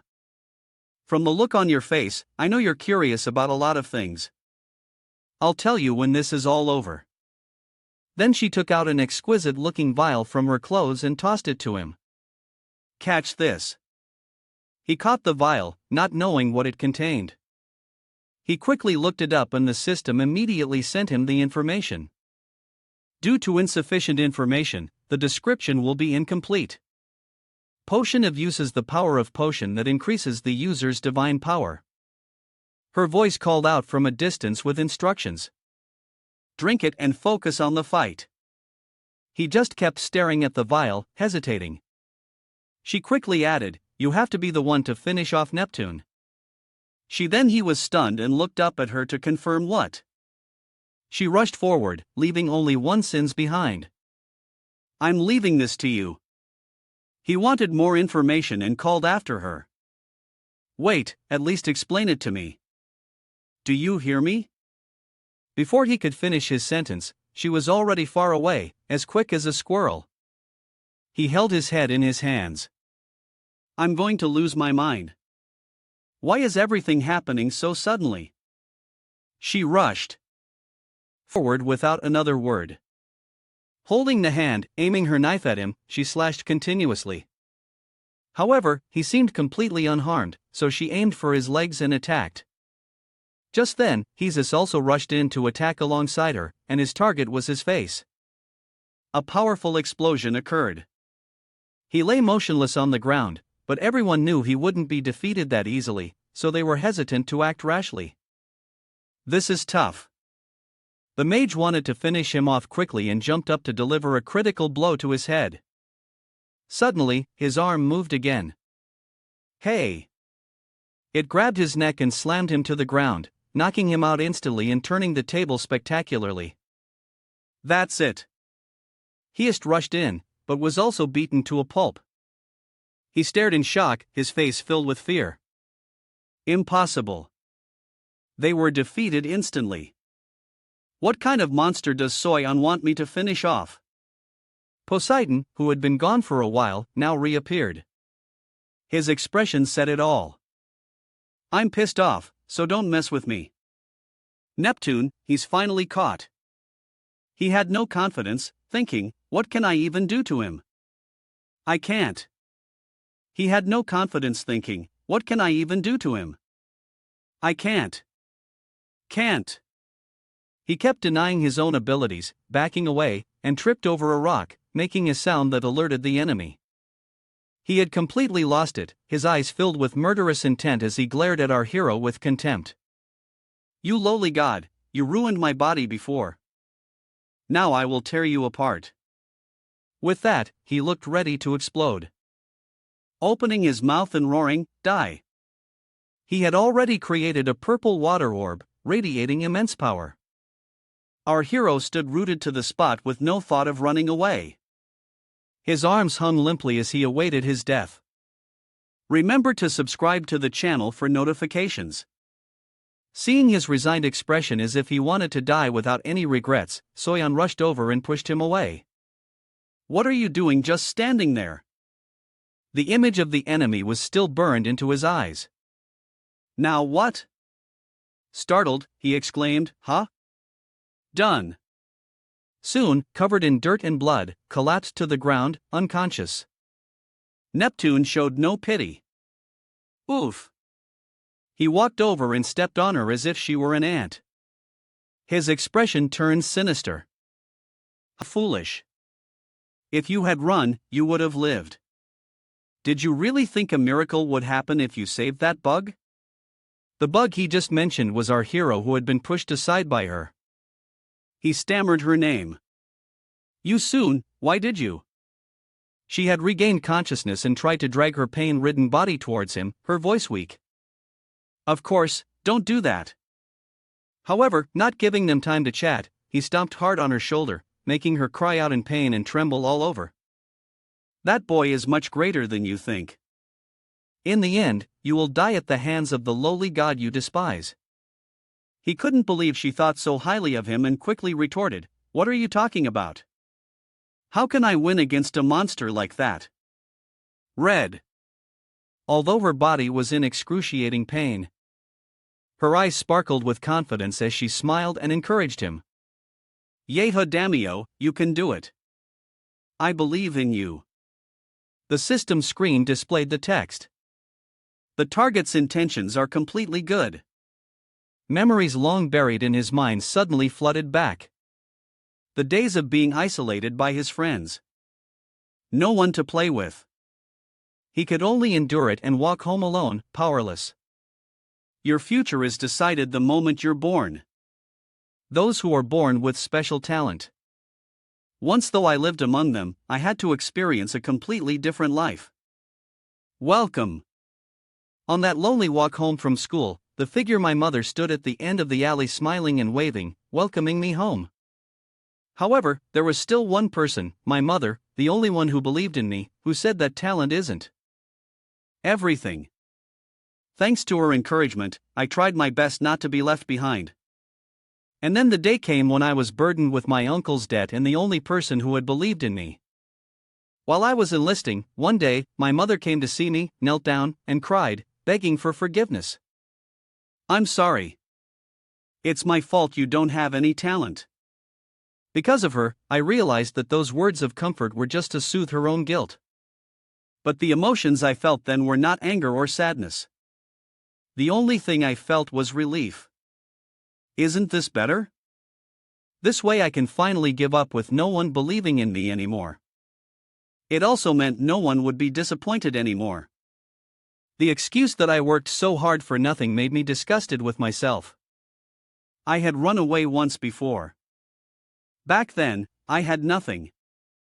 I broke free from those chains from the suffering of the past and entered this world. He was granted a power he never dared to dream of. Here he even met companions who always believed in him and stood by him in difficult times. It's different now. There are people who believe in me. I have a chance. A notification rang out. Blessings are enveloping your body. You will know when. He took the vial Soyeon had given him from his pocket and drank it in one go without hesitation. The system announced again, divine power is surging within you. He threw the empty vial to the ground. His body was filled with vitality, and he regained his composure and confident demeanor. "You Soyeon, you're really strange." He decided, "This time, I won't run away." He rushed like the wind to her side. To her side. He placed her down in a safe place. "Rest. I'll be back soon. See you again." The fake was quite surprised, not realizing when he had slipped past him as he launched a sneak attack from above. But who was our hero? He immediately detected it, summoning his sword. White snow. He turned and pointed the tip of his sword at him just a hair's breadth away from his eye. He quickly leaned his head back and the sword grazed past his face. Please remember to subscribe to the channel for more new videos. He felt his body brimming with power. At this rate, I'll have a chance to cut him down. The two clashed. Neither was willing to back down, both thinking they could defeat the other. One explosion after another erupted. So close. Seeing his fearless demeanor made the fake's blood boil. He gritted his teeth and praised him. "Don't get cocky just because you got a little bit stronger." The trident in his hand flew and knocked his sword away. "You don't know." He widened his eyes and bit his lip, realizing something. "It's true that I've gotten stronger, but the power gap is still there. I must have gotten stronger. Damn it. Even so, I can't be pushed back. He can't do it." He thought of the injured Soyeon waiting to be treated. He raised his fist and, using his divine power, punched him straight in the mouth. How could he have expected him to be so bold? He was hit so hard that his mouth was a bloody mess. He unleashed all the power he had, taking the opportunity to vent all his long-suppressed anger. Faster. I have to be faster. Faster. Even faster. He rained down a flurry of punches, giving him no chance to counterattack. Blood sprayed from his body like rain. His eyes were filled with hatred. The sound of impact echoed relentlessly. Don't give him a chance to breathe.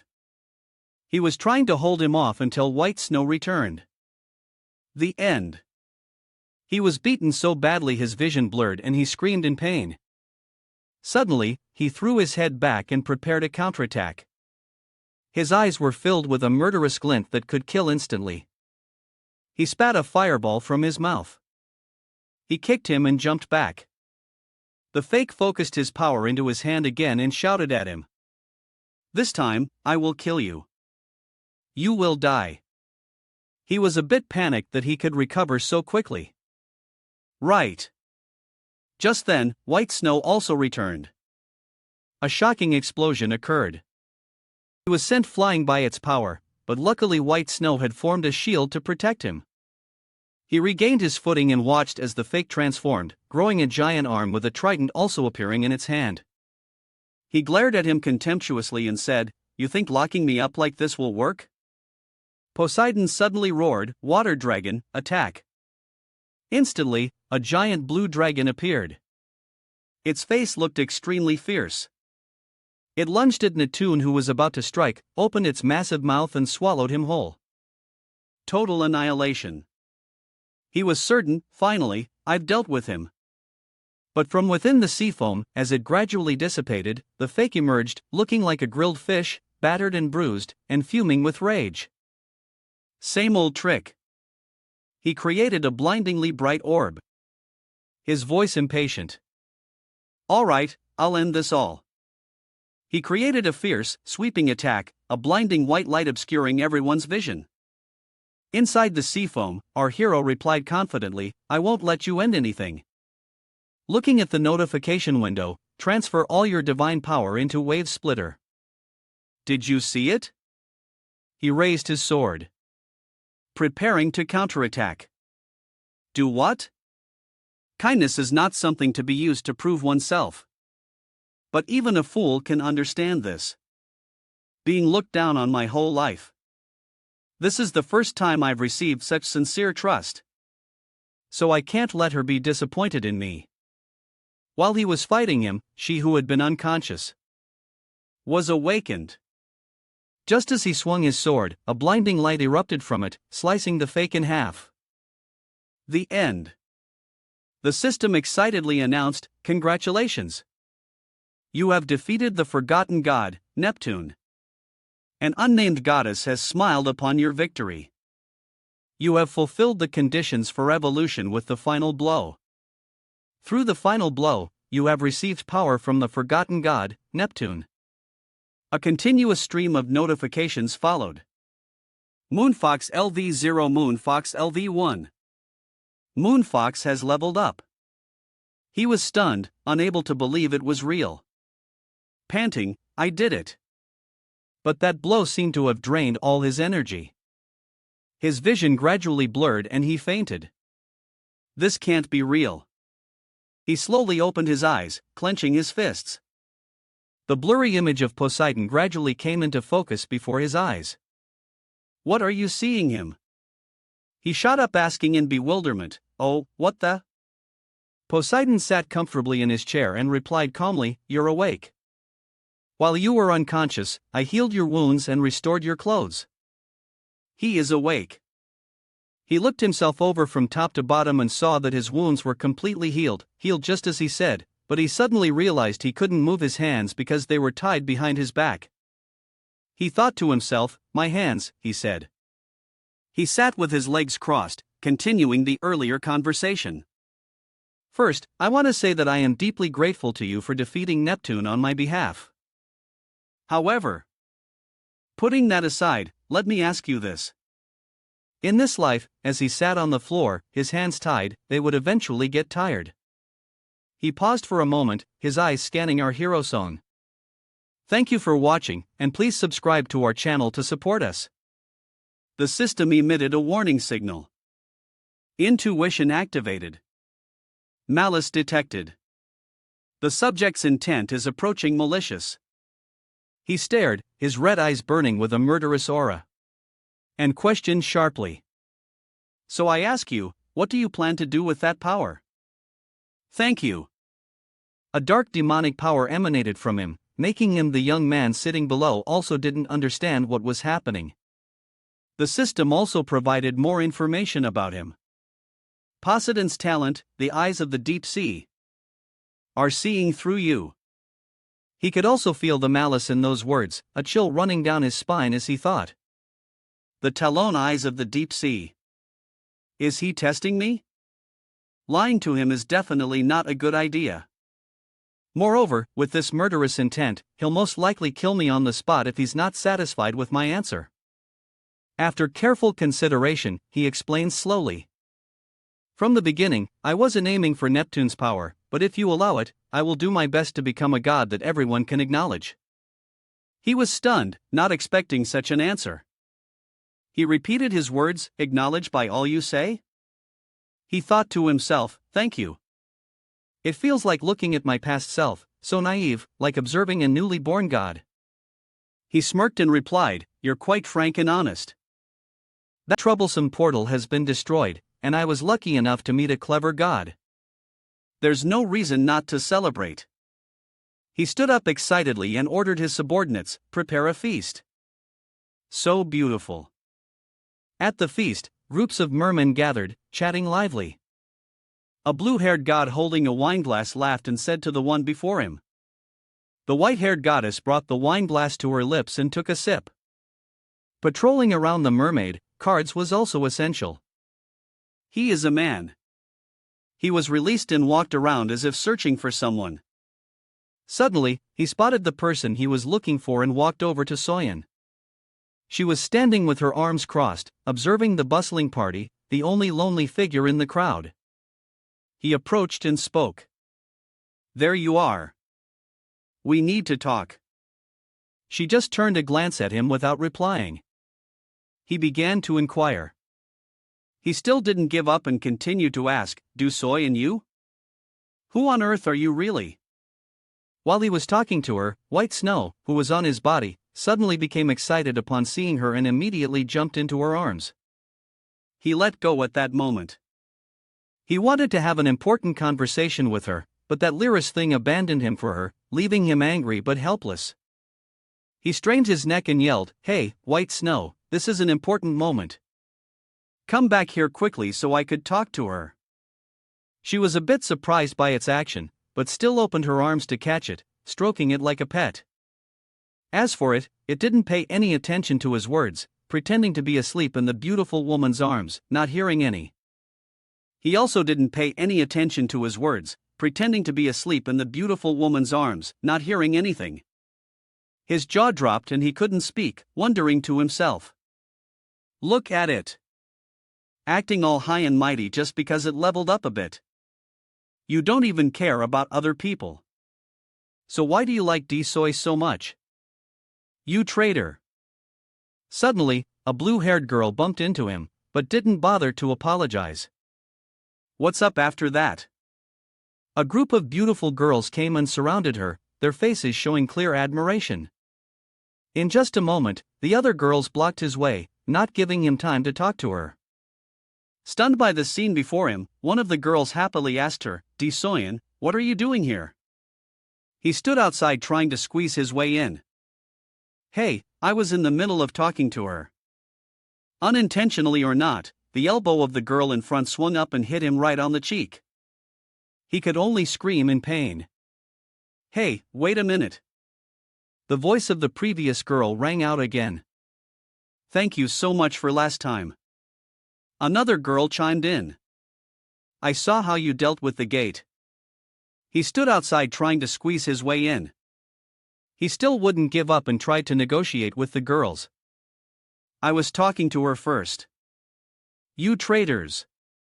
Suddenly, a hand from behind was placed on his shoulder, followed by a man's voice, "There you are." He was startled to find it was Poseidon. He cheerfully wrapped his arm around the boy's chest, lifting him up and carrying him away. "Before your shift ends, we have a lot to talk about." Like a fish on a chopping block, he struggled in vain, shouting loud. "No, I refuse. No, no." Seeing Lord Poseidon approach, the girls surrounding her all dispersed, leaving her alone. But she didn't intervene, just stood by and watched as he was carried away by the man. He began to entice him. "You're a promising guy. I like you. Want to work under me?" She mouthed words to him. "We met earlier than expected this time, but in this life, let's succeed together." Remember, he was carried away, struggling, and then disappeared from sight. She opened her system. Inside the system provided full information about her. D-Soyan, human mid-tier god, symbol of samsara, god of rebirth 1869th reincarnation. Talent, clairvoyance, divine power 376,000. 500 martial arts, SS spearmanship, SS kiting, SS whip arts, SS marksmanship, SS cooking, SS architecture, SS special skills, plum blossom sword technique, S whisper the devil, SS 100 hits, S golem shield, S angel's wings, a healing, B nicknames, hero of the village, slayer, the 30th floor demon king, conqueror of the golem, god of samsara, god of rebirth, 1869th reincarnation. She whispered, "This life forever." He just finished his shift and returned to the human world. It was a lush island surrounded by the sea. What a charming landscape. The words of the certificate issuer still echoed in his ears. "Well done. You have passed all your tests. Congratulations. Here is your hunter certificate. You are truly good." He finally passed all the exams, holding the 6-star hunter certificate in his hand, feeling smug. "I finally got it, my hunter certificate, not to mention a 6-star rating on the first try." Cái điểm mình thích nhất ở bộ truyện này đó là cách mà tác giả xây dựng tâm lý nhân vật và nắm bắt cốt truyện. Hunters across the universe are classified by stars. This classification system ranges from unranked to 9 stars. Currently, there are number 9-star hunters in South Korea and there are only 13 hunters above 5 stars. This means the pressure of being a 6-star hunter is unimaginable. Dun AK was being dragged out by 2 tall muscular security guards screaming his head off. No, never.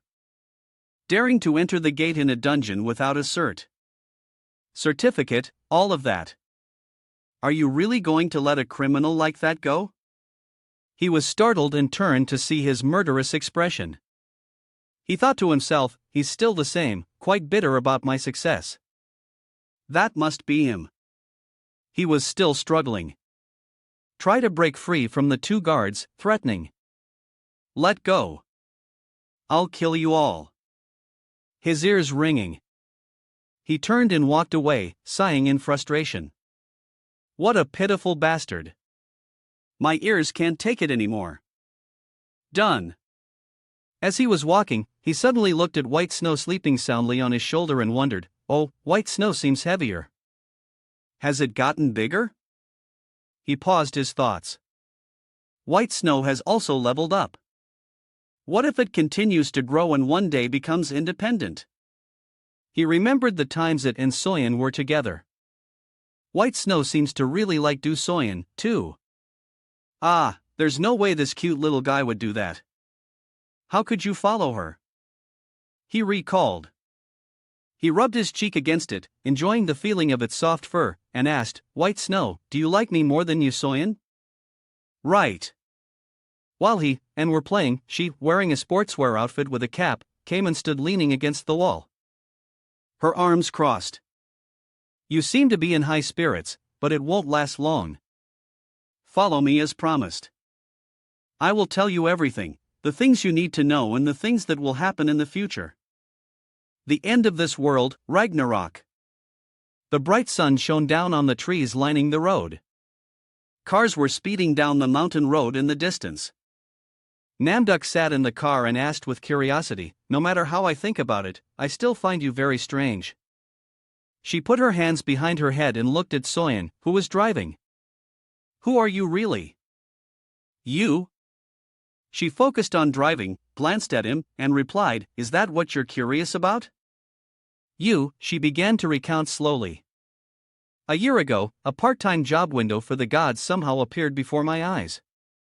And thanks to the rewards from those jobs, I was able to grow stronger and become a mid-tier god. After that, I obtained a talent called prophecy. He asked in shock. Prophecy? You asked what? She nodded in agreement. Yes, prophecy. Although I don't know everything, but I saw a horrifying vision of the future that a war between the gods will soon break out. Because the names of the gods differ depending on a mythology, like Zeus and Jupiter, Poseidon and Neptune, Eros and Cupid. He sat quietly beside her listening, not missing a single word. People often assume that those names simply refer to the same god. But they are different gods with different unchangeable names. Unlike the gods who exist through the worship of humanity, the gods who have been forgotten in the past will come to reclaim their names. She paused for a moment. And then continued through the gates. They use them to enhance their own power. A gate is like a place for the ancient gods to use to develop their power. After the ancient gods regain all their energy in the gate, they will once again clash with the currently existing gods to reclaim their names, and eventually the apocalypse Ragnarok will break out. Hearing this was like a bull from the blue. His eyes widened in astonishment. Wait, a gate has also appeared in the human world. She also confirmed that's right. She explained further so that humanity has enough strength to resist. Dungeons were created in a similar form to a gate. They were created to train humanity. He suddenly remembered what Thor had once told him. Now is the time for you to create your own experiment. For humanity. It is a training area to help humans prepare for the disasters that will occur. He gritted his teeth angrily and replied, a training area? From a moment the dungeons appeared until now, they have been abandoned. Countless people have been injured, even killed, and yet the dungeon is just a training area. During the time it was created, the gods should have. She cut him off. You've seen Neptune. You should understand. Neptune backed down because he couldn't concentrate his full power before, and yet he was that strong. You are strong in any case. A gate is a place that even gods find difficult to resist. The more energy the gods concentrate, the harder it becomes for us to prevent disasters at the gates. It is a heavy task for humanity. For the gods who must prepare to face the apocalypse. Their difficulties are no less. She hesitated for a moment and then continued. So if Ragnarok breaks out, no god will stand up to protect the human world. It seems that humanity still knows nothing about this. They simply believe that the appearance of the gate is just a normal situation like a traffic accident. She, focusing on driving, hypothesized if a being like Neptune suddenly appeared in the city, the entire surrounding area would be destroyed in an instant. He seemed to understand, thinking to himself, so that's how it is now. All the pieces of the puzzle are connected. The appearance of dungeons on Earth, talents and skills similar to the abilities of gods, and items dropped after defeating monsters. Just like a game. All of this is the final gift that the gods have given to humanity. Just the thought of it made him unbearably angry. He clenched his fists, gritting his teeth.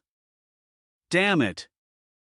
In the end, humans still have to struggle to survive on their own. If even gods can't stop the gates, how can humans do it, my dear? Her gaze was resolute, looking at him through the rear-view mirror to reassure him. I will help you. You can do it. In the future, I saw. Thank you. You faced the gates and protected the world. So, I will do everything I can to help you become such a person in the future.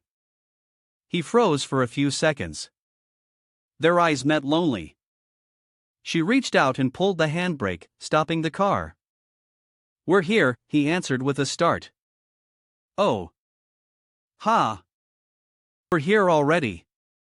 You. He opened the door, got out of the car, and apologized.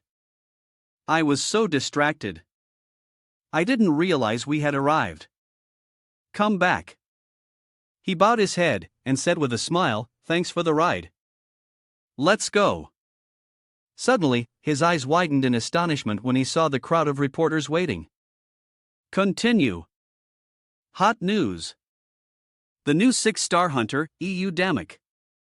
Reporters and journalists rushed to surround him. Oh, he's here. Damn Duck is here. Get ready. A young reporter hurriedly asked for permission. Could you give us a short interview? He has nothing. He turned to her for an answer. Hey, do so. Are we in the right place? I think you brought me to the wrong place. You? He yelled angrily. Hey, didn't you say you would help me?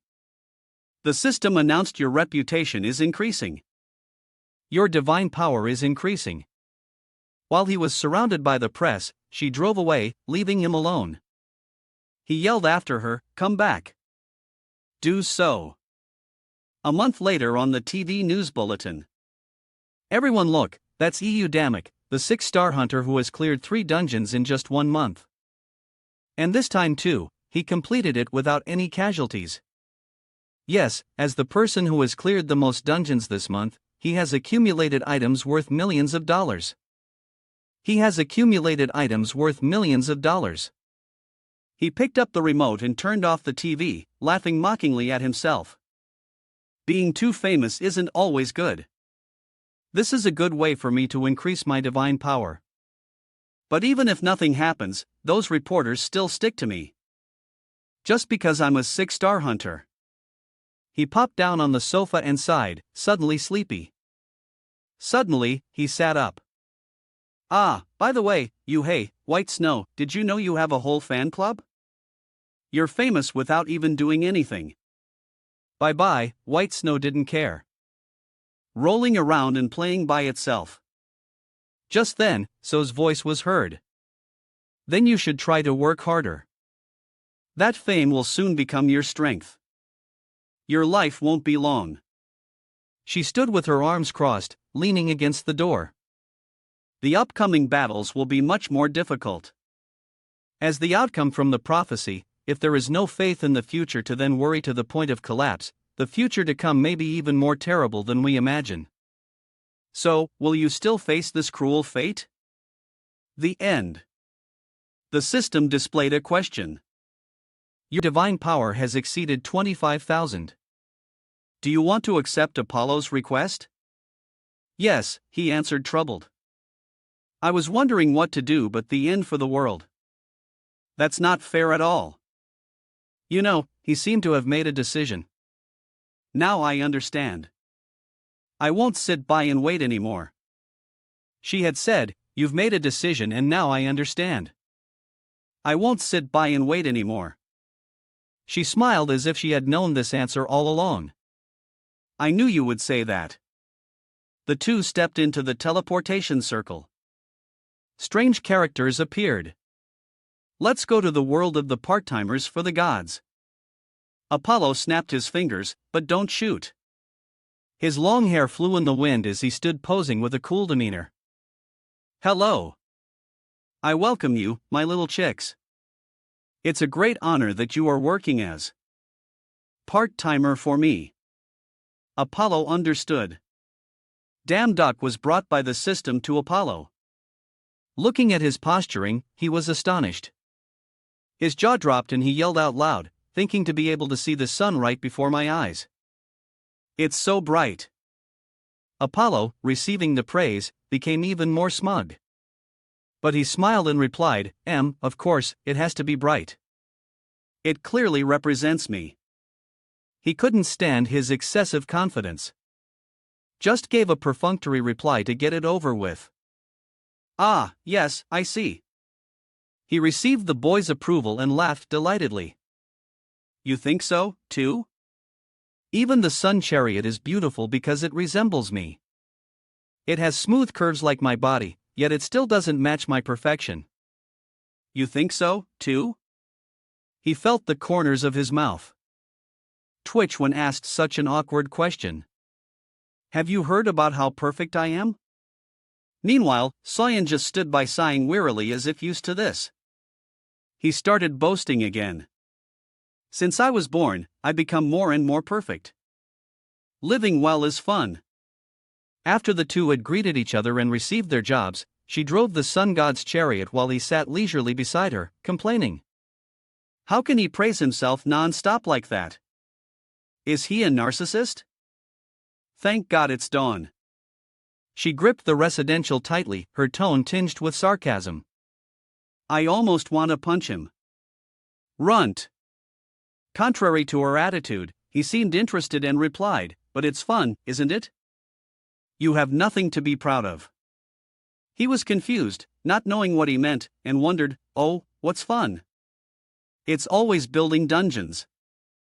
Or training dogs. But doing something that lives up to the name of a god is better. You can see he was visibly happy, acting as if it were nothing. When will I get the chance to pull the sun again? Koku. As if she could read his mind. She asked seriously. Hey, you don't believe this is the real sun, do you? He answered honestly.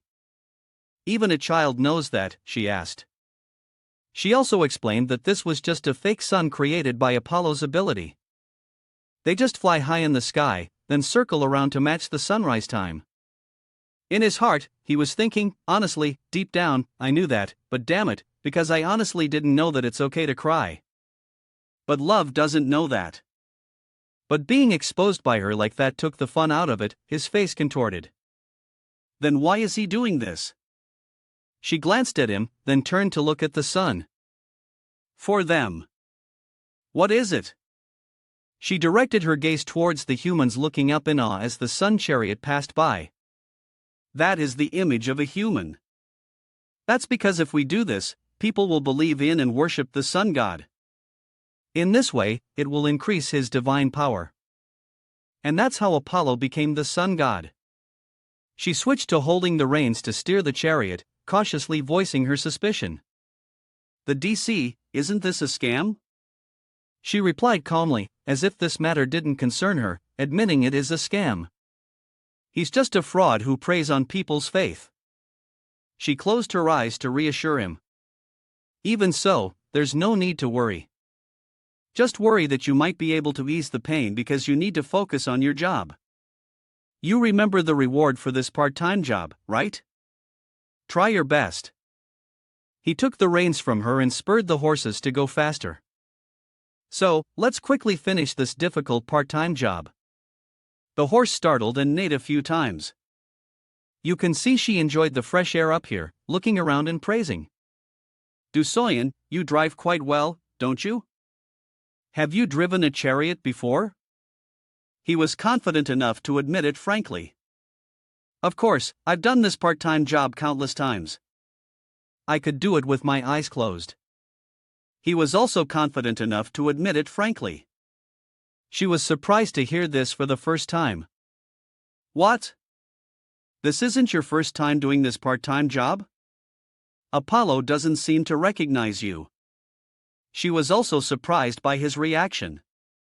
She broke into a cold sweat, thinking to herself. Most of the time, he's a bit slow to react, but this time he's so sharp, he'll be able to tell I'm lying. So? She said she was lying. She shifted all the blame to Apollo. Of course, he wouldn't remember because he only cares about himself. So, even after coming here countless times, he doesn't remember. Damn it! The chariot was speeding through the air and the two were so busy talking that they didn't notice the hairy monster right in front of them, blocking their path.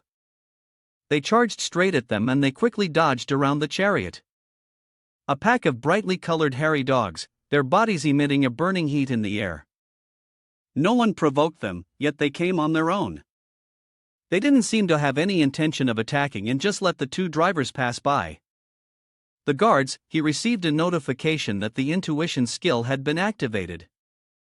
Remember to subscribe to the channel to receive notifications. Those dogs were still tailing them. Not giving up, he whipped the horse to make it run faster, shouting worriedly. What were they suddenly doing? She didn't know. He turned his head to look behind, but didn't notice anything unusual. Strange. There usually aren't any sun wolves on this road. She exclaimed in amazement. Sun wolves? Are those things like hellhounds? A notification appeared. Special skill pack leader has been activated. Try your best. She stood up and decided to challenge them, handing the reins to him. All right, I'll fight them. So take this. And before she could finish her sentence, he objected. No, let me fight them. She stood up. He then advised, "You damn duck, this is above your level. If you come into contact with the sunwolves, it will burn you to the bone." Still firm in his opinion. However, to become as strong as I am in the prophecy, I will have to be able to handle this number of wolves. This is my lesson. He took it with him and jumped over the chariot and left.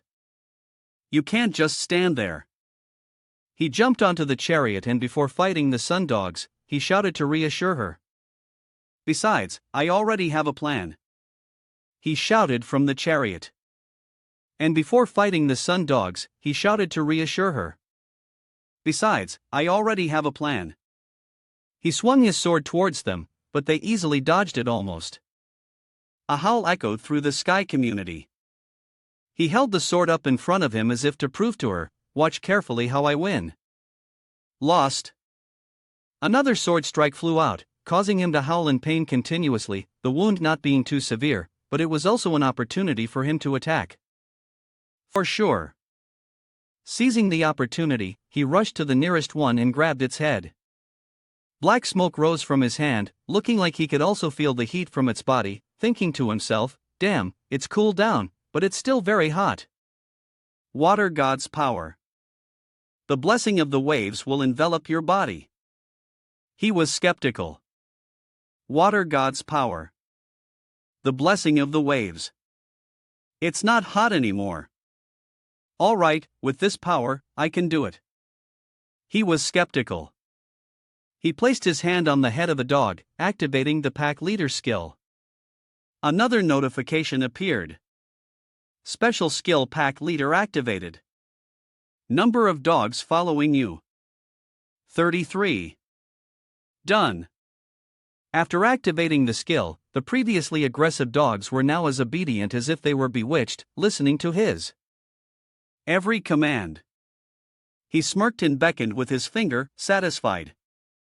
All right, just one more to go, you guys.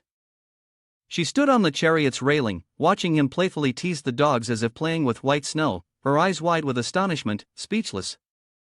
She sighed in relief.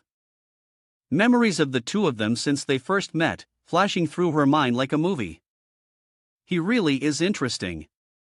When I first met him, he was just a clown who didn't know how to do anything, right? No matter how difficult and arduous it is, you still move forward. Yes. To others, it looks like meaningless growth. As she saw the image of him fighting monsters to complete missions, she couldn't help but admire his ability twice, then 3 times, then hundreds of times. He still dedicates himself diligently. Little by little, the idea is that he will have nothing. You damn duck. You are always developing yourself tirelessly.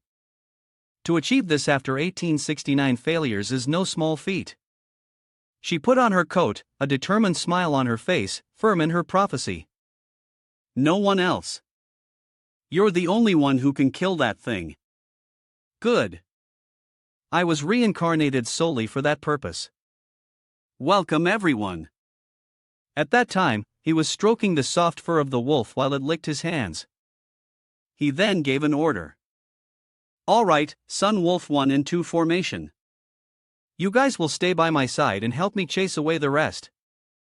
The 2 wolves obediently followed behind him, awaiting orders. The 2 wolves stood on either side of him, baring their teeth and glaring at the rest. Congratulations. They weren't afraid of any of them. After receiving the order from him, advance, my puppies. We will help. They immediately charged forward.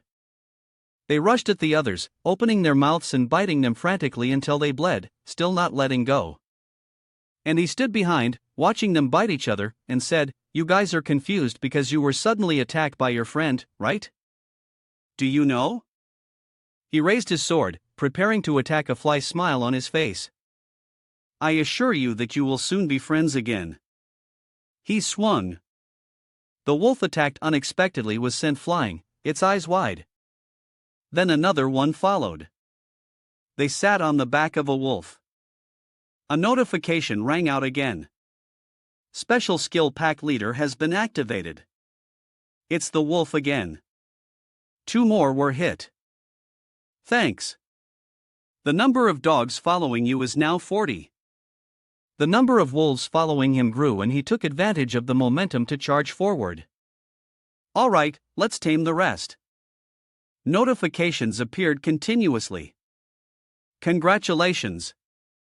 The number of dogs following you has surpassed 40. The support skill for the special skill pack leader has been unlocked. He was so surprised he fell backward thinking a support skill for pack leader. A notification explained the skill in detail. Pack leader support skill. How? You can now gather all the tamed dogs. Whatever you say, they will obey with absolute loyalty. You can skip this. He sat on the back of a wolf, scrolling through the notification screen, thinking to himself, I can gather all the dogs I've tamed. Also, besides the tamed ones, the deadly hounds aren't very useful right now. But what if I summon them? Watching them fight must be pretty interesting, right?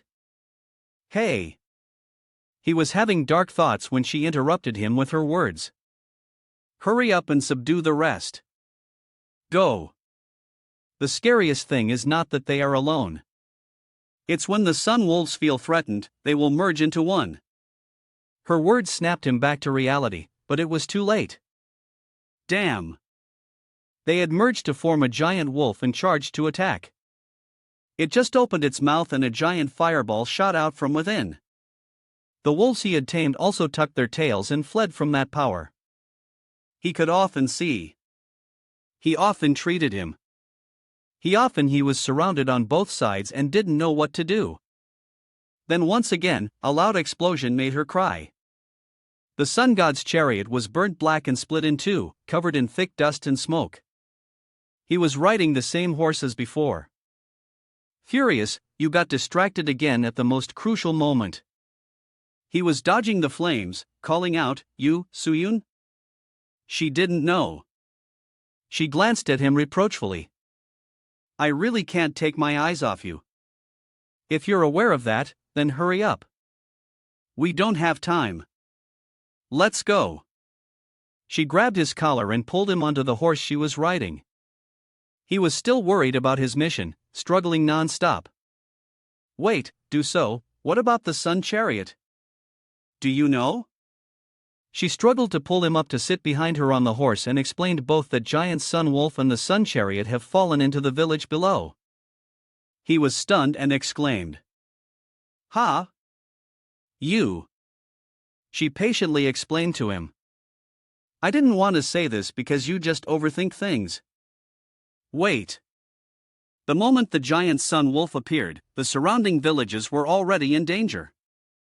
So, evacuating the villagers was the top priority. Ever since those fire wolves appeared, they have destroyed everything. The fire that burned the village caused people to panic and scatter. Wherever they went, the fire spread. Some people who couldn't run in time were killed instantly. The screams were heartbreaking. They spared no one.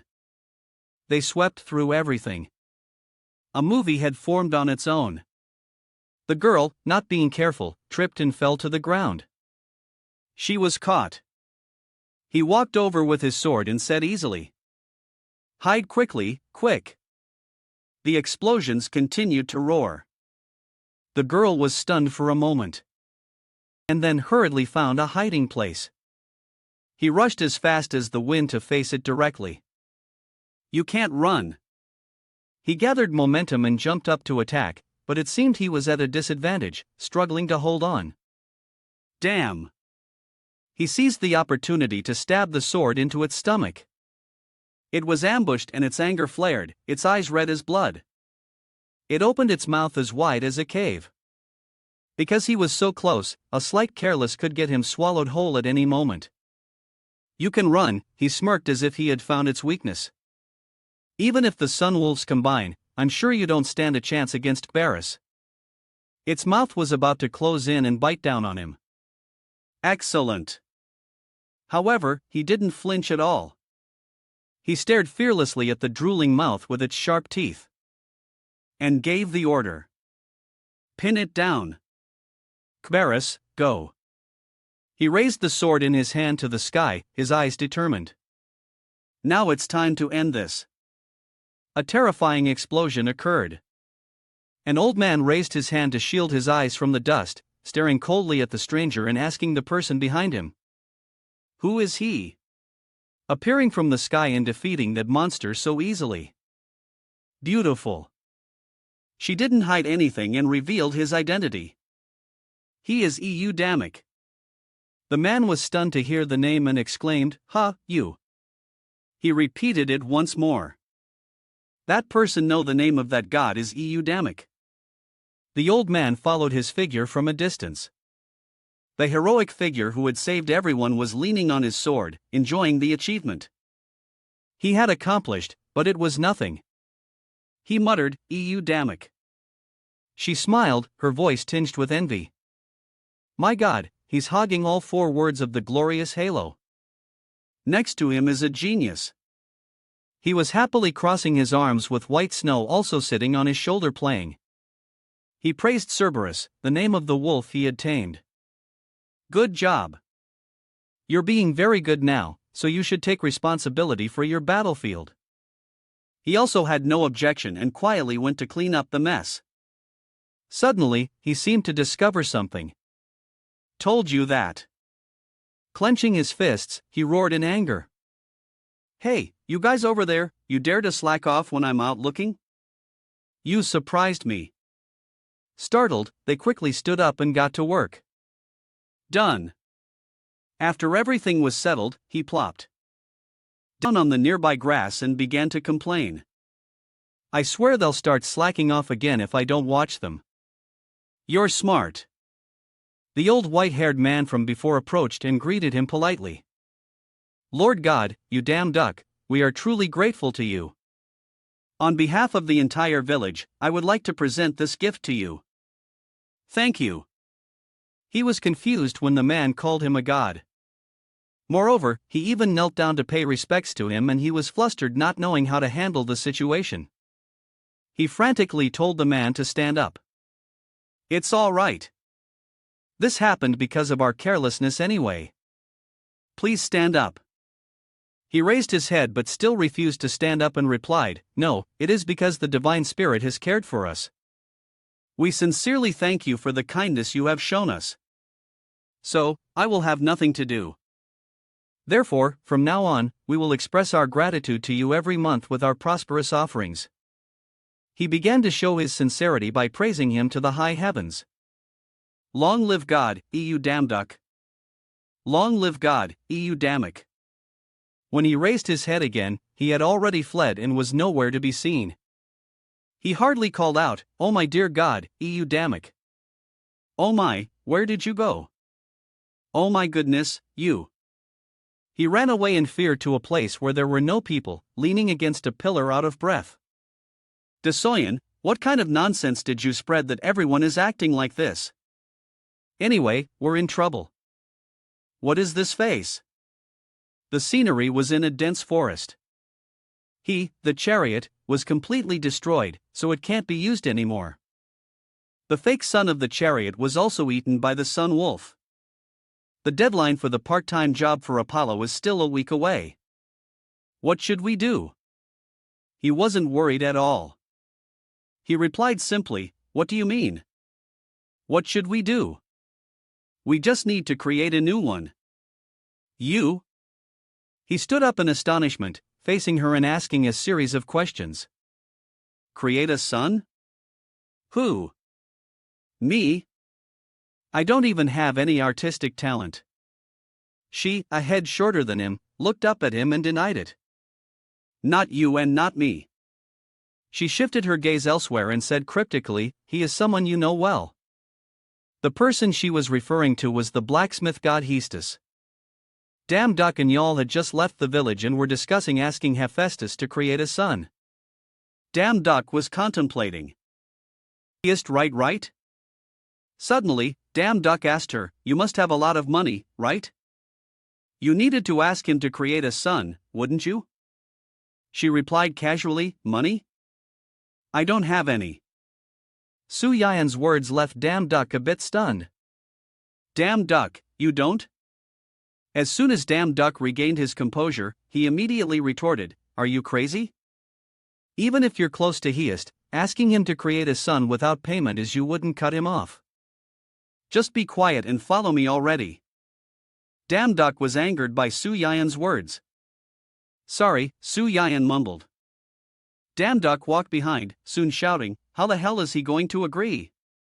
I bet Hephaestus will refuse. Let's make a bet. The loser has to grant one wish of the winner." Welcome to this video. Contrary to Damduck's thoughts, Heist's attitude was the opposite. He burst out laughing and agreed immediately. "Ha, of course. I owe you countless times over." "What is this?" "Heist, don't be like that." Heist still laughed heartily and said, "Give me 3 days." Dam stood from a distance with a surprised expression, seeing Hesus agree so easily. In his heart, he thought, what does he owe her to agree to make a son for free? Being changed to outside the palace. Su Yun and Damak, one standing in front, one behind. The director spoke from behind Swan. "You said you wanted to talk. What was so important that we had to move here?" Yul tucked a strand of hair behind her ear and said, "You said the loser would grant one wish of the winner. Right before I tell you what I want. I have to say this to you. Sorry." Damn. Duck was a little surprised but replied, "All right, what is it?" In his heart, he thought, why is she creating such a scary atmosphere? EU seriously turned back, crossed her arms, looked at him, and said, "You damned duck, to prevent the prophesied end, the war between the gods, you must start gathering priests." Damnuk repeated her words in surprise. "Priests?" Yell explained to him, once a lower god's divine power exceeds the threshold of 50,000, they won't have divine power. they will attain the ability call of the god. That ability allows you to summon priests at any time to fight alongside you. Damn Duck was a bit skeptical and asked her again, "You're kidding, right?" "Where?" Damn Duck retorted. "I can't just go around proclaiming that I'm actually a god. I'm not even a real god." Teal, still with a serious face, looked at him and said, "Even so, you still have to do it. You can't stop the war alone." Yal continued to explain to him, "But you can gather priests from other dimensions." "Hello. In the prophecy, you will stop the war with 12 priests." Damn Duck was a bit confused. He touched his forehead and said, "Wait, I can't process all this information, not just 1 or 2, but 12 of them." Damn Duck was a bit confused. He touched his forehead and said, Damn Duck stood opposite her and asked, "What do you mean by other dimensions?" The wind whistled, carrying leaves and swaying voices. "For now, you can only do part-time work on this continent." But Yal continued to speak, explaining to him, "If you continue to absorb divine power, thank you, you will soon be able to do part-time work in other dimensions. Goodbye." In his heart, Damek thought, other dimensions working for Greek mythology is already tiring enough. Sue's voice still echoed as the scene shifted to a classroom with a white-haired boy. She comforted him because she knew he was worried. "Don't worry too much. The priest is in our dimension and they will be very happy to help you." Suddenly, Swan's expression changed. She smiled and said, "Ah, you also said you would grant one of my wishes, didn't you?" "I just remembered." At that time, the sun shone from the other side of the mountain down on the first people on the ground. The species looked up at the sky. The people on the ground knelt and bowed. A man among them looked up at the sky. The man looked up at the sky and wondered, Damek, who is that?" The long-haired man turned and said, "Oh, you don't know? That's the god who defeated the sun wolf in the next village. They've left." They looked up at the sky where a chariot passed by with a sign hanging from it. One of them said, "It seems God Apollo values that person so much that he hung his name on the chariot like that." Meanwhile, at the front of the chariot, Damn Duck was so embarrassed his face turned bright red. Damn Duck was embarrassed. The foreman turned and shouted at Su Yun. "I know you want to increase my divine power, but this is too embarrassing. Although I have nothing to do for you." Although he said that, Su Yuan's face remained calm as if she didn't care. Su Yun looked at him indifferently and said, "You said you'd grant any wish." Tuihen began to speak again. "Our goal is to unlock the call of the god ability through this part-time job." Tuyen and Damek drove and behind their vehicle was a large source of yellow magical energy. Tuan continued, "In the remaining time, we have to raise your reputation as high as possible."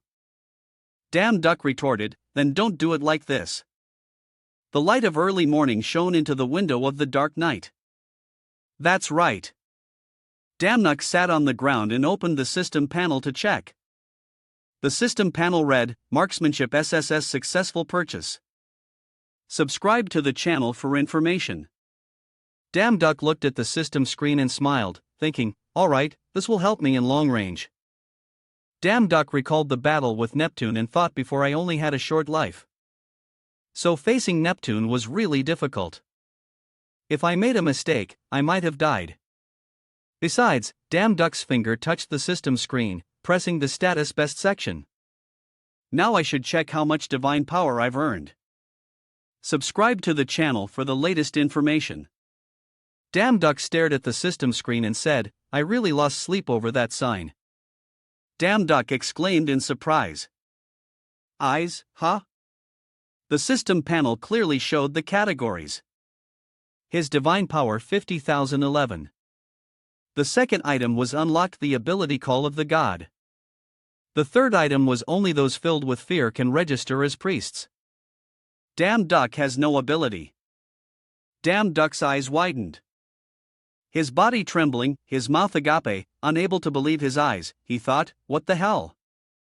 Why did my divine power increase so much? That monstrous thing actually worked. Damn Duck never expected that sign would help him increase his divine power so quickly. Suddenly, a figure peeked out from behind the system panel and said, "What are you doing?" The sudden appearance of Apollo startled him. He screamed, "Ah! You scared me, R." Contrary to Damn Duck's surprised expression, Apollo smiled cheerfully.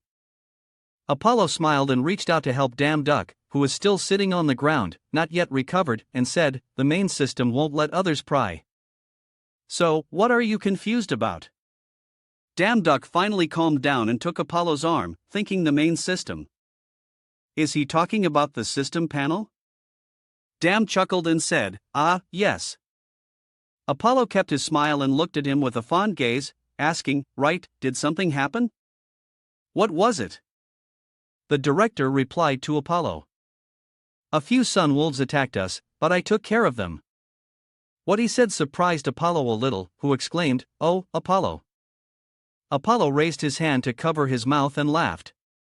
"Those troublesome wolves, huh? Good job." Apollo put his hands on his hips, still smiling gently, and said, "Then I'll give you a special service and some fruit." The mechanical system's voice announced, "Received Apollo's self-healing skill." Damn Duck stood still, closing his eyes to let Apollo transfer the magic power. Damn Duck looked down at his palm and said, "Self-healing. Oh." Apollo held his head and laughed. "Ha ha. Yes. You can only get that skill if you do your part-time job sincerely." Apollo laughed as he spoke. "There are tons of gods who want this skill and can't get it. How about that? Ha ha." Apollo's laughter woke up the little fox wrapped around Damn Duck's neck. Subscribe to the channel for more new videos. Damn Duck reached out and happily stroked the little fox's head, saying, "Oh, white snow. You're awake. While you're awake, let me borrow your power for a bit." The little fox immediately opened its eyes and let out a key cry. Once again, a stream of golden energy from the white cub transformed into a small knife in Damn Duck's hand. Even Apollo let out an "oh." Damn Duck used the knife to make a cut on his finger to draw blood, thinking first I should test this skill.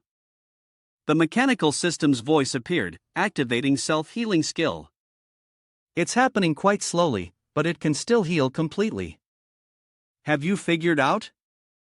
Dammick looked at the healed wound and exclaimed, "That's cute." The little fox, White Snow, licked lightly on the healed wound on his finger. "Does it hurt?" Dammick smiled happily and indulgently said to White Snow, "White Snow, are you licking my hand because I used you to cut myself?" White Snow, in his arms, looked at his wound with some concern and let out a weak cry. Apollo bent down to look at White Snow and exclaimed, "It's a mythical creature that can transform into a weapon. Impressive." White Snow and Dammick's arms growled at Apollo as if about to bite. Apollo, ignoring White Snow, looked up at Damn Duck and asked, "You possess the taming skill, right?" Damn Duck, while stroking and reassuring White Snow, remembered the other two creatures, a hellhound and a sunwolf, and said, "Yes, I guess so." Damn Duck looked at Apollo and asked him, "Why are you asking, Apollo?" Apollo replied with a troubled face, "Lately, there's been a rather annoying problem. I'm thinking of a way to raise it." Apollo stroked his chin, troubled, and said, "I'm so tired of it constantly biting and chewing on my son." Damn it! A light flashed in Apollo's eyes. "I'm thinking of a way to raise the sunwolves." From Apollo's surprised, jaw-dropped expression, Damn Duck summoned the sunwolf. Apollo thought to himself, "I've never heard of a god with the ability to tame a sunwolf." Apollo looked on in amazement as Damn Duck stroked the sunwolf.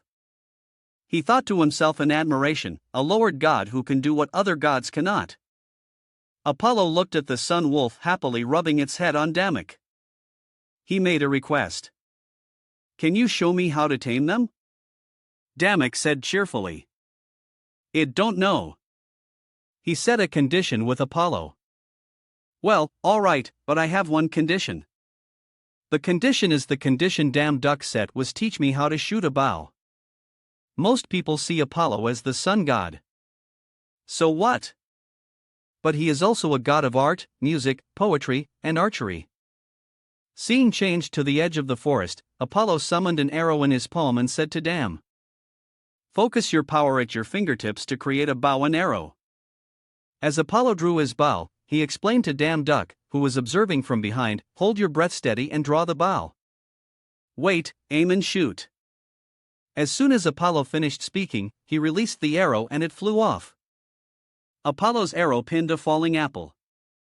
Apollo turned back and smiled at Damek, saying, "That's it. Easier than you thought, right?" Dam Duck stuttered a bit. "That easy, huh? Damn." Dam Duck broke out in a sweat as he witnessed Apollo's archery, thinking to himself, "I misjudged him because of his ungodly actions." But what caught Damek's attention was the distance from which Apollo hit the target, which was very far from them. Dam Duck marveled in his mind. This must be something only a god like him can do. Also, contrary to Dam Duck's expectations, Apollo's archery training was very harsh. There was one of Apollo's archery exercises. It has been a month since Dam Duck was taught by Apollo in the divine realm. Thanks to Dam Duck's relentless efforts for a month, he finally succeeded in his practice. "I finally understand what archery is like." Dam Duck began to recall his learning methods, including previous battles. Until now, the only way for me to improve my skills was to watch YouTube or focus on lessons or copy the movements of the dwarves and merman soldiers. Damek thought to himself as he put his coat back on, learning a skill from a god is really different. Damek thought about combining his skills. If I combine the skills I currently have with the skills learned from the god, if he could do that, he would reach a new level. Dam Duck looked up at the blue sky, determined. Yell appeared from behind him and said, "It's time to go back." "What did you say?" Etsuyan remained expressionless, holding the little fox named White Snow in her arms and said, "There's not much time left until you meet the first priest." Dam Duck turned to look at her and said with a smile, "All right, where's Apollo then? I want to say goodbye to him before I leave." "Done." Yo, still expressionless, told him about Apollo's situation. "He's busy playing with the sun wolves."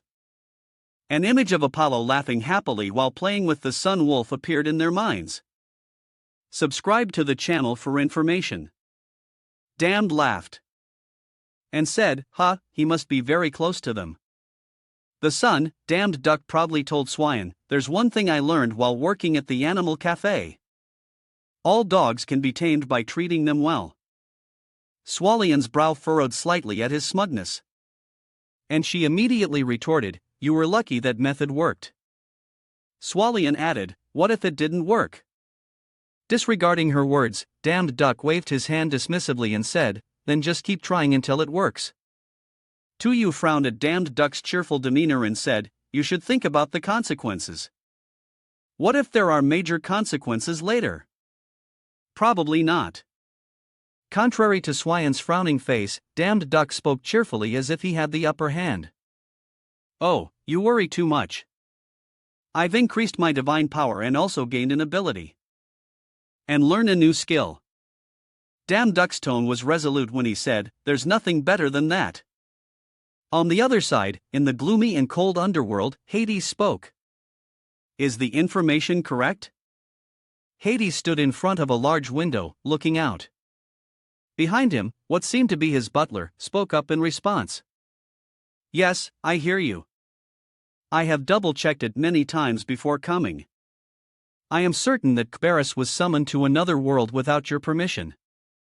Thaddeus was expressionless, but his words were filled with frustration. "How dare you?"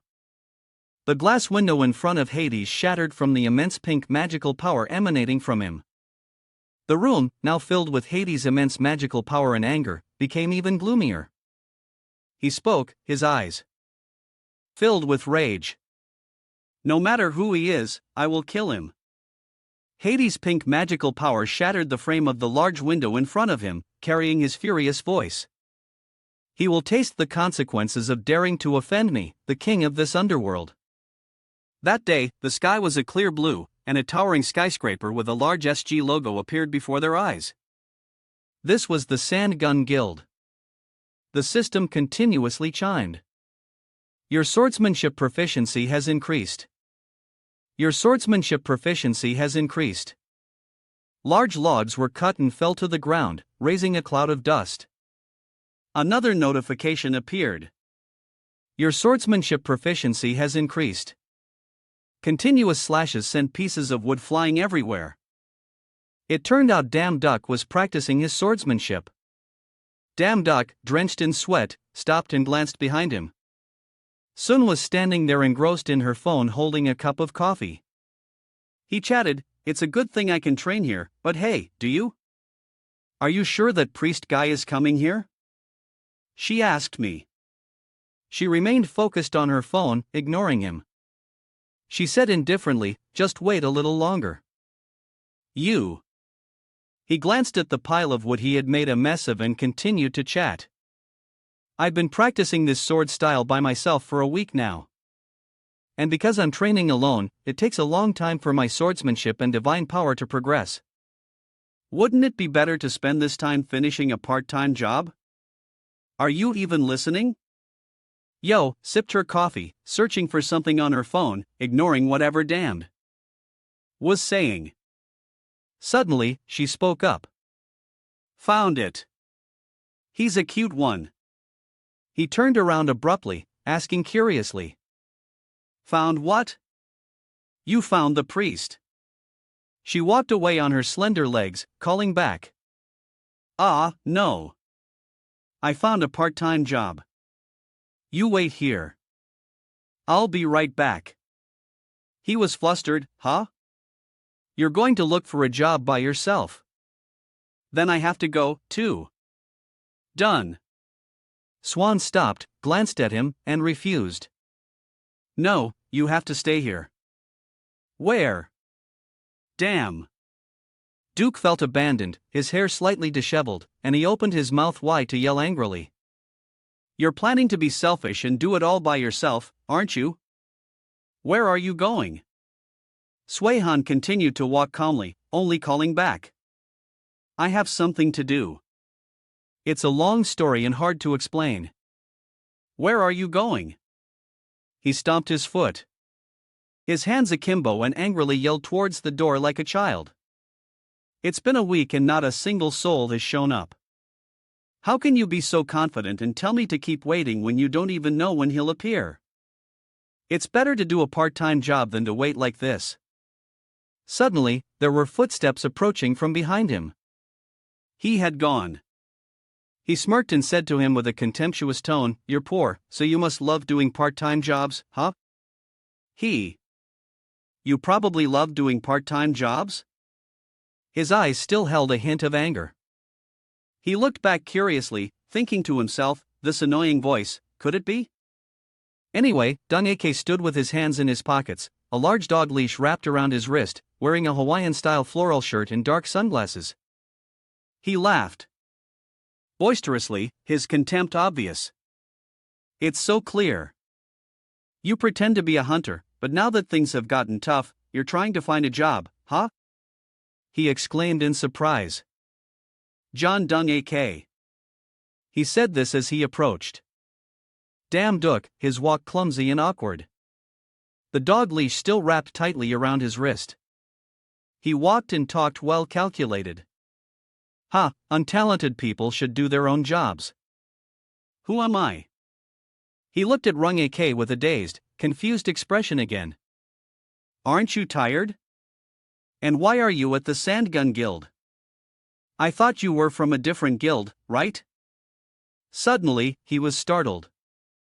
His eyes darkened and he broke into a sweat, thinking to himself. Wait a minute. No way. This guy can't be that priest, can he? Damn it. Please no. His face. Dun Ak's face showed clear confidence mixed with a bit of mockery. He flashed a wide smile, revealing a set of white, even teeth. He said smugly, "You came all the way here and still don't know." He doesn't know. He squinted his eyes, revealing them through his dark glasses. There's a taming competition today. Remember to subscribe to the channel for the latest information. Looking down at White Snow, he sneered. "What are you going to do with that useless cat? Just like its owner." White Snow looked at him with a disgusted expression, wanting to jump up and scratch his face. He brought out his pet. It was a large dog with rippling muscles and black fur, wearing a spiked collar, growling and ready to attack at any moment. He couldn't let it go. He smirked, holding his head high to show his arrogance with a hint of provocation. "I brought this one from a dungeon in Germany. It's mixed with the deadly bloodline of the hellhound species. You need something of his caliber to win." He walked past, patting Duk on the shoulder, his posture stooped. He was still grinning from ear to ear. "Don't cause any more trouble. Go to your part-time job. Today is an important day. I don't have time to deal with you." "Ha ha. This guy is my son." He hated him and wanted to teach him a lesson. Pondering a taming competition. Ha. Thank you for watching and see you in next songs. The dog lay quietly on the floor, completely relaxed. As for him, his hair was slicked back neatly, a smug smile on his face, his hand gripping the straight part tightly. He winked, a smirk on his face as if the other half of his face was paralyzed. He thought to himself, "With this, I'll score a few more points." He flew down and looked at his majestic father standing in the stands amidst the cheers of the audience. He thought to himself with satisfaction, "On this occasion, I will show my father how wonderful his son is." Yes, a brief introduction. His father is Jong-gun A.K., the guild master of Korea's #1 guild, Iris. He stood solemnly looking at his son on the stage while he was still smug and delusional. "I will definitely prove myself worthy of being the heir to Iris." The MC continued to host the program with a panicked face. Now for the last contestant. To describe this person, he's been the hottest topic in Korea lately. Introducing contestant number 10. Lost in thought, he was startled and turned his head curiously. A large, beastly paw stomped down. Its fur a fiery orange-red with sharp claws looking powerful and fierce. Surrounding the paw was a brightly burning golden flame. Duk was dressed simply in a dark long coat. His expression cold and calm despite the chaos of the cheering audience around him. White Snow was like a firefox, its whole body covered in fiery orange-red fur, emitting magical flames and a mystical light. K's mouth fell open in shock, showing his extreme astonishment. The MC's voice rang out. "We will now begin evaluating Dak's taming skill." The female judge couldn't believe her eyes. She had to adjust her glasses with her hand, sweating profusely, her mouth agape. "I've been a judge for many years. But this is the first time I've seen this kind of creature. This year, I was able to see it." The male judge was equally shocked. He had to hold the paper and shout, "A fire-breathing hunting dog. This is a new breed that has never appeared before. It will surely cause a storm in the competition." Dong AK was so angry his face turned beet red. He gritted his teeth. "That bastard." Slap. A pat on the shoulder made him jump. That pat on the shoulder was from Hamduk. He was getting back at him for earlier. The pat on the shoulder made him stagger, his voice full of provocation. "You were so excited at first." White Snow now put on an air of superiority, draping its arm around the neck of the droopy-faced dog, which sat obediently like a puppy, trembling. Duk whispered into Run's ear. "You act all tough, but it's no use. You think that droopy face, darling, can help you in coward. Of course," he gritted his teeth. "You bastard. Your face. Stop." He grabbed Duk by the collar and shouted his face. "Why you always show up and get in my way, you bastard? I see you." Tan AK charged like a rocket, wearing a powerful white coat and shouted, "If you still want to compete, shut up." Still not sober. Now he was scared and let go, turning to face the man with a trembling voice. "Father, it's not like that," the man said in a stern voice. "That's enough. Shut up before I send you on another international exchange program. Hurry up. Afterwards, he looked towards Damn Duck, his voice gentle. That kid caused trouble. On his behalf, I apologize to you. You. He politely bowed his head. It's all right. While secretly delighted. I never thought I'd meet him here, John. The leader of Korea's largest guild. Ari Day. He smiled gently.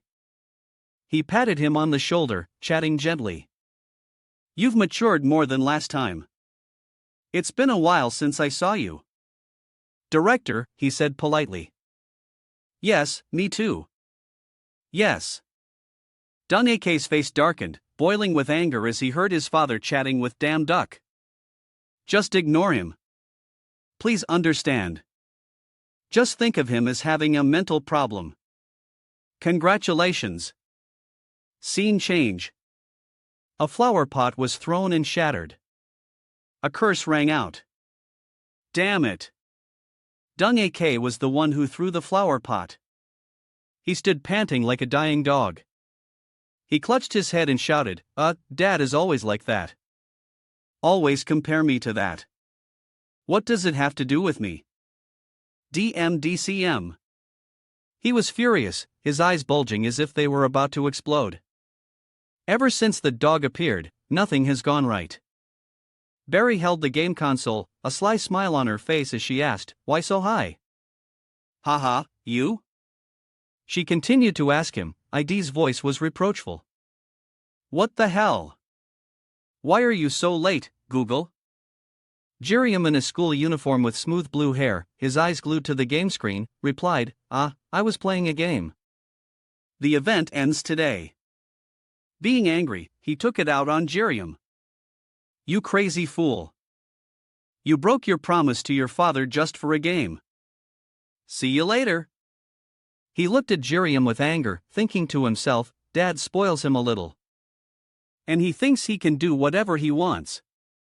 These two bastards are the same. So sweet. Suddenly, his eyes narrowed. Wait, remember? Having thought of something, he smirked. That's right. Bastards should tear each other apart. Normal. In the afternoon, the white clouds floated by, illuminated by the sunset, feeling soft and peaceful. In the lobby of the guild building, an excited voice rang out.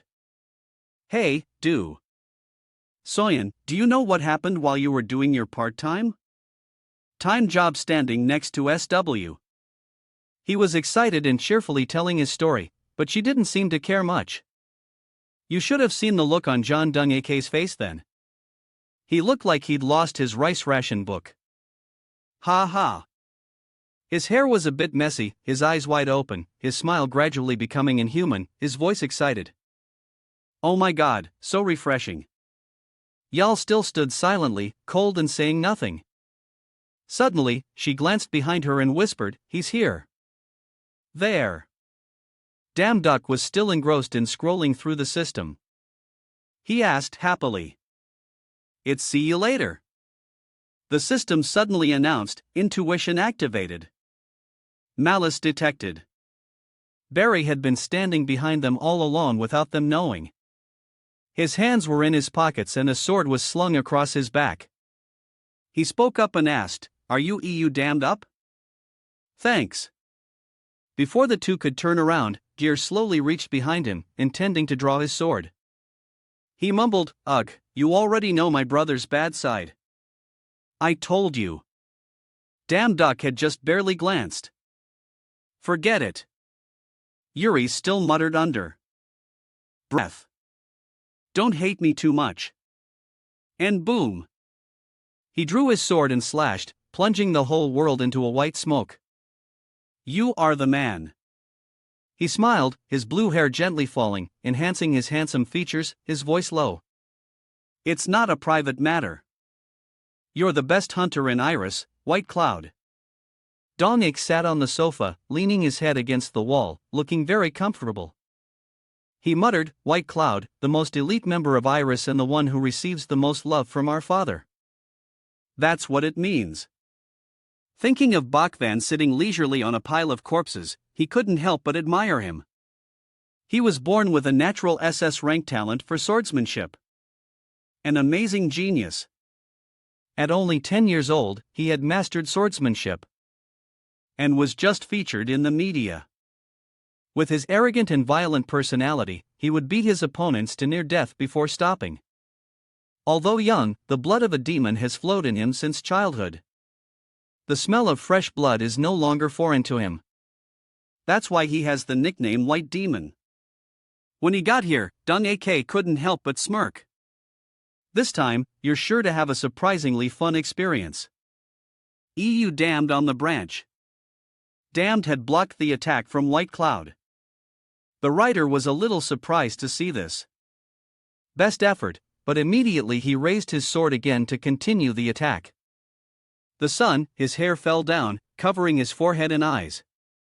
He looked up, his eyes narrowed, and his voice was disdainful. A sneak attack like this is disappointing. Where?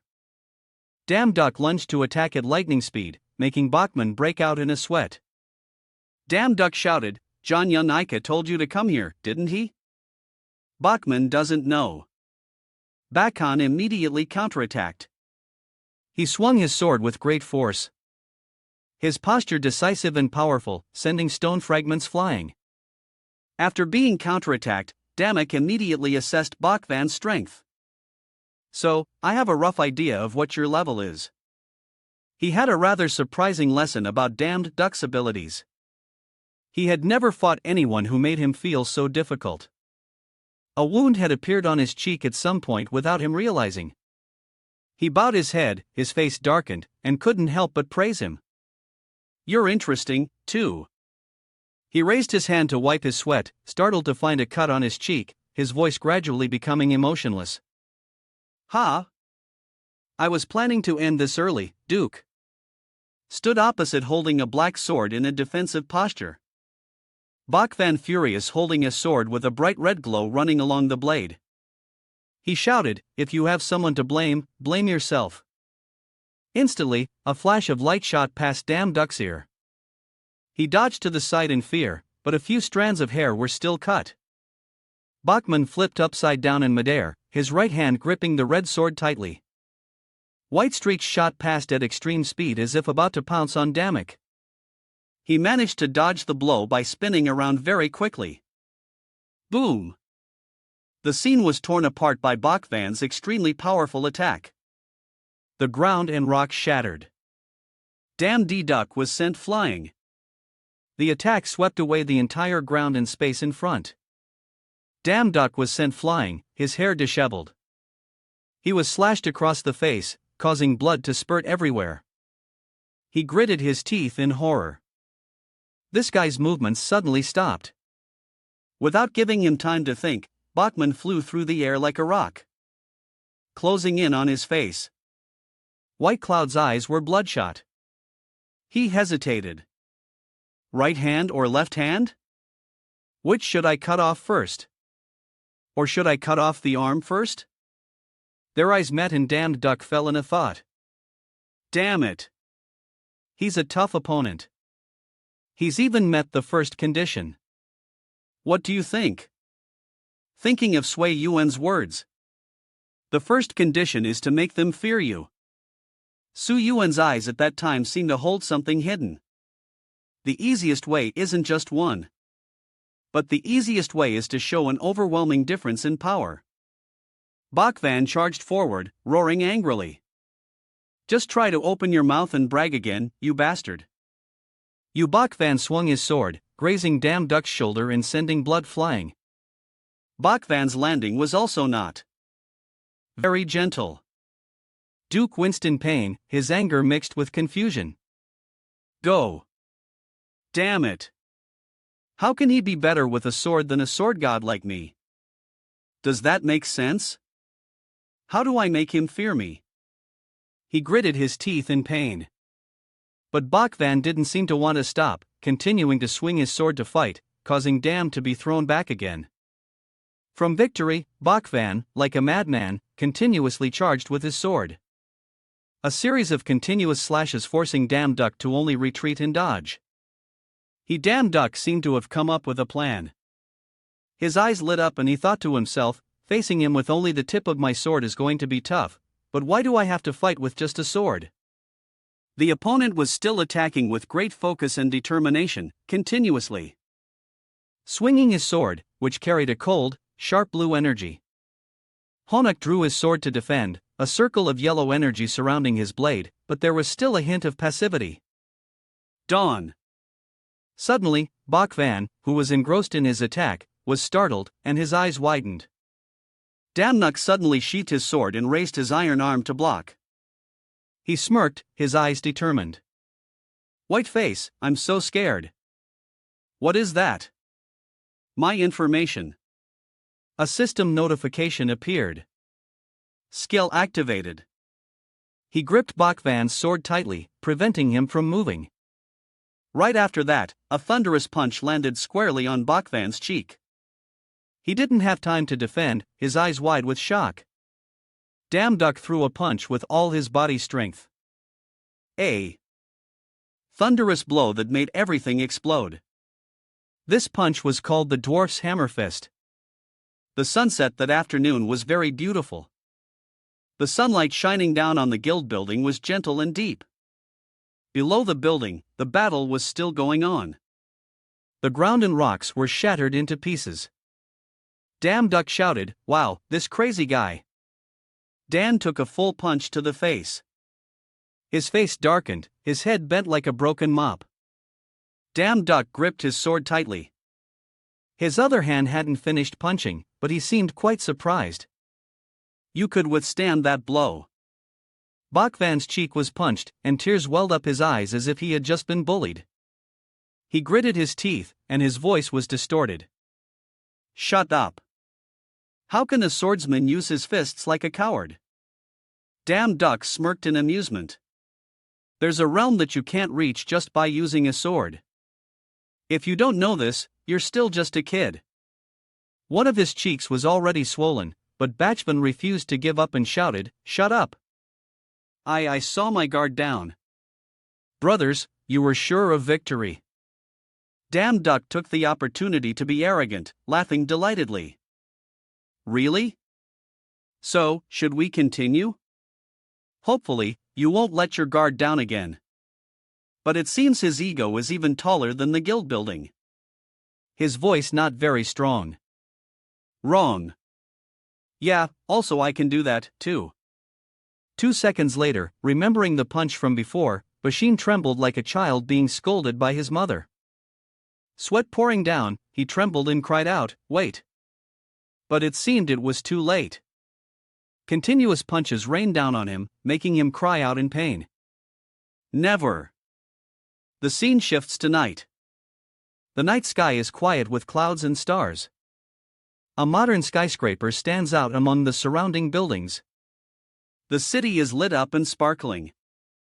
This is Damn Duck's house. The sound of continuous footsteps echoed already. Duke sat with his legs crossed on the sofa, eyes closed and arms crossed. He bowed his head and asked Swan, who was pacing back and forth. I left a message that if he gets angry, he can come find me. Do you think that bastard will look for me? After I beat him up like that. In the afternoon, Bak Van had to take a beating that left his face swollen and disfigured. Twahan replied calmly with someone else. Maybe not, but if it's Bak Van, I'm sure he'll come looking for you first. Konduk looked up, his eyes weary, complaining. Huh?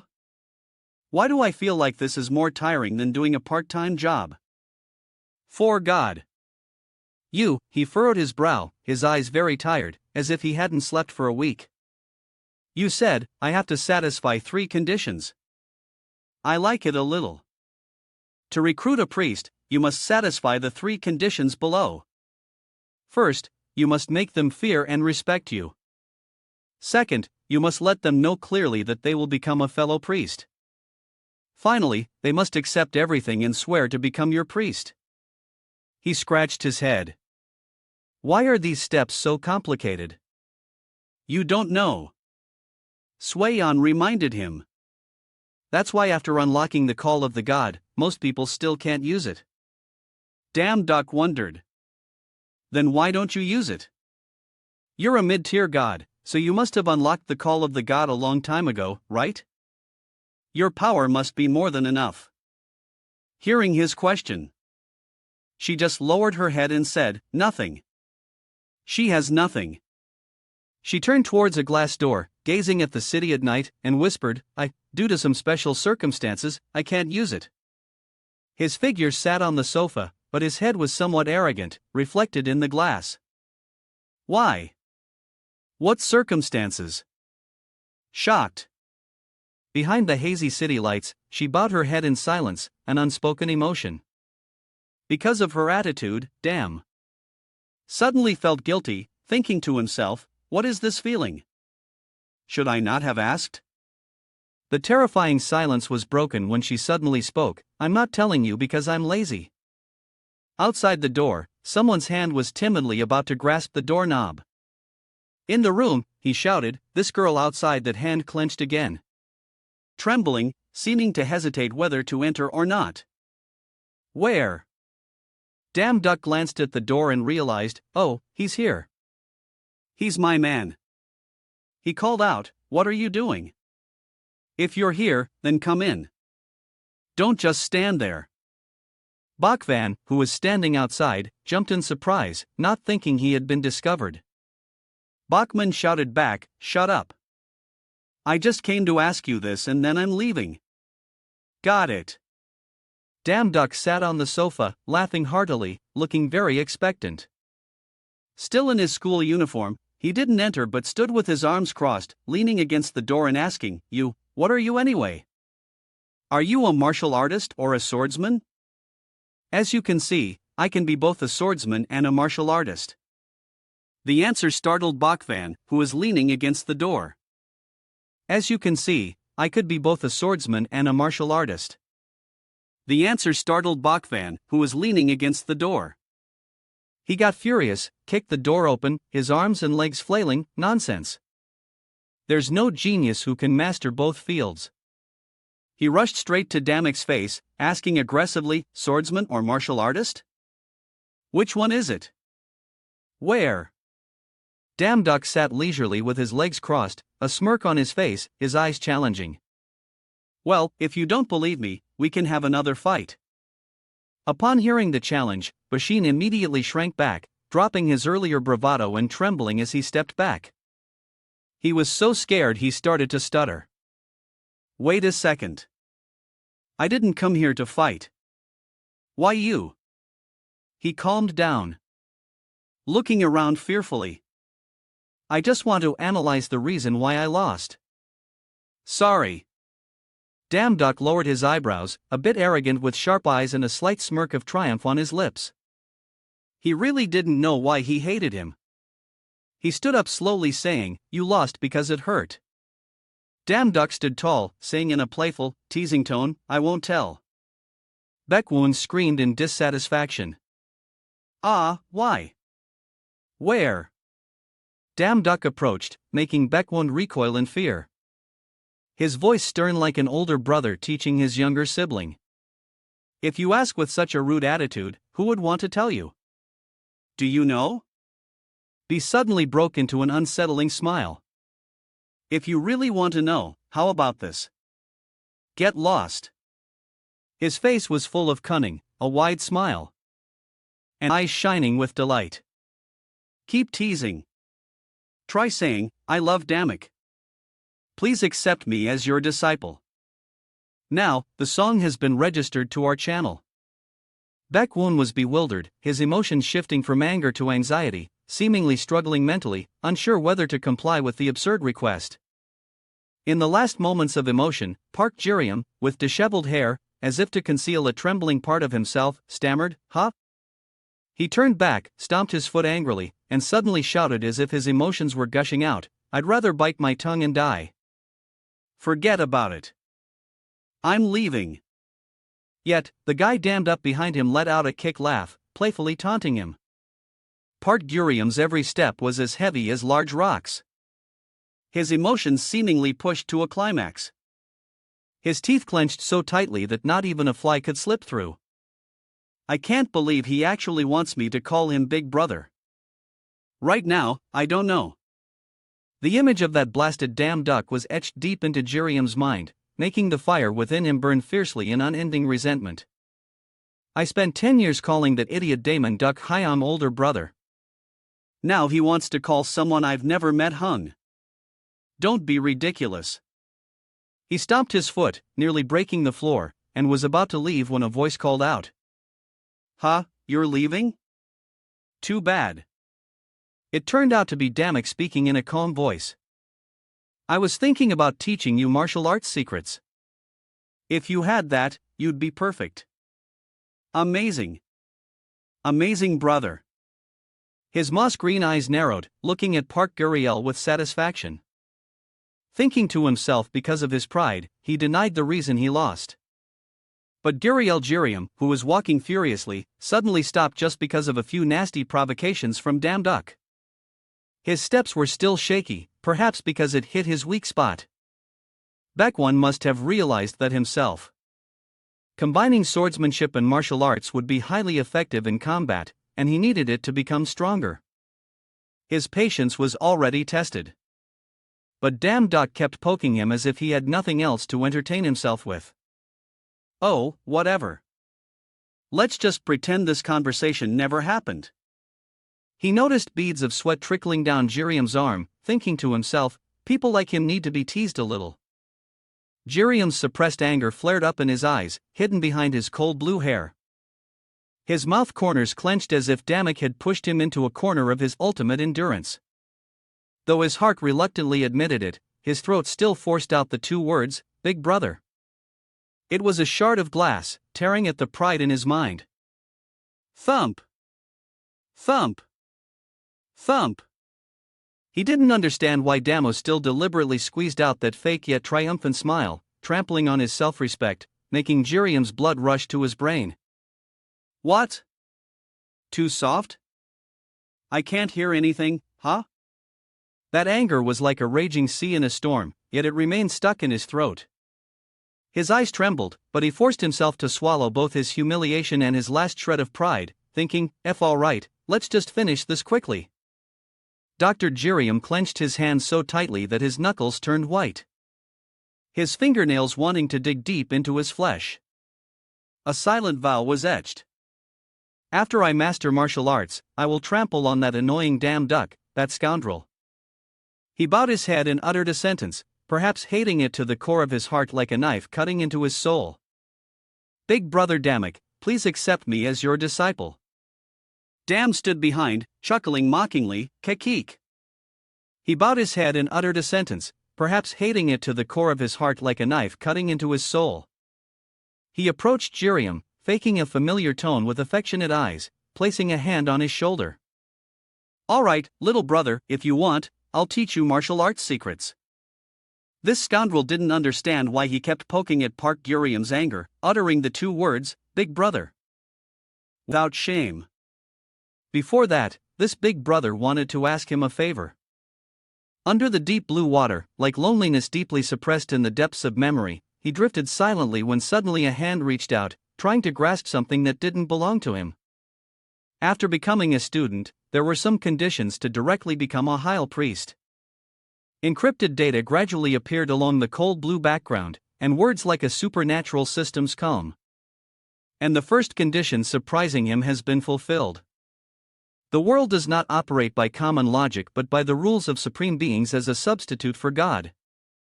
He could pass through gates and the worlds of gods. Park Guriam continued to ponder when he mentioned that he would have to sacrifice his life for God. I was worried it was bit unreasonable, but he was suddenly thrown backward. Jaw agape in astonishment at his previous thoughts. It's just like in a game, isn't it? And surprisingly, Bakwon accepted it very easily. And just like that, the oath of a priest was completed without any obstacles. Park Guriam remained silent for a while, as if words no longer held any value. In that moment, he clenched his fist. A merciless punch swung out, tearing the space into pieces. Ironically, this time fate did not favor him. The seemingly powerful punch in his imagination missed its target, leaving Jiriam utterly embarrassed in front of damn duck. He burst into a laughter, making Jiriam want to dig a hole and crawl into it. All right, that's enough. Jiriam sat on the ground, both disappointed and angry, yet still received encouraging words from damn duck. You're doing quite well. Jiriam scratched his head, asking coyly, really? Damn encouraged. Yes, why would I lie? Damn paused for a long time, pondering. Besides that, his learning ability is much better than I thought. He couldn't believe Jiriam's comprehension ability exceeded Picklebone's. Did he learn that just from one punch? In that moment, damn duck recalled his cool past self. At that time, he swung his arm, punched Giro once, then turned away like a CEO. But he was shocked to realize that in just a short time, Jiriam could stand there and take his place. At this rate, he'll soon perform the dwarf's hammer punch. Perhaps this guy was more afraid of his younger brother than he was. He's blessed. So he calculated and turned away, no longer teaching Jiriam. Now connect everything you've learned and then we'll rest. His plot twist made Jiriam's jaw drop again. No way. Part Jiriam was so shocked he nearly soiled himself, wiping the sweat from his cheeks and glaring at Damek. You're a truly strict teacher. That damn Dame Duck's action ignited the determination within him, making him stand up after his extinguished pride. Park Duryong squinted his eyes, looking ahead as if seeing the gate of success, and rose after stumbling. A system voice echoed, your priest has achieved the skill. Combination 1 to 2. Jiriam powerfully unleashed blue strikes that tore through space like blades of compressed anger. The young man was a manifestation of speed, power, and an awakening beyond human standards. The system's voice echoed once again. Your combat power has slightly increased. Damk smiled proudly. Although the conditions are quite difficult, the priest system is still pretty good. As it gets stronger, I will also get stronger. The light descended like a thin silk veil over the city. The last rays of the day gently kissed the glass surfaces of tall buildings, making them glitter as if gilded, creating a brilliant visual symphony. A shrill scream came from the training room. Why? Why? It was Park Jiriam again. He screamed so loudly it echoed throughout the world as if the entire world was turning against him. Just because the plan he held seemed to have collapsed. Why can't I go to the dungeon I plan to attack? I heard there will definitely be ancient skill scriptures there, he uttered. I told you, do I have to repeat myself? Jiriam opened his mouth wide and yelled at his senior, damn, what? The War of the Gods? Okay, stopping the war is also very good. His anger grew larger each day, his furious and insane expression clearly visible on his face. He snarled like a monkey, making damn duck flinch. But that makes me even more eager to go into those dungeons, doesn't it? Why we have to go to those meaningless gates? Damn duck sighed, thinking to himself. I didn't tell him everything, so it's understandable that he's reacting like this. This must be how you felt, too. I was like that not long ago myself. Damn duck lowered his head, his hair disheveled, and comforted him. All right. All right. Calm down. You go. He stood up straight, his eyes stern as he looked at Jiriam, speaking clearly as if giving instructions. Listen carefully. We will go to the gates to see when the War of the Gods will happen. We will also find other guardians of other worlds. That is our mission. Subscribe to the channel for the latest information. He was explaining clearly to Jiriam. Yet he interrupted damn duck, yelling loudly like a child. Oh, whatever. I don't care. If I have to go to the gates, I won't go. Goodbye. Dam's eyes widened, recalling, so use actions. I'm starting to understand you. So use actions now. In his imagination, he saw her leading him by the nose just Follow me. He was dazed, not returning to reality. He grabbed Jiriam's neck, making him gasp. Why, you bastard? If I say go, just go. Hurry up and go, you punk. The image of Yu Soyun also appeared there with her shimmering blue hair and sharp eyes, looking gently at Damn Duck. A gentle voice spoke as if in a trance. There's a solution to everything. On a sofa, a hand was satisfyingly gripping a game console. A hand was satisfyingly gripping a game console. Her voice rang out with pleasure as the screen displayed cute cats and the word clean. What? I've already beaten this game. It turns out it was Park Gun-ryom who had just been roughed up by Udam, now sprawled out on the couch glued to his game console. Yet he still wondered. I wonder if they got there safely. Does he even know? He glanced around with a hint of suspicion. I should have followed them. Then something seemed to provoke him, making him angry all over again. That scowling face as he angrily threw the console away created a swooshing arc. No. Why should I worry about things like that? I thought it through carefully and paid a lot of money to gather information about that dungeon. The scowling face. A magic circle appeared like a snowflake carved from blue ice light. It wasn't just a summoning tool. It held his pent-up anger, echoing his shouts. The more I think about it, the angrier I get. Amidst the swirling magical light pouring down like a waterfall, Jiriam roared in fury as if to vent all his piled-up grievances. Does he have any idea how hard I worked to find it? And what about him? He probably noticed a streak of blue light that suddenly shot past his face, glaring fiercely, wondering where it came from.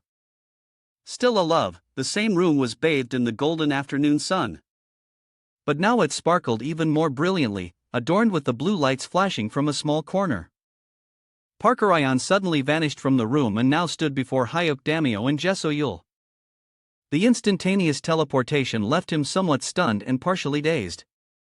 EU Dambio spoke up. Oh, what's your gift? While Jiriam stood there looking as dumbfounded as a bull in a hat, not understanding what was happening. Udamio turned to So-yun with an admiring tone. You can really summon him from anywhere. This ability is amazing. Ha! Still seething with anger. Jiriam immediately yelled at Damiok without understanding the situation. What? What's going on? In contrast, EU Damio remained calm and covered his mouth. What do you think? I summoned you with my divine power. That's what EU Damiok advised. Calm down and catch that thing. Hearing this, Jiriam paused for a beat. Behind him, a monster was approaching as if to swallow him whole. It was like the embodiment of primal terror swirling in a gloomy purple darkness. It had a single glowing eye and razor-sharp teeth bared in a terrifying roar. Jiriam swiftly stepped on the dark rubble under his feet and charged towards a monster, a gray smoke emanating from his feet, symbolizing his youthful and fierce power. With accumulated experience and determination from his training, Jiriam drew his sword and gave it a few good whacks. With 3 slashes, that horrifying hell beast was sent flying. That majestic sight made the watching EU Damio exclaim in admiration from behind, "Oh, bro." Yet, after Jiriam finished off the monster, EU Dami turned and walked away with a useless-looking demeanor and a dismissive wave. Good. Let's go clean up the rest. Jiriam, feeling disrespected and used as a scapegoat, angrily shouted, Hey, seriously, what is this? No, I'm not going. You go. Hugh Dambio smirked. Fine, then stay there. I'll just teleport you again. The system suddenly chimed in. Your priest will be summoned before you. Ah, all right. I'll go on my own. So, stop doing that. Under a darkness as thick as a shroud, dark viscous blood splattered onto a blue-green background. Thin strands of blood like silk threads stretched and branched out. The faint light reflecting off the pool of blood gave it a cold metallic glint. Or your mother will be summoned before you. It turned out to be Yuki Damio with a triumphant look on his face stepping on a monster and gloating ph. This ended rather quickly. The monster collapsed in a pool of dark, thick blood, its last breath fading in a choked gurgle. Quatgorium stood up after defeating his great monster, his hands still bloody, looking towards EU Damio. Becken has also mastered the martial arts skills I taught him. As he was taking pride in his achievements, EU Dam's voice cut in. You really like the dwarf's hammer punch, don't you? Park Girium paced back and forth, kicking the monster's pathetic face as he answered. Damn, that's not it. If you're done researching the gate or whatever, let's go. I have a game to play. Dam held a purple stone in his hand, its rough surface reflecting a dark magical light that it constantly emitted. Warning. What do you mean go? We're just getting started. He crushed the instant teleportation stone with a snap of his fingers, releasing a purple magical smoke. He said, We only just visited the gate. The real place we need to go is somewhere else. In that moment, Park Gyram once again stood on a blue ice magic circle where he could be sent anywhere, much to his horror. The ones holding the wondrous power of this magic circle were EU Damio and Gesso Eden. They were shrouded in a mysterious blue light with shimmering winding magical symbols at the center emitting condensed energy. Their hair flowed gently in a magical breeze. Their focused gazes seemingly one with the powerful circle. The whole scene was dyed in a mesmerizing blue, both mystical and solemn. EU Damio said, You heard him. But Chirium, feeling like an experiment being controlled by EU Damio, felt a fire ignite in his soul. You bastard! EU Damio and Damio Ju Iel Han and Park Garayam leaped out of a bright green power hole right in the middle of the city. The moment they arrived, Girium acted like a giddy kid who just found money, looking all over the place and screaming, This is the magic world. My eyes are magic world. Girium's gaze swept from the clock tower to the bustling low-rise buildings, his face unable to hide his excitement.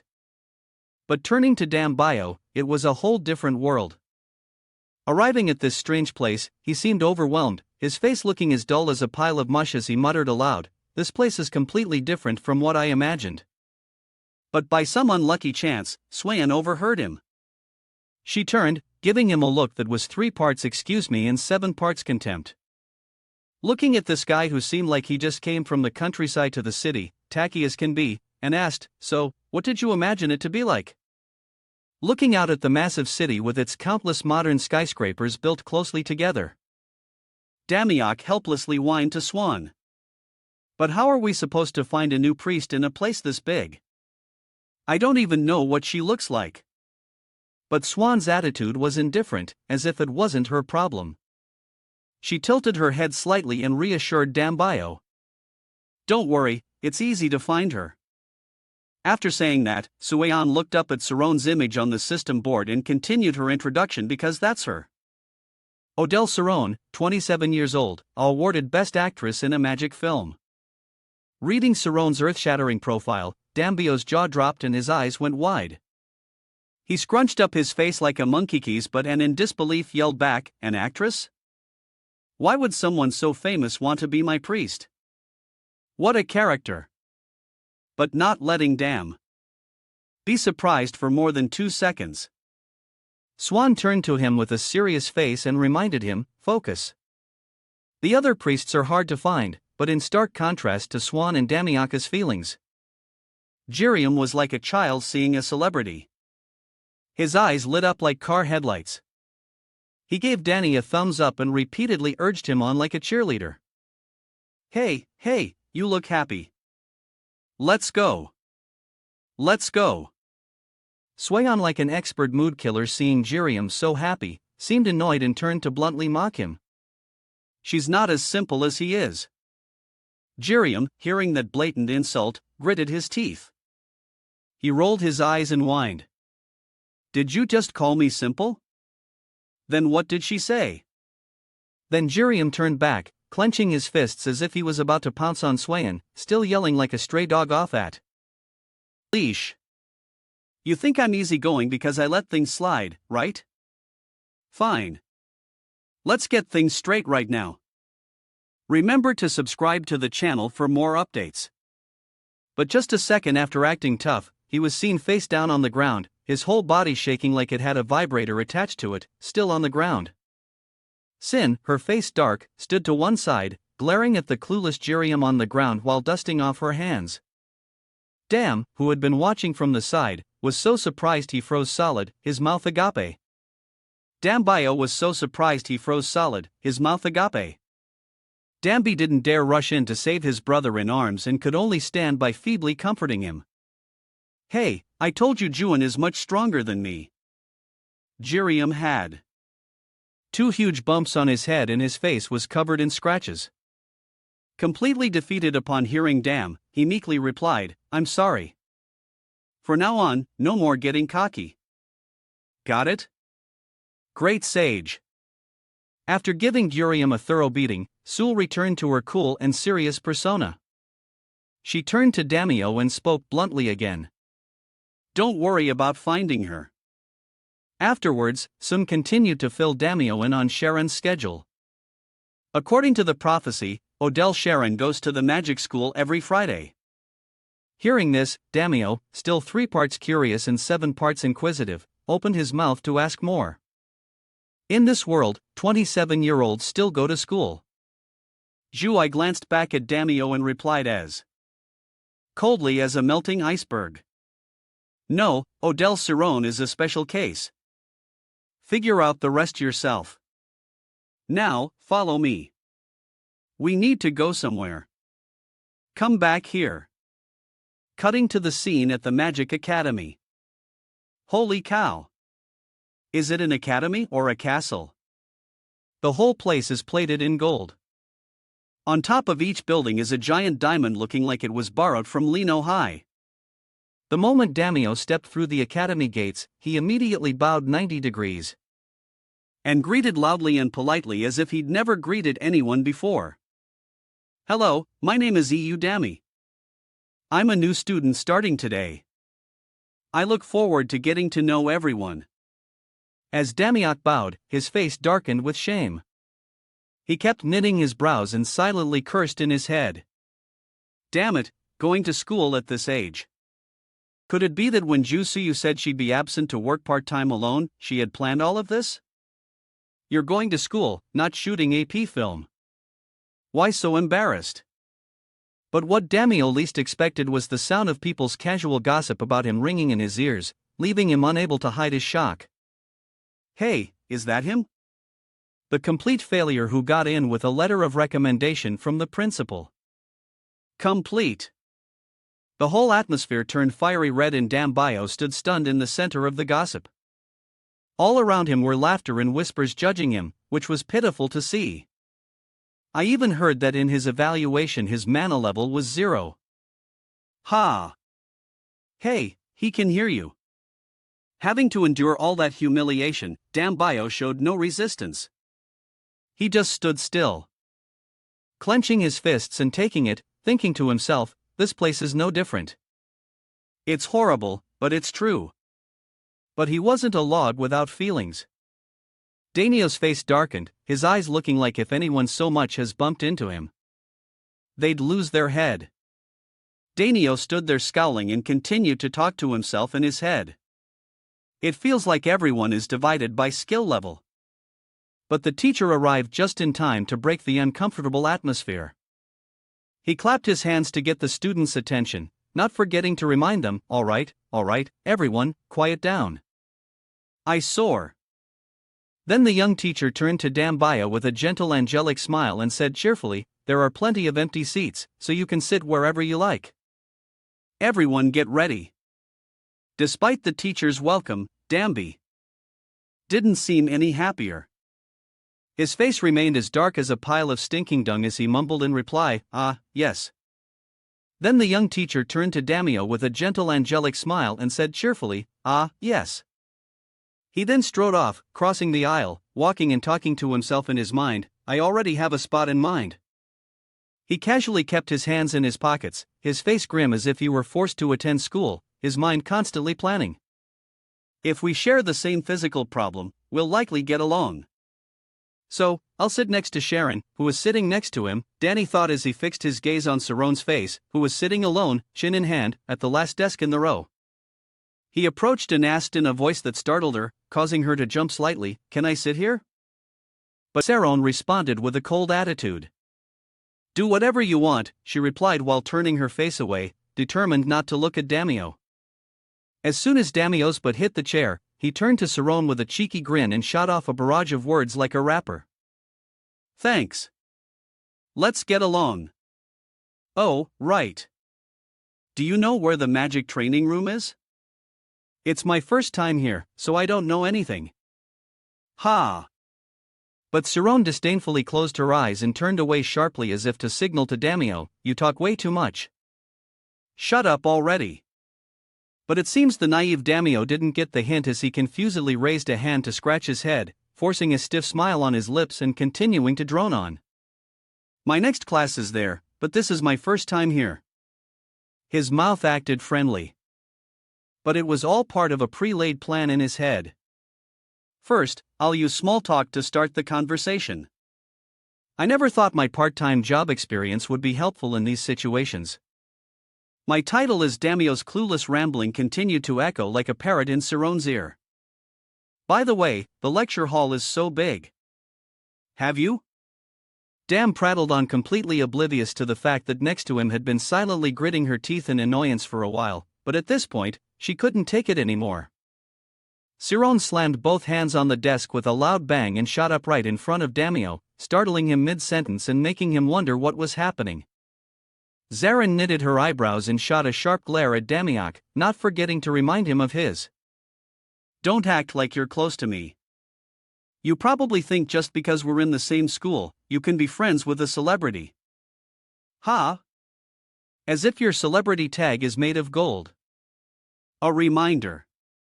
After letting Damio know that being friends with a celebrity isn't easy, Saron then with a haughty tone told him to get the hell out. "If that's the case, could you please get lost? Otherwise, I can't concentrate on my studies." Damn, being verbally thrashed and humiliated like a dog. He froze solid in surprise. He was so flustered that he broke out in a sweat, stammering, "Sorry." In his head, all he could think was, "I've already ruined our first conversation. A test." The bell rang incessantly, a piercing ding-dong that was giving me a headache. "That is our love, Damio." With one hand still in his pocket, trudged alone down the academy hallway, his face emotionless as he muttered to himself, "This is a mess. I have a magic class." "What?" Then he looked up at the area sign, his face contorted in annoyance as he yelled to himself, "Where the hell is area?" But suddenly, as Damio was walking, the voice of Saron's manager rang out, causing him to pause for a few seconds. "Adele Saron, do you still remember your promise if you can't graduate this year?" If her manager stood face to face talking to Saron, she would have to drop out of school and continue acting. Faced with the manager's resolute attitude, Saron was extremely annoyed. She scrunched up her face like a dried apple and yelled back, "Yeah, I know. You're the best." She said she knew, but that manager just wouldn't give up and continued to question her. "When will you realize? That's the reason why you can't realize this." The tactless, shameless, and invisible Dam just leaned against a statue outside, blankly eavesdropping on a conversation between Saron and her manager. That talkative manager, oblivious, kept yapping on. "You know that, yet you're still so stubborn. Your mana deficiency syndrome is incurable." Suddenly, the old professor's voice rang out again. "Now, everyone, feel your mana flow and imagine a flame." As he spoke, flames suddenly appeared in the air, gathering into a large fire. "It will never." Then those powerful flames shot like arrows towards the human-shaped targets set up in the middle of the schoolyard. The old professor, while demonstrating, continued to state, matter-of-factly, "Then you will be able to shoot a fireball." Dam, who had been observing from behind, was so shocked his jaw dropped. Damio, seeing the old professor's ridiculously epic performance, was so intrigued that his eyebrows shot up, his eyes wide, and mouth agape in admiration. Wow! Success! Seeing him make it look as easy as pie, Dambayo then tried to copy him. He gave a smug smile and while gently raising his hand, muttered to himself, "All right, then I will, too." He then held out his 5 fingers and shouted, "Fireball!" But of course, the fireball didn't just easily shoot out of Dambayo's handling. But Danny never lacked determination. He switched to using both hands to summon the fireball. Each attempt had a different tone. For the first try, Danik just yelled like a lunatic, "Fireball!" But when that didn't work, Damio switched to his son Goku Kumlapo's enchanted fireball. When that still didn't work, he turned into a freaking web-sling addict. Damio also stopped yelling fireball and switched to another phrase, "Go fire." But of course, none of the poses worked. But realizing that his recent actions made him look like a complete idiot, Danny became embarrassed and flustered, breaking out in a sweat. He still forced a calm smile to save face and talked to himself. "There's no way that would work," he muttered. "You'd think Dambayo would have no shame, but apparently. His face is thicker than a car tire." Danio suddenly raised his hands again, striking a grasshopper pecking kung fu panda pose. He mumbled to himself while making bizarre movements. "Just to be sure, I'll try another pose, too." He said that, but in his head, Damio was thinking, "I tried using divine power instead of magic to see if it would work. I guess magic only works with mana." Seeing Damio in a corner, waving his arms and legs like he was on drugs, his classmates all clutched their stomachs and roared with laughter at him. They stood behind him, pointing and asking, "What are you doing? What are you doing?" Hearing someone asked him a question, Danio startled and glanced back. Remember to subscribe to the channel for the latest information. But instead of getting angry and cursing back, Damio just gave them a contemptuous look. And replied curtly, "Can't you see? I'm practicing magic." Hearing that, the annoying guy laughed even louder than before, laughing until tears streamed down his face, drool flying from his mouth. The commotion from the group caught Saron's attention, causing her to knit her brows in annoyance and glance back to see what was happening. The guy's laughter still echoed, laughing as if he'd hit the jackpot. "That thing, huh? Did you work in a circus before you came here? Ha!" Suddenly, while that guy was still standing there laughing and teasing Dambayo, "Hey, try that funny pose again. Ha ha." And Dambayo was standing there annoyed and scowling, wanting that troublesome, nosy, and tactless guy to go away. "Stop distracting me and mind your own business." Saron's face darkened and she silently strode towards Damiok to the rescue. Then as soon as she arrived, Sharon suddenly called out, "Hey!" This made Damio, who was arguing, jump and glance back to see who called him. Zarin was more dramatic than a horse. She wanted to talk to Damio, but didn't want anyone to see, so she made a show of bumping into him and mumbling, but loud enough for Damio to hear. "I need to talk to you. Stay in the classroom after school." As dust aniful. The sky started to light up. The sky was covered in a beautiful peachy pink. While inside the academy, Saron was standing by the window, one hand on her hip. She closed her eyes and said to Damio, "You bother?" Suddenly, from having her eyes closed, Saron shot them open, knitted her brows to stare. Damned and began to unleash a barrage of why questions as if interrogating him. "You don't have mana, do you? You don't even have mana. Watching you practice is so frustrating. So why don't you just give up on magic?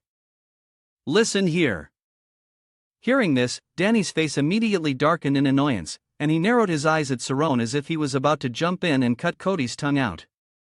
As if Dambayo had been holding it in for a long time and finally got to let it out. He didn't hesitate to unleash a barrage of sarcasm at Saron.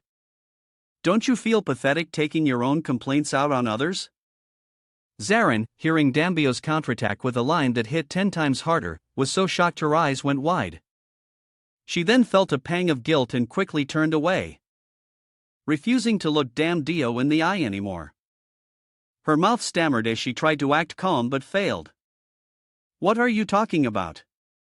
Damn, seizing the advantage, saw her attitude and bluntly asked a question that stabbed right at Saron's weak spot. You have mana deficiency syndrome, don't you? Game over. The secret was out. Saron, realizing her secret was exposed, froze stiff as if hit by Daochan's charm. But Damio's mocking voice kept ringing in her ear like a machine. It's a rare disease that prevents the sufferer from using mana, no matter how much mana they have in their body. Zarin finally reacted, shaking like a leaf and stammering for a long time before managing to get a sentence out. How did you know about that? Mana deficiency syndrome, a rare, incurable disease. And the most terrible illness that shattered my dreams. Is that the reason? When someone in the same situation as me appeared, Danio's pitifully confused face appeared in Saron's mind instead of feeling empathy. I felt a sense of hatred at his appearance, which further reminded me that no matter how hard I tried, I could never become a great mage. Then Saron's voice rang out again, but I kept going. At this point, she was like a drop of water that wouldn't leave the cup. Tyrone hung her head low and screamed as if she'd never screamed before. I've had to endure it time and time again. I've tried relentlessly. Damn it. The image of that talkative, clueless manager appeared in Saron's mind along with his crappy, preachy words. How much longer are you going to act like a child? You need to know when to give up on things that don't suit you, you know? Saron, completely helpless, dropped her knees on the floor right in front of Damio. She brought her hands up to her face and continued to whimper. I took it all out on you. I'm so pathetic. Suddenly, while Saron was at her lowest, Damio opened his mouth and said something that was almost impossible to achieve. I will help you use magic. What is it with you? After saying that, he suddenly changed his attitude. Danio's eyes crinkled into a smile as he used a negotiating tone to speak with Saron. But I'll need your help, too. All right. Become a god. Dami was acting as if he was taunting me, saying something almost impossible. Soren was so angry she could spit blood. She looked up, her face scrunched up, and yelled at the top of her lungs as if she had a megaphone. Didn't you hear me? No matter how hard I try, I can't. Even basic magic is difficult for me. What can someone like you with no mana do to help me? Rob just subtly hinting that having no mana is no different from being useless. Yet Dambia calmly raised a finger and declared 1 week. He kept holding up a number 1 and gave a gentle smile that said, just trust me. Look how trustworthy I am. To Saron, he didn't forget to make a declaration to win Sir's trust. By then, I'll show you I can use magic. Saron. Zarin was fussing like a pig about to be slaughtered. She kept scowling, staring at Damio with contemptuous eyes and yelling again, even letting out a contemptuous laugh as if Damio had accidentally opened her floodgates today. 1 week. Don't be ridiculous. Why don't you try using basic magic first, then talk like that? You.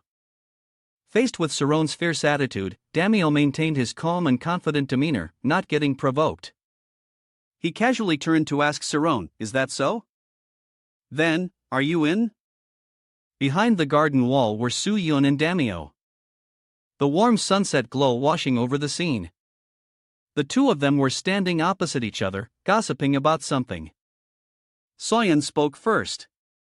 You told her you'd learn magic in a week. Her eyes were like a shadow with her eyes squeezed shut and eyebrows nearly touching. Soyeon wore a helpless expression upon learning of Danny's plan. She put a hand to her head as if to say, you're giving me a headache. Where did you get that confidence? Damn, looking utterly dumb. Founded, replied his gaze trying to avoid hers by darting elsewhere. I know it was a bit impulsive, but I had no other choice at that moment. If I didn't do that, I would have been looked down on. You should have seen her attitude. Shuayan fell into deep thought, her hand on her chin, her face as tense as a guitar string. But this is the only way to get her attention. Her only interest is in magic. She was still very hesitant, her thoughts unresolved. Even so, learning magic in 1 week. That fool damn bio was acting so dense. He gave a forced laugh, raising his hand to scratch his head and said, "Isn't there a prophecy about me learning magic in a week? If magic-related abilities aren't sold in the god shop, it takes a long time to acquire mana and use it." Soon's gaze fell. Even in my past life, it took me 3 months. However, it's a different story if we take on a hidden job. Within 2 months, the forgotten god of magic, Carlos, will appear. The image of the city engulfed in a sea of fire flashed through Soyen's mind. When he comes to destroy this magic city, the god of magic, Vermont, will immediately post a job listing. The system panel also flashed in her mind. Job posted by Vermont urgently requests testing help to stop the destruction caused by a gate. One of the rewards will be magic ability.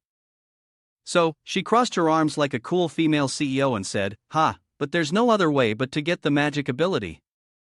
Hearing this, Dambio was quite surprised. His face went blank. He pleaded with some, "I can't." "How?" Quietly. Soen, with her eyes half closed, brought a hand to her mouth and thought, "If I say too much, it will affect his development. So I'll let him take it in gradually." From brain to mouth, she said pensively. "In 2 months, the gate will explode and the forgotten god calls will appear." Subscribe to the channel for information. Danik, following Little So's lead, also thoughtfully put his hand to his mouth. I heard her continue. "When that happens, you'll take the part-time job posted by Vermont. So, tell Odell Salon to wait for 2 months. This is the best way." Danio suddenly gave a faint, mysterious smile. He looked at her confidently and said, "Is that necessary? I think it will work right away." Jewel heard this and thought, "That's quite." Her face furrowed as she questioned Damiak. "How did you come to that conclusion?" Danny closed his eyes tightly, crossed his arms, and tilted his chin with a smug look. "Don't worry, I've got it all figured out." He pointed up and rambled on about something. "You said that these days Vermont will post part-time jobs if he thinks the city is in danger, right?" So asked back. "So, tomorrow?" Her face suddenly turned pale as a frog's behind, as if to say, "What the hell?" Upon hearing Damio's nonsense, "We pretend to be monsters from the gate." Wouldn't he offer a job? Then 2 raccoons wearing headbands appeared in Soyen's thoughts, her face still frozen solid in a blank stare. "What?" Soon's gaze calmed down. She didn't know what else to say. Just mumbled something incoherent. You remember the beautiful magical cities appeared. Everywhere was flooded with light. The magical world was complex and selective. And until Dambio's 1869th resurrection, everything remained the same. However, this Dambio June suddenly gave a small laugh. Why on earth did he have to act so mysterious? She thought to herself, he seems different. Besides, on top of that, Soon returned to her initial emotional state, closing her eyes again, crossing her arms, and saying calmly, "I think that plan will be difficult. I don't know anything else."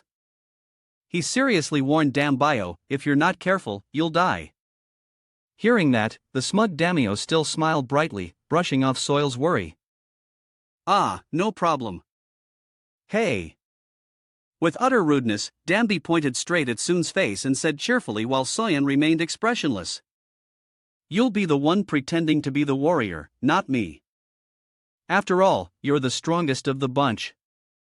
Soon's face remained impassive as she reached out, grabbed Dambi's finger, and a piercing scream followed. "Hey, Vermont's outer court, West Wing." A number of priests and mages gathered at the foot of the temple. Sunlight flooding the area. Remember to subscribe to the channel for the latest information. Dam wandered over here, his face showing a thoughtful, slightly dumbfounded expression. "More than I thought." Jules sighed wearily while that Gim Jairam had a face like a soldier about to be worked to exhaustion by a senior. Looking incredibly bored. Damiak, however, was still smiling and talking normally. "All right, I'll hide here. So, you guys go cause a ruckus. That mirror guy. The little brother felt like he'd been tricked, so his entire scrotum turned red with anger. Ryan roared at Damio, looking extremely dissatisfied.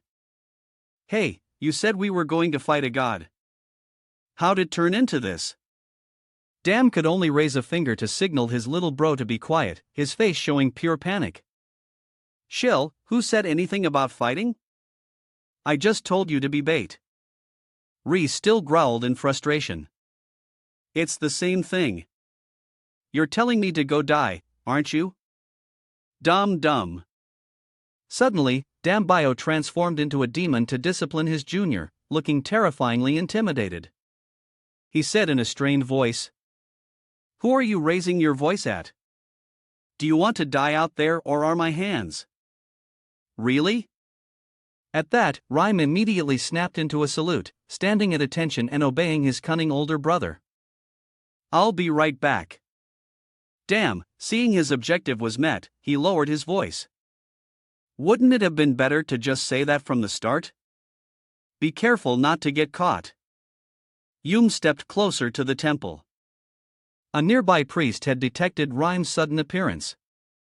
The priests instinctively pointed their magic staves towards Rhyme, who was slowly approaching. He shouted loudly, Who's there? Who dares to attack this place? Hey! Yuri continued to walk slowly and deliberately. He drew his sword. His hand gripped the hilt tightly. He mumbled at the priest. For him. He's so arrogant. What kind of priest is he? This is more like a slave. Please subscribe to the channel to be notified of new videos and summon flames on his staff. Stop. If you take another step, we will attack. The priest's warnings echoed loudly.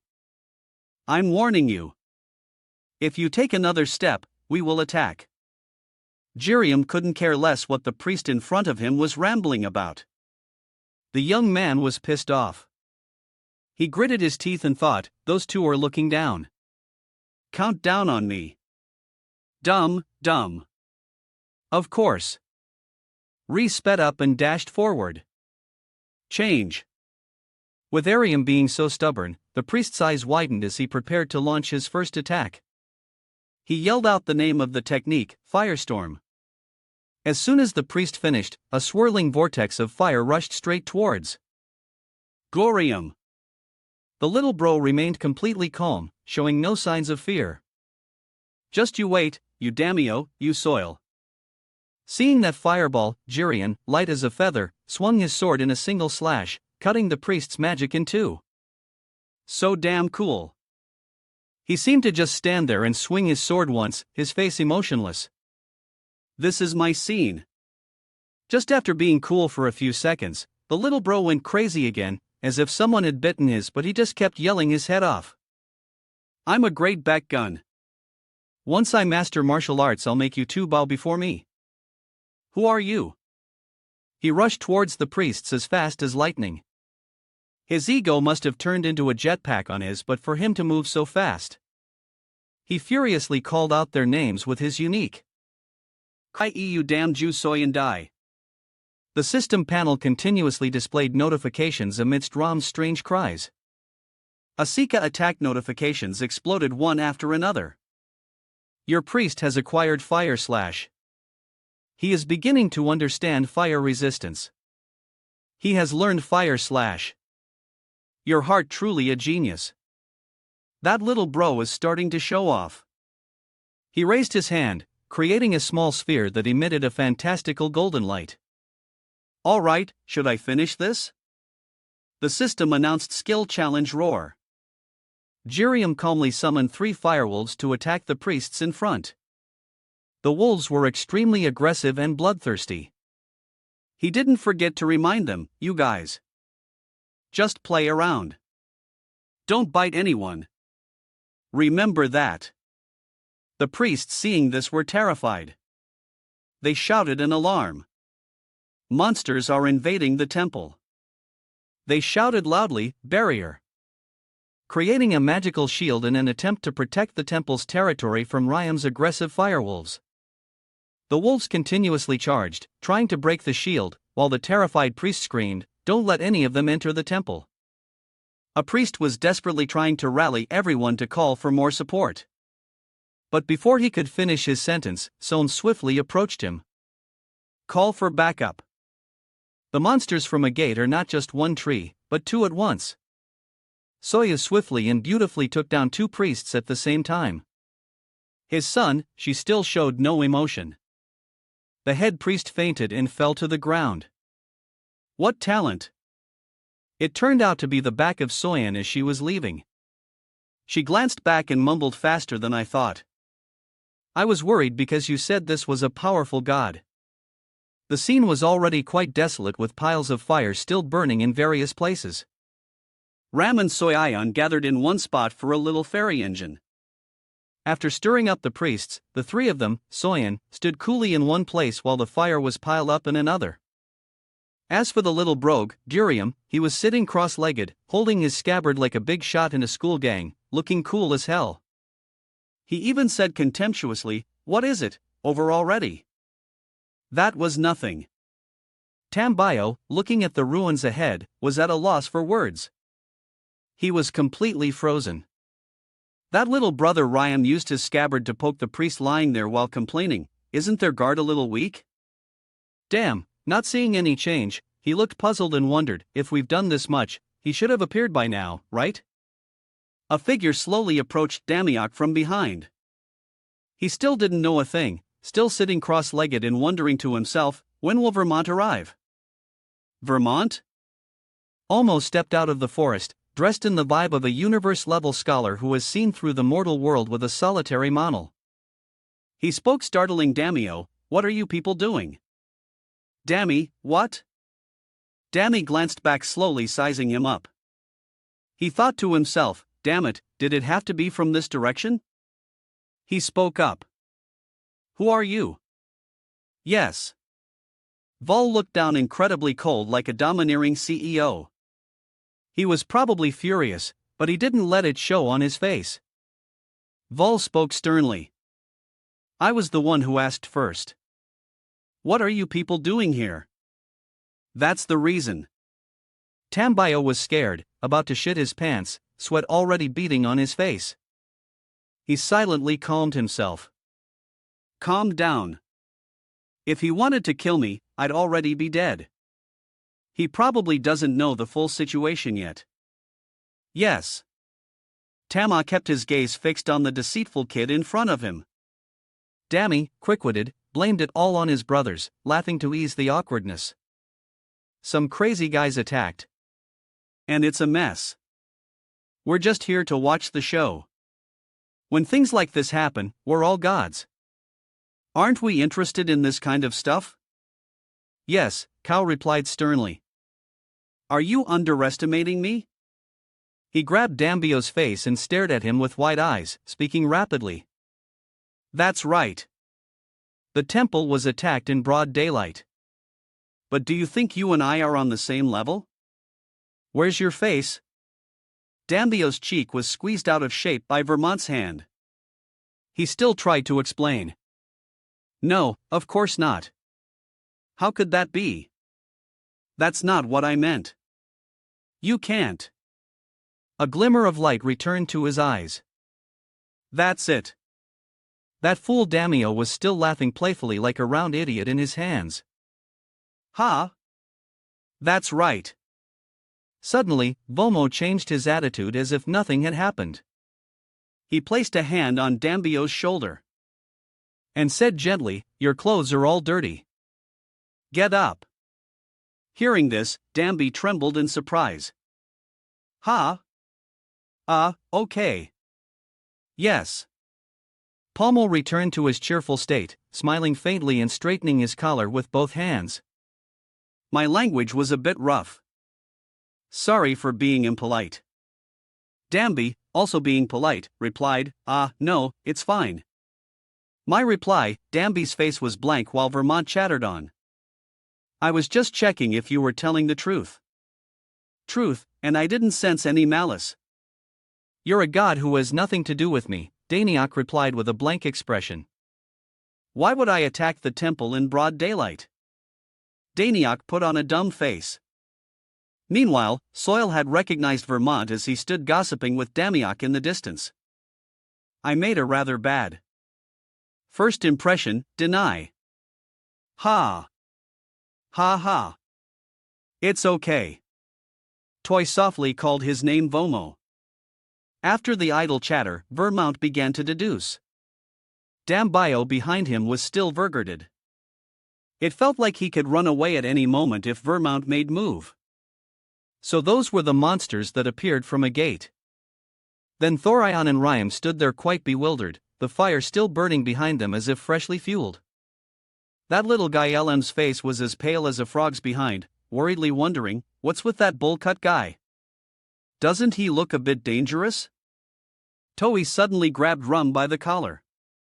We're jumping now. Get ready.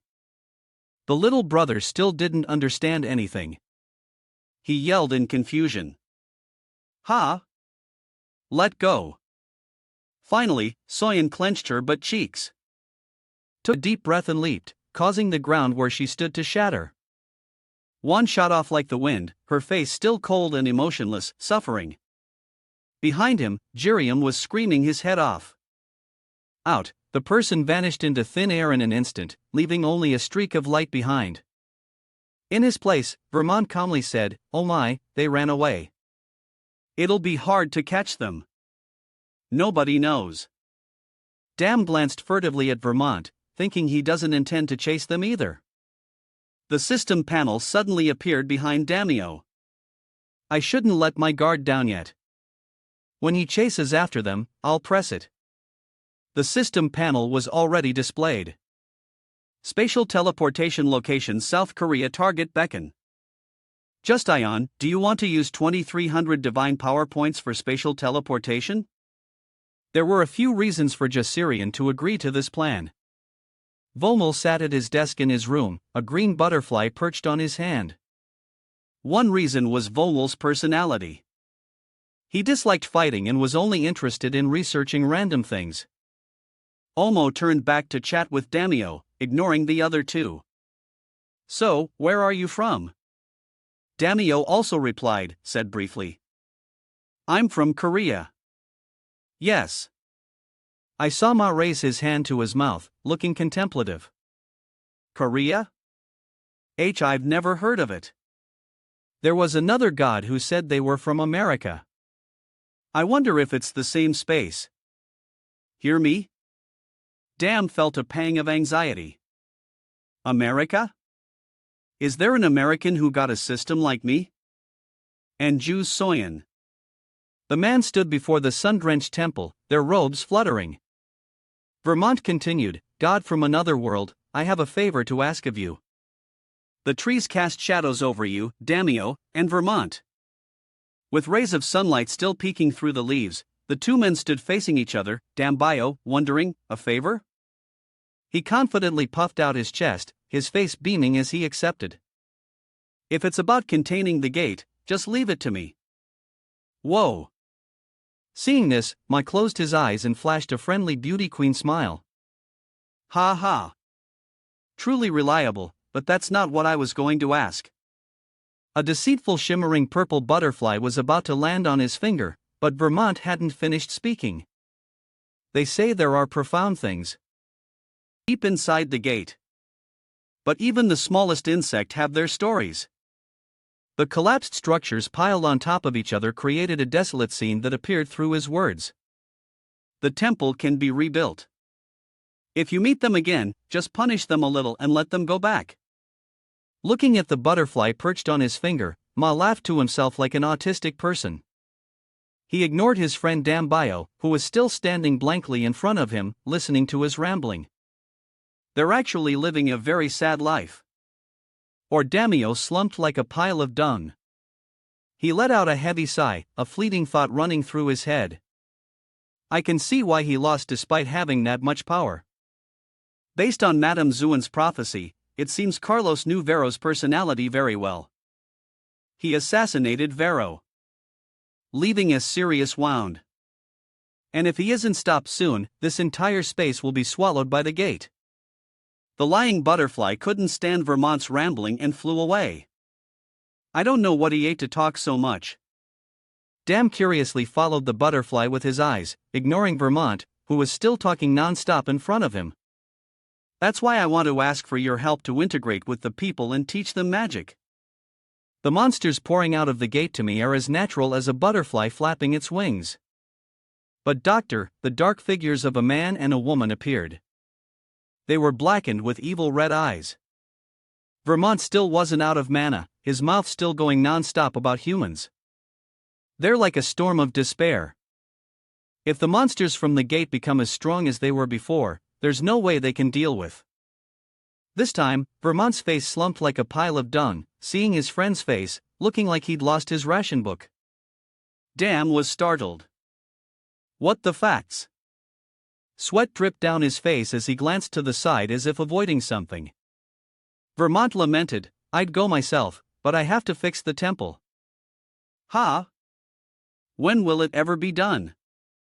The image of priests lying scattered on the ground appeared through Vermont's rambling. It was impossible to tell who was alive and who was dead. Someone's magic staff was also broken.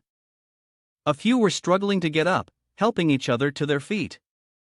I would ask my priests, but they, so, will you help me? My eyes on my name. Dambio's eyes lit up like car headlights when he heard Vermont mention the reward. Of course, there will be a reward. You will help me teach magic. So, I will help you use magic easily. Answered you guys damned as if he'd struck gold. Immediately switched to confidence mode and accepted. Of course, this is my specialty. Just leave it to me. Vermont, seeing that enthusiasm, also laughed as if it were a bountiful harvest. Really?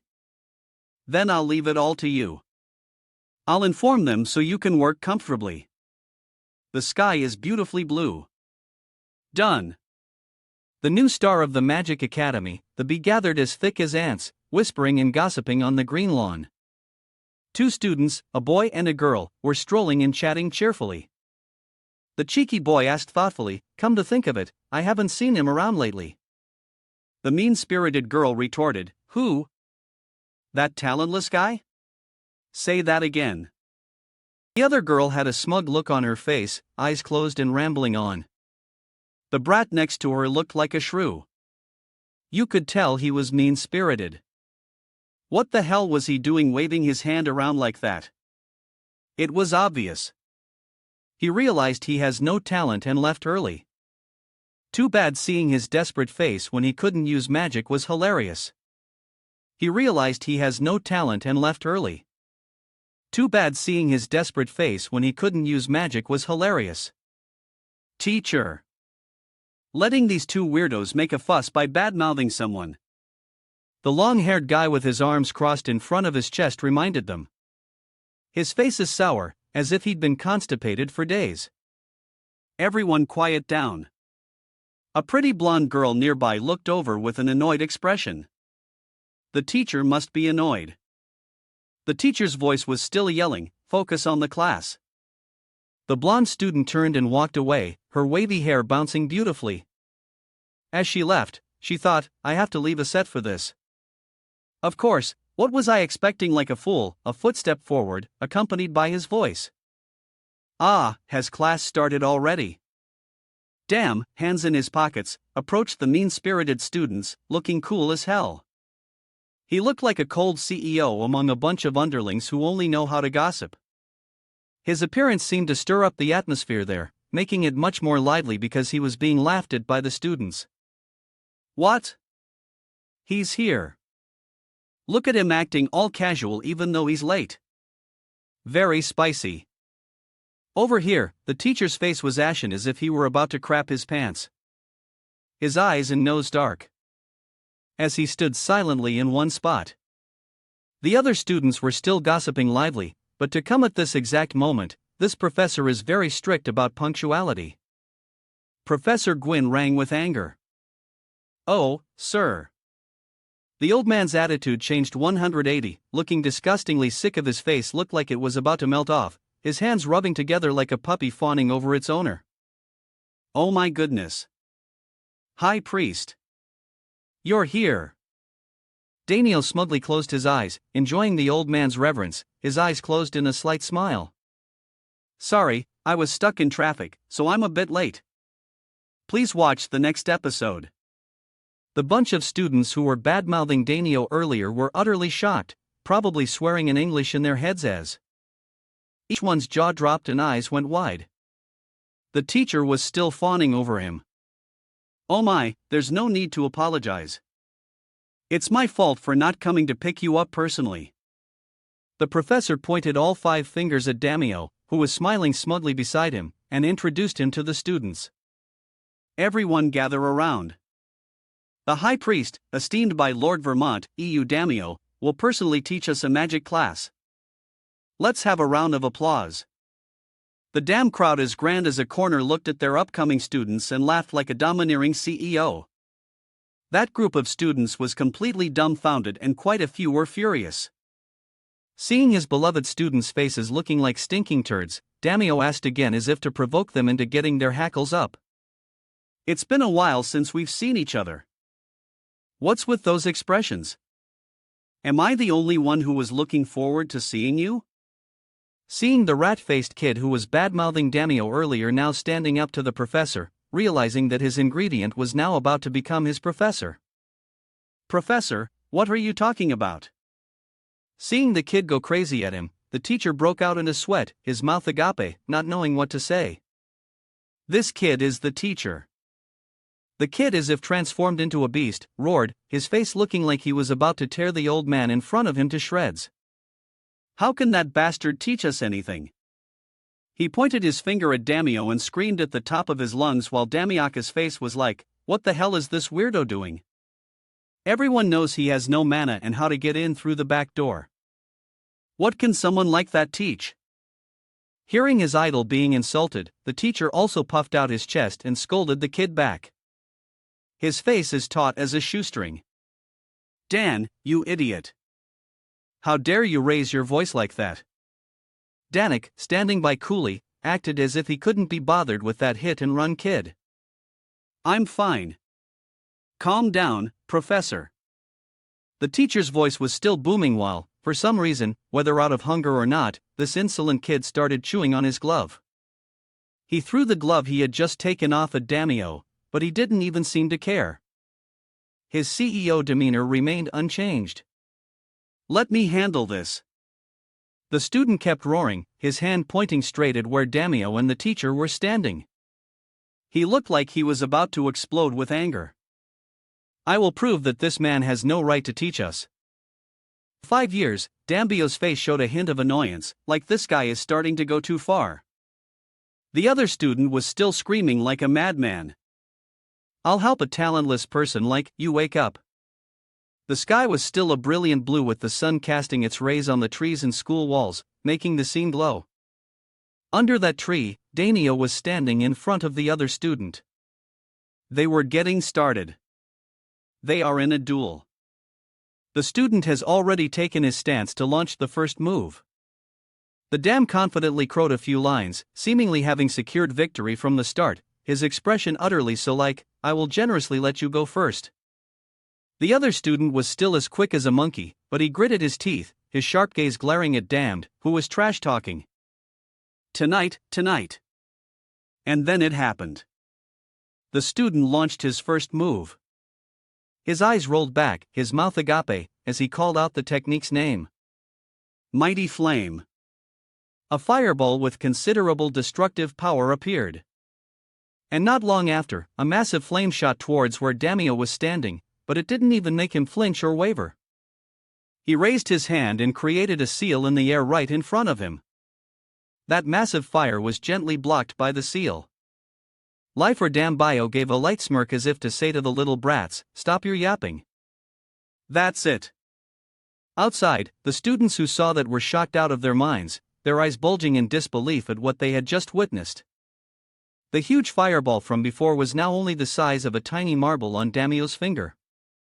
Daimyo's gaze made anyone who looked at him swoon. It was so incredibly ball. He lifted one side of his lip in a threatening sneer. My turn, right? Say it. After saying that, Dambayo flashed a smile as bright as the sun. Incredibly innocent, he pointed his finger at the student, preparing to unleash a new technique. A brilliant light emerged from his fingertip, enveloping an area. Remember to block this. A memory of Damdeox resurfaced. It was when he heard Vermont say, even if you're talented, using high-level magic from the start is very difficult. That's when he saw a very lovely talent. That's why I'll share a little of my power with you. Goodbye. But looking back at the battle, the flame shot from Dambayo's finger was several times larger than the kid's flame. This was what you call colossal. Its destructive power would surely be terrifying. The other students were once again shocked to their core. All of them with their mouths agape and eyes wide, the light from the flame illuminating their pale faces.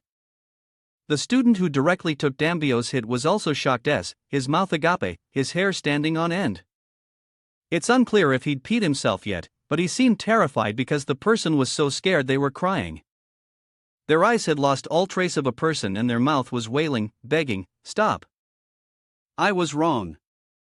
Become a god. Damioc flicked his finger towards the sky. The fire because of that changed direction and shot straight into the air, forming a perfect right angle. The flames suddenly created a massive explosion in the sky. If that guy had taken full hit, only his parents wouldn't have recognized him. The hand of Dambayo was still pointing towards the sky. The explosion caused his hair to fly. The old man must be very proud, smiling with one side of his mouth. The person collapsed on the ground, looking up at Damio like a kindergarten child meeting the boogeyman. His face was drained of blood, his tears not yet dry from the sheer terror. Danny asked, have you sobered up yet? Wow. Dammy's face looked so sly and evil. The two words triumphant were imprinted on his smirking smile. I'll take care of anyone else who has a problem with me, too. From now on, this useless person will be teaching you. After witnessing Dambayo's impressive debut, many students probably had a different opinion of him. The teacher also rushed over. Flatter him. In the distance, another female student was watching. What a high priest. I never thought you could use a level 8 magic circle that no one here can. Damio, seeing this, looked dumbfounded. Thanks, but aren't you going to teach? Jiren stared at him, stunned, his face looking soulless. He stammered. He really is. A day later, a small hand slammed down on the table with a loud thud. It seemed the owner of that hand was furious. She was screaming her head off. Are you kidding me? You want me to agree to these conditions? What? Tarun slammed both hands on the table, looking dissatisfied and furious. Opposite her was Damio, his face pale with fear. Calm down. Hand-to-hand combat. But Shirian, sitting behind him, was completely engrossed in his game, not paying any attention. Yes. Cleared the stage. Dammy's face was clearly bored. He glanced at Gurul and thought to himself, that kid seems too easy, this reaction. Meanwhile, little Cerrone was still chattering away on the side. How can I calm down now? You're treating me like an idiot, aren't you? Cerrone looked like she wanted to swallow the guy in front of her whole. Her face was scrunched up like a monkey's. But Danny was clearly bored. Dambayo waved his hands frantically to justify himself. All right, calm down and listen to me. I'll explain everything slowly. Forget it. Finally, Cerrone calmed down and sat down, her face still looking pissed as hell. Goo. Ow. Damn. Forced to smile and tried to explain. But before that, let me tell you, I don't like this part. Little Cerrone still screamed loudly. Everything. The old man seemed even more furious after hearing the old man's justification. Cyrone's face was like a madman's as she roared. Can you even understand? I have to come whenever you call and I have to be completely devoted to you, too. This is a slave contract, isn't it? It's getting more intense. Annie Sharon kept raising her voice, looking like she was about to chew Dambio's head off. You call yourself a god, but are you any different from those bastards? Dammy's face was as pale as a dead man's. He was terrified, but still managed to say a few more words, it's just a job. Then Damio put on an indifferent expression again, saying irritably, Anyway, I'm not calling you for trivial matters. I just need your power to prevent future disasters. A sphere of light enveloped in blue power appeared through his words. And a battle will occur. I will do everything I can to help you overcome your man of scarcity and learn magic. That's what it means. Hearing this, Saron seemed to have found the human part of her otherwise animalistic body. Her eyes widened as if waking up. Saron asked, Do, hopefully you'll help me cure my illness even when millions of gold coins couldn't save me. Or it turns out it was just that weirdo damned bragging about his abilities. He gave a forced laugh and backtracked on his words. There's no method yet, but I'll do my best. Saron once again became a beast. Her rage flaring up. She slammed her hand on the table and shouted, You're a liar, aren't you? Dambio's face was completely stunned, looking hilariously funny somehow. Saron hadn't stopped jumping yet. If it's just talk, I can call myself a god of magic, too. The rage flared up again. Dammy was still just as stunned, unable to argue. Just you wait. He really paid attention and called out to Soil. Hey, Juice Soil, is there any way to cure the disease immediately? Soil, hearing that, didn't even glance at him. She replied coldly and concisely, No, probably not. Soil's gaze subtly shifted to the back, her mind racing with a myriad of thoughts. It's impressive that he was able to use magic so quickly and get here. But convincing Odell Salon is still difficult. A star in this world also has weaknesses. Zarin sat sternly, her arms crossed on the table, her eyes still filled with anger and bitterness. That is the scarcity of mana. Zhu Enlong coldly advised, and Dambio turned back to listen. Give her more time, her festival. The teacup shook with the table. Soil hadn't finished speaking. There's still time before the gate explodes, so I'll teach you magic slowly. Z. Aaron and Dumduck sat opposite each other. A kind of gravity seeming to press down on the space, making everything feel heavy. A red-haired boy's eyes suddenly turned serious. What? A rift in space opened up in the sky. A pillar of crimson energy shot straight down to the ground. Everything was dyed a blood-red color. Blood. The people in the room were also surprised, curiously looking out the window. What is that? Toa suddenly became anxious. Impossible. There's still a month left. Why? Kalos is already here. The sky was dyed red by the light from the massive distant pillar of light. The scene utterly chaotic. Countless monsters of unknown origin filled the sky. The people below were scared to death, screamed, and shouts to flee echoed everywhere. What is that thing? Mom! Mom, where are you? Run! Then he grabbed onto the railing, looking towards the huge pillar of red light in the distance that was stirring up the whole region. What sword? You can see her face clearly showing shock. So shocked she's out of her mind. Her face pale as a sheet. What is happening? Damiac was also panicking like hell, constantly asking so soon a million why questions. Zuson, what are you saying? What do you mean that's Callus? You said there was still time before he appeared. Are you sure that's Callus? Tuayan wasn't agitated, but she couldn't hide the worry on her face. There's no doubt, dear sirs. In the distance, Saron was screaming her head off, seeing the two of them still standing there chattering. Why aren't you guys running? John thought anxiously. Kalos has never appeared this quickly before, not even the Sun Wolf. It seems this life is different, but for now, the outcome will still be. That's right. Suddenly, a golden light appeared behind her. At this moment, Damio was holding a golden sword, looking cold and domineering without saying a word.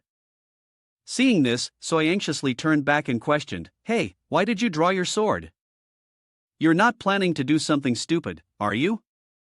He turned on his cold mode and walked away, ignoring Soy Dang's nagging behind him. Kalos is on a whole different level than the unstable Neptune from last time. If you act impulsively with this turn of events, I'm not sure what will happen. Danny didn't even look back.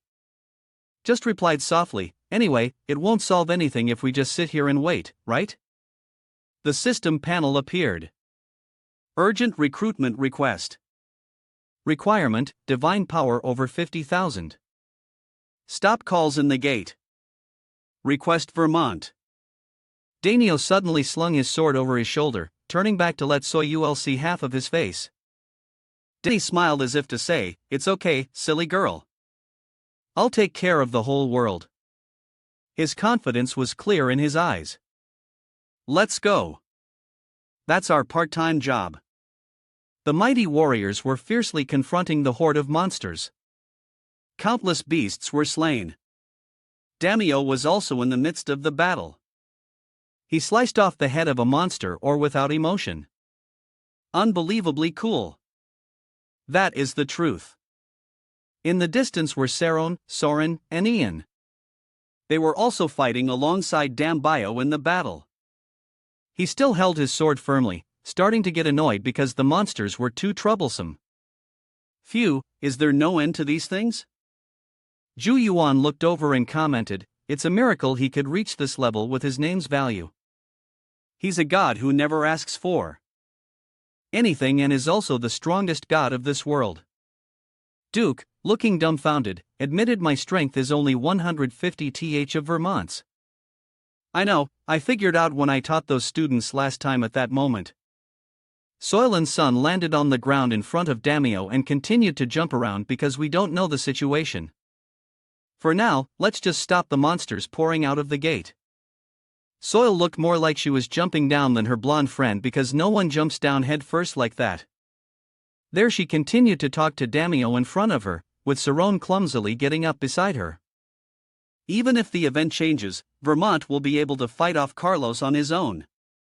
Julian suddenly looked super dangerous, exuding a devilishly charming aura behind her. A massive explosion erupted. Danny's expression changed. He asked in surprise, "What?" Carlos and Vermont should have been nearby. Remember to subscribe to the channel for updates. The warriors who were enthusiastically slaughtering suddenly stopped to listen to a voice echoing through space to the gods who were holding back the gate. "Listen to me. The situation is not good at all." Yes, Ko, hidden somewhere, sent his message to the battlefield. "Let's just get rid of the hair.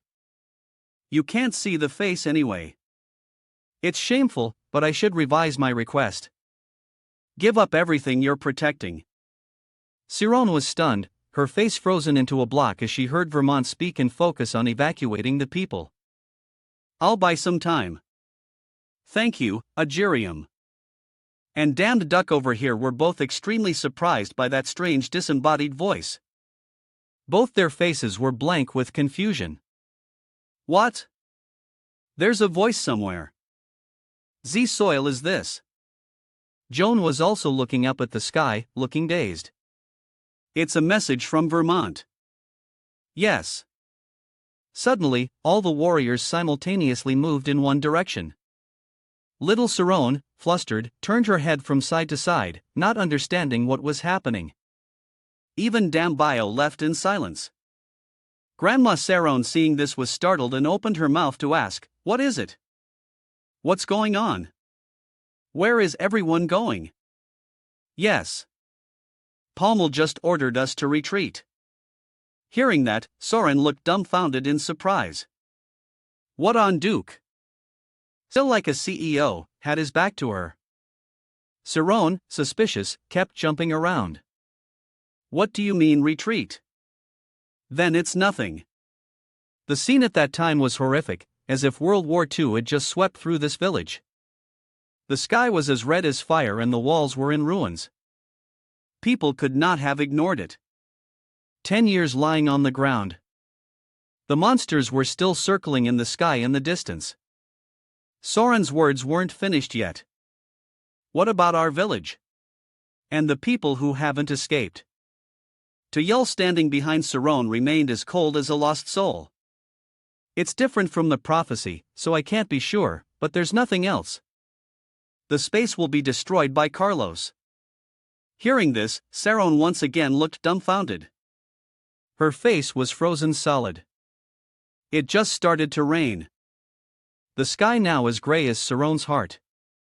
It seemed she still couldn't believe what she had just heard, so she kept asking unconsciously. Lies, you're lying, right? Soil and Jiriam stood motionless in the rain like two scarecrows. Soil continued, I'm sorry, but Kalos is not someone we can face. Success.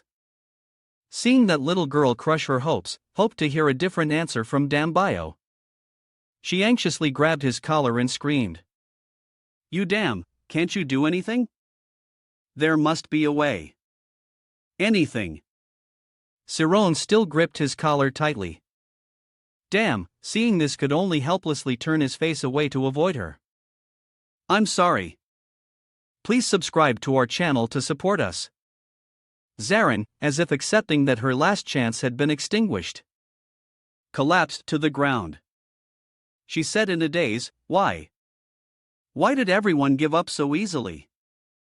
It seems the image of young mages struggling against the horde of monsters appeared through Soren's words. God or not, there are people who are still fighting. The people were still helping each other up in the rain, or more specifically, in the clutches of death. Dainio suddenly froze when he heard her mention him, his face already soaked with rain. Undio, you said you're a god. A god who saves people. It seems you're a god. The image of another dam was reflected on the water's surface in his mind. Damiaka's face started to crumple. His eyes looked like they were about to overflow with something. Suddenly, a voice rang out. Please. While a voice rang out, please. Dainio's imagination. He was kneeling and vaccinating himself in the pouring rain. Please, please save me. Trauma. Back to reality. The one pleading was actually Soren. As if Daimyo had seen himself through her. Sirwan was still helpless and pleading. He was silent for a long time, but his previously limp hand clenched into a tight fist. Karen was still heartbroken, her head bowed in silence. Suddenly, a strange blue light appeared before her eyes. And Danny's voice rang out. Summon the God Shop window. Danny held out a hand, intending to summon something to help the poor little crybaby. Instead, Soon cried out in worry. Hey, you! Dammy remained super cool. A true example of being cool for a girl. He didn't even bother to pay attention to So Yuen's reminder beside him. Just coolly replied, Don't worry, Ju Soyen. I don't intend to die first. Besides, his hand touched the purchase button on the system panel, which means exchange for those of you who don't know. I don't know if there's anything to regret. Dambayo jumped in with a couple of sentences. I didn't think I'd have to use Vermont's value so soon. The system boxes appeared one after another. High Queen's Lion Armor, Legendary Effect. When worn, defense increases by 500%. High Queen's Trident Legendary Effect has a 100% chance to stun any living creature. Note, only effective against leaders. Due to the High Queen set, both attack and defense increase. Edit equipment to fit. Seeing this, Old Lady Soon was so pissed she screamed at Daimyo. You idiot! Siron, who was beside her, hadn't even dried her tears yet, and was stunned, unable to process what had just happened. That's why we can't protect the people. Tambi had already donned a new set of armor, looking incredibly majestic and imposing. He turned back, smiled a heart-stopping smile, and casually dropped a cool line. Take care of the others, Jew. And in another development, the rain was still pouring down like a waterfall and Mouse suddenly vomited blood. Oh, damn it. The person looking down from above looked quite pathetic. The view was from some purple-haired guy who was laughing and shouting like he was possessed. Quaha, do you think this trivial rain will wash away my dark power? That was Kalos, a fierce demon with evil red eyes. His body was covered in a layer of hard rock. His chest glowed a deep red like lava, and the guy was crazily screaming. It's disgusting to think that I was once your student. Under the torrential rain, Vermont struggled to his feet, his face scrunched up as if he had a poop. He raised a hand to wipe the blood from his mouth.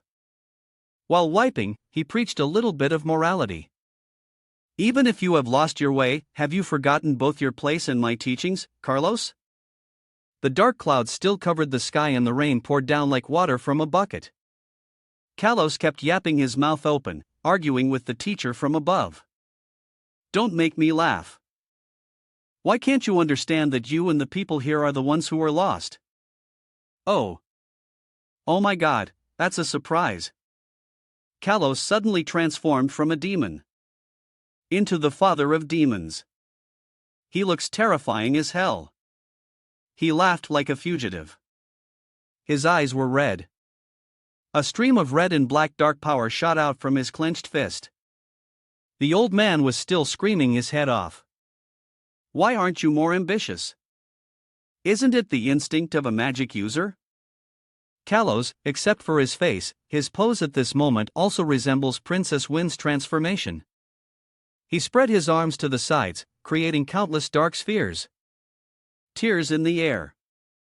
They dyed a whole area red, his mouth never stopping. The path to pursuing higher power. You guys are flexing and contorting your limbs like a frog in the air. At the same time, those deadly spheres suddenly rained down, creating terrifying explosions. Kalos in the air continued to ramble on. Watch this. This is true magic. Perhaps at this point, Vermont was covered in injuries, bloody and battered. He still tried to concentrate a sphere of blue and pink power to counterattack his rebellious former student. I'm so fed up with you. His face scrunched up like a raisin, he yelled. Your dark magic exists only to destroy. That's not the right way to use magic. If you are a god, you should only use magic to help people. After saying that, Vamo used both hands to launch that huge stream of power directly at the dark spheres falling from the sky. When that surge of power collided with the spheres, it spread out like an octopus, creating earth-shattering explosions. Carlos looked as if he had already secured victory. His expression was still extremely evil and triumphant. The boy continued to argue with his teacher. Of course, no matter what the purpose is. What could the purpose be? He continued to unleash his move. The power was incredibly terrifying. From both of Carlos's hands, a stream of power shot out like a giant bloody rout toward Vermont. He was still roaring like a rabid dog, but by using this dark magic, he said goodbye. The red light from his power dyed even Vermont's hair. He was in a perilous situation, his face showing extreme fear. Vermont still raised his hands to defend himself, but the blue light of his power was swallowed by the dark red. He cried out in pain. Ah! Vermont thought helplessly, I can't take it anymore. His game room, a huge fireball suddenly appeared in the sky in front of Carlos. Han was still laughing triumphantly, but he didn't know he was about to get his ass kicked because Brother Long had arrived. Of course, the entire sky was covered by that flame so fast that even Vermont himself couldn't imagine what had just happened. Carlos seemed to have been lost in a sea of fire. A figure slowly approached, and the moment he spoke, it was clear he had one. Looks like you're having a little trouble on your own. Ha! My eyes see a beautiful sun. Vermont's glasses were completely shattered. He looked up in surprise at the strange man. You are the group clad in the armor of the gods held the fireball that had just incinerated the sky in their hands. His eyes seemed to mesmerize anyone who looked at them. So incredibly cool. When his sisters saw this, they could only drool. He was so freaking cool. Reinforcements have arrived. The rain hadn't let up yet. Realizing Dambio's appearance, Vermont anxiously yelled, probably thinking he was still a rookie. Why did you come here? Didn't you get the notice? At your level, you can't do anything to Carlos. I don't have any more divine power to give you. Get out of here now. Where is it? Dambio replied emotionlessly. I didn't come here to get paid, brothers, he continued.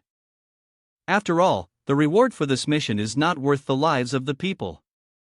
Hearing that, Vermont's gaze softened a little. Where? Dambio drew his bone-white sword, his face filled with boundless confidence. I have a plan. Thank you. Carlos was still smugly laughing like a weirdo in the air. So, what is this tiny little flame? Duck and V-Mouse stood there like statues, listening to Carlos's taunts. Is this your new disciple? You must be desperate. You guys are about to unleash a new move. The dark sphere condensing in Carlos's hand is getting bigger and bigger. All of our men are still laughing like they're high on drugs. Their mouths agape and crowing. All right, you two can burn to death together. Seeing danger approaching, Vomel created a huge blue seal in the sky, hoping to block Carlos's upcoming attack. The darkness of Carlos shot straight towards Vermouth's shield, looking as if it was about to swallow the fragile protective layer. Yes.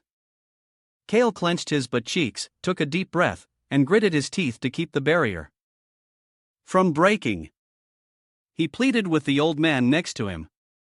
Go got to Korea. I can't hold on much longer. Do you have a plan? Duke's hand was still firmly gripping the sword. He shouted with a super serious expression.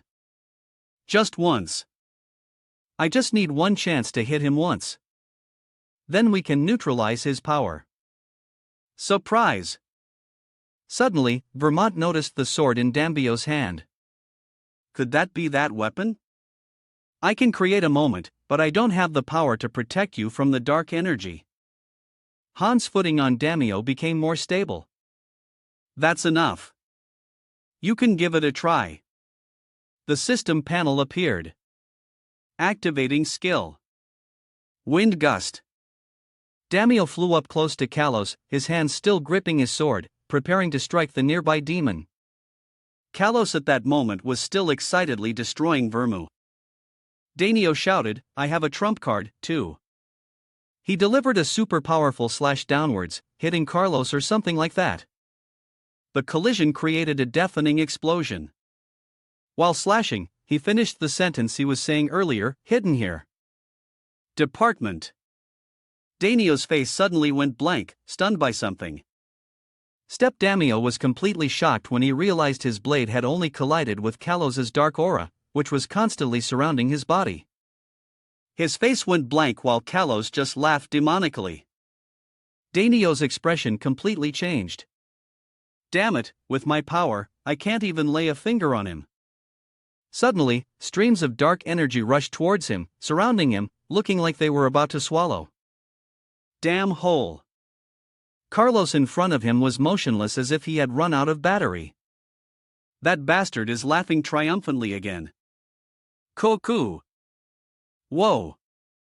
Vomel looked up to see Dam completely swallowed by Carlos's darkness, transformed into a giant sphere beside him, and he was clutching his face, laughing maniacally. Ha, what do we do now? Vomel Alos smugly hurled insults, but Vermont remained silent. Your student has turned to dust. I saw Vomel muttering something, probably a spell. Department. Suddenly, dozens of chains of light appeared in the air, binding Carlos tightly from behind. He was a little surprised, but since he was in the middle of showing off, he still tried to yell and finish his boast. A restraining spell. Do you think you can buy me this way? Vermont's face became serious with his magic. I can only buy a few seconds, but that's enough for him. Danio unexpectedly escaped from the dark sphere earlier. Water bubbles also suddenly appeared. He swung his sword towards Carlos. The system panel appeared. Neptune's blessing has been activated.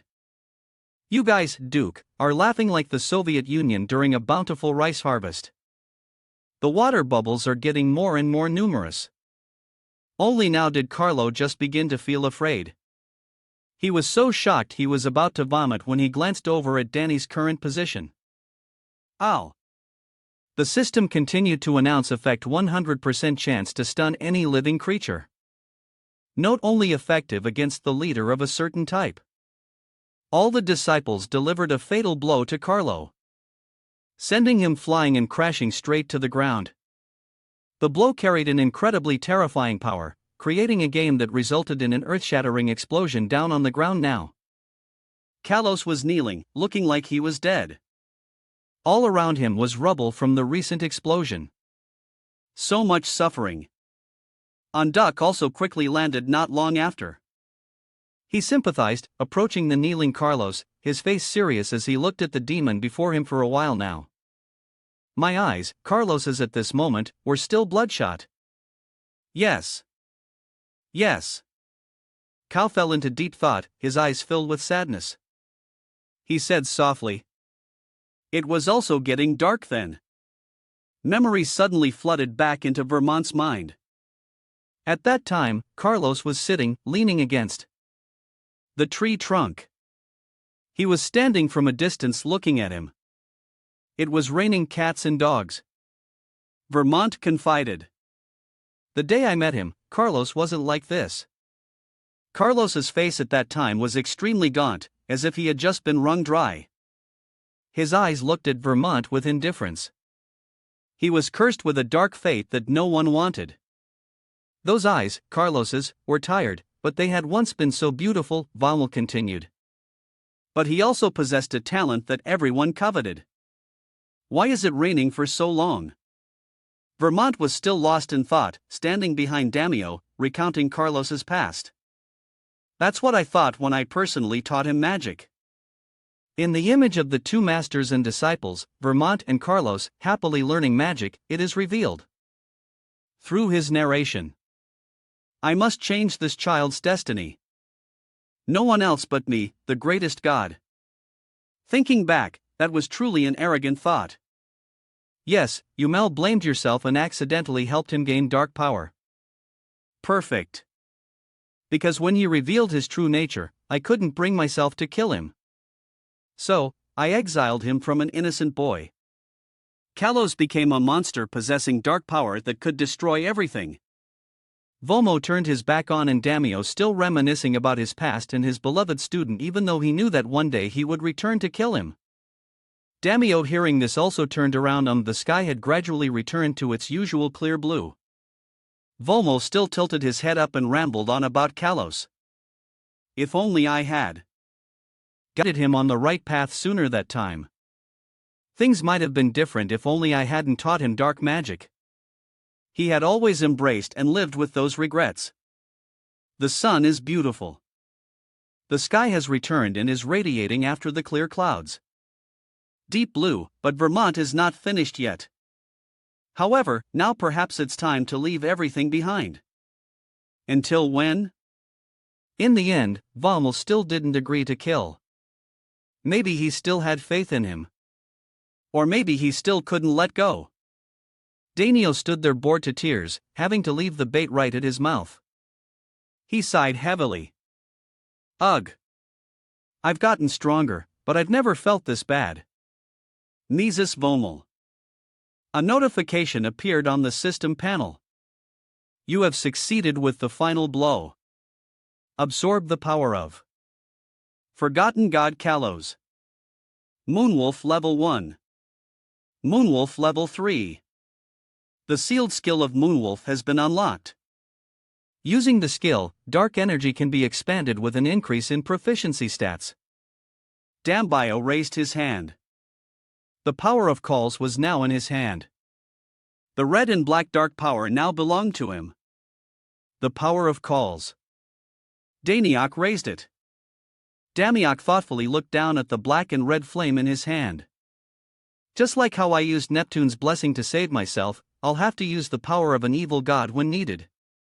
Uriam, who had appeared out of nowhere, looked curiously at Daniaka's new power, looking as cute as a child. Ah, that's amazing. What is this black flame? Duke gave a silent smile. It was unclear what he was thinking in his head. Jiriam, however, was still buzzing in his ear. Teach me too. The system panel once again appeared, switching to the default armor. Where? Tambio suddenly clenched his fist and the flame in his hand was gone. He gently rejected his little brother with one sentence. Later, quickly, the little guy being rejected, his face scrunched up like a monkey's butt.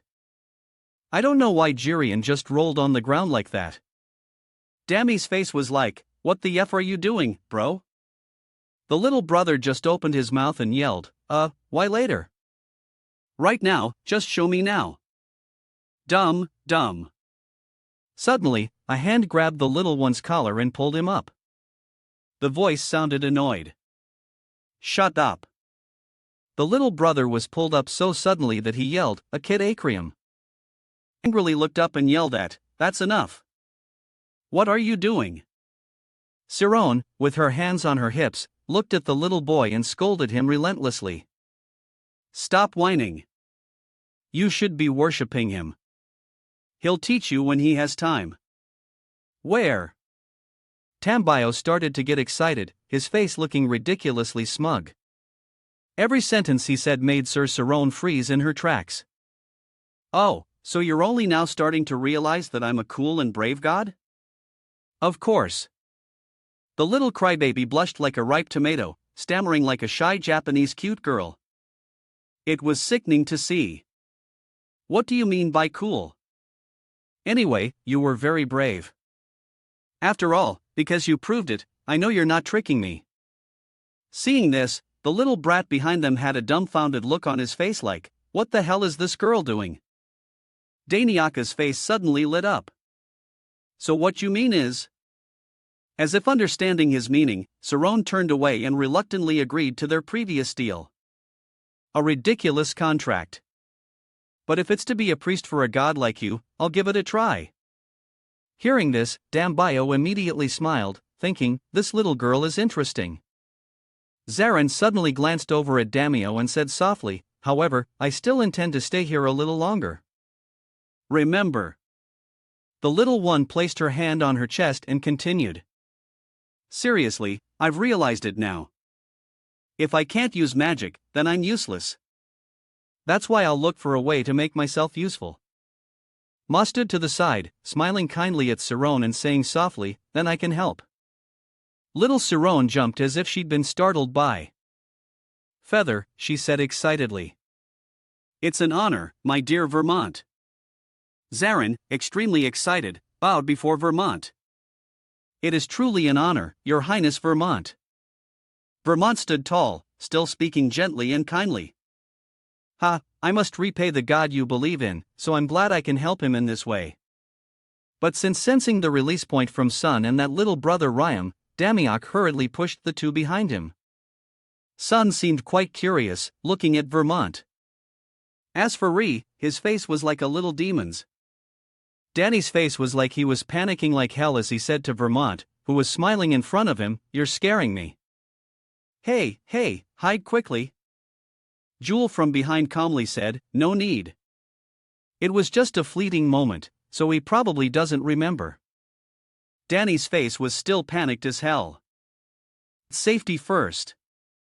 Taran, on the other hand, was still happily laughing and talking. Soil's scrutinizing gaze still followed her. Anyway, everything's fine now. We don't have a cure for mana deficiency syndrome, so she'll be useful if she stays here. The god. Jirian's head was pushed down by Damned, who was talking to a girl. So, he was fuming. Alright, let's go before we get caught. His face looked like he was about to swallow his older brother whole. Ah, don't push my head. Then let's go home. A notification appeared on the system panel using 2300 of EU Daimyo's divine power for spatial teleportation. Boom! Daimyo's eyes widened in shock at what he saw before him. What? Stepping forward under his feet was shattered ground. What is this? You can see in Daimyo's eyes a scene of devastation, ruins, and fires burning everywhere. They all looked as if they had just been through an incredibly fierce battle between terrifying forces. What awaits Daimyo ahead? The current scene is very chaotic as the large surrounding buildings have been severely damaged with broken glass and cracks in the walls as if they had just been attacked. Below the building, a creature in the shape of a strange eye appears. It emits a strange sound and slowly rushes down to the ground. As soon as it landed, it was immediately attacked by a lion with a fiery red mane and blood-red eyes. The lion bit off one of the creature's wings, causing it to lose its balance and fall to the ground. A lion with a fiery red mane and blood-red eyes lunged out to attack. A blue sign suddenly appeared. Activating skill roar. Suddenly, EU Daimyo ran out, his face looking very surprised. What's going on here? Pathetic. The 8 creatures from before weren't just one, but many. They floated in front of EU Daimyo and didn't seem to have any ill intentions. That is, they were worried about their comrade who was lying under the lion's fangs. EU Daimyo worriedly asked the creatures, "Where are all the hunters and soldiers?" While he was talking, a monster with a snake-like shape suddenly appeared from behind the wall, secretly stalking all of them. Last year, the snake creature suddenly lunged towards EU Daimyo. Its sharp teeth bared as if to eat him alive. You can see his face change color. But because it came so fast, he still hadn't reacted and stood frozen on the spot. Dashohan rushed forward with incredible speed, delivering a powerful and decisive slash to the monster, sending it crashing to the ground and instantly defeating it. Instantly after that slash, she landed lightly as if the previous event was very simple for her. EU Daimyo slowly turned to look at her. Thank you. The two stood still to talk to each other. The scene behind them was of terribly destroyed buildings. Juicy face showed a worried expression. Everything is happening faster than expected. EU Daimyo looked at her wickedly. What are you talking about? Tu Suiyan frowned, beads of sweat rolling down her beautiful face. This isn't a dungeon outbreak. It's an exploding. Miss Q Daimyo stood amidst the rubble of collapsed buildings, dust and smoke swirling around. It seemed he didn't believe what he was hearing. He looked around with a doubtful expression. A gate explosion. This is at least equivalent to a C-ranked dungeon outbreak. If she mentioned a gate, does that mean as if Su could read his thoughts? She turned and glanced at him with a mysterious look. That's right. It means the forgotten god in this place has become stronger. Longer. Daimyo's face showed shock, so much so that his mouth hung open as if it couldn't be closed. Your eyes are a dream. His eyes squinted, his gaze as if the whole world had completely collapsed. Impossible. I've only got 2 spirit items. Although Suyan's face remained cold, she was trying to calm and rally you damn spirits. Don't worry, I don't feel the presence of any god nearby, she stammered on. So now, sometimes you might be able to sense the presence of a god nearby. Suddenly, a large helicopter was flying towards everyone. It's a shame there's nothing. The beating of its wings was so loud that everyone had to look up and focus on it. The helicopter slowly descended towards the ground, always. The wind from the propeller made Daimyo's hair fly in the wind. He stared intently at the helicopter hovering above, his eyes never leaving it for a second. At this moment, he seemed to exude an overwhelming aura, looking very cool. A man leaned out of the helicopter. He was very politely dressed. It seemed he belonged to some organization. Are you EU Daimyo, Jusu, Ian, and Beckham, right? We are from the Gate Management and Maintenance Office. Please follow us. They were led to a place called the Gate Management and Maintenance Office. It was one of those massive buildings with an admirable shape and height. Everyone was gathered and seated together. A woman's voice suddenly spoke up, causing everyone in the room to turn their attention to him. I'm sure everyone understands why we're here. That's the reason. It was a man with dark orange hair. He wore a smart suit with a red tie around his neck, which added a nice touch to his outfit. The wrinkles on his face also partly showed his extensive experience. He stood up with a very serious expression. 12. There were 12 consecutive gate explosions in the main region. The highest death rate ever recorded. However, how did the hunters in charge react? His vote is seated below. Park Jirim and the Kyangun Guild leader were staring intently at the man, looking very focused. Next to them was the person who had appeared on the helicopter earlier. The man continued his story. Most people either didn't respond or were extremely slow. With his companion from the helicopter, Iris hunter Kim Gupjoan, he gently adjusted the knot of his tie and glanced around. His sharp gaze was enough to make everyone shiver. It's truly sad to hear you say that, Chief. While the orange-haired man stood there uncomfortably fidgeting, Iris's hunter, Kim Gupcheon, continued to rebut. For gates to explode consecutively like that is unprecedented. And what has the gate management and maintenance office been doing all this time? You people believe the gates weren't a threat and let things happen as they did today. When at this point, the orange-haired man cut the other man off with a look that couldn't be more annoyed. Are you blaming us? Of course. A large hand wearing a white glove slammed down on the table, creating a terrible sound that cut off the argument between the two men. This also inadvertently made everyone sitting nearby jump. The Kyangun squad leader was the owner of the table slammed just now. He shot up and spoke clearly to calm the other two down despite the people sitting next to him staring at him with startled eyes. Both of you stop it. Bạn nào mà đã đọc cái câu chuyện này rồi ấy thì các bạn có thể để lại những cái phần bình luận mang tính cá nhân của mình ở bên dưới nhé. He looked up at everyone with a serious and determined gaze. He stated his point of view. This is not the place to point fingers at each other. Instead of arguing, we should find a solution for this incident.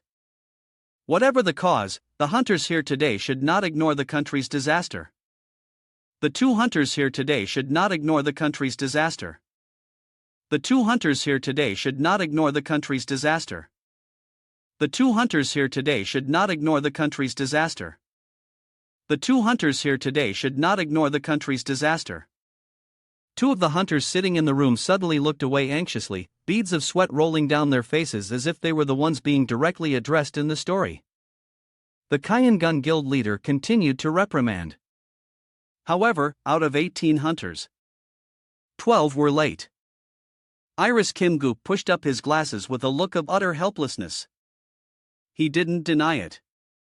That's right, the council. The Heavenly Army squad leader turned and walked away, his all-white uniform adorned with a black belt around his waist. He looked very majestic and elegant at that moment. That's why I suggest. He walked past a map hanging on the wall and suddenly slammed his hand against it, causing it to seemingly dent. He seemed tense as he shouted at everyone. Everyone here, let's join forces and launch a full-scale attack on the gates. Everyone has been captured. The people in the room seemed to agree with the opinion just raised. A woman among them spoke up loudly. That's a good idea. I agree. The brown-haired man sitting next to her also added, if Iris is taking action, then there's no reason to refuse. Udamio let out a sigh of relief with a puzzled expression. He thought they don't care about the department head at all.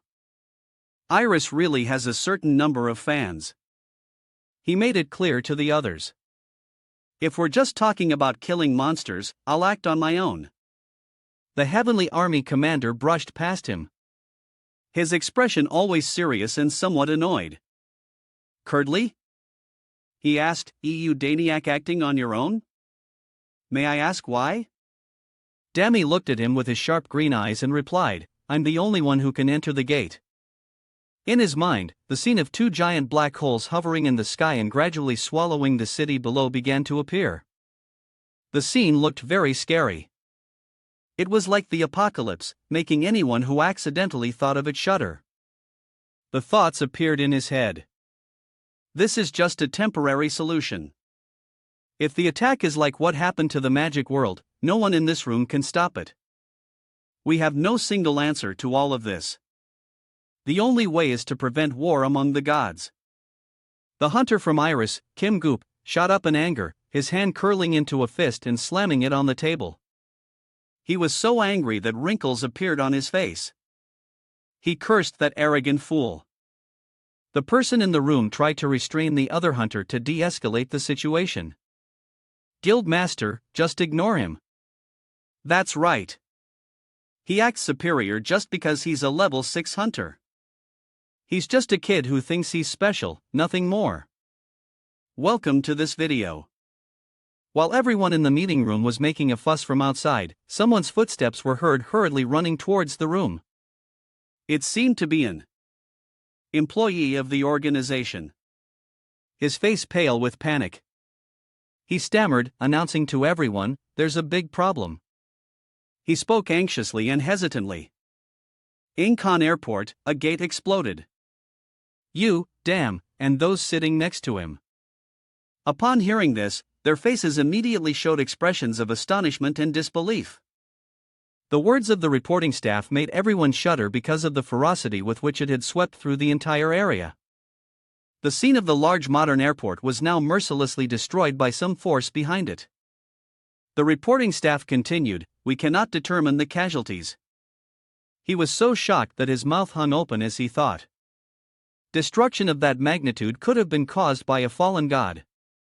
In the world of magic, there's a powerful god who helps us. You can find out. He stood up straight and glanced at the panicking crowd on the other side. He was just as worried and thought to himself, "But with the current situation, there's nothing we can do with this force." A slender fair hand reached out and tugged at his shirt, startling him a little. "What is it?" It turned out to be Juan. "I damned!" exclaimed in surprise. "Juan." She quickly spoke to calm the crowd. "Calm down. She's in." She looked at him with a cold, unchanging expression. "There's nothing to worry about. The incident in Incheon wasn't because of a god's wrath." After she finished speaking, a blue panel appeared with the words, "They have good intentions." What good intentions? When a young damned duck saw this, his mood improved. A reassuring smile appeared on his face. "Are you damned duck?" suddenly asked the man with dark orange hair. His words breaking the silence in the room. "Chief, a level 6 hunter can summon an airplane, right?" The chief replied to his question. "So suddenly, why not?" But hearing this, damned duck spoke up. "Let's go take care of this gate." After he spoke, the scene revealed a giant purple black hole hovering in the city sky. It said that there will be no way out. It was so large it seemed as if that could swallow the entire city in seconds. When everyone arrived at the airport, the sight before them was horrific. The ground was covered in giant cracks and numerous airplane wrecks. Transportation vehicles lay scattered all over the ground as if they had just been brutally attacked. The scene was so desolate that if you weren't told, you wouldn't know it was once a modern airport. Suddenly, 2 wolves with blood-red eyes and dark fur rushed out to attack the monsters. They tore the monsters' bodies to shreds, leaving them unable to fight back. The 2 wolves slammed the monster to the ground with incredible speed, creating a cloud of smoke. When Udam Duck saw this, he fell in deep thought. "I used a little bit of divine power to summon Cephas, so I have to finish this as quickly as possible and get back to training," he said. He turned and walked away, head down, hands in his jacket pockets. The sound of the monsters still echoed behind him. "I wonder how Odell Salon's mana deficiency syndrome is doing." A strange figure appeared behind EU Damek. The person was dressed in pure white and was stalking him from behind. He continued walking, oblivious, thinking to himself. I should be fully prepared before I go for everyone's sake. Of course, the blue panel appeared again with the words intuition activated. EU Damned suddenly had a bad feeling, as if his intuition was telling him so. He whipped around, his eyes full of suspicion. He thought, what is it, a medic? As EU Damned slowly turned all the way around, his face showed a worried and anxious expression. He continued to think, someone is watching. Before he could finish his sentence, a flash of white light shot past his face. A beam of white light shot forward with incredible speed.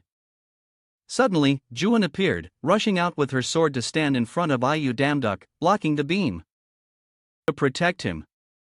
EU Damduk was so surprised he managed to utter a few words and looked at her with worry. Do so?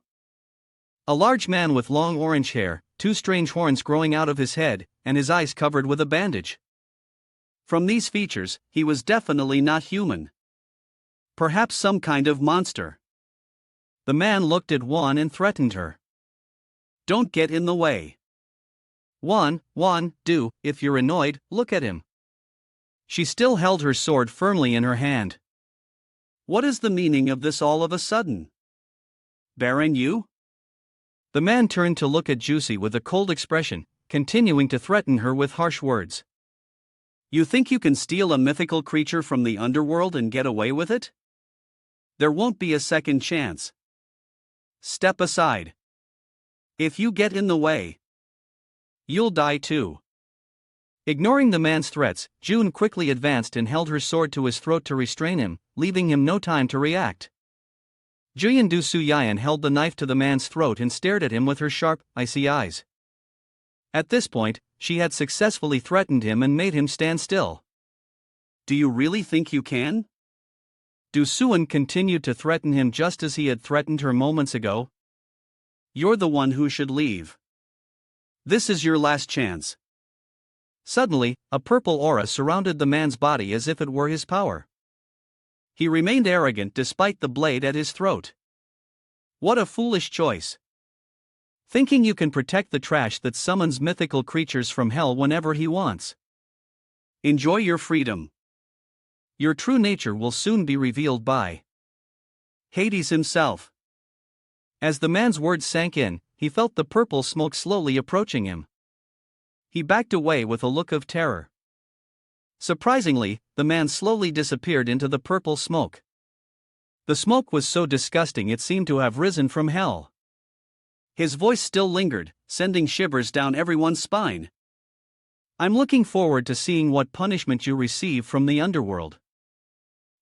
I Damdug backed away to avoid touching the smoke.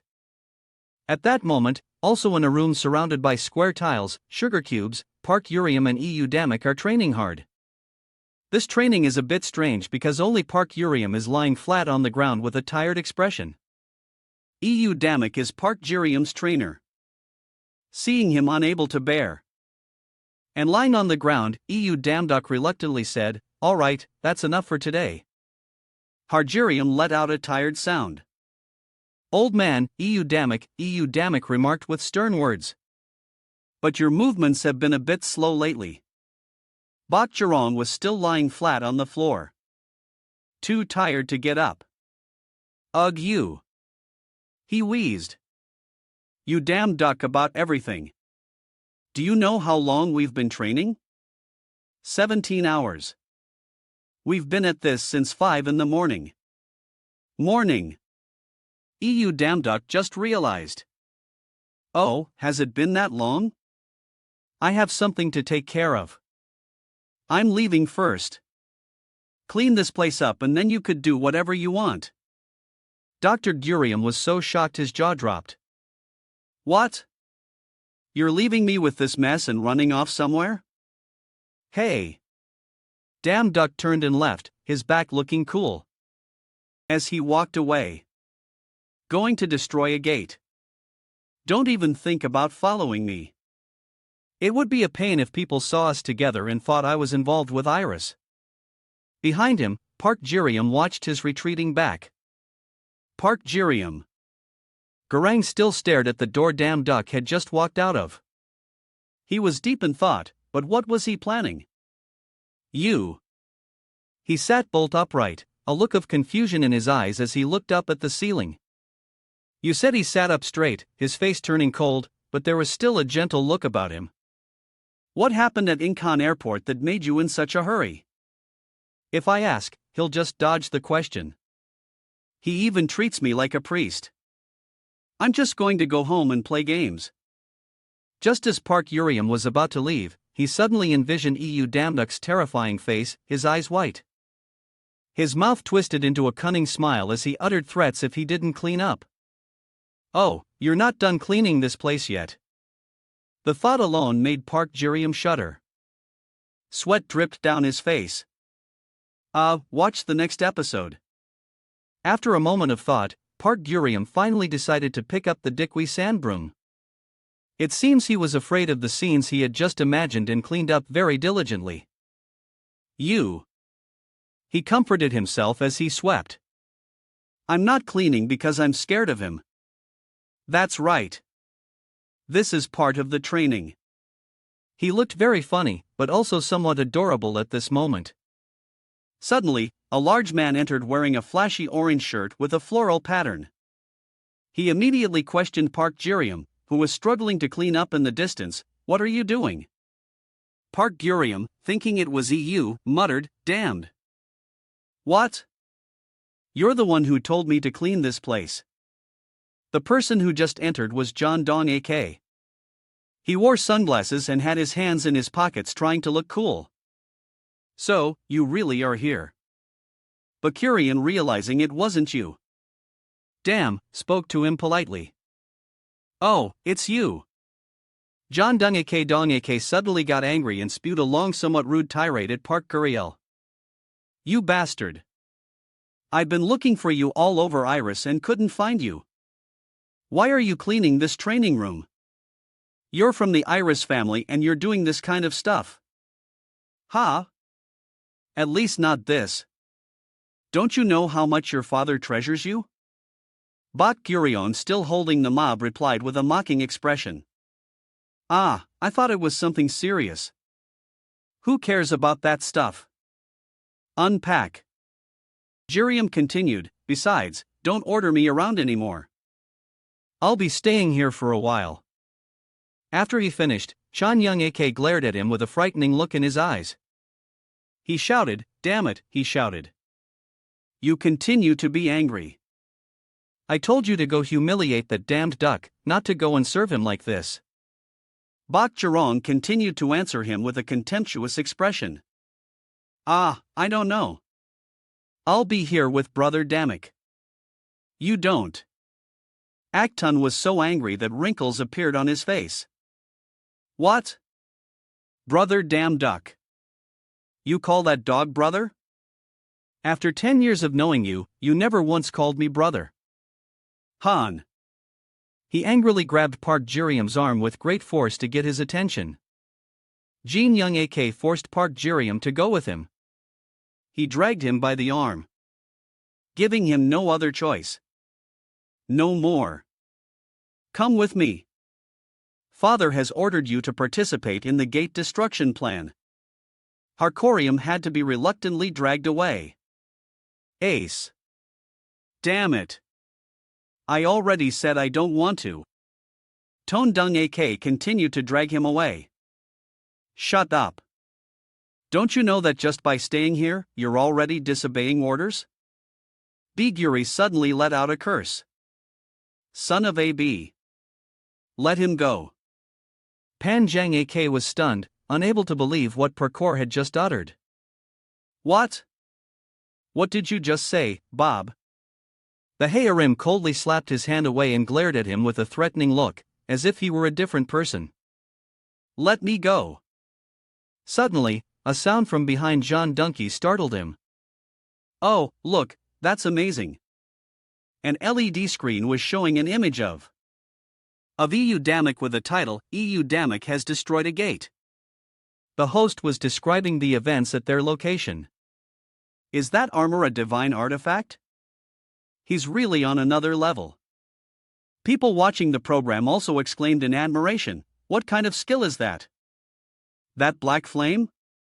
He has swordsmanship skills and can even use long-range attacks. Everyone was buzzing with discussion. Only John Dung-ark and Park Gear stood still, watching intently. Gugriang proudly showed off to Jiang Ak, making him grit his teeth in anger. See, that brother has a lot I can learn from. Why should I follow you, Bob? The Jirium turned and left, not forgetting to taunt Jyak one more time. I'm leaving. Ha, don't look for me. Those words left him clenching his teeth. His body trembling with anger, staring intently at the TV screen, which was showing an image of EU Damek and thinking with envy. EU Damek, why are you always ahead of me? Damn it. Why don't you just die? You scoundrel. Next to EU Damek, he was relaxing, wringing his hands, and seemed to feel someone mentioning him. Is someone talking about me? Su EU looked at him with a puzzled expression.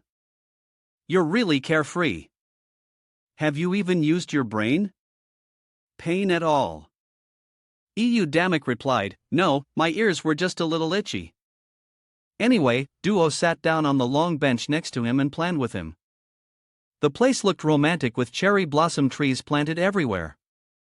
We don't know when Hades will appear, but is it okay for you to destroy gates so leisurely like this? Udam Duck didn't sit but stood next to her with a serious expression. Becoming famous will increase my divine power. I'm also protecting more people. It seemed they were standing in a park with many people walking around the campus. Yul Damned Up proudly said, is there any reason why I shouldn't do good deeds? My divine power is already 90,000 and I'm about to reach 100,000. Juyul didn't sit still either and joined the conversation with him. If you want to increase your divine power, getting a part-time job would be better. That would also be a better option to avoid Hades' sight. Misha is looking for a person with divine power. They talked while sipping their canned drinks. This will only make Hades angrier. We should go to another dimension and get stronger there. You damn duck looked at her puzzled. He was a little surprised. What are you going to keep running away? If you do that, Ragnarok might catch up to you first. Zwan, so what's your plan? Du said casually, no need for a plan. If he wants to see me, I'll go see him myself. As soon as he finished speaking, Duyun was so surprised she spat out her water. She couldn't believe he could say that. That's right. Dusty shouted at him. Go, you idiot. Are you crazy? If you meet Hades, you'll only die. Hey, you've damned duck stretched using a teasing tone and words to provoke Juyu. Oh, did I make you almost choke on your coffee? She looked at him with a pout, looking very cute at that moment. Don't joke like that anymore. Explain yourself. You're confusing me. Yushi pointed to the sky. We just need to find a place where he can't kill us if we accidentally run into him, right? Duche crossed her arms in front of her chest. She was wearing a jacket, looking very much like a rich lady. The location, where is it? At least what you damned? Feast of the Gods. A sign suddenly appeared with the content. Part-time job recruitment 29,034 th time. Employer Zeus. Divine power at least 90,000. Experienced newcomers accepted. Description, hall service, kitchen assistant. Time negotiable. Payment 100 Zeus paid daily. A word from the employer. It's time to eat.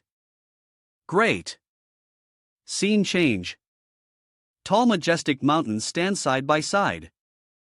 Looking at a glance, this place could be thousands of meters high. The Temple of Olympus has a huge building with steps leading inside. In front of the building, there's a large torch that symbolizes the temple's enthusiastic energy. Inside the temple, there is a room filled with tables laden with food, including meat, fruit, and flowers. Around beastmen preparing food. It seems that this place is about to prepare a grand feast. Suddenly, a half-man, half-horse creature stood in the distance, shouting orders to everyone. Hurry up! The party starts in less than an hour. He continued to give orders while everyone was carrying baskets of fruit. These are the fruits and vegetables that Demeter sent. Prepare them carefully. Karen and Park Gurium stood preparing fruit at a table full of fruit. They were constantly tormented by the orders of the Beastman. When you're done, deal with things in front of you too. Except after the two of them were working hard, Damek suddenly jumped out with a funny face to tease them. Heard that? Good luck. When the two of them saw EU damn duck, they lost control and rushed towards him to complain. Their faces a mixture of anger and misery. But Chirium, you said you had something important to tell me. That's why you called me here. Brother, I was playing a game. Saron was just as angry. I was filming. EU Damek remained calm, trying to cover his face with his hands so they would stop yelling at him. My goodness, you two are so boring as priests. He suddenly turned to look at them and used his argument to persuade them. Doing this is to prevent Ragnarok and save the world. The two of them were not convinced by his unreasonable argument and argued back. How? By peeling onions. How? The old beast man from before came over, interrupting everyone, and announced the feast is starting. Hall servers, come out now. EU Damned quickly replied, Me? I volunteer. Two companions. Siron and Park Gurium stood restlessly, unable to sit or stand still. They complained constantly. Ka Parker kept scratching his head. I knew this would happen. Siron slumped to the ground. I must be crazy to agree to be his priest. Don't worry. She stabbed and walked away with a mysterious expression. She thought about the plan as she walked. Thank you, my priests. It's all thanks to you, too. All right. If everything goes according to plan, everything will be resolved. In the hall of the gods' banquet, there were many guests, chatting animatedly. Many people from many places came to this banquet. Also had a person enter the banquet. A person entered the banquet. The people nearby quickly noticed. I entered and it was none other than Damn Duck holding a tray of wine. Everyone started buzzing. Is he wearing a lion costume to the party? That's right. He looked just like that braggart. He replied. Duke looked around the room and thought. Hades isn't here yet. Sojin said she was worried. But I know this plan will work. Suddenly, an arm wrapped around his neck and said, Hey, who's this? Who is this person? That person was none other than Apollo. He smiled and said to Damn Duck, Isn't it my lovely disciple? You damn duck, your fashion sense is so cool. Damn Duck looked at Apollo and smiled back. Long time no see, Lord Apollo. Another person approached the two from behind and said, That's right. You're working part-time again. That's pretty interesting. The person who appeared was Poseidon, the god of the sea. He approached Damek and Apollo, smiling and saying, Long time no see. I didn't expect us to meet again like this. Do you remember my offer to become my knight? He quickly replied, Yes, Lord Poseidon. Long time no see. Apollo looked at Poseidon with sympathy and said, Poseidon, I was talking to my disciple.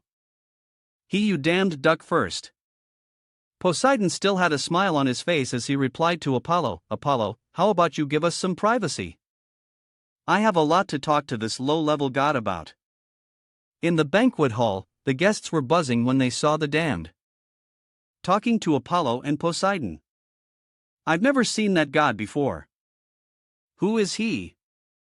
Another person chimed in. He seems to be a low-level god, but why is he so close to high-level gods like them? But is it okay to just stand here and watch? No. In front of them was the sight of Apollo holding one of Damduk's hands and Poseidon pulling Damduk towards him with his other hand. Apollo spoke up. I was the one who started talking to him first. Dam, being pulled from both sides, started panic and shouted, "Wait!" Poseidon started talking to him. And when accident was not to be outdone, he also pulled Damduk hard and said to Apollo, "Let go." I was first. Just when Damduk was in an awkward situation, another person came up from behind, laughing loudly. Long time no see, but you still look so full of life." Dam seemed to recognize the person behind him by his voice and replied. Damduk, overjoyed as if he had found a lifeline, called out loudly, "Lord Thor." Thor knelt and said, "Are you well, my lord? I'm truly sorry for what happened in the dungeon." Thor burst out laughing. It's nothing. You don't have to apologize. Never mind. A person also stepped forward carrying a gloomy purple aura and said in a cold voice, "It seems you've chosen the wrong god to apologize to. That person is a free man." The person who approached them was none other than Hades, the king of the underworld. He spoke with a disdainful look, pointing at Damduk. "You lowly creature, did you dig your own grave?" Damduk's eyes widened slightly as he thought to himself. Hades. Hades. Hades raised a hand, carrying a black magical aura that could attack at any moment. Hades's voice was cold. "I don't know what you were thinking, daring to come here, but this is convenient for me. I was just about to go looking for your dog life." Hades's magical aura suddenly enveloped Damduk, leaving him no time to react. Veins popped out on Damduk's face, and his eyes turned white as Hades's magical aura attacked him. He screamed. In the meantime, in a precarious situation, a strong arm grabbed Hades's arm, stopping him. How terrifying! Thor gripped Hades's arm tightly and spoke sternly, but with a hint of respect. "Don't you think it's wrong for the strong to bully the weak?" Thor tightened his grip on Hades's arm. "Hades." He pushed Thor's hand away with annoyance and said, "You brat from Asgard. This is Olympus, not Asgard. Don't stick your nose in my business." How terrifying! Though maintained a polite smile and replied to Hades. If I'm not mistaken, the master of the omnibus in this whole banquet must be Zeus, right?" And they emanated a great power that radiated around both of them. The entire banquet was shaken by the power of hate. Hades and Thor. People started screaming and scattering. The supreme gods are about to fight. Everyone run. Bang. Also, a trident shot out and pierced the wall between Hades and Thor. "I throw as Poseidon," he said, wanted to reconcile the two. "Enough. Are you going to spill blood? On such a beautiful day?" "Really?" Thor slammed his foot on the ground, cracking it. He shouted angrily. "What's so beautiful about it?" Hades threatened to kill someone weaker than him. Thor roared with rage, his eyes white with anger, "And he humiliated me, a warrior of Asgard. In the name of Odin, I will not let this go." Apollo finally couldn't take it anymore and stood in front of Thor and Hades, saying, "Hey, this is getting ridiculous. Stop it." Thor didn't listen to Apollo and shouted at the retreating Hades. "Where are you going, Hades?" Hades's face was full of disgust as he turned away, snorting and ignoring Thor. That's right. The trident slammed hard on the floor. Poseidon planted his trident on the ground and stood in front of Dam to protect him. He said loudly, "Enough, Hades. Do you have to have bloodshed before you'll stop?" Poseidon's voice rose to a high pitch. He said. Hades became colder and gloomier, a dark magical aura surrounding him as he spoke. How troublesome. If you all want to die so badly, I'll help you grant your wish. When the sun was obscured by the moon, the entire sky turned a fiery red. The heat from Hades' dark magical energy enveloped the mountain and the peak of Olympus, making it look so gloomy that it scared anyone who looked at it. The dark figures rushed towards Damok like moths to a flame. He was still in shock and hadn't reacted yet. There were many screams and loud voices around. Aha! Hades is angry. Oxygen was also attacked. He was surrounded by that force as if it wanted to swallow him whole, causing him to exclaim. That lunatic was frightened as he was surrounded by Hades's magical power. He thought to himself, damn it, I didn't expect him to go this far. Hades's face darkened as his voice turned icy. Die, you vermin. Everything was in chaos when suddenly a man walked up, surrounded by lightning, and spoke. What's going on here? People didn't know. The man was Zeus, the host of the party. Wherever he went, yellow lightning followed, overwhelming even Hades's magical power. Zeus calmly walked over to where Damok was standing. A very tall figure also spoke. I invited everyone to a feast. So why are you fighting? How dare the underworld climb Mount Olympus? This is a celebration, not a funeral. Thaddeus remained cold, still a little gloomy, and spoke up. You've misunderstood, brother. Very stuck or damned became confused when he no longer saw Hades's magical power since Zeus's appearance. He thought to himself, Hades's power disappeared instantly. What kind of god is he? Wish stood in front of Hades and questioned him, what do you mean, misunderstanding? Does your wife know you're up here? Hades spoke up to explain, someone stole something from the underworld. I was just doing my job. Now what? Was a bit surprised when he heard Hades say he had been robbed. Huh? What do you mean you were robbed, almighty Hades? You look so angry. That thing must be very precious, right? What did Hades say? Hades gritted his teeth. Finally, Hades revealed what was stolen from him. Sephiroth. Mesides continued to say that the gatekeeper of hell had been stolen.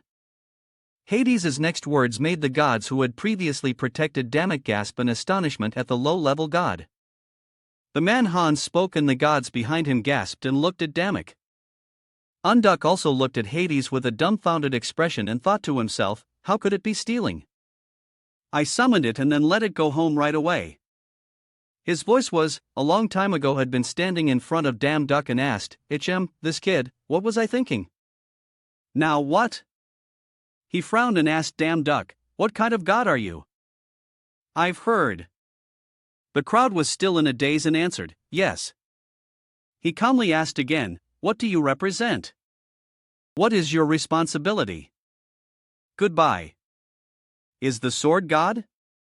Dam's answer surprised him a little and he asked again.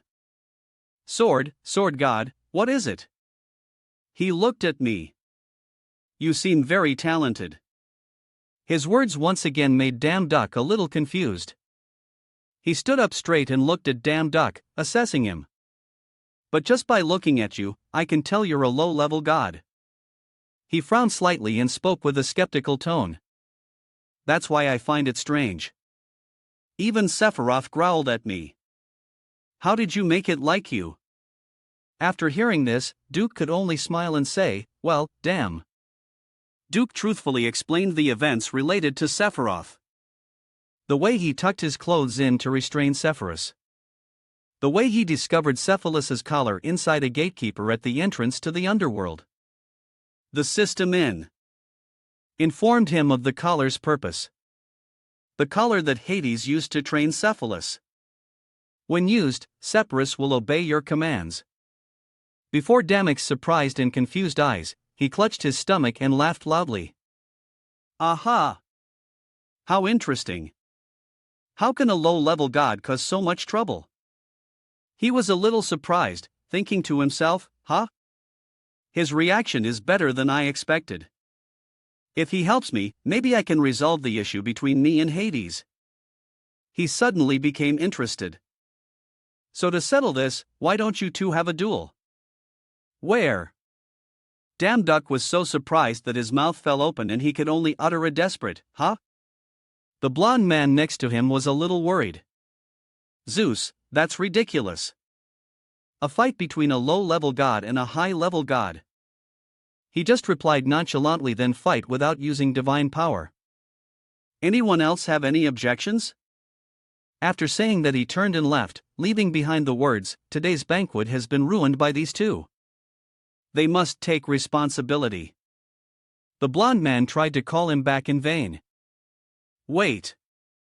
Tham was still in shock, his voice trembling slightly. A duel. Beside him were the gods Thor and Poseidon.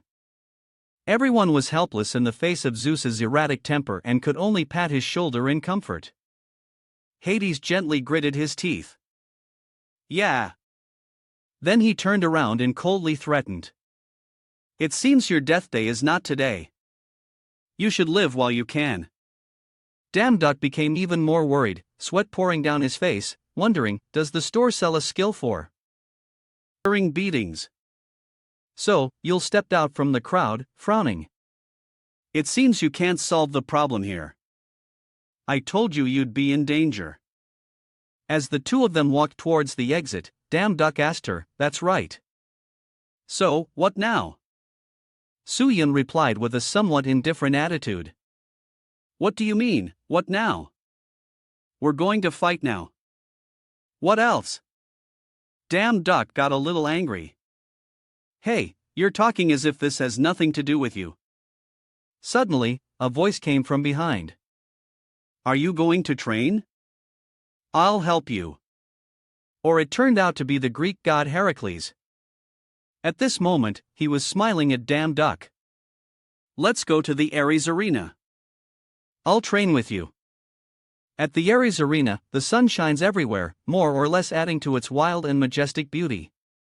As Haken walked, he introduced, "This is Ares' training ground. All you guys have to do is train here."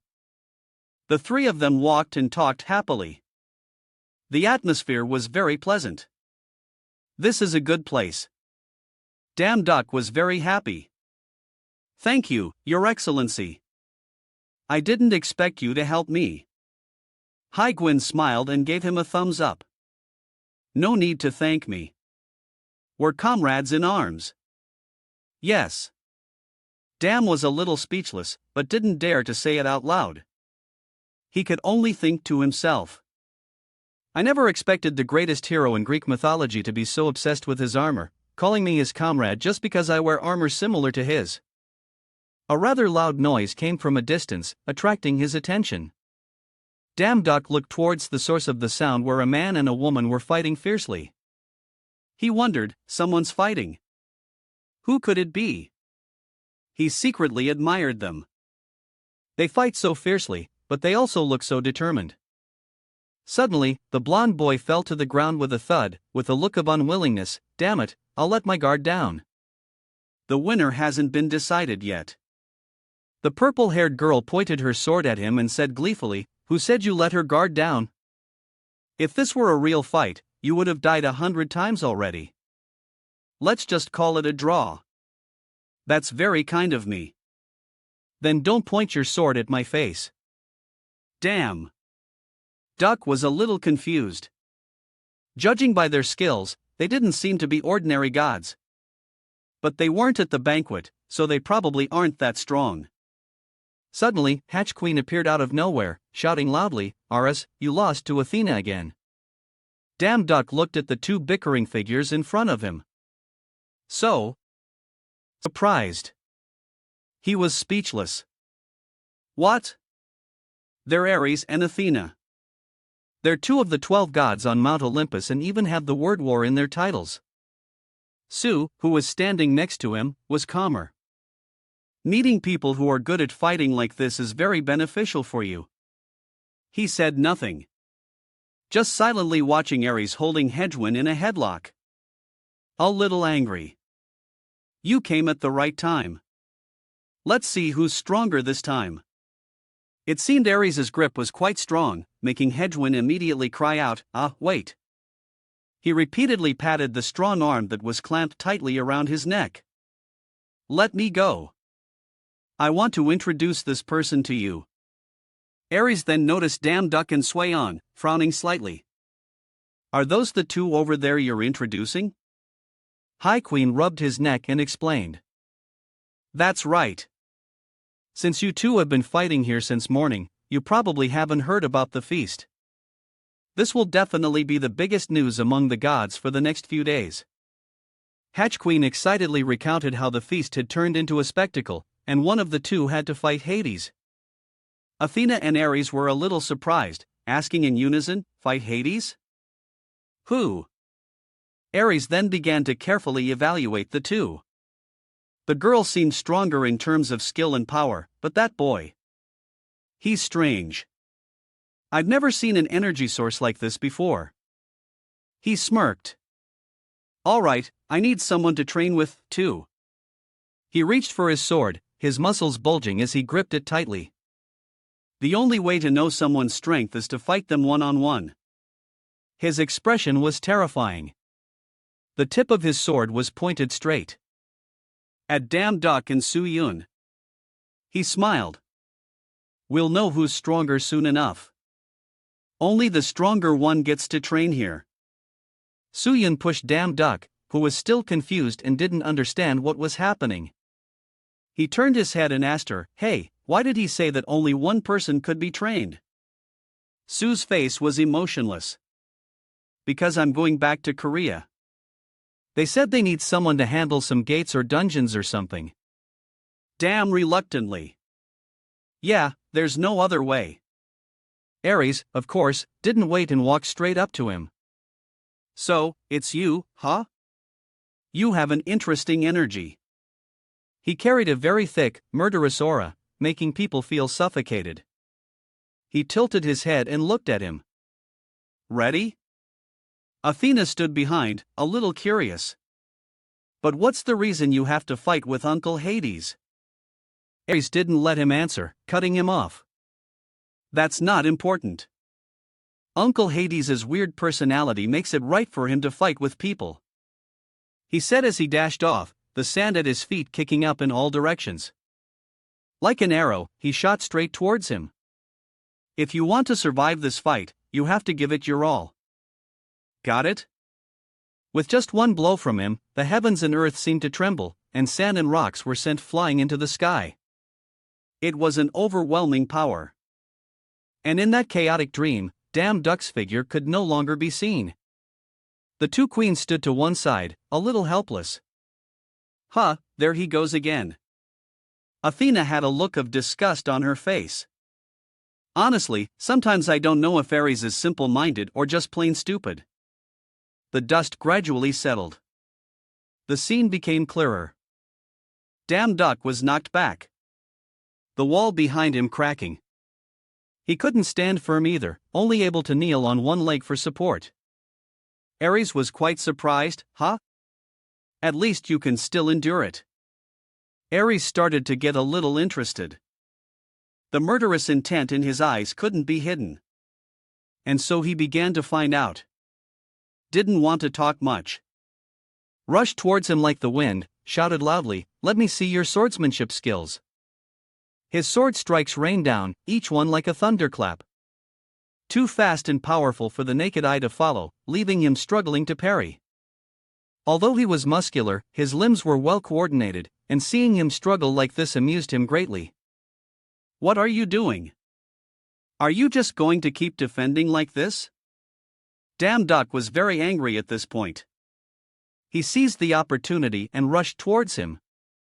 He put all his strength into the blow. A fast and decisive sword strike towards him. Athena was a little surprised. Oh, he's fighting back.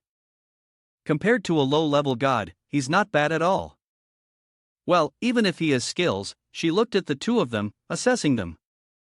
There's a significant difference in both strength and speed between those two. A low-level god fighting a high-level god like that is too obvious. Ares' gaze on him had changed slightly, a slightly frightening smile on his face. Interesting. Like a wild beast, he shot towards him like an arrow again. He shouted, "Go on.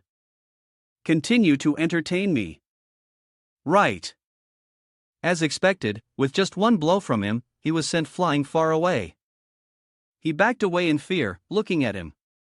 I give up. We're too far apart. I can't hold on. But Ares was like a wild beast that had lost all reason. He growled. There's no give up in my dictionary charge. Athena had been observing the two of them all this time. She was quite surprised by damn duck. He's been holding on for over an hour.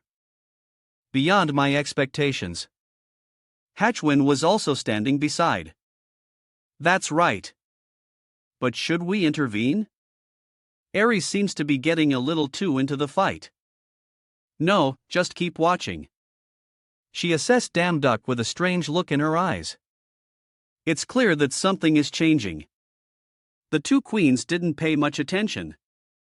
It's because Ares is letting him win. That's right. There's no way a low-level god could block Ares' sword. The battlefield on this side seemed quite fierce. The sound of metal clashing created a rather ear-piercing sound. Unlike what the two people standing outside eating melon were thinking. Ares seems to be having a hard time. Damn it. How did this happen? The longer they fought, the more this guy learned to block his attacks. How can he learn so quickly? Impossible. Ares got angry and shouted, "You little brat, you're good at hiding your skills." In an instant, Ares' sword was broken in half by him. The blow was so fast and precise that everyone was stunned by the sight, especially Ares, whose eyes widened in disbelief that he had just been defeated by a low-level god. Damek, on the other hand, didn't seem surprised, just let out a long sigh. Ares rushed at Damduck with his sword in hand very quickly. Difficult. Dust flew everywhere. Damduck thought.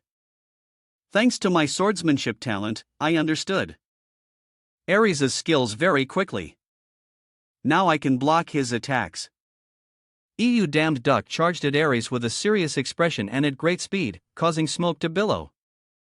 You may not understand because you're used to buying legendary skills and items that can be used immediately from the God Store. The true value of talent. The space suddenly became quiet. Ares and Damek turned their backs to each other. Ares' sword was broken. He frowned, both shocked and angry, and exclaimed, "You broke my sword. Have you been hiding your skills all this time?" Ares angrily raised his fist from behind. You damned duck.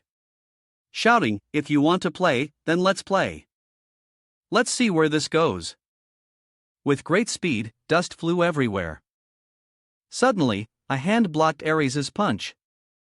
Athena stood in front of Damn Duck with a cold face. "Ares, stop right there." With an icy expression and a sharp gaze, she spoke, "Calm down. This is just a childish competition." Ares was very dissatisfied that someone had interfered in the match and made him stop. He gritted his teeth, let out a grunt, but still complied. Yenji. Fina looked at Damek with satisfaction. "Sword God, your swordsmanship skills are truly beyond ordinary people." Damn Duck broke out in a cold sweat with a helpless expression. "It's not that special. Ares didn't even use his divine power and I was already pushed back." He looked at his hand, thinking seriously. "I've only fought for a short while, but my swordsmanship has reached a new level. If I can learn from them, then fighting Hades is entirely possible." Damn Duck pursed his lips and clenched his fist, determined to learn no matter what. He looked at Athena and Ares. "Lord Ares, Lady Athena, I have a request." "Thank you." The two of them unconsciously turned their heads towards him to listen. With a solemn and determined expression, Damn said, "Please teach me your swordsmanship." Athena's eyes narrowed. "Why are you suddenly saying that?" Damned bowed 90 sincerely. "Yes, it is a bit abrupt, but I hope you will agree no matter the cost." Athena said seriously. "You know that Ares didn't use his full strength against you." She seemed to see the determination in his eyes, but the disparity in power didn't discourage him. It stimulated him instead. "I know why Uncle Hades hates you now." Although Athena was very interested in this stubborn person, she still used Ares as an excuse. I'm also getting a little bored of having to train with Ares every day. You've made such a bold declaration, so don't give up too early because after all, we are gods of war. Don't expect us to go easy on you. Ares, standing beside him, also looked at him seriously. Stone dust swirled into a vortex. The stone fig rushed at Eudamek, who slashed them with his sword, shattering them into large and small pieces. Arrest head up. Hey, rookie, you have 1 minute left. If you don't finish them off, they'll revive. Hurry up. Eudam tried his best, his face starting to get anxious and sweaty. Damn it. There are too many. I've used up all my divine power. The people started to rush at Eudamduk more and more fiercely. The hilt of Eudam's sword began to glow with fire. He swiftly slashed and shattered all the giant stone figures. Ares frowned, his face serious as fragments of the stone figures flew around him. The broken stone fragment from the stone man fell at Ares' feet as he exclaimed, "What?" Ares frowned, a look of surprise on his face. Magic, who are you really? Eudamek looked surprised, sweating. Ha? What do you mean, my lord? I'm just an ordinary god. Ares grabbed Eudamduk by the collar with a serious expression. Eudamduk looked panicked and broke out in a cold sweat. Ares shouted, "What kind of god uses ancient energy?" "You're Typhon." Eudamduk replied. Ha? Wait a minute. Who's that? You've misunderstood. Athena with a calm expression. Calm down, doctors. What's all the fuss about? She stood between the two. Looking at Ares, there's no law that says gods can't use magic. The gods themselves gave magic to humans. Ares roared, "Stop it, Athena. No god would use magic instead of divine power. Only that useless Typhus would do such a thing." Eudamek's face was serious as he looked at the other two. All right, then. I just need to prove that I'm not Typhus, right? Eudamduk smirked and raised his thumb, a small round source of light emitting from it. No matter how good a person is at hiding, only a true god can do this. The sound of the priest being summoned slowly. From a circle in the sky descended two people, a short-haired boy with blue hair and a long-haired girl with blonde-white hair wearing a uniform. Eudamduk held out his hand and pointed at the two people summoned priest. Is this enough, or do you want to see two more people with confused expressions looking at him? Athena nudged Ares with her elbow and glared. See, I told you so. You're overreacting. Apologize to him. Ares' eyes went white and he broke out in a sweat. Ha? My fault. It's just that Typhus is a very famous guy. The blonde priestess angrily shouted at Damduk. Hey, are you kidding me? You told me that if I became your priest, you would heal me. But I see you're just using me to do your work for you. She snapped. You liar. Where are you coming back? Damduk was helpless. I know. Calm down. There's some very powerful gods here. She grabbed him by the collar and yelled, Calm down. Calm down. Please, someone stop her. Hatchwind stroked his chin excitedly. Oh, a god this close with a priest like friends. This is new. Damio, helpless and a bit angry, shouted, How are we like friends? Athena smiled. You should have told us you have a priest, shouldn't you? A priest's power also represents a part of the god's power. She laughed. We could train them, too. The results will be multiplied. Ares tilted his head with a mischievous grin. That's right. Now you have 3 people. So, it's fine to triple the number of monsters. Thank you, everyone. What? Their number of tactics has also increased. You have to increase the monsters by at least 10 times. Saron was startled, breaking into a cold sweat, and turned his head, his voice panicked. Monsters Rim 2. Why do I have a bad feeling about this? He continued, who are these people? Dam was sweating bullets, his voice anxious. Hey, what's going on? Hey, you too. Oh, well, please subscribe to the channel for more new videos. A rock monster with bloodshot red eyes surrounded the three of them, Athena said cheerfully. Try to survive until you win. Someone screamed a curse. Damn it. What the hell? A month passed. They struggled through the harsh training meticulously designed by Ares, Athena, and Hatchquin. The sky was clear with golden sunbeams shining down. The girl approached. It's time now. Then do show, man. Calmly walked over with his hands clasped behind his back. The battle with Hades. Danio stood on a pile of rocks. She looked at him. And you think you can win? Her eyes. He smiled confidently. Don't worry, how could I possibly lose? In a large sand-covered arena surrounded by high white walls, many people were cheering and roaring. The bustling scene above a stark contrast to the tense place below, where Damio stood with Hades and an angel with distinctive green hair and a blindfold standing between the other two. Hades put both hands in his pockets and said mockingly, so you dared to stay instead of running away. If you hadn't come today, I would have hunted you across all worlds.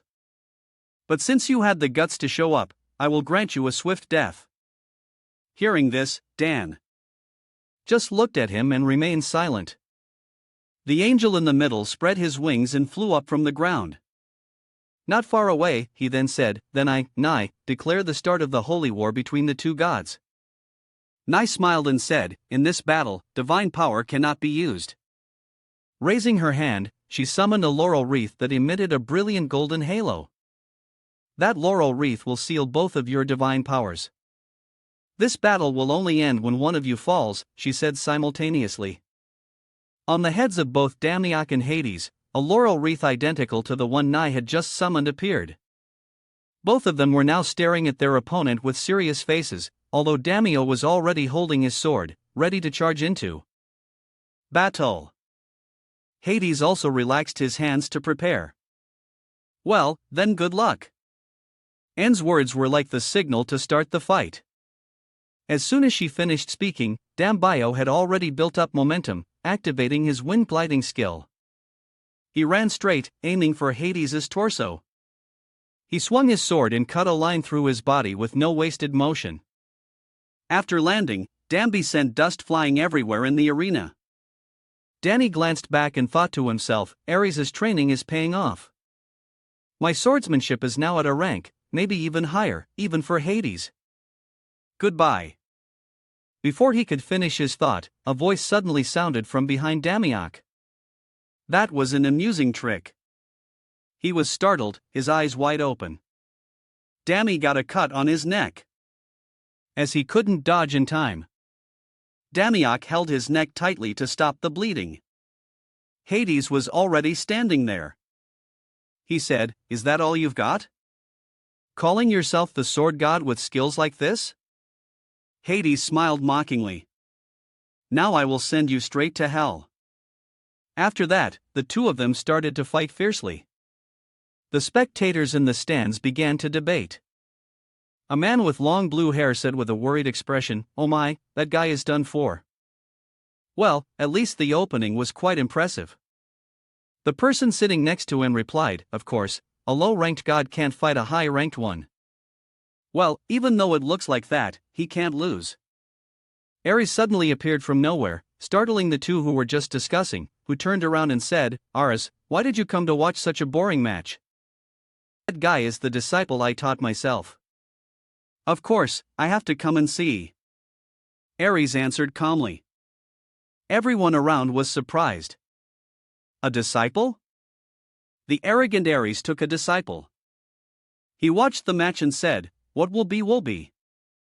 Basically, I'm also curious to see how he will learn in this match.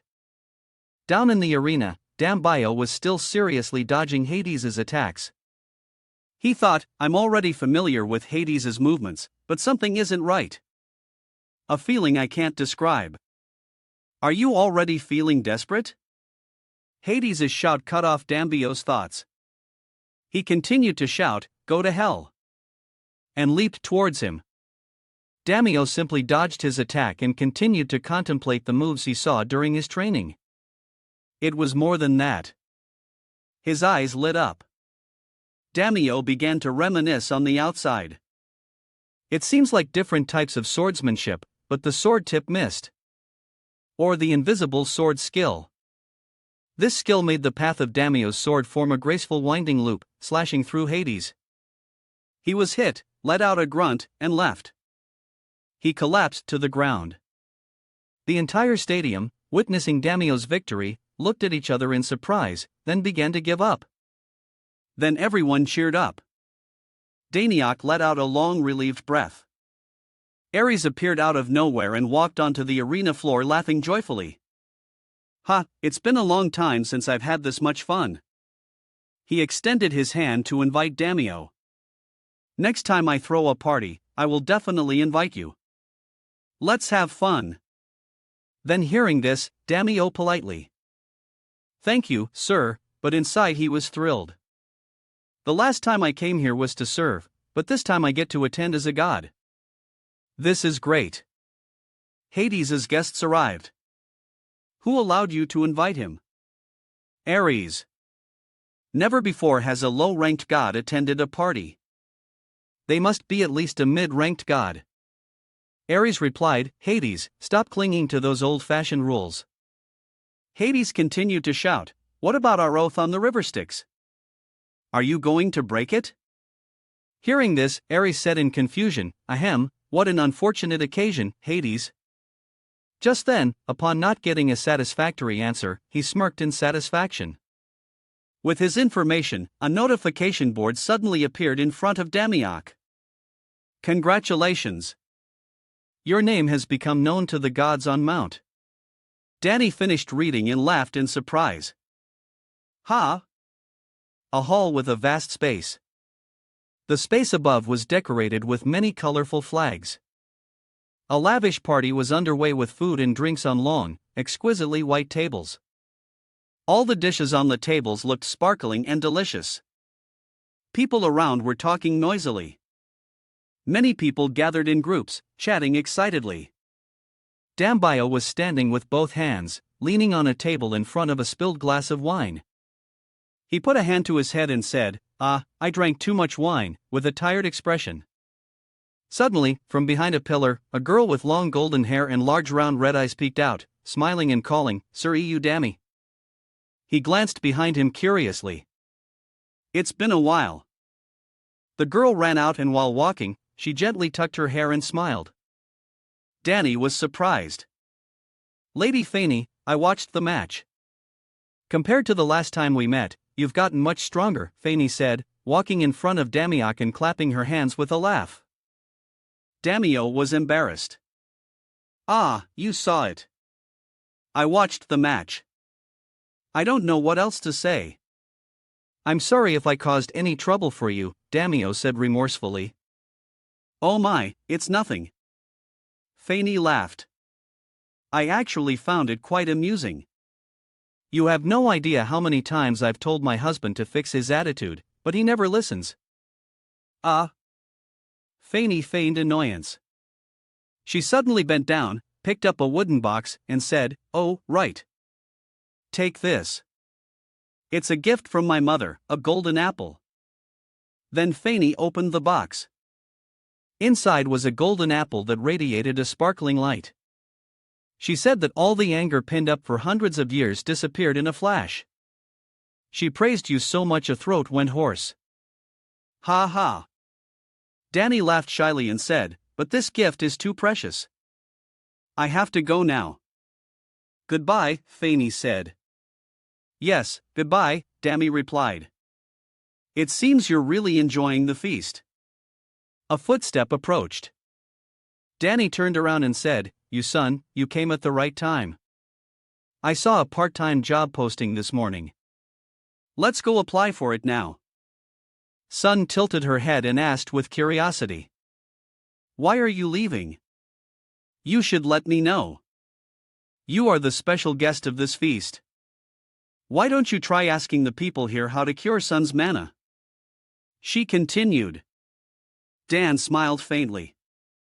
I originally planned to do that, but the situation has changed. Ambayo held up the golden apple for her to see. Son was startled and asked in surprise, the golden apple? Where did you get that? Then Dami called out loudly to Saron in front. Hey Sun, over there. Sirwan was drinking wine and slowly turned to look back when a summoning circle appeared above her head and she was gone. She was summoned by Damio to his location. Saron panicked and shouted, Huh? She angrily cursed at Damdio. You lunatic, you scared the hell out of me. I was standing right in front of you. Why did you have to pull that summoning stunt here? Dam suddenly shoved the whole golden apple into her mouth while she was scolding him. She was startled. Hey, you psycho. What are you? Siron paused. She chewed the apple in her mouth and then asked. What is this? Do you know? A notification appeared. Your Priesto del Siron has been affected by the golden apple. Her mana scarcity has been cured. I feel a warm and gentle energy flowing inside me. What is this strange feeling? Siron asked with wonder. Daniak smiled and explained. That's the feeling of mana circulating. Congratulations on being cured, Archmage Siron.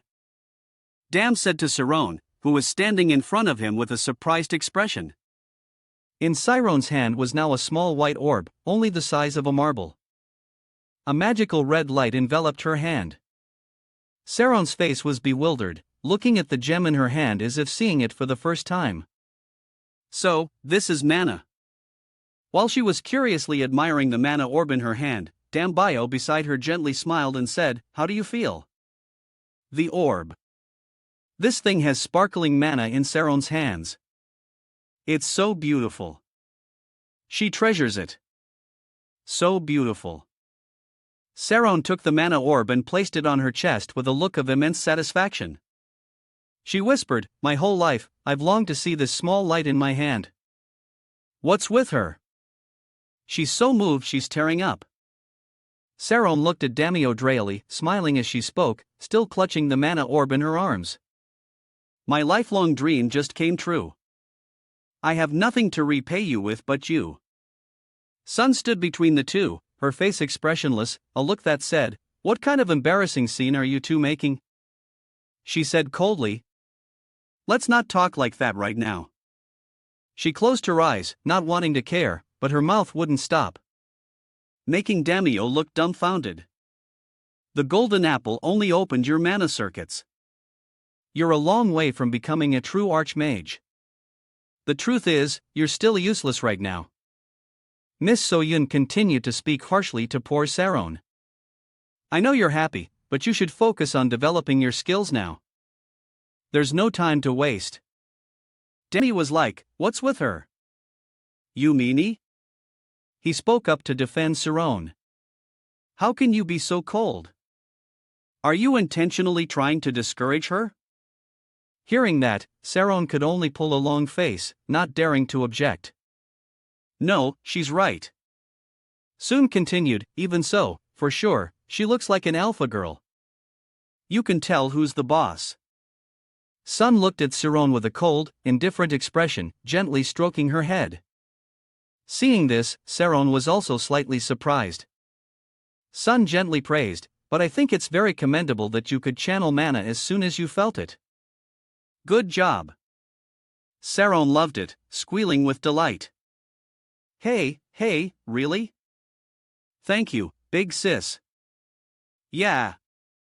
Hearing that, Sun froze a bit and asked again, What did you call me, big sis? I mean, you're as kind as family. I have so much to learn from you. Dambayo, standing on the side, could only chuckle. Honestly, sometimes it's hard to hate her. He looked towards the two beautiful girls, one top and one bottom, walking happily together, and thought to himself, "What a strange girl. Sometimes I can't believe she's the same age as me. How should I put it? She has a very mysterious feeling about her.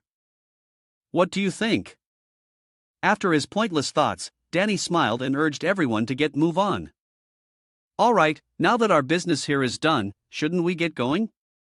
Saron stood next to Guam Ram and heard Dam Bio say, "Sir One, you should go back to your world and start learning real magic. We have a new part-time job to deal with." The kid grew rim with both hands behind his neck, swaggered, and asked, "A new part-time job? Where is it?" Daniel smiled faintly as if he'd been struck by the wind. "Hell." The system window appeared. Daily worker recruitment for the Hell Forge. Employer: Demon God.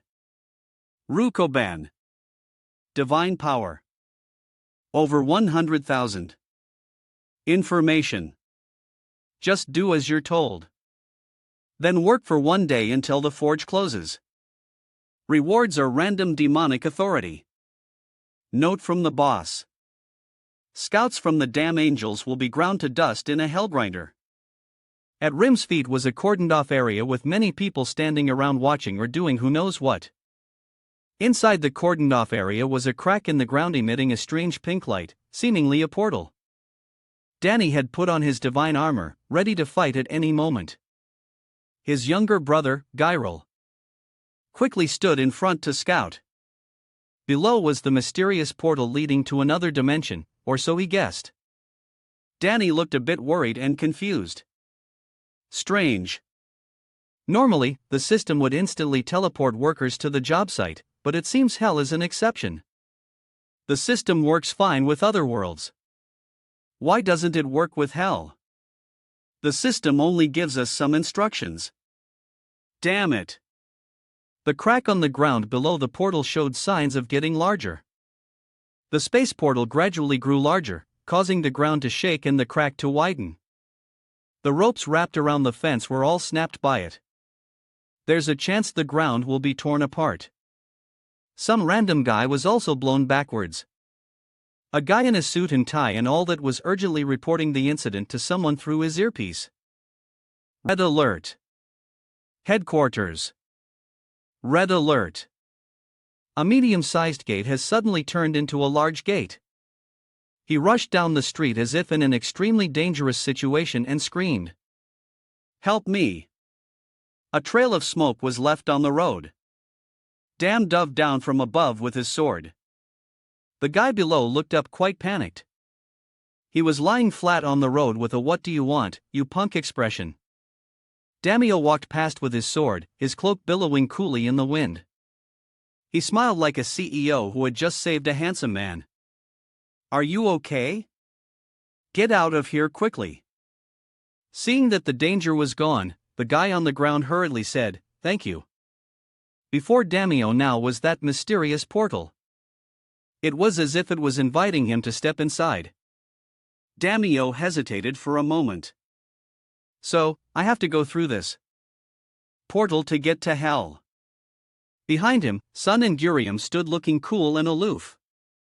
Dambio put his hand into the portal first. "Let's try to get through without any casualties." A system window popped up with a message. "You have entered the gate 3. Having just stepped through the junction leading to Hell." Before them was a dark and deadly space without a single ray of sunlight. "Oh." The system window popped up again with a message. "You have reached your destination." Dam observed the scene before him. Lost in thought, the destination leads to Hell. That means the gates are connected to Hell. So the forgotten gods might not simply be inside the gates, but rather in Hell. The scenery was desolate and barren. The space here covered with mystical purple clouds. The sharp mountains like giant thorns piercing up from the ground. Could it be? Something appeared behind Damio's back. It was a hideous-looking monster. It was opening its giant mouth with its sharp teeth, lunging towards Damio. Unfortunately for Damio, Hell's welcoming committee was rather lame. With just a few slashes, Son had cut the monster's body into pieces. Only then did Damio realize the monster's presence. The beautiful Sun held her sword firmly, her face still expressionless as she reminded the foolish Damiok, "Don't get distracted. Clear this gate first." Suddenly, 3 monsters identical to the previous one appeared in front of Damiok. Each one opened its mouth, wanting to snatch the handsome guy, which startled him a little, but this time they didn't escape his nose. Annie looked at them resolutely, smiled confidently, and prepared to act. But he still had to mumble a bit. "That's right. Put aside those useless thoughts for later. Let's solve these problems first." A moment later, the bodies of the monsters lay scattered at his feet. Weak but trying to act tough. Now dead like flies, their blood splattered all over his shoes. Dambio stood amidst the pile of monster corpses, congratulating himself and his teammates. "Good. We've sent all the monsters off." Danny continued coldly. "Now, there's only one thing left." Looking up, it was a giant shield. No, it was more like a large barrier. It seemed to be made of magic, so it was extremely solid.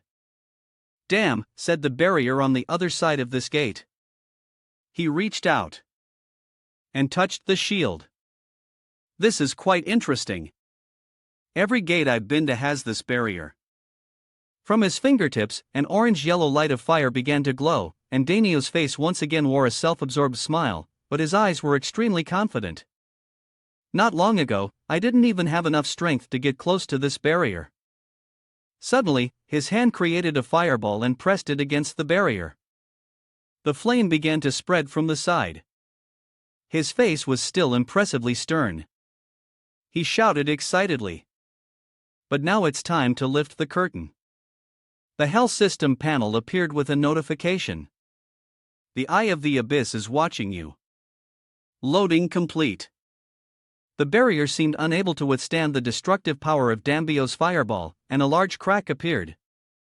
His fire looked as if it was about to engulf the entire protective membrane. Danny's gaze became more confident and decisive. "All right, bring the barrier down." Finally, the barrier shattered and Dambio was standing before the border of hell. He turned back to say to the difficult Miss Son behind him. She just crossed one arm and remained silent. "Hey, you son. I think we're on the right track." Suddenly, Son's face became heavy as if she had to poop. She was so worried she stammered. I have a bad feeling. We'd better turn back." Hearing that, Danik didn't care at all. He tilted his chin in protest. "What? But we've come this far. When will we ever get another chance to obtain a demonic authority?" So was still scared out of her wits. Hell is a place of countless demons and imprisoned souls. The two of them stood stark naked in the middle of a bewitching wasteland, talking animatedly. "Look around you. There's nothing here. Do you know what this means?" "It means this is the territory of someone much higher up the food chain." "What is this?" She continued. "Something that no one dares." Before she could finish, Sun and Damio suddenly realized something was behind them. Just as soon as had guessed, she turned around to look urgently, telling Damio to break the gate. "It's too late. Damio, destroy the gate core immediately." Suddenly, a giant blazing red eye appeared beneath Damio's feet. It opened wide, staring at him. "Who dares?" Danny realized the danger, his face panicked, almost crapping his pants in fear. The monster stood up behind him, terrifyingly huge and horrifying, its teeth long and sharp, its body black and slimy. The most demonic thing was the huge eyes smack in the middle of its face. It roared at Damio, who was standing there, his face dark with fear. Son screamed in panic. "Go now, you damn intruder." Suddenly, the monster slammed its terrifying tooth-filled head into the ground, apparently where Damio had just been standing. The impact created a deafening sound, sending dirt and rocks flying everywhere. Danik was lost in another world. Beneath his feet were puzzle pieces gradually flying up, revealing a spatial abyss below. Before his eyes was an incredibly mystical starry sky. He looked around questioningly. Where is this? I was just being attacked in hell a moment ago. He suddenly realized something was behind him. Two children were holding hands running past him. The long-haired girl called out this way. Hurry up! Behind her was a young boy. Tham watched the two children's backs. Thinking to himself, he's about to take advantage of someone's kids. Who are those children? They might know where this place is. He hurriedly wanted to chase after them, reaching out his hand to call them back. Wait! Bad luck for the young man. Dami's foot missed a puzzle piece, cutting him off and his body fell freely. Right! Blackish-green smoke from below began to envelop him. Tham was so surprised he lost sight in one eye. He landed gently, but this place was completely different from the dimension he had just been lost in. Everything was dark. Smoke filled the air and the dark energy surrounding him had not yet dissipated. Before him was a very strange place. I'm going to have a stroke. I keep asking myself like a lunatic. What? Where am I? What's wrong with this world? Suddenly, his foot stepped on something on the ground. Thinking he'd stepped on someone, he said nonchalantly, "Oh, sorry. You probably don't know. I still haven't noticed the corpse below. This is the corpse below." There, he finally realized. Dambio's eyes went wide with surprise. The corpse looked exactly like him, lying in a pool of spreading blood. Tham saw this strangely familiar cloak. This cloak looked so familiar. In the distance, Son was approaching. She had a few bloodstains on her, but luckily wasn't lying in a pool like someone else. Danik was still super shocked when he realized something from the corpse of in front of him. No, it can't be. It can't be a corpse. Son walked past Damio, calling his name in a daze. Damio. She knelt down slowly, lifting the corpse in front of Damio, constantly apologizing. I'm sorry. I'm sorry I couldn't protect you. Seeing this, Damio was scared s. He frantically called out to her, reaching out to touch her shoulder. You so Yayan, I'm right here. That's not me. Goodbye. His hand touched Son's shoulder, his mouth still screaming because he didn't understand what the hell was happening. Where is this place? What is happening? Suddenly, he was transported back to the space of puzzle pieces. His face dumbfounded like, what the hell was that? Oh my god. What did Damio see that made him so scared? He looked around frantically, his face unable to hide his fear. What did he see? The puzzle pieces from below gradually separated and flew up. Each piece was an image of him pierced from behind by 3 swords. His bloodied face also appeared on a piece. Thank you. Even So was crying, sitting beside his corpse. Dambi was so shocked he stammered, unable to speak. Hey, what is this all about? Teasing him constantly, Danny Knock's face contorted. He screamed his head off because he didn't understand a damn thing. What the hell is going on? The puzzle pieces just kept flying up slowly, more and more of them below. Dammy could only scream helplessly. Stop it. Sadly, Danny opened his eyes. It turned out to be a nightmare. His face was still super panic. Drenched in sweat, he sat up abruptly, coughing like he had tuberculosis. Jiriam sitting beside him saw this and asked with concern, "Are you okay?" So stood behind, observing. Dambio was indifferent to his younger brother's concern. The little boy's face went blank. I'm fine. Let me rest for a bit. Danny stood up, intending to speak with Soon. You, son, I have something to talk to you about. Strangely, the barrier had been restored to its original state. Soon didn't care and turned her back on Dambio. Dambio also didn't care and said, I saw you in my dream.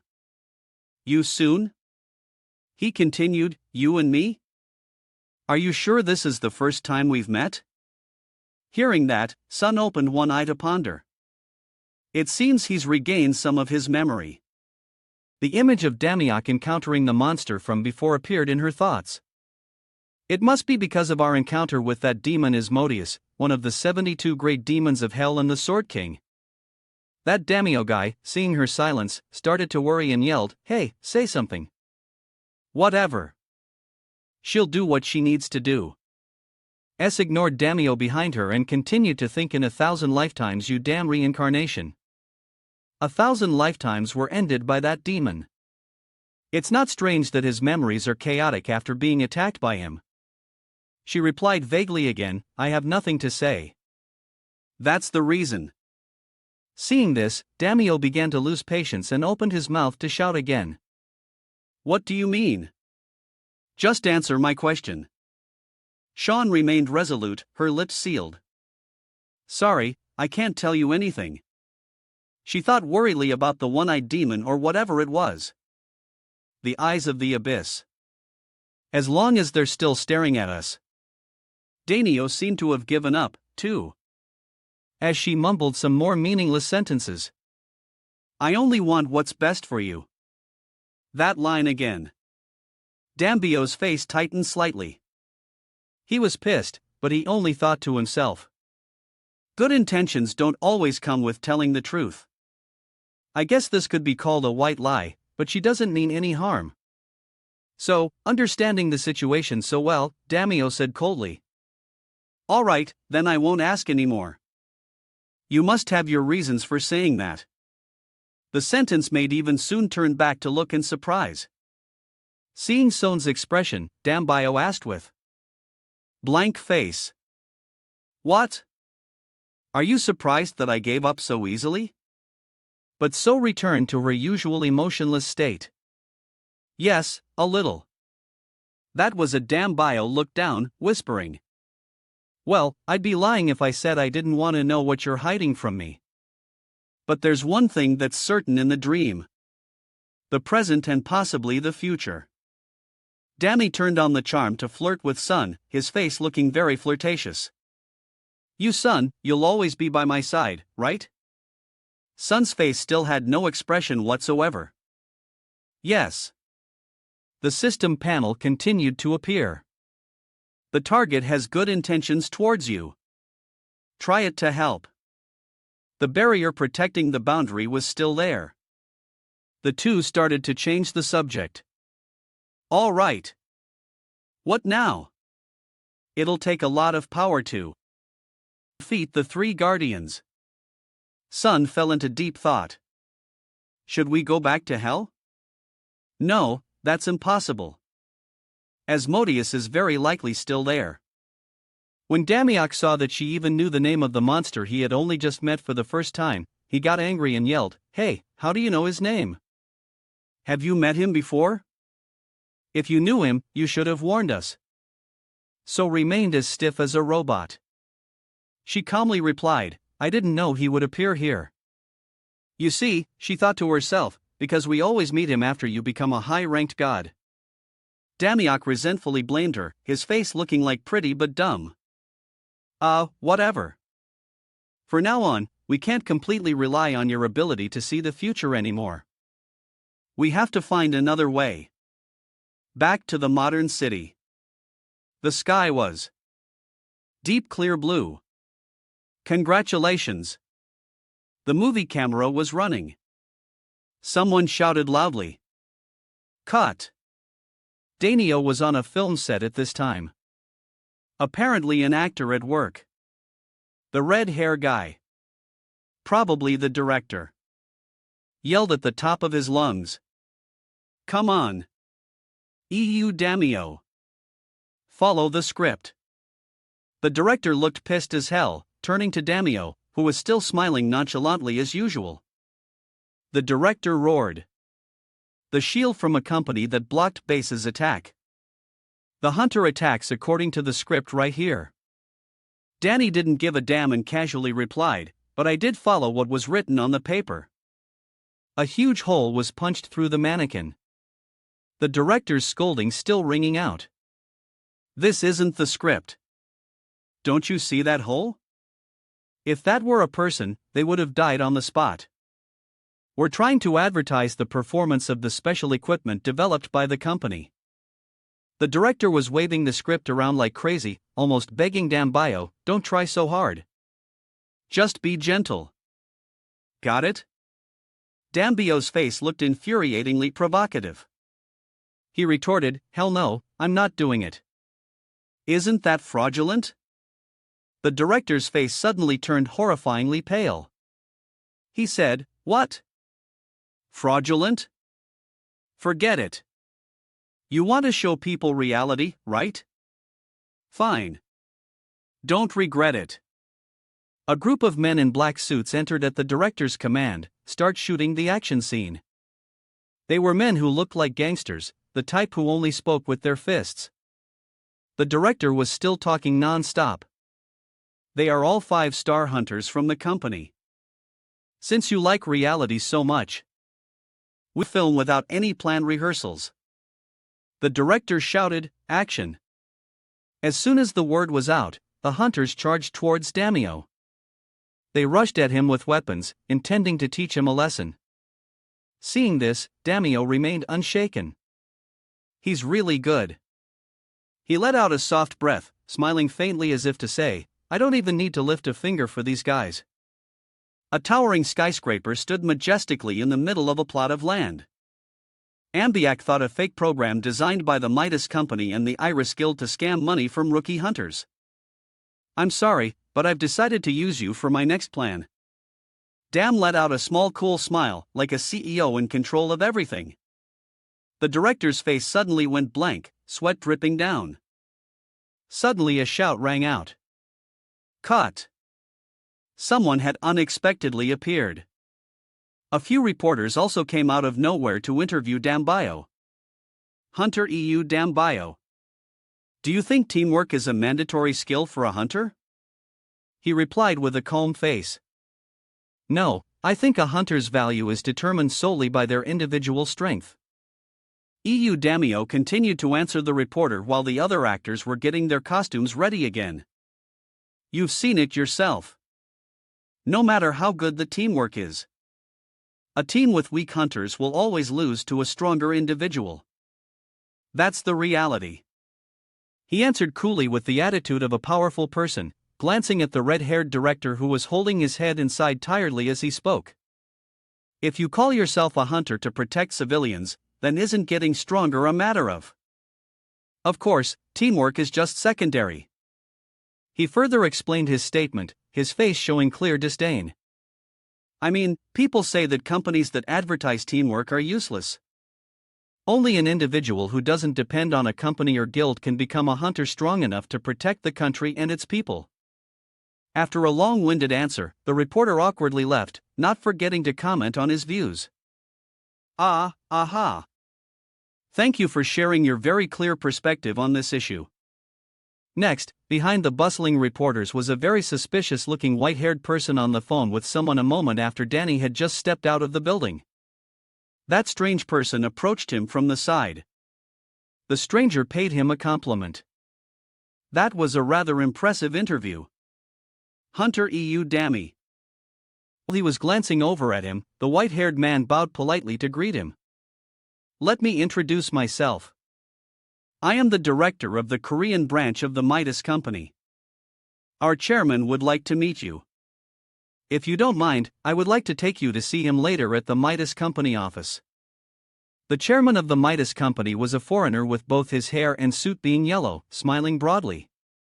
It's a great pleasure to meet you. The most talked about event recently, the only person to ever step of the gate in human history. Danny sat down on the chair. Your Korean is very good. Why do you want to see me? What's your name? The chairman gave a sinister smile. I'll get straight to the point. Take back what you said in the interview. Officially, with a look of contempt on his face, he thought to himself, cursing, "Damn it, this bastard is just like the rumor. And should I do it or not?" He thought to himself. There are many people like him in America. Terrible hunters who don't care about the government or others. They may call themselves hunters, but they're no different from delinquent teenagers. The chairman added, "If you agree to do it, we will support you without holding back any resources." Meanwhile, Damio continued his train of thought as long as they offer a condition worth considering. Finally, he asked the chairman carefully. "Really, chairman? Just taking back my words is enough? Just give me a script. I'll take care of the rest. Don't worry." The chairman chuckled smugly to himself. Hunters are all so easy to deal with. Done. Damn expressed. Lately, I've been eyeing a weapon. It's a sword of English origin. Its name has been passed down since ancient times. The mightiest chairman sipped his tea. How interesting. What is the name of that wonderful sword? He thought to himself, we own dozens of 5-star and above weapons, but he only asked for one. A long pause, Dambio's voice rang out. It's called Excalibur. Causing the chairman to spit out the tea he had just drunk. What did you just say? Dan smiled. You said you would give me anything. Am I asking for too much? Excalibur. That is the most powerful sword that exists on this planet. It is surrounded by rumors because no one has found it. No one has ever seen it. And it is the legendary sword of King Arthur. The chairman's face contorted in anger. Damn it! Is he crazy or does he know that we have Excalibur? No. There's no way this information could have been leaked. That's right. He's just bluffing. He hurriedly wiped his sweat with a handkerchief. Ha ha. I don't know what you're talking about. Damn. With his hands clasped in an arrogant posture. I'm just letting you know that I know everything. My condition is Excalibur. You should think it over carefully. The chairman trembled in fear. I really don't understand what you're saying. What do you mean you know everything? His eyes closed threateningly.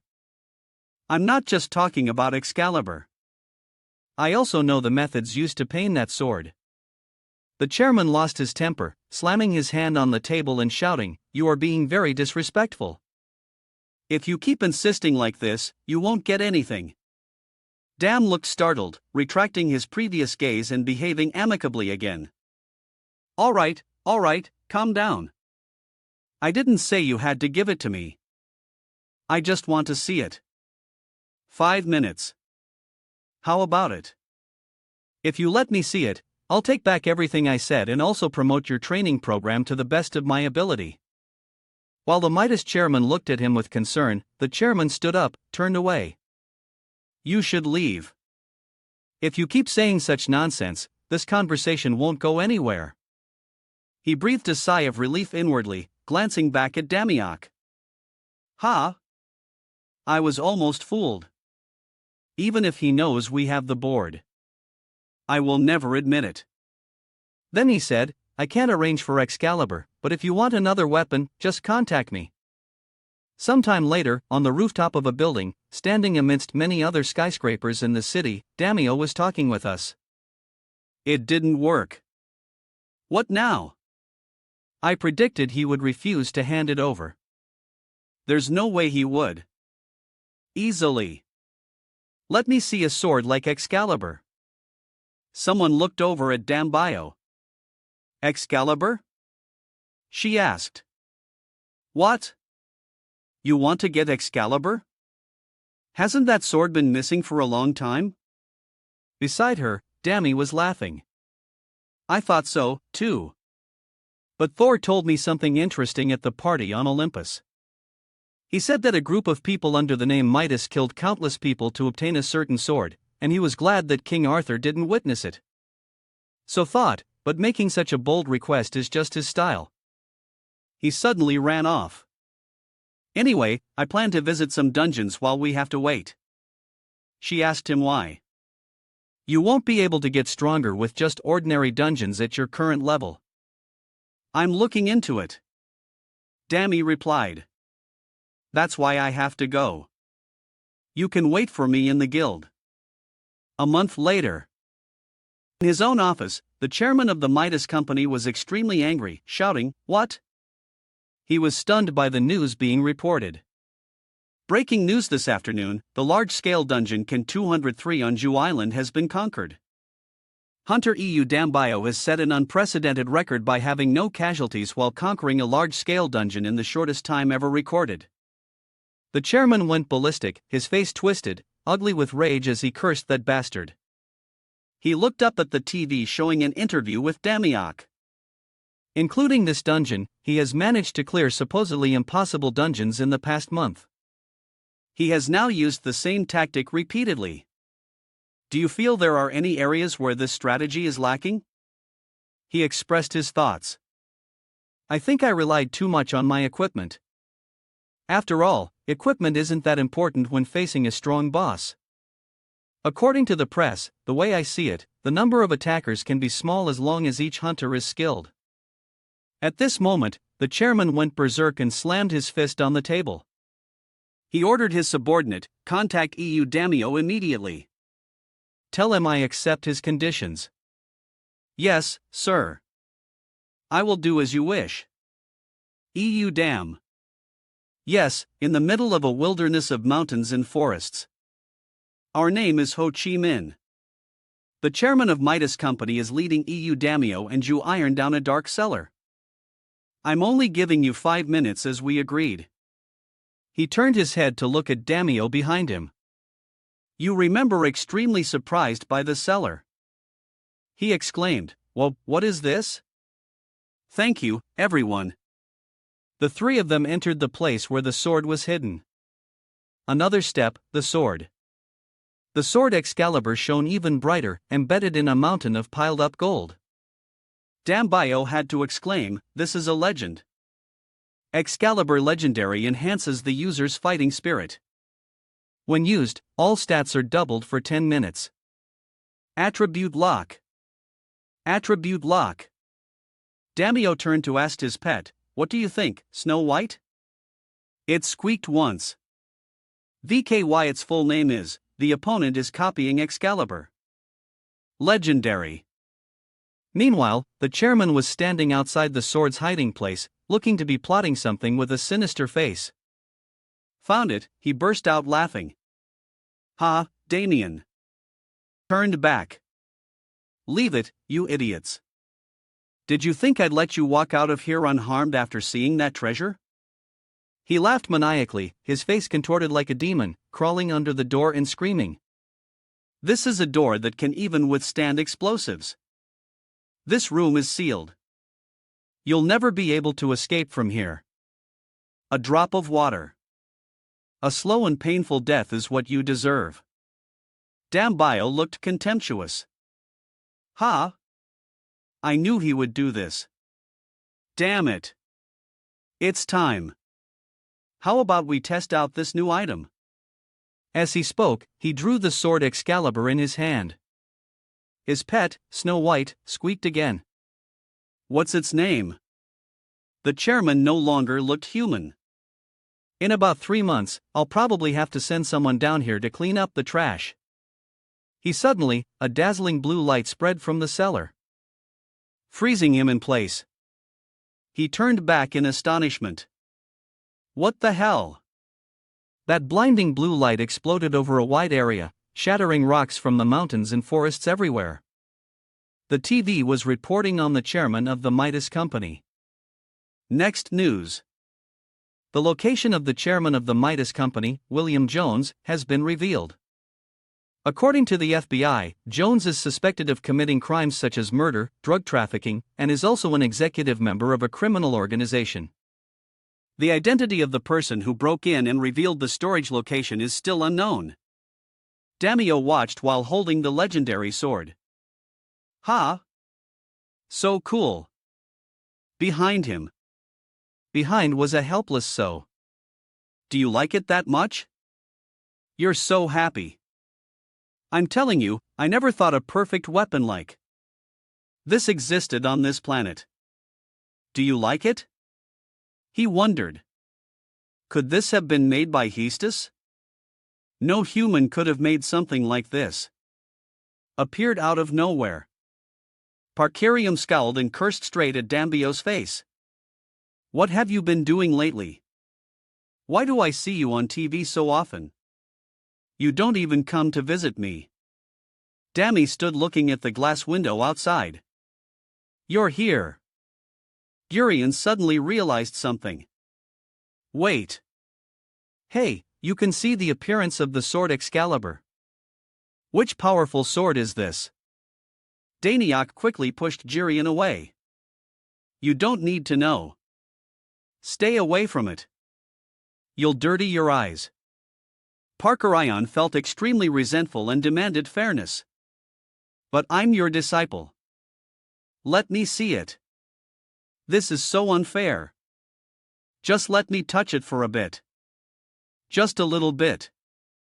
Dam was still standing in judge. You want to touch it that much? He gave Gurion his pet. Here, you can pet Snow White for as long as you want. Hey, wait, Gurion. Urim asked angrily. Seriously, why did you do that? Dammy answered matter-of-factly. Why? You said you wanted to touch the sword. The sword and Snow White are one and the same. Pet her. You're making Snow White sad. Already wearing a thick life jacket, intervened in the argument. All right. That's enough joking around. Let's get going to meet the three guardians at the cold snowy mountain range with not a soul in sight. Therefore, it was a shadow. The wind howled with bone-chilling gusts. The group was struggling and trudging on their way to meet the three guardians. Danny's face was red from the cold. Even his nose was running. Hey, Yu Su-yoon, are you sure this is the only way to meet the three guardians? She tilted her head, indifferent.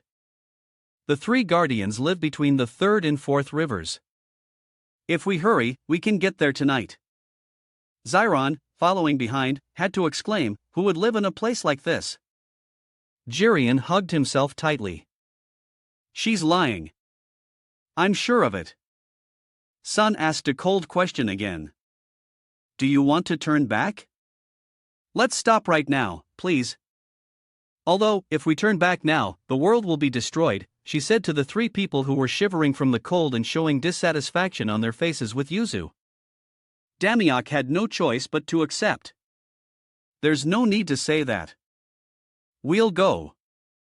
Overcoming the deep snow under their feet and the howling snow wind, Sun announced, we're almost there. We will meet the Guardian after crossing that mountain. Gurion jumped up in excitement. His hands raised to the sky while his feet were half on one side, half on the other. Our suffering is about to end. Let's go. Pick up your feet, everyone. From behind, Damio suddenly felt something was wrong. Woo! Kyrium quickly turned back. Ah, that's right. Hey, open the door. A block of ice as sharp as 1,000 knives exploded into 100 pieces as tall as a mountain. It overturned the white snow, sending it flying everywhere, creating an extremely chaotic scene in the gloomy, snowy forest. All four of them were terrified. Danny yelled, "Run!" The block of ice continued to expand, knocking away the pine trees blocking its path and sending snow falling in sheets ahead. Who knows? He also screamed in terror as if being chased by a horrifying creature in the night. They ran for their lives from this strange event. At the end of the road, a path appeared. At the end of the path was a deep dark abyss. There. Follow that path. Wait, no, it's too narrow. Danny didn't hesitate. He drew the sword Excalibur and ordered Snow White. Bite. Then just widen it. Snow White. Snow White. Why? Study group. They were still running away from the pursuit of the thorny ice floe that was gradually tearing the forest apart. No one dared to stop for a second. A moment later, the four of them found a place of refuge. Euchre lit up the narrow path. With magic. The entrance to the path. It was already covered in snow. It would take a few days to melt it all. Siron, from a distance, was still wiping away sweat. Hey, this is my specialty. As soon as she finished speaking, she unleashed a flame from her hands, illuminating the entire area. I haven't been wasting my time. Witnessed the power of the third circle magic of the Great Archim. Realized. Hey, just by looking, Busa knew that fire spell wouldn't work. Besides sunlight, only the mana of Nibelheim can melt this pile. You should have told me sooner, Gurren. And we don't even know how long we'll be stuck here. He silently calculated that the forgotten gods were growing stronger by the second. Finally said aloud, is there really no other way out of here?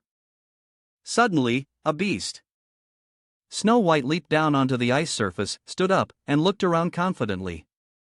He found it very strange. Snow White, it's hot. He knocked his head on the hard ice block in front of him.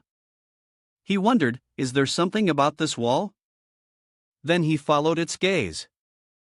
They pressed their hands against the ice wall and heard a strange noise. Ha! What's that sound? Right at that moment, the ice all shattered, catching him off guard. He looked astonished, his eyes wide open. You'll have to deal with the doctor. He immediately saw the little fairies hiding behind a large block of ice, his eyes still wide as he looked at them. There were a total of 3 fairies. It's Loki.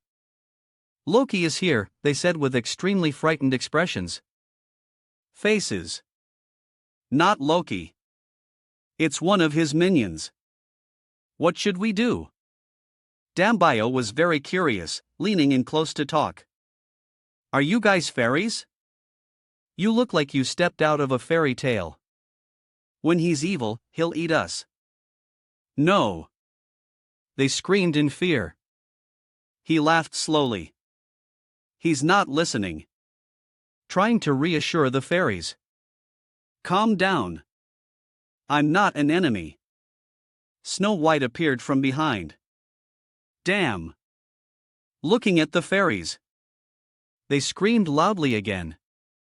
Aha! A ferocious beast. It's Kberis. We're going to be eaten alive. Beside it was a beast. Another fairy yelled, Sephiroth, not Kberis. You idiot. Danny tried to calm him down. Come on, emergency. This is an emergency.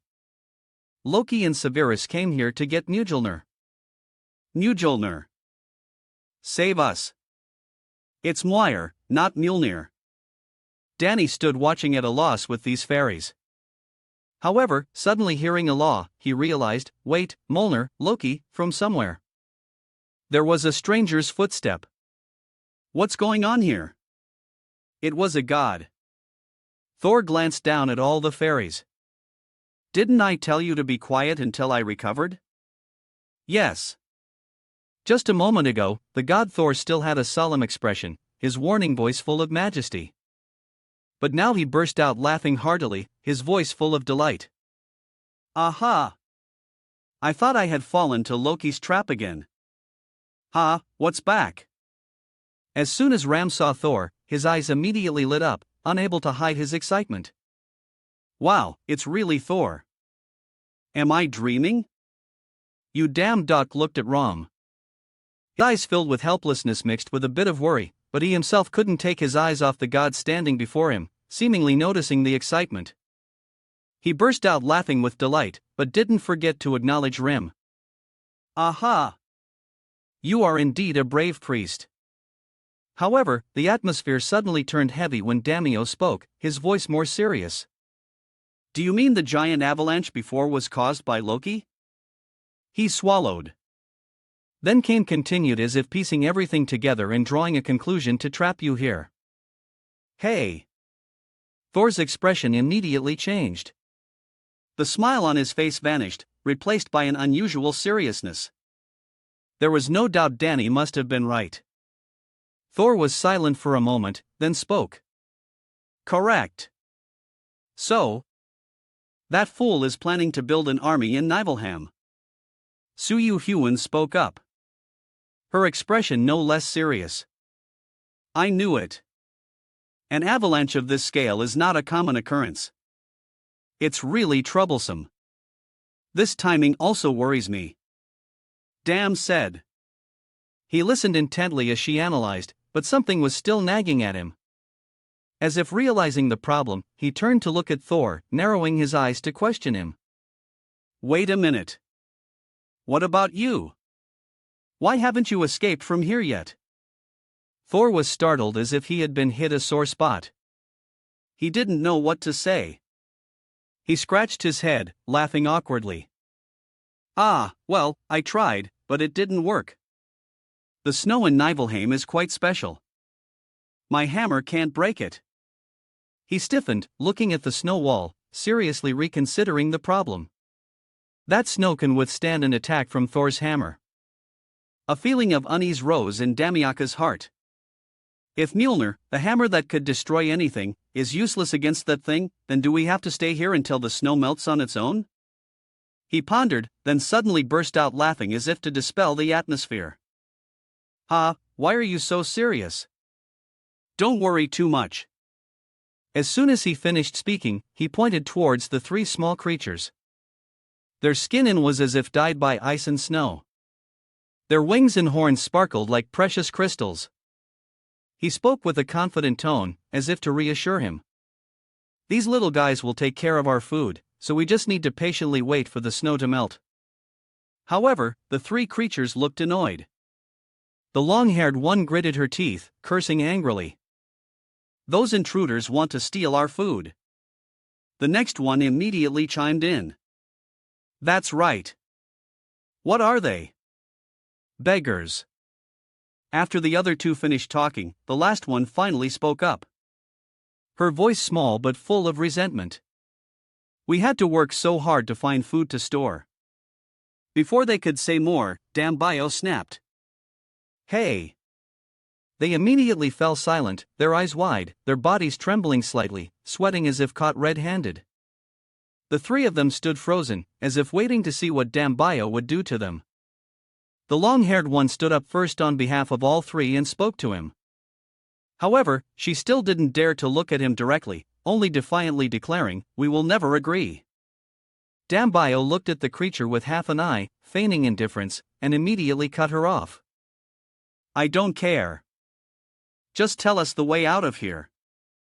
This kid is ours.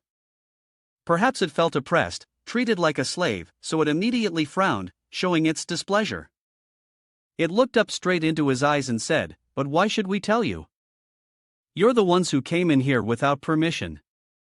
Faced with its fierce attitude, Damax still seemed unconcerned. Seeing this, it became furious. Listen here, kid. You have to prepare a meal for us so big that the table breaks. Even though it was already very angry, he probably still didn't hear a word. He said calmly, "Is that so? Then I guess we'll just live with you until the snow melts." Hearing that, it panicked, seemingly unwilling to accept the truth. Hey, suddenly his words had an effect. They gathered together, formed a circle, and discussed among themselves. The most timid one spoke first. What should we do now? The next one chimed in, if God Mio stays here any longer, we'll starve to death. The long-haired one offered a solution for the group. We should tell them and then kick them out. As they spoke, they broke into a sweat, worried about their food supply. This time, they compromised with his request. The long-haired one stood up again, pointed straight at his face, and declared loudly. All right, I'll tell you, but you have to promise me one thing. Dammy probably already knew the result. He smiled with satisfaction and looked at it. It continued. Once you're out, never come back here again, Dam said. He still maintained a smug expression with an arrogant smile. He answered confidently. All right, I promise. Getting the answer she wanted. She smiled, placing her hands on her hips and replying as if praising a pet. Good. Then she got into a stance, though she was only as big as Dambio's shoe. Anyone who looked at her would be wary, she told him, then stepped back. It's dangerous. Then she left him. That punch was covered by a thin layer of ice surrounding it. It slammed straight into the wall. Before the power of that fist, the wall was quickly destroyed. The layers of ice shattered into tiny pieces like sand flying into the air. He was surprised, his eyes wide open, his pupils shrinking. No way. He must have been so amazed he could barely speak. Am I hearing this right? Hearing that, it arrogantly tilted its head to the sky and replied smugly, see. If you use an attack with the ice attribute, the snow will shatter like this.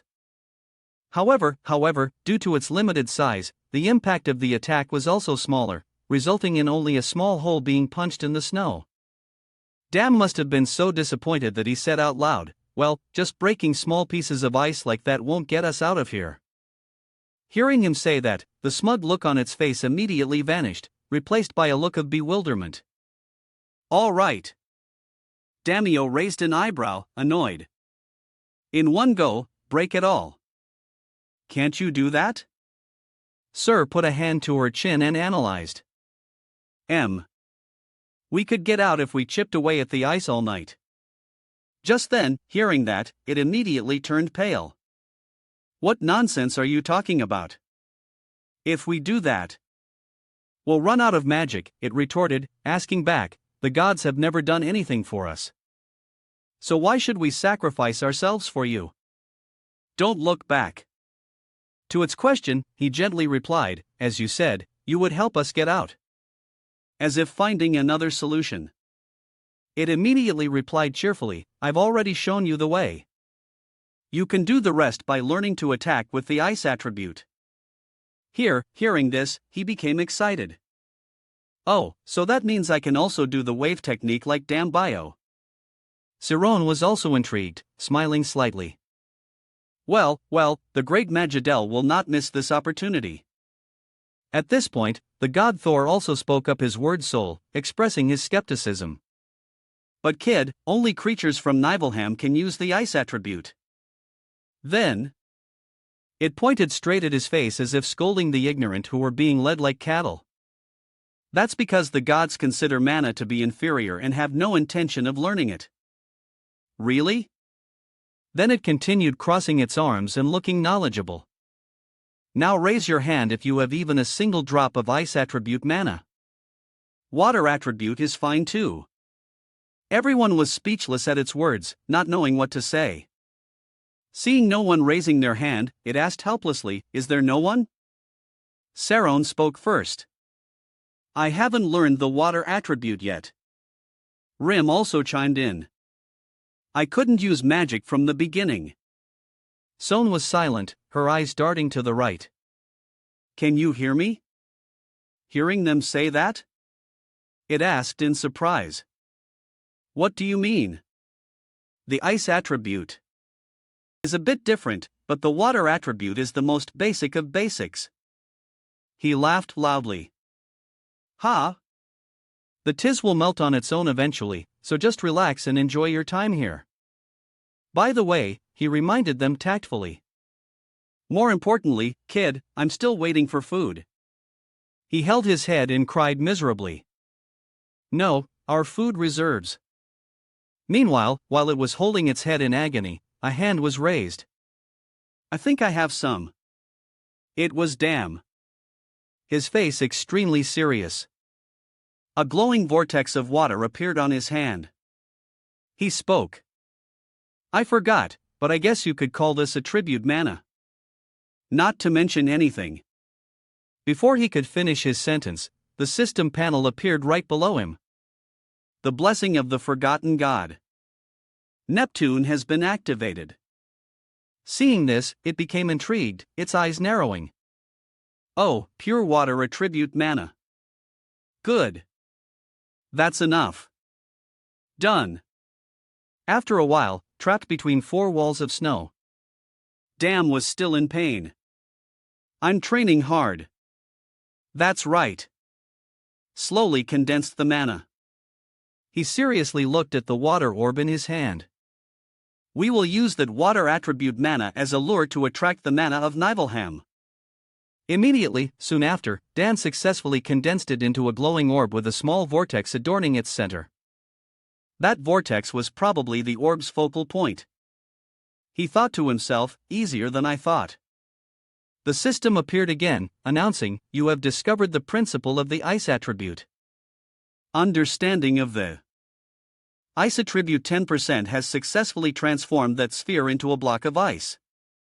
Its power created a gust of wind that lifted his hair surrounding the block of ice. Look! Rim saw the scene. The long-haired girl looked surprised. What? He did it. The person next to her also exclaimed in admiration. Wow! Rim saw this and pouted, looking annoyed. I mean, people are always so multi-talented. Siron couldn't help but admire. Amazing. He got closer to observe the ice block in Damio's hand, carefully rubbing his chin as if watching a genius being born. You're very talented. On the surface, he seemed impressed, but he still wanted to show off a little. After all, he had only just started learning, and to be better than him would be too insulting. He spoke again, but it's not over yet. Practicing to use this ice attribute mana is the most important part. He didn't listen and replied with a smirk, no, it's not necessary. He held a sword with a golden hilt. The sword was enveloped by a swirling golden aura like a dragon. Ignoring everything, he slowly advanced, the world has a name for him. Then he looked up and said smugly, I think I know how to do it. His eyes shone with a very strong determination. Listen. 2 seconds later, a huge explosion occurred, sending snow flying everywhere. The wall, the solid snow wall from just now, had now become a pile of fine sand. He stepped onto the pile of snow that had just been cleared. Outside was still cold and covered in ice. Before he could do anything, he saw something extremely terrifying. His eyes widened at the sight before him. A dream. A giant foot appeared right in his line of sight with rough black skin and long sharp claws. This body belonged to a giant. It was covered in a thick layer of shabby white fur. Daniak exclaimed in shock, what the hell? Before his eyes. When a giant creature like that appeared, he stood right there witnessing the giant creatures with his own eyes. He held his sword tightly but couldn't help but tremble. But looking at their sharp teeth, Damiak was startled and wondered himself, what are these giant monsters? What happened in the short time we were trapped? Right now, we can't say anything. The god Thor also appeared behind Damiak, his expression turning angry. Loki, that bastard. He brought them in while we were distracted. So, standing next to him, also spoke up. She looked very calm, but there was a hint of worry. I can feel the presence of the guardian. Hearing that, Danny felt a pang of fear and asked again. What? Say that again. Sun's uncle slowly continued. The king of the Bang Giants, Eden, was nearby that day. On top of the giant snow mountain, there were thousands of people. And when the situation of tens of thousands of snow monsters appeared, they all went in one direction. A huge shadow appeared. Looking at this, it's definitely the mother. Her legs are black, but she has a very fancy set of nails, ladies and gentlemen. White snow covered the surroundings, and a beast gradually appeared. It looked like a monkey, but had white fur like a polar bear. They moved in a herd super huge, at least 5 times the size of a normal person, with long limbs walking nonchalantly together. Eudamio stood beside them, stunned, his heart in his mouth. It was scary enough, but they had to zoom in on its face. Its teeth were sharp. One bite and you're dead. Its mouth wasn't smiling prettily at all, just drooping down. How pitiful. Thor with his six-pack abs stood behind him, one hand shielding from the snow, his but constantly warning. Loki, that bastard. He gathered them while we were distracted. Even if it's unlucky, it's not unlucky. Soon, standing beside him, added to his panic. I can feel the presence of a guardian god. As expected, Damio was startled. What? Under in the shadow of dozens of monsters, she said in a calm voice. The king of the ice giants, Eden, was nearby that day. He was also stunned. Wait a minute, son. You mean the third guardian is one of them? It must be that one, bro. With that ice-cold face of hers. That's right. The third guardian, Eden, is the king of the ice giants. Standing on high and constantly discussing those monsters. Juilhan still answer his questions. The ice giants have a very close relationship with each other. So, it's possible Ein is watching over his people from somewhere. In EU Damio's mind, a dozen questions that couldn't be spoken aloud appeared. Besides the fact that the third guardian wasn't human, why was he so hostile towards Thor? Seeing she saw sweat dripping down his cheek, she was also helpless. Eden would never side with a god like Loki. It's possible he's being controlled by Loki. That's Loki's specialty. Loki. Loki. My head is starting to ache. His eyes were fixed ahead as if he was contemplating what John had told him. But it was nothing. Seeing Thor struggling with each monster below, he also began to doubt his own existence, being controlled. In a dream, he fought them so fiercely, truly like one man against all. Thor's eyes seemed to have reached the peak of his fury. His eyes were white like a ghost. He shouted, I will kill you, Loki. It's pitiful for him. It's like being psychologically manipulated by Gro. It's hard to escape. Up on the ice, there's a blonde guy sitting like a big boss just chilling and enjoying the view or something. He's cursing up a storm over there. Stop hiding and come out, you coward. Good grief. This guy's blonde hair, and then suddenly grew two horns. Ah, it looks like a Capricorn, but in a very strange way. I'm sure he's not being cheated on. Red eyes, pointed ears, a handsome face. Suddenly, he looks pretty good. He looks at the world with a disdainful expression. He's as stupid as ever. He sat with his legs crossed, holding his chin with a mocking expression. Look, Etten, your people are being killed. Failed. Go save them. Hey, his voice sounds so bee. Of course, the leader of those beasts is fuming, smoke coming out his ears. The leader looks no different from the others, except for having some spiky hair, like he has two extra fur pillars, making him look so dramatic. He's gritting his teeth in anger. Over here, the god Thor is still using all his strength to summon rain and wind. Fight me like a real man, Loki. He was still talking, but his eyes had already darted to a strange noise. How long are you going to hide? Who else is in this potato field besides our leader? Who did he come from? He punched him and sent him flying a meter away, his face unseen. See how scary he is when he's angry? My God. Thor was knocked through a wall, his face down as if he were dead. What do you think? What is he going to give up that easily? His eyes widened, looking up as if containing 100 arrows of resentment. Two beasts took turns lunging forward, intending to teach Thor a lesson. But unfortunately, life is not a dream. While the people were fighting and the demons were cheering over here, Eve Dambaya was still watching the blonde guy with horns. So, the one up there is Loki, and the giant who just joined the fight is the king, right? I have to act quickly before Thor defeats all the ice giants. Watch the next episode. Karen and Parkerium, standing beside him, couldn't help but worry. Her face showed clear bewilderment. Hey, don't tell me you're planning to fight that guy.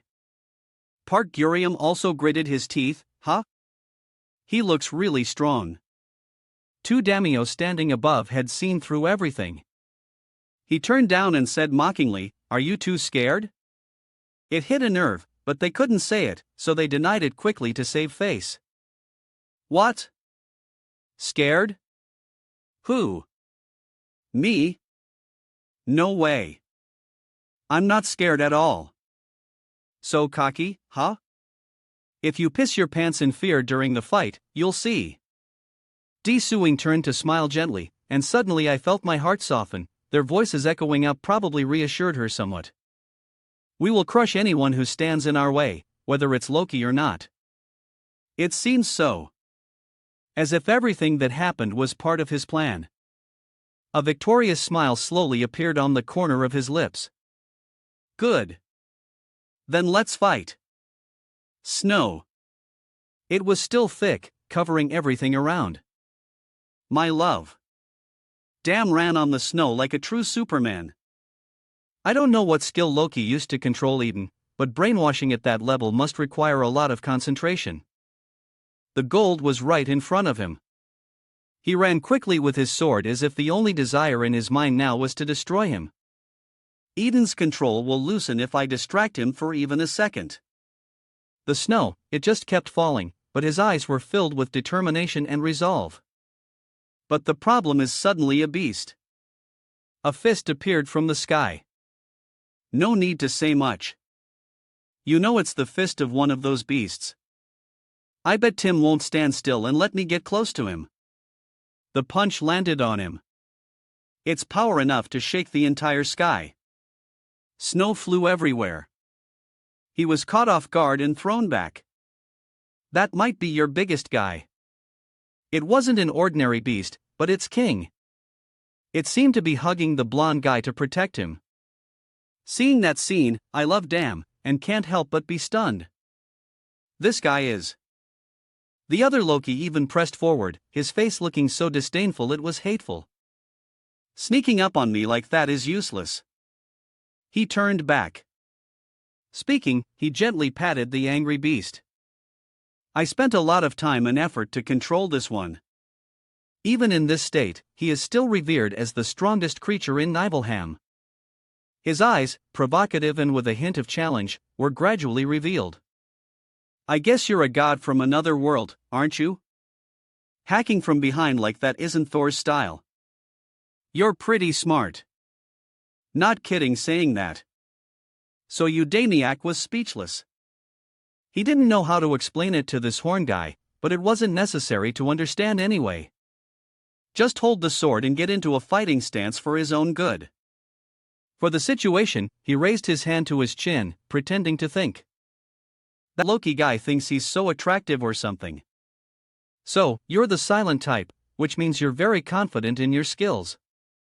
What else do you want me to say? You're just being a bitch. It must be. The gods are sometimes ridiculously naive. They don't realize that being too arrogant will only harm themselves. Oh, by the way, my name is Loki. Are we close enough for introductions, bro? Loki held a hand up and spun it. A magic orb gradually appearing. Our meeting here is fate. So, let me show you something very interesting. In the dark of the sky, we can hear something very interesting. Speaking of snow, the orb was like a beacon illuminating the sky that day. We gods look down on mana. But did you know that mana is also a gift from Mother Gaia, just like divine power? No way. The snow stood majestically. For them. In this frozen land where even Thor's divine power is useless, I have discovered countless possibilities of attribute mana. Then it suddenly burst forth. The blonde-headed one seemed to go crazy, the orb in his hand starting to create thick black smoke. Loki shouted with great pleasure. And that's when I discovered it. The ultimate attribute mana. He still liked it. Continue to scream like an uncontrollable madman. Look. This brilliant black flame can even melt the snow of Nibelheim. Dambio's eyes widened in surprise. That's the ultimate attribute mana. Loki's voice like someone high on drugs. His eyes were bloodshot and his mouth was constantly grinning. Very beautiful, isn't it? I haven't had a chance to try it in a real battle yet. You will be an excellent test subject. He stepped on the thick black smoke, his voice fearless and challenging. Is that so? In real life, anyone who says, "Is that so?" gets a kick in the ass. I just hate that kind of attitude. Even though the black smoke had already enveloped the entire sword, he was still smiling brightly as if nothing had happened. You should have told me sooner. I've already scared him, but he's not afraid. That blonde guy must be fuming right now. Sister in command. The black flame skill has been activated. Oh my god, what a surprise. His face was drained of all color, his eyes wide, and his mouth agape. What? How? While still stunned, before he could finish his sentence, he had already flown like a rocket and was standing right in front of that blonde guy. Now watch me show off my skills. Just in time, a very loud explosion was heard. Snow and smoke were mixed together. It must have been very strong to create such an earthquake. But no, not really. The thing that was slashed by the sword was not the ugly face of the horned guy, but the hand of the snow giant king. The sword slashed a long line and blood dyed the white for red. He was also helpless. You're lucky. Leave. Damn it.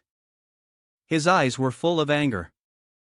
Dammy raised his sword forward again.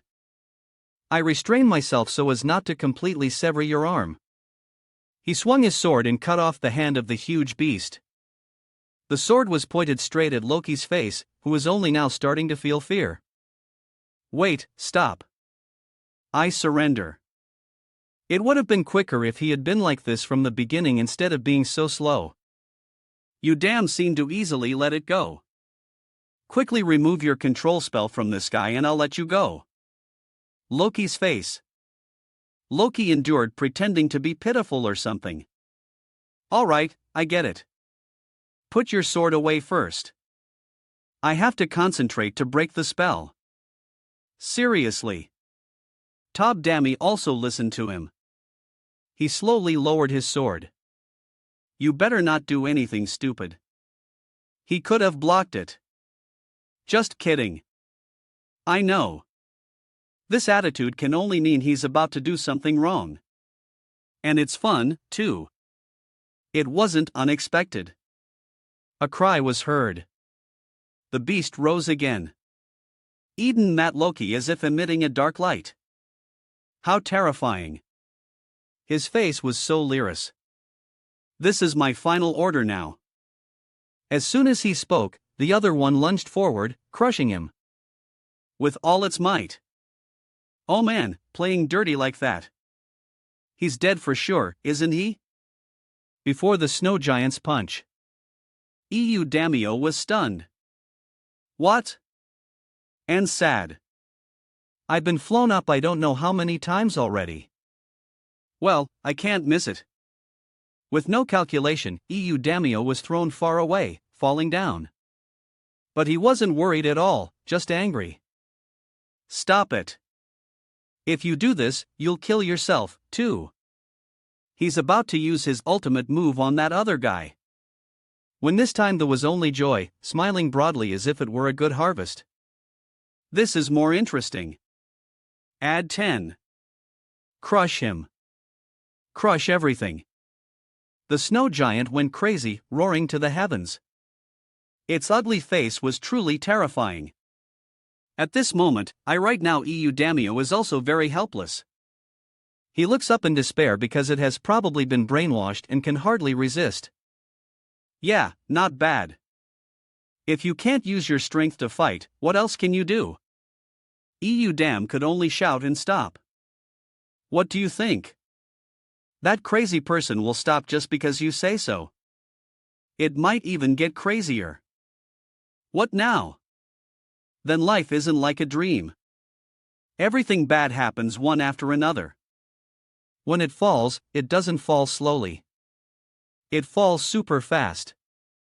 Sitting on it must be like praying to Buddha for the rest of your life. But now a slow death would be like a movie without an ending. A hero has to come to the rescue, right? And it's none other than Juishan. She flew up and hugged him. Now she's become the beauty who saved the hero. And Eden by inertia also fell down, but he didn't seem scared at all.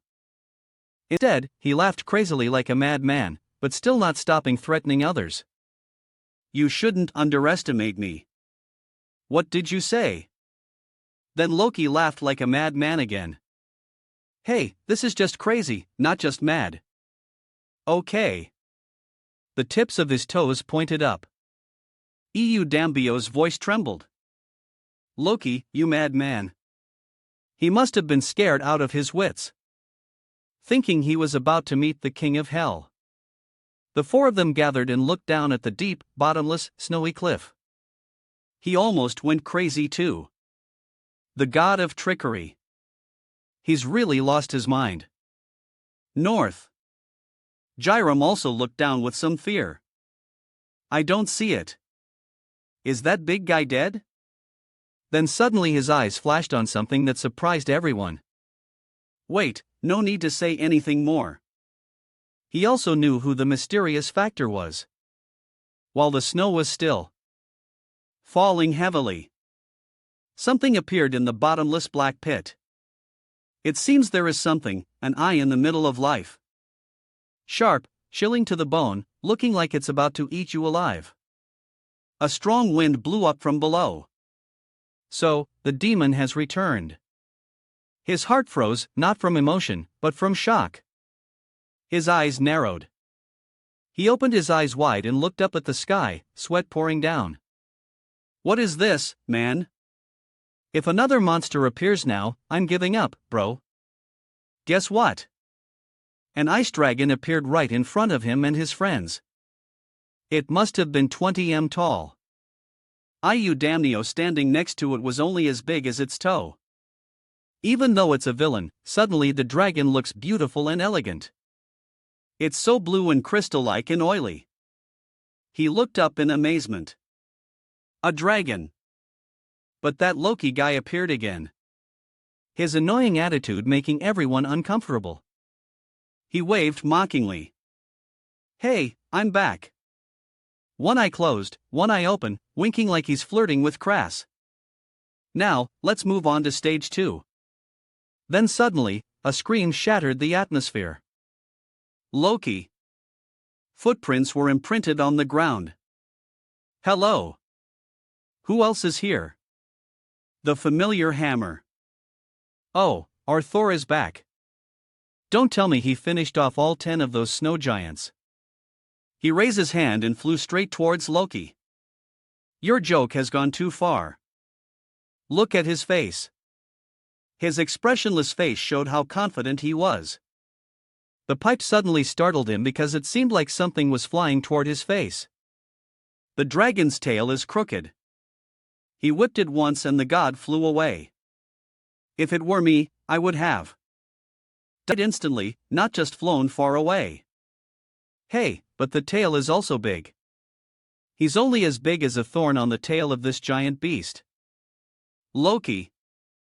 At this time, he was standing on a flying saucer created by his power, spinning like a propeller. Go play with Thor. Young. Oh, damn. Even the dragon has a name. But why is the name so cute? It doesn't suit this crazy thing at all. He jumped to the ground, landing quite cinematically, then let the dragon fly away. After finishing with the dragon, he started on his way. Loki snapped his fingers again.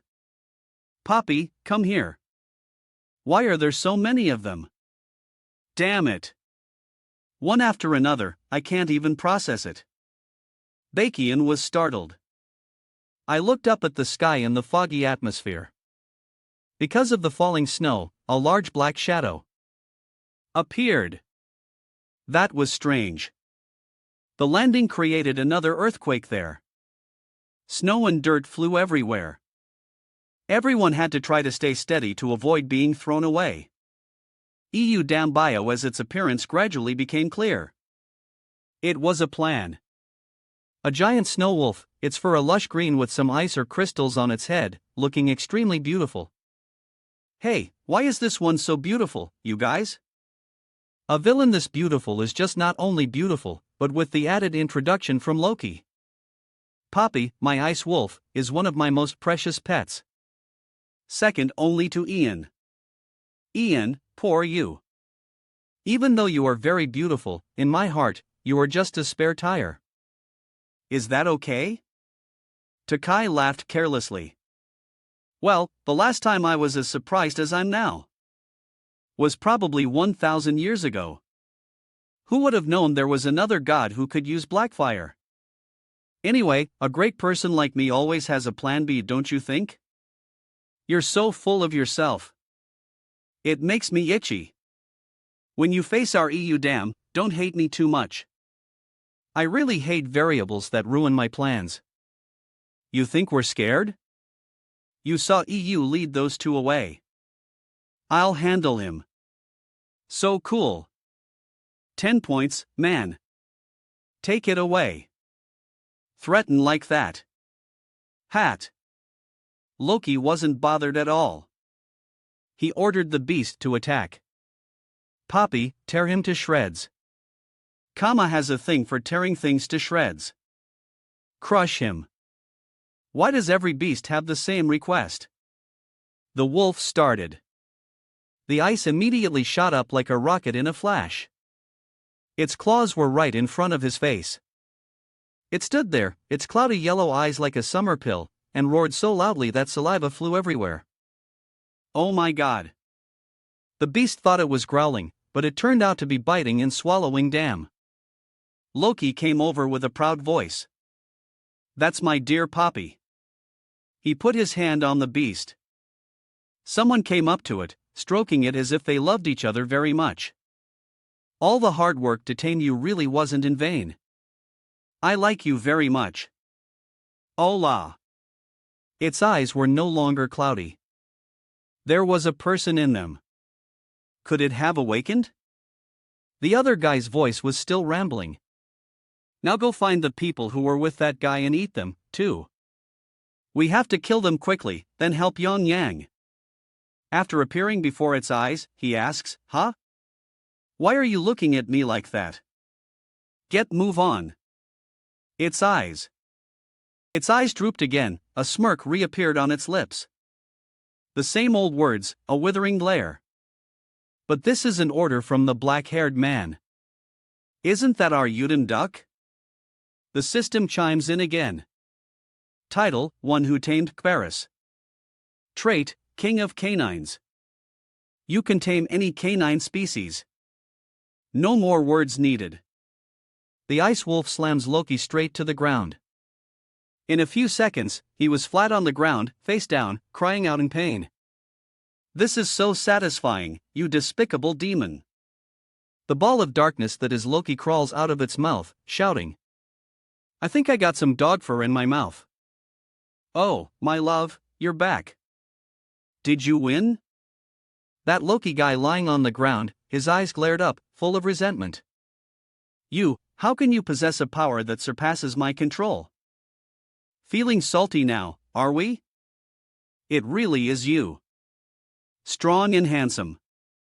This guy is just too cool.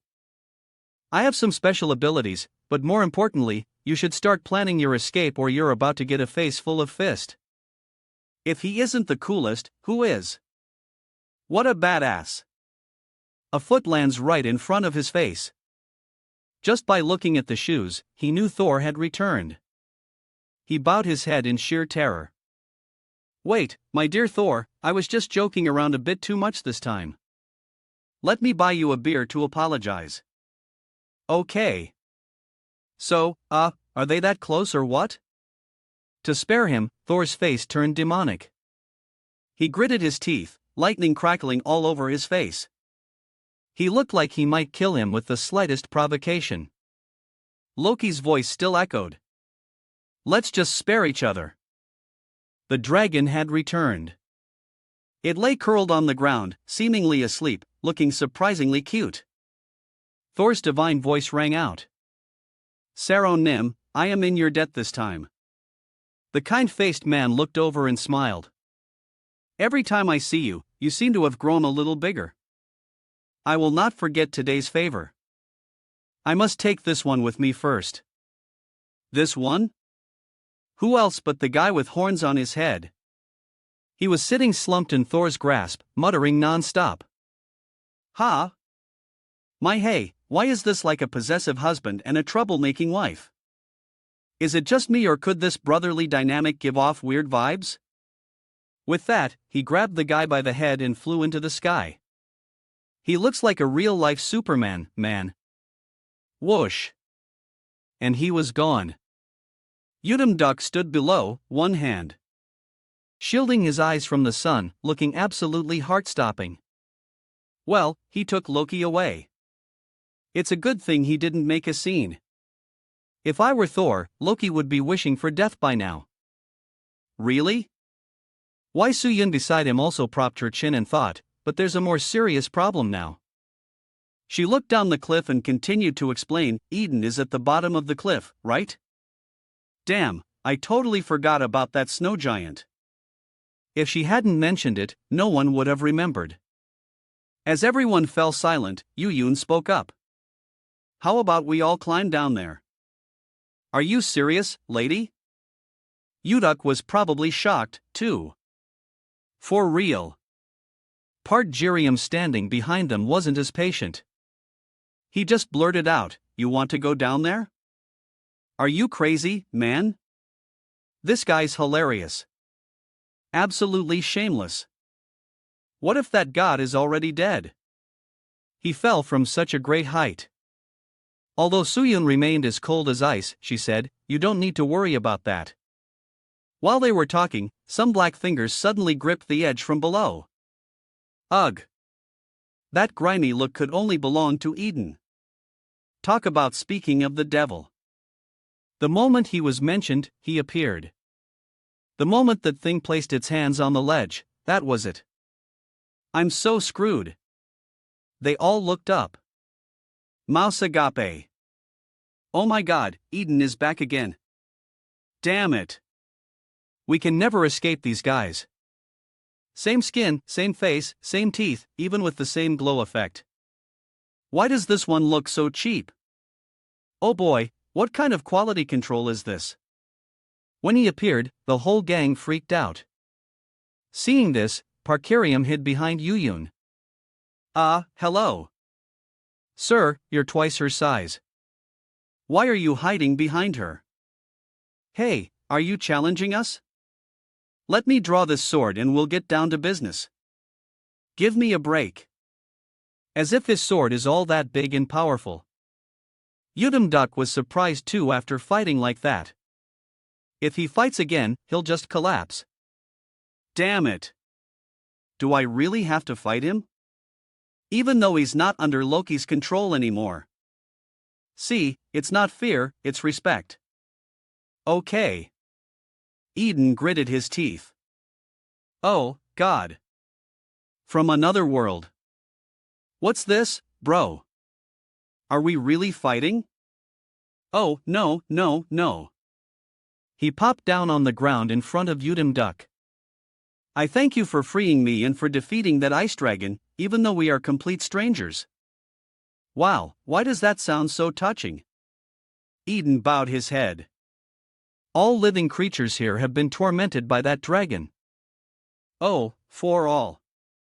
So, it's true that everyone has their own struggles. His hands scraped the ground as if recounting a painful story that has lasted for thousands of years. Speaking like this, he definitely wants to repay the favor. Eden continued, to show my gratitude, I will grant you one wish. Oh, boy. Duck jumped at that, and it's hard to tell if it was from joy or fear. One wish, really? Geez. Every time the camera pans to Eden's face. He looks so ugly. Damn, he looks so calculating. Not like our handsome hero. His gentle eyes looked at the boy. But there is one condition. Amidst the snowy sky, the sun now peeked through.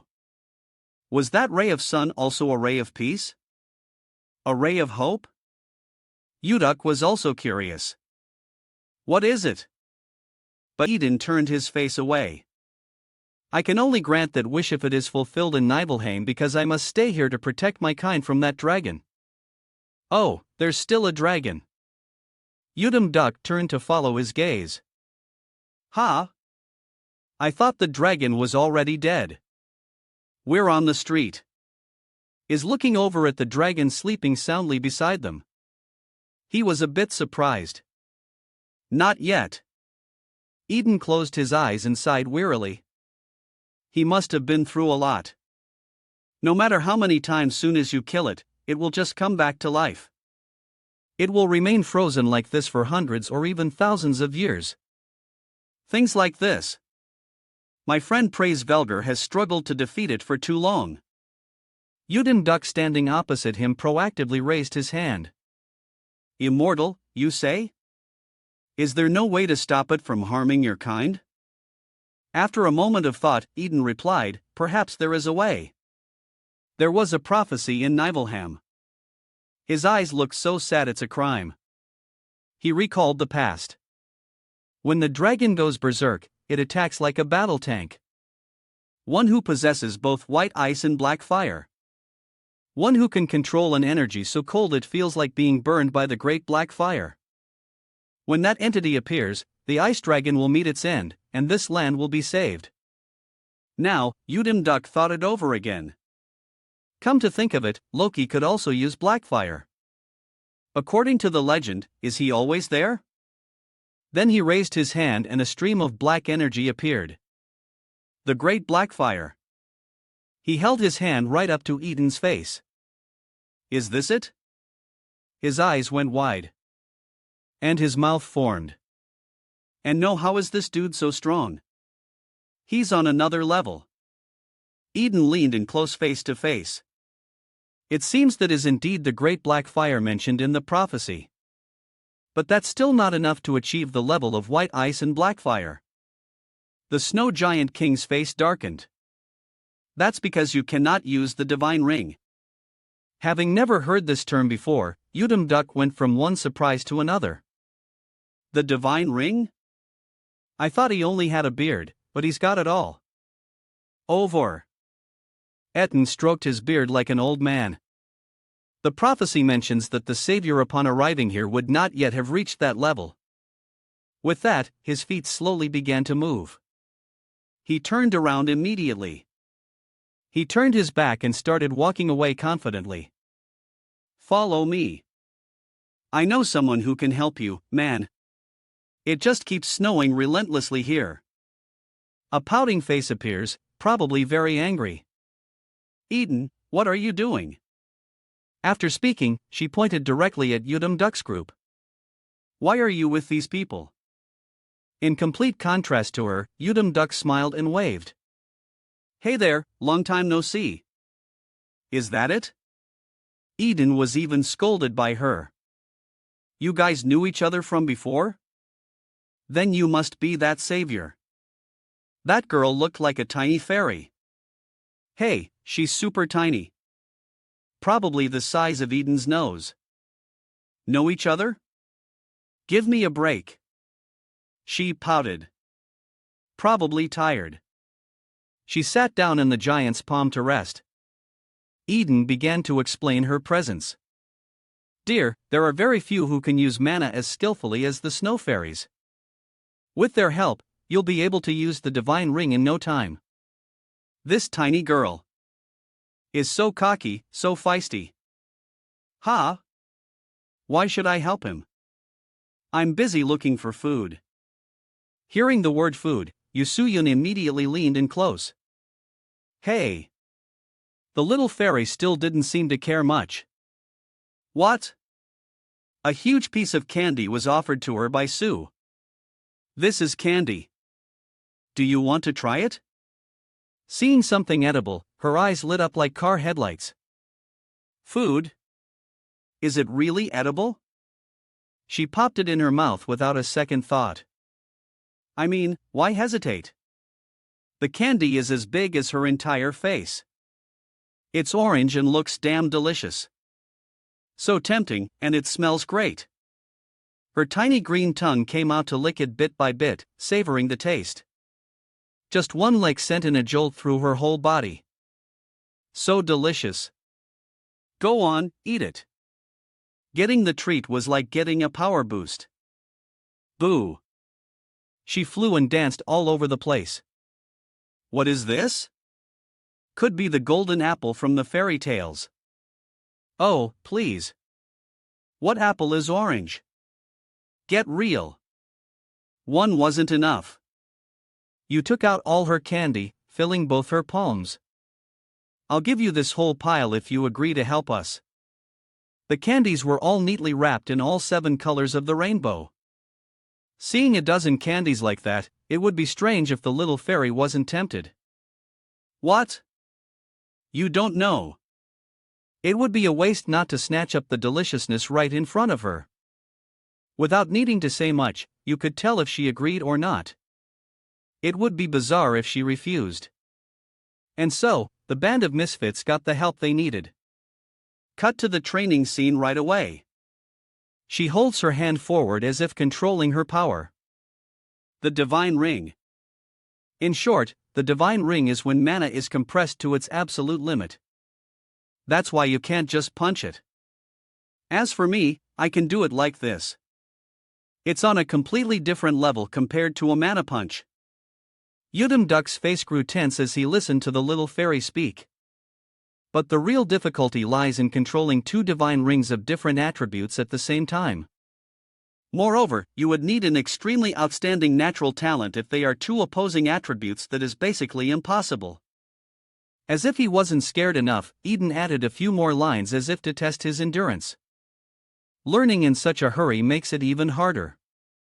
You can't learn it in just a few days. You have to practice slowly. And then perhaps before he could finish, the little fairy turned and yelled in his face.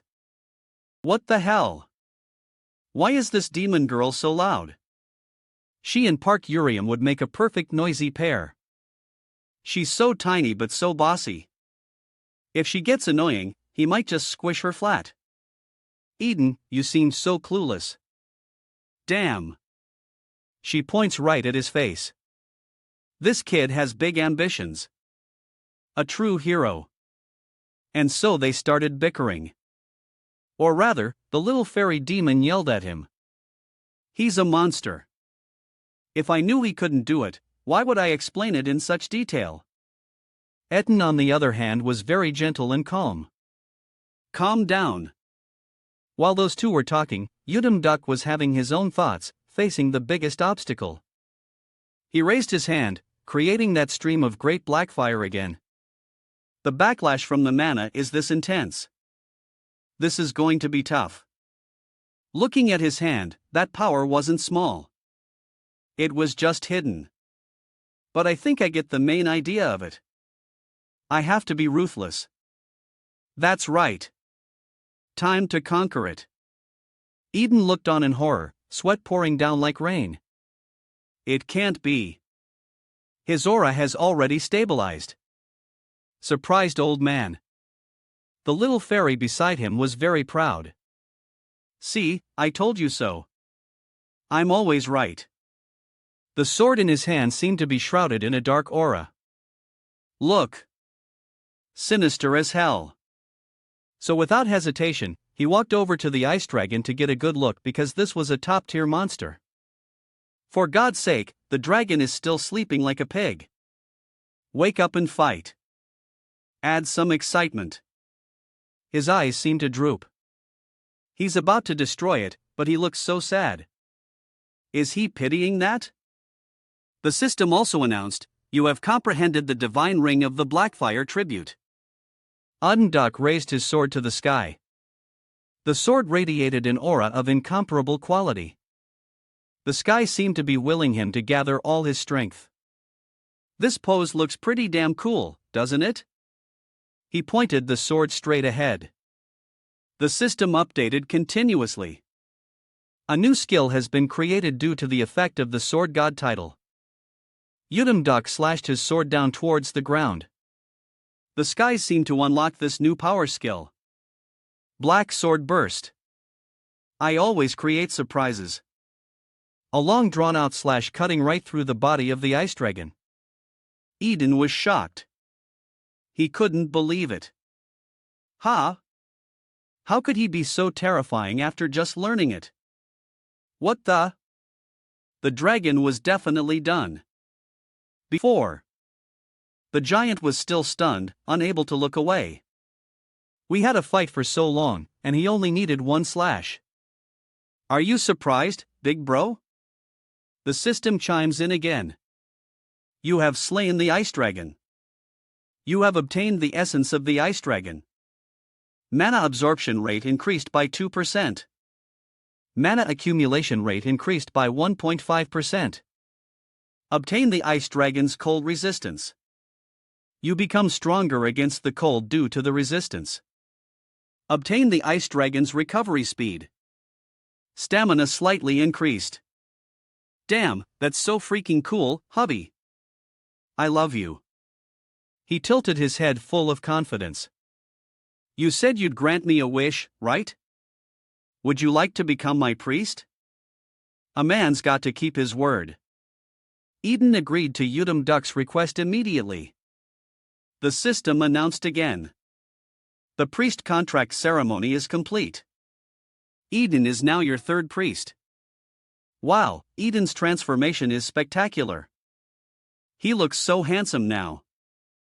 Udam Duck held out his hand in front of the giant. Excellent. From now on, you'll be my third priest. Etten, that's not all. The system came again. Your divine power has increased. Detailed information about your priests is now displayed in more detail. Eden opened his eyes. Is this acceptable? And now there's more detailed info.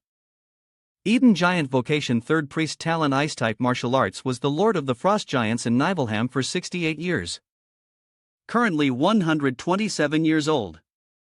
He is known for caring for his people more than anyone else. Udam Duck looked up happy and proud. This is more than acceptable. His happy smile was cut short by Park Jiriam's voice. It's so cold. When are we going home? Suddenly, he saw his own detailed info. Oh, back wound. Park Jiriam, Human Vocation, First Priest. Talent, Swordsmanship. Hailed as a swordsmanship genius in the West. He considers himself the best in the world, is extremely arrogant and rebellious, causing trouble for those around him. His only good point is that he's quite simple-minded and doesn't hold grudges. After reading it, he suddenly burst out laughing like a madman. Parkirium couldn't help but ask, "What? What's with that face? So weird." He was chuckling to himself. Man, knowing this stuff is actually pretty cool. Interesting. Saron standing beside him had to speak up. Hey, he's still our god. Watch your mouth. There she goes being the party pooper again. Park Jiriam hugged himself and shivered. Goosebumps. God this. God that. Nonsense. He really does think he's the best. He always talks with the arrogance of a father who thinks he owns the world.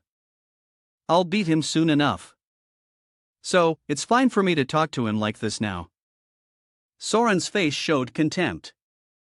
Keep telling her yourself that you haven't won a single match yet. Nice. Park Jiriam should just become a comedian or a salt vendor to avoid all this hassle. Over here, the system was also displaying Saron's info. While he was reading, the other two were still bickering like kids. Udal Saron, Human Vocation, Second Priest. Talent Ice Magic. While reading, he nodded to himself. I see. Having finished reading, Udam Duck snapped his fingers. Stop fighting. It's time to go. A magic circle like those of mages appeared above their heads. Both of them were fascinated. Wow.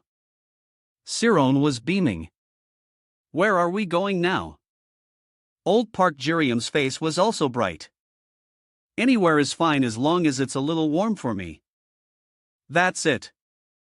I thought he'd say as long as we're together and the whole group would faint. You'd laughed, probably excited, too. We've finished our mission here. In a flash, like a time warp, they all vanished. Time to go check on the other world. Cut to another scene. People are being grabbed by a plant monster. Everyone is screaming in pain, needing to be saved. One of them contacts the other side. Through an earpiece, shouting, "The dungeon is breached. Risk level increased from D to A.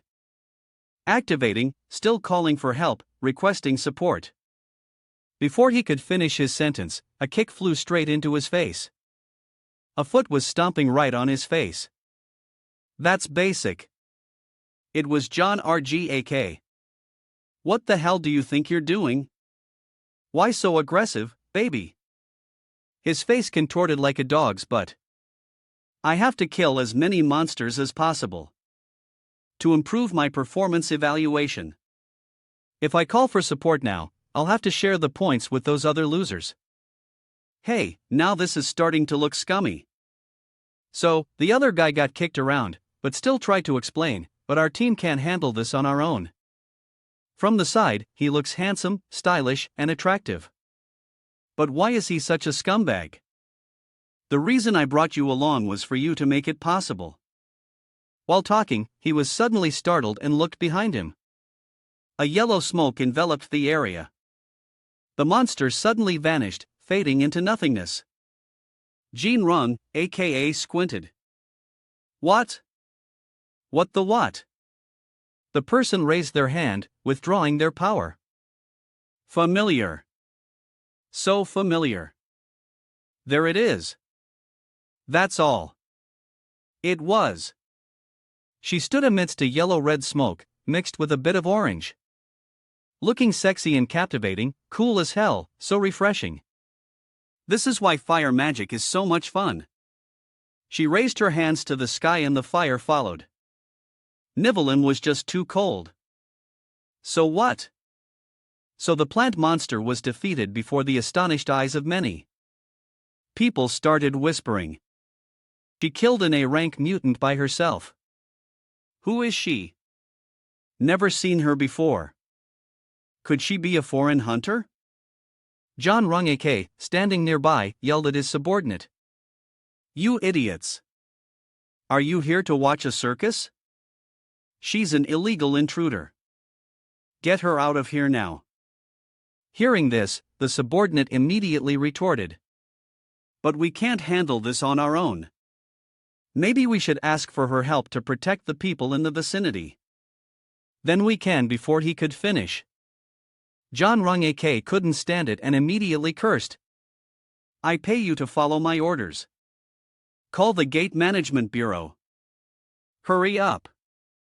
Hearing that, the subordinate had no choice but to obey. Yes, sir. If he didn't obey, he'd get a few kicks and lose his teeth.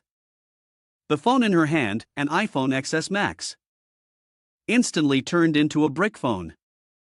Park Durium, one hand holding his sword, the other in his pocket, walked over coolly. Well, sometimes she's a bit of a pain, but to report that she's causing trouble for us.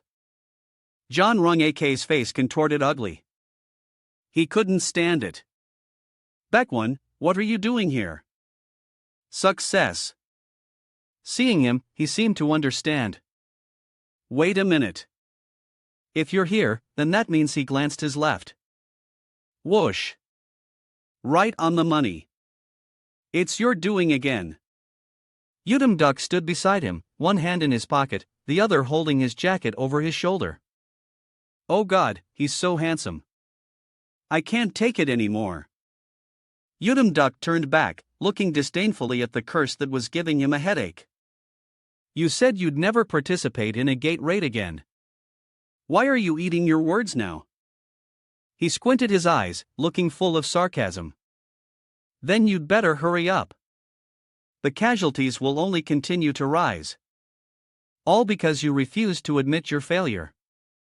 Turning to his face, it now looked like a monkey's, but twisted and ugly. Furious as hell, but unable to do anything. So weak. He's flimsier than rice paper. Flipping his attitude incredibly fast. Ha! A user of such a lowly power dares to speak. The two talk to each other, with no friendliness. Thanks to those dirty tricks, you must be very rich now. Yudam Duck's face was like he was ordering takeout for a madman. You're talking nonsense again. His face broke into a mad grin. He bent down, feigning danger. You think I don't know the reason you're so strong? How long do you think you can hide it? That abnormal power? Of yours. Well, he's pretty sharp. Yudam Duck became worried. No way. Did he find out I'm using divine power? Really, bro? Better make a run for it. He bumped his shoulder against him to get by. You probably know, but how the hell would you know? I'm busy. Get out of my way. As he walked away, John Rung, a.k., chuckled to himself. Ha! I've been waiting for this day for a long time. You think I let you go that easily? And then he was blocked. A group of people approached you, Duck. This is Area 44. I have found you'd suspected of monetization. So, it was a team like the police tasked with surrounding him. A man in a long coat with his hands in his pockets. Must be the captain. Yudam Duck, you're under suspicion of monsterization. Considered a threat level 1. Opponent. Currently, your personal matters will be monitored by the Hunter Inspection Bureau. If you do not cooperate, you will be killed immediately. That inspector's face was extremely serious. I declare that the emergency protection procedure will begin now. I hope you will not resist. How did it come to this? Oh my God. Jean RG stood by laughing gleefully. You're done for, Yudam Duck. His face transformed into that of a madman craving recognition. Craving to defeat him. You can't escape, son. Everything has been perfectly prepared by me. Oh, is that so? Remembering that time, John RGAK had to kneel before his father. Father, we have to lock up that bastard Yudmuk so he no longer stands in our way.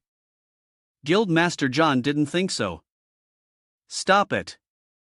How long are you going to continue being jealous of him? Damn, what a man-child. He still tried to persuade him. I think he is in the process of monsterization. No, I'm sure of it. Do you hear me? So, he also suspects monsterization. Dan John Ragung, aka gritted his teeth. Yes, father. Do you remember last year's disaster? Our 5-star hunter turned into a monster, the Iris monsterization incident with 326 casualties. Hearing that, he slowly turned his head.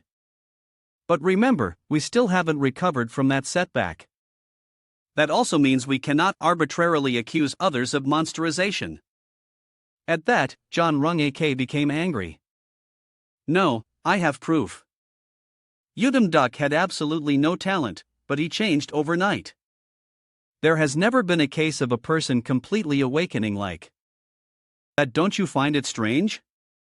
Moreover, that guy's power is completely incomprehensible. No wonder the kid is so jealous. The father was at a loss for words with his son, but he's the most spoiled son in the world. The gradually distorting smile of John Young AK understood. His demand had been met. If Yudam Duck is really undergoing monetization, then eliminating such a dangerous bomb before it explodes is the right thing to do. The man picked up his phone and made a call. Director Lee, please arrange a meeting with the Hunter Reformation Bureau. If possible, ask the director of the Hunter Inspection Bureau to join as well. Is that serious, old man? Back to the present. Yude's face began to worry. That John Rung AK guy was still smiling as if he'd hit the jack. Pot. Did you hear me? If you don't want to be killed, sit still. But he didn't seem that worried. He turned his head. I have to get Saron out of here first. They probably won't find out she's from another world, but just in case. His face was ice cold. A magic circle appeared at Sayan's feet. His voice was urgent. Sir One, you go back first. Of course. She was surprised and refused. Wait, what about you? The people outside saw it and shouted instantaneous. This movement. Don't let her escape. Hey, things are getting a little tense now, bro. A slash passed under the inspector's feet, startling him. This incident, a black mark was swiped across the ground. Cross that line and I will kill all of you, said Park Gurium, his face as if possessed by a ghost. To be continued in the next episode. The inspector's face was livid with rage. Iris's useless son, but before he could be arrogant for long, a strange foot landed on the ground. Standing in front of our Park Gurium, he said, you're as arrogant as the rumors say, kid. The person was masked. He rushed forward. I warned you not to cross the line. Those drowsy eyes. Who could it be but Leo Lux? That's enough. He swung the sword on his shoulder up. Stop being so arrogant. And so he collapsed. At that moment, Park Gurium was startled because the sword had flashed past him. Blood from somewhere had splattered out with it. His father had been very stern at that time. If you're right about Udom Duck undergoing monetization, then it's better to detain him at the Hunter Reformation Bureau first. His eyebrows furrowed. John Rung AK go and help the Hunter Management Bureau capture Udom Duck. You think that Leo Lux guy would agree and go immediately, but no bro, he still had an extremely annoyed attitude. What me? Help them. Then his expression changed, but he's undergoing monetization. He must be scared as that brat. On top of that, he met a father who just reassured his son to do as he was told. Don't worry, just go. Someone will come to take care of it soon. Rung AK's face turned grim. Who is it, sir? His father's face was very smug. This is a door. An opportunity for you to go and observe just how much of a monster he is. Back to the present. Parkerium is collapsing in a pool of blood. Suddenly, Leo looks turned as if sensing something in Uduk's hand. There's a sword rushing forward to block him. Put that sword down now. In this moment, he had to protect his teammate first. He shouted loudly, "You Suyun!" And from behind, she flew forward like a gust of wind. Understood. For sure, she'll wow, they coordinate pretty well. Without much hesitation, she went to carry Park Gurium, who was seriously injured and lying flat on the ground. Seeing this, he was very angry and kept looking after them. Taking this opportunity, Udom Duck immediately seized the moment, twisting on the ground, fighting switch. With one move, he slid backward. How could he lose focus? Down there, Suyun was using her ability to help her dying friend. His wound is deeper than I thought. I need to focus on healing now. She's so badass for real. Keep an eye on that guy until I'm done. Hearing that, he also nodded. Leave it to me. Okay. And so the battle began. Leolux, armed to the teeth with a massive sword, was extremely dissatisfied. So you finally decided to draw your sword. You monsterized being having to block his blows. He couldn't stop wondering. Monsterization? What the hell is that? Look. Damn. Who knows what it is, but he just keeps slandering others. As if gaining momentum, he unleashed a series of moves. You really don't know anything. Your abnormal strength is proof enough. Hello. Is that really solid proof? You can convict someone based on that. His face showed not a shred of sympathy.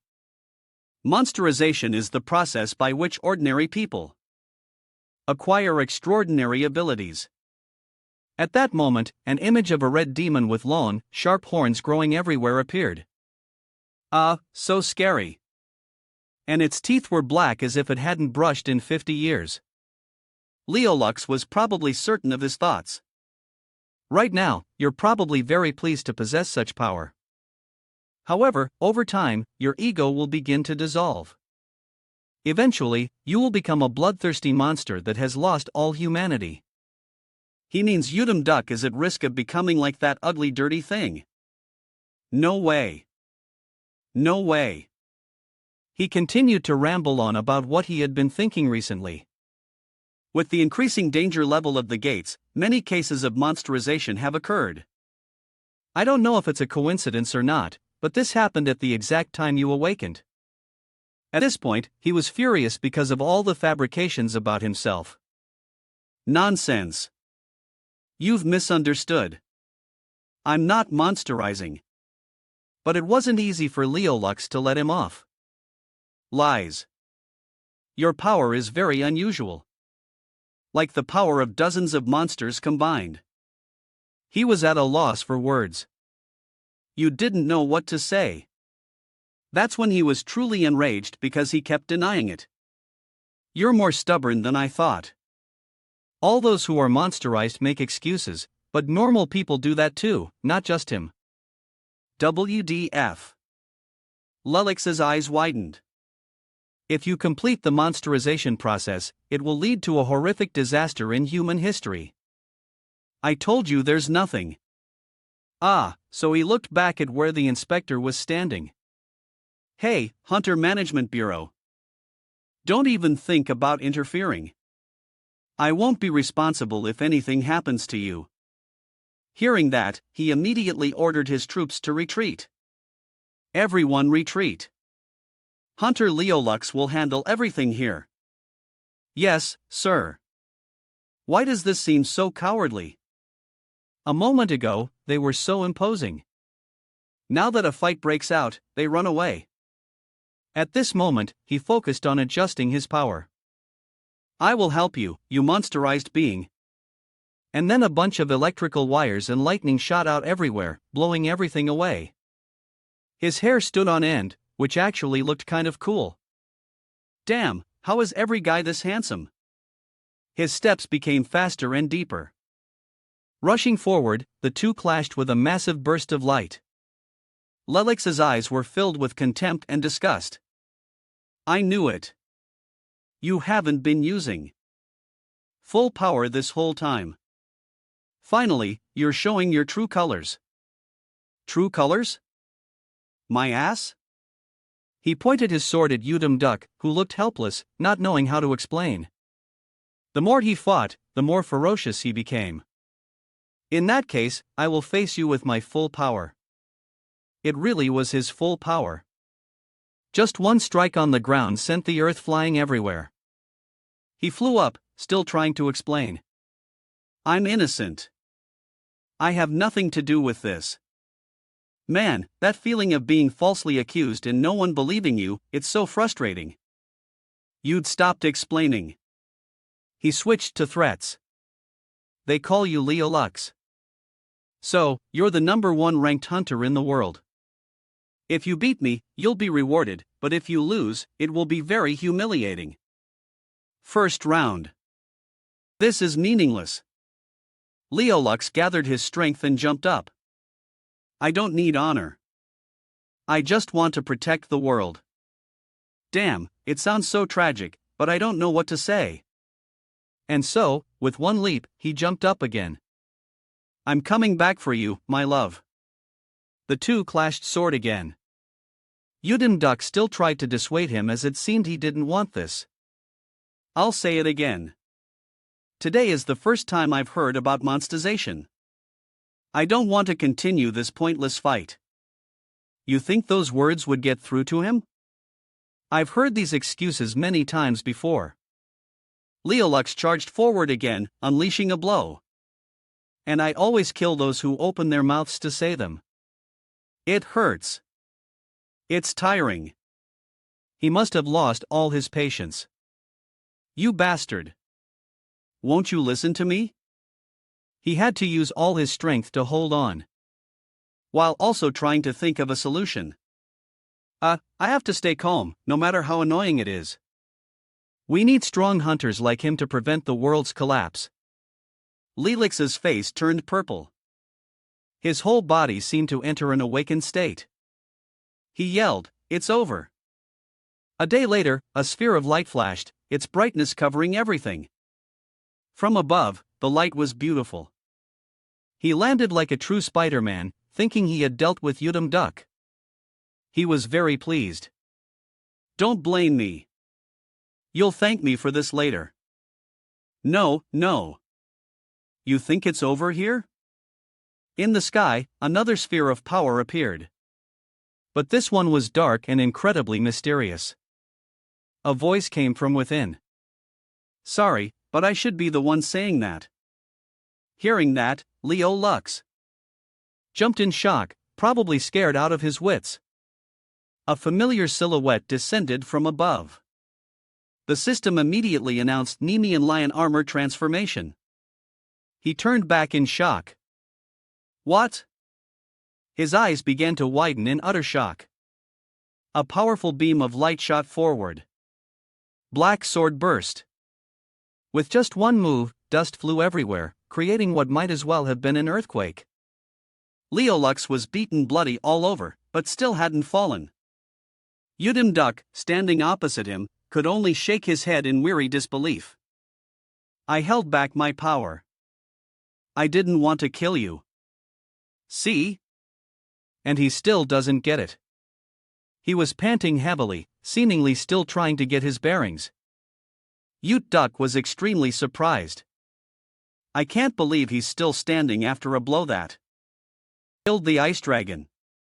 He must have redirected my attack into the ground using his manate attribute.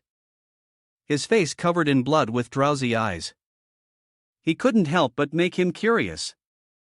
His mana control is incredible. To reach such a level in a world where magic hasn't even properly developed. His voice trembled. I have to stop. Oh God. He can barely breathe, but he's still obsessed with protecting the world. So pitiful, yet so blameworthy. Looking at that face, he couldn't help but think, that must be the skill of the world's #1 ranked hunter. At the same time, he also remembered something from before. Now that I think about it, Verret said, that was a short-haired girl with a monol over her right eye. Korea, this is the first time I've heard of that dimension. It must be in the same dimension as the place called America that I heard about from another god. Remembering that, he became more puzzled. What if he's like me and Swan? Looking down at the man kneeling on the ground, he couldn't help but hope. If that's really the case, then I must clear up this misunderstanding. Having thought of it, he acted, have you ever heard of the system? If you have, then we have a lot to talk about. His face was a bloody mess, but Leolo still managed to get up and answer the system. You mean the status window? Everyone knows about that. You really have gone mad. Then his eyes slowly drooped. Damn it. I should have stopped you before you went on a rampage, but my body won't listen. After saying that, he collapsed onto the ground. This can't happen again. Elijah's tragic fate.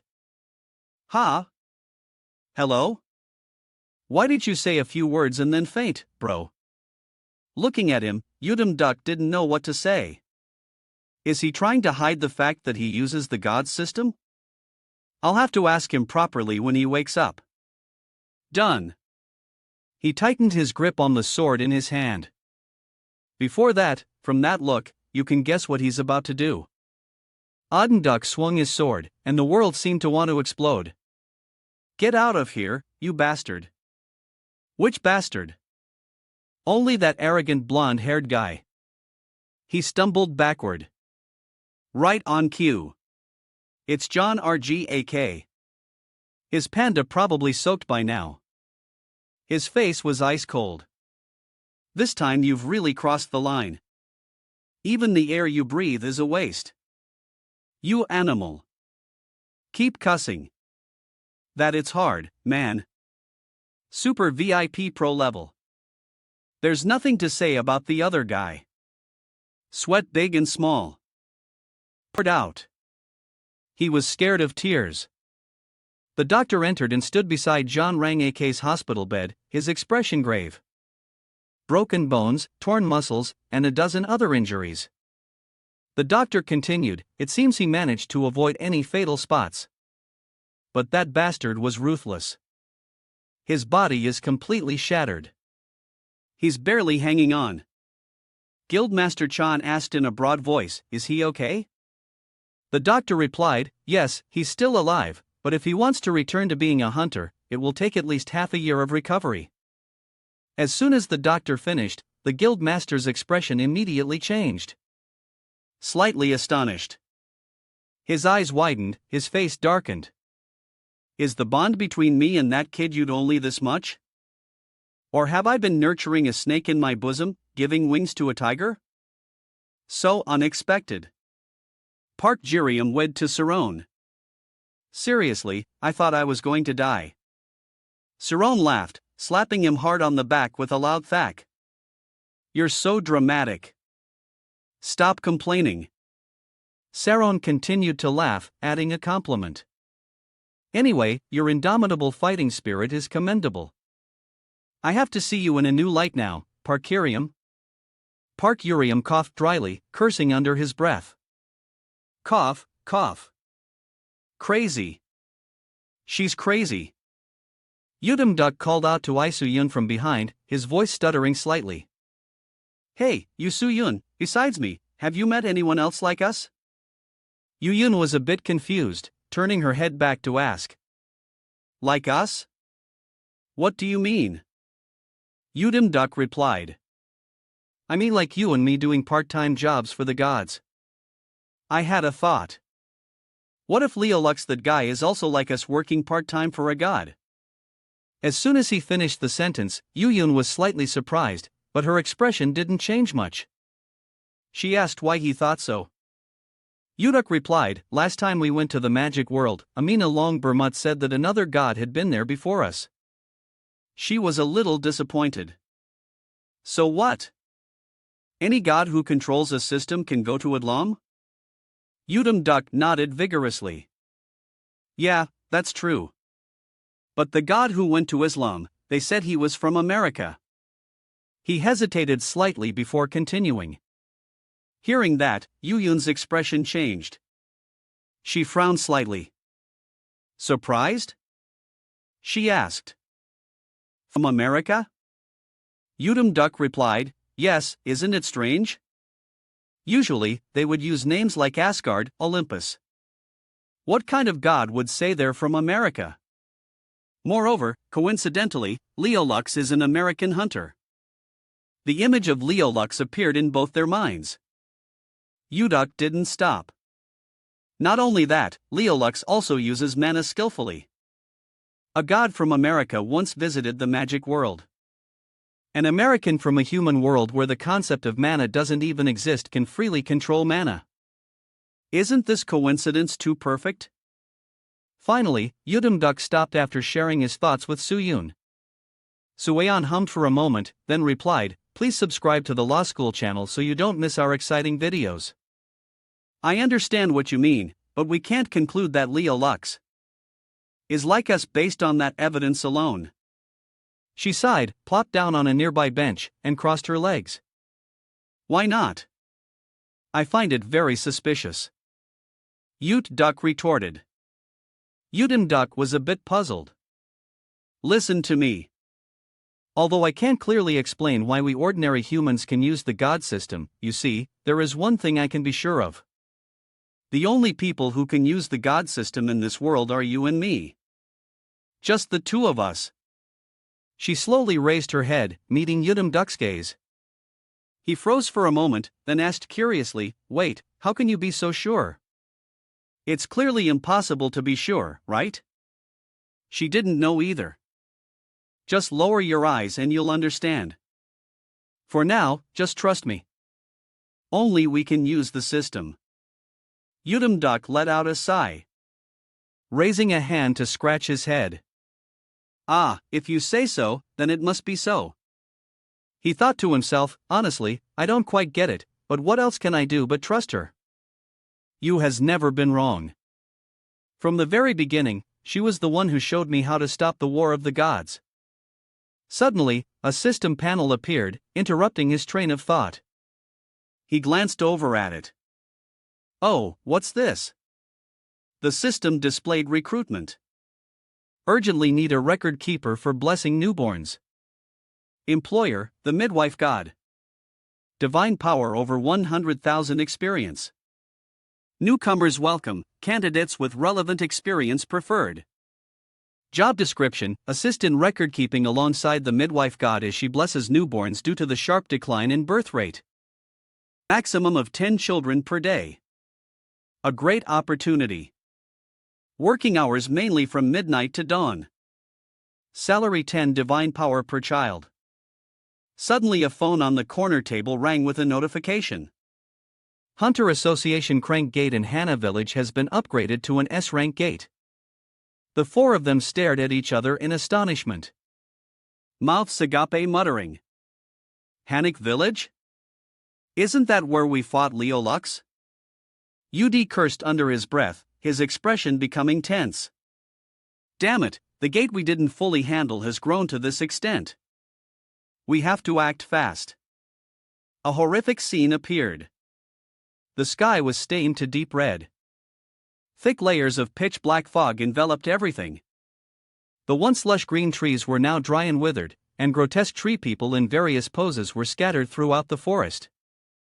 Cái điểm mình thích nhất ở bộ truyện này ấy, đó là cách mà tác giả xây dựng tâm lý nhân vật và nắm bắt cốt truyện. Duck hurriedly approached. I can't believe the gate we left unfinished last time because it was too chaotic could grow so strong. He gripped the hilt of his sword, getting into position, he thought to himself. First, just with a single slash of his sword, he cut the horrifying thing in two. Let's finish this quickly. Suddenly, a piercing scream echoed. Aica. Startled, he instinctively glanced behind him. A long-haired man in a white fit ran towards them in a panic, screaming, Aina, Ivana? Duck asked worriedly, Hey, is everyone okay? The man knelt on the ground, shaking uncontrollably in fear and horror. Go, he kept going. He grabbed Duck's arm tightly. His eyes were panicked. His face twisted into a horrific grimace, his tone urgent. Run, run, that old man. That old man will kill us all. Duck was a bit confused, asking him again, What old man? What are you talking about? His mind was filled with questions. He wondered himself, what the hell is exactly happening behind that terrifying fog? I have a really bad feeling about this. The thing that stepped out of the gate was a forgotten god. While lost in his thoughts, he didn't realize that the grotesque thing he had just sliced apart. Its body had gradually healed. Just then, the system updated. Sense has been activated. Instantly, he felt it and turned his head. Luckily, he dodged the creature's blow. He spun around and delivered a critical kick right to its head. He was silently amazed. Regeneration ability? They're tougher than they look. Then I'll have to use mana. He was no longer careless. Instead, adopting a stance, ready to fight at any moment. I wanted to save my mana for inside the gate. But just as he was about to unleash his mana, a powerful, dazzling blue mana stream suddenly appeared, startling him. Why are you here, Leo Lux? He was quite surprised when the person who appeared before him was none other than Leo Lux. Listen here, Duck. I still don't fully trust the innocence you're trying to prove. Leo Lux glanced at Duck, his voice authoritative. However, my brothers, he paused for a moment, then continued, right now, the top priority is to stop the gate for the sake of humanity. In a tense and dangerous atmosphere, soldiers were facing the tree demons. Sharp claws descended from above, creating a huge sense of threat. The brown-haired soldier exclaimed, "Block them! Don't let any of them get out!" He was both anxious and scared, turning his head to look behind him, seeing a tree demon next to another soldier. He panicked, his words not coming out clearly. Over there." His distant gaze was sharp, his eyebrows furrowed.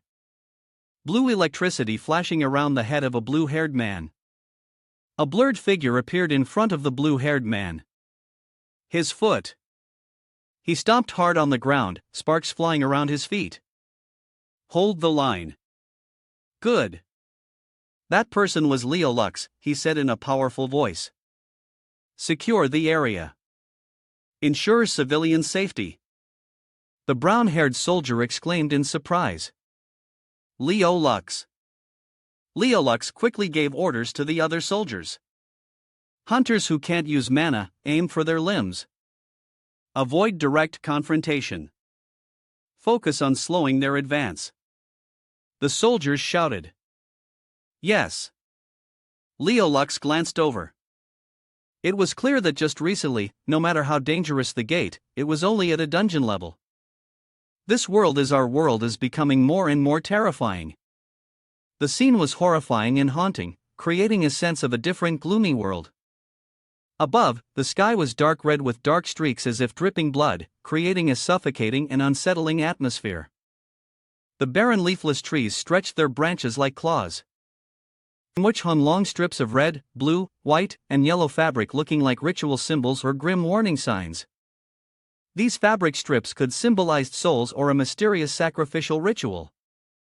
Below, rows of tree demons stood straight in lines from near to far, creating a chilling feeling as if this was the land of the dead or a post-apocalyptic world. A giant tail was swinging amidst a dark purple smoke. The tail was dark brown with prominent veins. It coiled powerfully and looked like it was in motion, showing the strength and vitality of the creature that possessed it. A pink-haired girl was hit by the tail and sent flying into the air in a helpless position. She screamed in fear. "I'll save me." Leo Lux looked up with a helpless expression. Please remember to subscribe to the channel to get notifications." He cried out in panic. "Stay calm." Suddenly, Yusi appeared saying to Leo Lux, "You felt it too, right? There's something terrifying lurking in that black fog." Leo Lux said. Leo Lux replied, "Of course, that feeling of unease from within the fog. Stepping in, there is no different from suicide." Leo Lux clenched his fist. "Even so, Lelix's eyes widened in astonishment, facing black tentacles rising from the glowing purple ground. Yudum Duck suddenly appeared, his eyes sharp and angry, throwing a powerful punch at the black tentacles. Su Yun and Leo Lux were stunned. She cried out in panic. "Yudum Duck! To that extent, Yudum Duck!" Yud Duck raised his hand to destroy the black tentacles. Udum Duck managed to save the pink-haired girl. A voice echoed in the darkness. "Yudum Duck!" A foot in a dark shoe just landed on the cracked, gloomy ground. A magical blue-purple light spread across the ground, creating a cold and strange feeling. A voice rang out. "Where is this?" Yudum Duck was standing in a gloom atmosphere surrounded by dry leafless trees with branches reaching up like claws. He muttered to himself, "It seems to be another dimension connected to the fog. This place is filled with a malevolent aura and the smell of death." A drop of sweat rolled down his cheek. He felt like his life force was being drained. From somewhere, an old woman's voice rang out. "An interesting child has come here, has he?"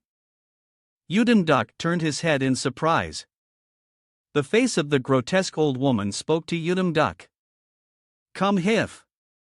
A red notification panel appeared. "Intuition warns of mortal danger." Yud's eyes widened. He felt his body slowly stiffening. The tree where the old woman was sitting suddenly extended long branches, aiming straight for Yudum Duck and whipping down hard. With his nimble skills, he escaped the blow that carried no small amount of destructive power. A strike to his face. With a look of horror, he gritted his teeth, thinking that this must be the old man the hunters saw. Even without fighting, I can feel his power. The old woman looked at him, raised her index finger, and smiled from ear to ear, laughing. Kick, what an arrogant and rude child. Suddenly, another branch shot towards him, making a whoosh sound in the wind. As Duck turned his head, the branch was only a few centimeters from his face. He quickly dodged to the side, raised his sword to cut the branch, and gritted his teeth with a grunt. The old woman's eyes showed a bit more interest. She squinted, not sparing her praise for him. Oh, not bad. Quite different from the previous ones. Young and full of life. As calm as she was, Duck's situation was the complete opposite. He was struggling, swinging his sword to cut the branches that had been rushing towards him non-stop. Without a moment's rest, they seemed to be increasing in number. His sword flashed with a golden light as he cried out, "Ha!" Then Duck spun a few times, performing beautiful, decisive sword strokes that cut the branches into many pieces. Unexpectedly, right where he landed after his attack, branches grew from nowhere. They slithered and locked Duck's body tightly like octopus tentacles catching their prey. "You're dead." He could only scream in helplessness. Ah! The branches brought him towards the old woman face to face. She stared at him intently, once again, praising him. Ah, what a wonderful, unyielding expression. So different from the rest. Her smile became even more sinister. I would love to see your true face. The surrounding branches seemed to have faces of their own, looking at him with wide open mouths. She continued to speak, a brave warrior, a child looking for his mother, a widow who lost her husband, a hunter in the desert of despair. Then the old woman gestured to the branch beside her. Her voice held no goodwill, even as she spoke with a smile. Coo! They're all wonderful expressions. What expression will you wear when you die? Her eyes opened even wider, revealing the blood vessels inside. I'm so looking forward to it. Suddenly, a red warning panel appeared on which was written, "Extreme fear is overwhelming. Agility reduced, strength reduced, spirit reduced." Though the words were small, they made Duck break out in a cold sweat. A motherload of sweat. He thought to himself, this feeling is just like when I faced Asmodel. So familiar. The change in his situation made the old woman even more interested. Her words became more savage. That expression, yes. Ah, how delicious. Look, a bony hand and a branch growing from her sleeve wanted to touch his face. Panic rose inside him. No. Just before the branch touched his pupil, Duck screamed silently in his mind. This can't be happening. He kept screaming internally. The luck passed down from his 3 generations of ancestors must be kicking in now. A blue notification panel appeared. Application has been accepted. Let's see. Seeing the notification, he was surprised and a smirk played on his lips. Ah, right on time. The notifications on the panel changed again, moving to workplace. Thinking he had victory in his grasp, he said to her, his tone somewhat arrogant. You'd better pray. You think I'll let you escape from here so easily?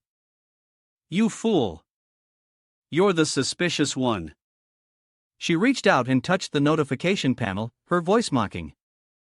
Cheap tricks. The next second, the notification panel shattered into pieces, disappearing before his eyes. Perhaps the notification was dismissed in the notification panel. His escape route was cut off. A flash of tension appeared in Duck's eyes. He only heard her continue to speak like a warning. Don't even think about escaping. Then she grabbed his chin, bringing her face close to his, introducing herself. By stepping in here, you have already grasped death in your hands. I am deaf. I am Lady Deaf. You have already grasped death in your hands. I am deaf. I am Lady Deaf. The grotesque creature continuously provoked Udam duck with its wrinkled face and deep-set eye sockets showing only whites. A horrifying sight. It opened its mouth. "Now let me see your expression." "Don't even dream of it," Uduk retorted. "You think I'll give up that easily?" He shouted in its face while his whole body was tightly bound by the tree trunk, his face angry and full of disgust. The familiar blue screen of the system appeared, activating Hellfire skill. Two pairs of hateful eyes stared at each other. Both sides felt contempt for the other. As the flames began to rise, he and the creature lunged at each other at the same time. Neither side gave way. The scene was both chaotic and strangely beautiful. Her eyes turned pitch black with no whites visible. She opened her mouth, her tone contemptuous, trying to commit suicide with me. "You stubborn brat." "But that makes me even more excited." Meanwhile, Udam duck was sitting on the ground, his body covered in scratches, still holding his sword. The sweet expression of despair when you give up everything. Ud began to stand up, planting his sword in the ground for support. In the end, he still managed to stand up, refuting the creature's words. "No way. I can't give up." He gripped the hilt of his sword tightly, flames gradually erupting from under his feet. "If I let a monster like you escape, Soul will be destroyed instantly." His angry eyes stared intently at it. "Therefore, even if I have to die, I will stop you here," he shouted, jumping up and charging straight towards the creature. The creature squinted at him, its voice full of excitement.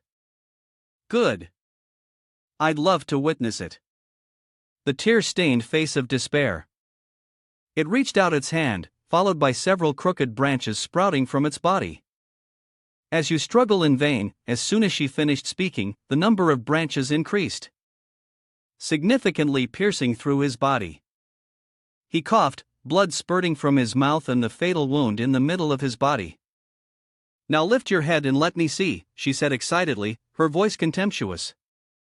While Udam duck was in a critical condition, hanging by a thread, suddenly cherry blossom petals began fall. A girl with white hair braided into two large pigtails wearing a colorful hanbok, her hands forming some kind of sign, opened her mouth. 10,000 flowers dreaming in the peach blossom land. The branches of the tree person creature gradually retracted, its expression one of astonishment. Please subscribe to the Law School channel so you don't miss our exciting videos. She glided backward, hissing. "You, how could you?" The girl sighed, stepping toward him. "Ah, kids these days are so undisciplined." The girl remained calm, smiling, not even on time for work. Behind her, Udam duck was gradually fading away along with the flower petals again. "You've come to steal my person again." She was clearly furious. Horror. Eyes bulging, her mouth agape like a gasping fish out of water. The branches and even her hair stuck out like porcupine quills. "Give them back. Give them back to me," she shrieked madly as the branches lunged toward the girl. "Steal what? You crazy old woman?" she said calmly, glancing over. "Fiery flower dance. 10 days of red," she chanted some spell. And as cherry blossoms fell once more, the branches vanished along with them. "I cannot stand by and watch when cause and effect are reversed," she said, lowering her eyelids, watching nonchalantly. The man's body gradually became transparent. The old woman panicked, her face filled with resentment. "Go back to hell obediently." As the girl finished speaking, the old woman's body disintegrated with the flower petals. Her eyes widened, her wrinkled skin turned gray and her sockets filled with blood vessels. She seethed with rage. "You dare to obstruct me again. You will pay the price." The girl stood in the middle of the forest, her hair and the hanbok she wore fluttering in the wind. The petals danced and leaped like butterflies flying freely. She sighed, frowning. "Ha! I told you not to come snooping around here." She glanced back, tilting her head slightly. She looked at the blood-covered Udam duck, his eyes shut tight inside. Luckily, I'm made in time. She knelt beside his body and began to use a healing spell on him. Oh dear. Oh dear. The wounds are so severe. This boy has suffered so much. Suddenly, 3 people ran over. One of them shouted, "Rum damn duck." She smiled. It's time. She materialized a flower branch in her hand. Then she placed a branch on his chest. See you later. The 3 people who ran up were Ju, Ihan, Saron, and Pagorium. As night fell, the night sky sparkled with constellations. Among them, GG and 97. The bright moonlight shone down on the mortal world upon a tall apartment building. EU damn duck lay on the bed. Where? Ow, my head. Beside him was Ju Soo-yoon. She asked coldly. You're awake? Meanwhile, he clutched his aching head a little surprised. Ha? Zu Soo-yoon? He asked, where is this? She frowned slightly, replying, your bedroom. Can't you tell? Acting so recklessly and making others worry. He held his forehead, his eyebrows furrowed. Oh, what happened? She replied. I found you unconscious in the mist. He wondered alone. But I clearly met an old woman who called herself the Two-Swan Death God. Her expression turned serious, her pupils constricting slightly. He lowered his eyelids and continued. She was unbelievably strong. I was completely helpless, unable to fight back at all. She answered, that old death goddess is a forgotten deity possessing power on par with Asodius. Among the Korean gods, she is one of the most dangerous. Ha! The fact that you survived is a miracle. She praised him. Then sighed again. He clenched his fists, his voice tinged with disappointment. I'm sorry. It seems I was too arrogant about my own strength, destroying the entire system in her face. I never imagined something like that. As he finished his sentence, her face turned to shock. What? Wait, what did you just say was destroyed? She lunged forward, climbing right onto his bed, her tone urgent. He was flustered by her strong reaction. Oh well. That the old death goddess destroyed my system interface. He was a bit embarrassed, blushing as she brought her face close to his. She was astonished. What the hell? A system interface appeared. The screen was blue-black cracked. System error, he replied. I was a bit shocked, too. But is there a need to overreact? She frowned, looking at the system interface error. Her voice grave. Do you even know what the system is? The system is a universal connection protocol created by the primordial mother to maintain the balance of the dimensions. A bright shining rhombus-shaped mass of magic appeared. For the system to be destroyed, this is completely unprecedented. She had one knee on the bed supporting herself with her hands. He was surprised. Is that so? On the floor below, Saron and Pararium were fast asleep. She got off the bed, pacing back and forth, muttering, repair. It must be repaired immediately. But how? Magic or perhaps divine power? EU damned duck spoke up, trying to soothe her worries. Calm down. She suddenly remembered Hephaestus. That's right. The blacksmith god, master of all mystical artifacts. Maybe he can help. The system interface displayed a message. Hephaestus is currently not in his workshop. Please contact again later. She was stunned. Huh?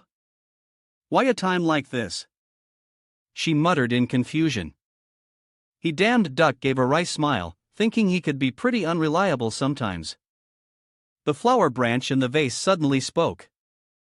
Are you awake, young man? He was startled. Don't be surprised. I have transferred my consciousness into this flower. He was confused. What is going on now? If you help me take care of my garden, I will help you repair your system interface, the flower branch continued. This is a mutually beneficial deal. This energy. It's the same energy I felt before I was killed by the old death goddess. His eyes widened, sweat beading on his forehead. Juicy asked, What? What do you mean? We'll talk later. Be careful. You might feel a bit dizzy. Night enveloped the scene. The bright moon illuminating the entire night sky. From a tall apartment building, an intense blinding pink light shone out, brilliantly lighting up the entire apartment. The scenery changed right before their eyes. Now was a lush green lawn with hundreds of flowers blooming in a riot of color. White birds flew in the clear blue sky, and behind them were majestic towering rock formations that touched the sky. Sir One rubbed his eyes, looking around. Where is the EU damn duck? Was also surprised. This is the triple goddess standing behind them asked. A beautiful place, isn't it? Welcome to my garden, the triple goddess said with a smile. Looking at him, he was surprised, thinking this warm energy. Then he asked, Are you the one I met in the fog? The triple goddess smiled, replying, That's right. I am the Samshin whom mortals call the goddess of childbirth. EU damn duck was overjoyed, exclaiming, I knew it. Thank you for what you did back then. He hadn't finished his sentence before Park Gorium interrupted. Hey, who's this kid? You damn duck froze, his mind filled with question marks. That idiot Park Gorium continued. Who are you? Are you cosplaying? Park Gorium looked at the triple goddess as if she were a child, smiling. And patting her head. Hey kiddo, go play another game. We're busy. The triple goddess tilted her head up, looking at him. Kiddo, I am the Samshin. The triple goddess smiled again. Oh, never mind. The child I chose is certainly very lively. Park Gorium replied, Geez, I think she actually believes it. EU damn duck rushed forward, pushing Park Gorium's head down. Sweat poured down his face like rain as he said in a panic, You're our holiness revered Samshin. Please forgive him. I think he's a bit of an idiot. Hargorium complained. What the heck? Sirone, not to be outdone, asked in amazement. Wow, this lovely woman. No, this amazing woman is a real goddess. For real. You damn duck. Panicking and afraid of offending a deity, quickly added. Ah, and the little girl behind her is a mage. Ha ha. Ha ha. He forced a laugh. Oh, you're from another world. Though you weren't blessed by me, you are a truly wonderful child. The triple goddess said, stroking her chin with an appreciative gaze. Sarah was flustered, stammering slightly. Ha? Thank you. The triple goddess stopped the conversation, looking at all four of them. All right, that's enough. Chit-chat. Now, let's get to work. The triple goddess led them to a flower garden and turned back to them. This is the garden of children who are about to be born. Your task is to water these flowers, Sun exclaimed. Oh, it's so beautiful. I love this kind of healing part-time job. Zuihan standing beside him also gazed intently at the flower garden. Beck Gorium grew impatient. All right. All right. Let's get this over with. Hey, old lady. Where's the water? You damn duck. Annoyed. Corrected Beck Gorium. You idiot. Show some respect. It's all right. Just leave me be. Now each of you take one of these gourds and go up the mountain behind us to fetch water. The triple goddess replied, holding a large gourd. That cliff back there? One the four asked. The group looked up at the sheer, tall cliff. There was a house on the very peak. The bright sunlight shone through the crevices of the cliff face. That is my house. Fetch the water from the top of the cliff where the ancient tree is. The triple goddess replied calmly. That Gorium and EU Dam's jaws dropped, their faces screaming too lazy to do. Beck Gorium yelled, Who? EU Dam Duck also cried out, Oh my god. The romantic sunset descended, dyeing the morning's clear blue sky. The sun was no longer dazzling, but gentle like a slowly closing eye, carrying the lingering attachment of all things. As the day came to an end, the whole group was panting like dogs. Finally, the gourds were full of water. EW, Dam Duck, groaned. Finally done. The whole group was exhausted, sweating profusely, lying around and panting for breath. I thought I was going to die. I thought it would be an easy job. Who knew? EU Dam Duck lamented. The triple goddess sat on a tree branch, swinging her legs, smiling. When is life ever that easy? He looked up. Surprised to see her. Oh, Sam's hit. The triple goddess jumped down from the branch and continued to repair a treasure like a system interface. One must have a corresponding amount of karma. The triple goddess tilted her head, looking at him. Follow me. The triple goddess led him to a place with a night sky. The night sky was like a wordless dream stretching endlessly above the stars. The stars were not just shining but seemed to be breathing, twinkling with life and soul as if looking back at the one observing them from the other side of the universe. He walked up the steps one by one with the triple goddess in front of him. A long time ago, she turned her back to him. Watering this garden of souls has great significance. Your hands have washed and purified physical bodies of the children about to be born. This act is no different from contributing to the maintenance of the cycle of reincarnation. You sighed in frustration, thinking, what is she talking about? I don't understand a thing.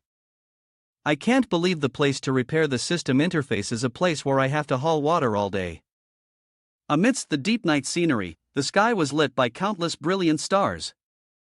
A giant moon shone brightly in the corner of the sky like a colossal sky lantern watching over the mortal world. The triple goddess stood on the steps. This is Kama, also known as your karma. He replied, Is it so? The triple goddess urged him on. Come on up. While he exhausted, buckled at the knees, he admired the scenery, exclaiming, Wow! It was just normal water a moment ago. Before him was a crystal clear lake, the turquoise water glowing under the moonlight, making the surface sparkle like crystal as if stars were swimming in the water. The triple goddess mused. Oof! It means you are worthy. She smiled at him.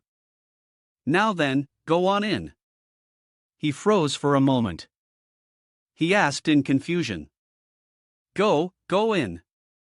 Is this water safe? Why is it glowing like that? The triple goddess lost her patience.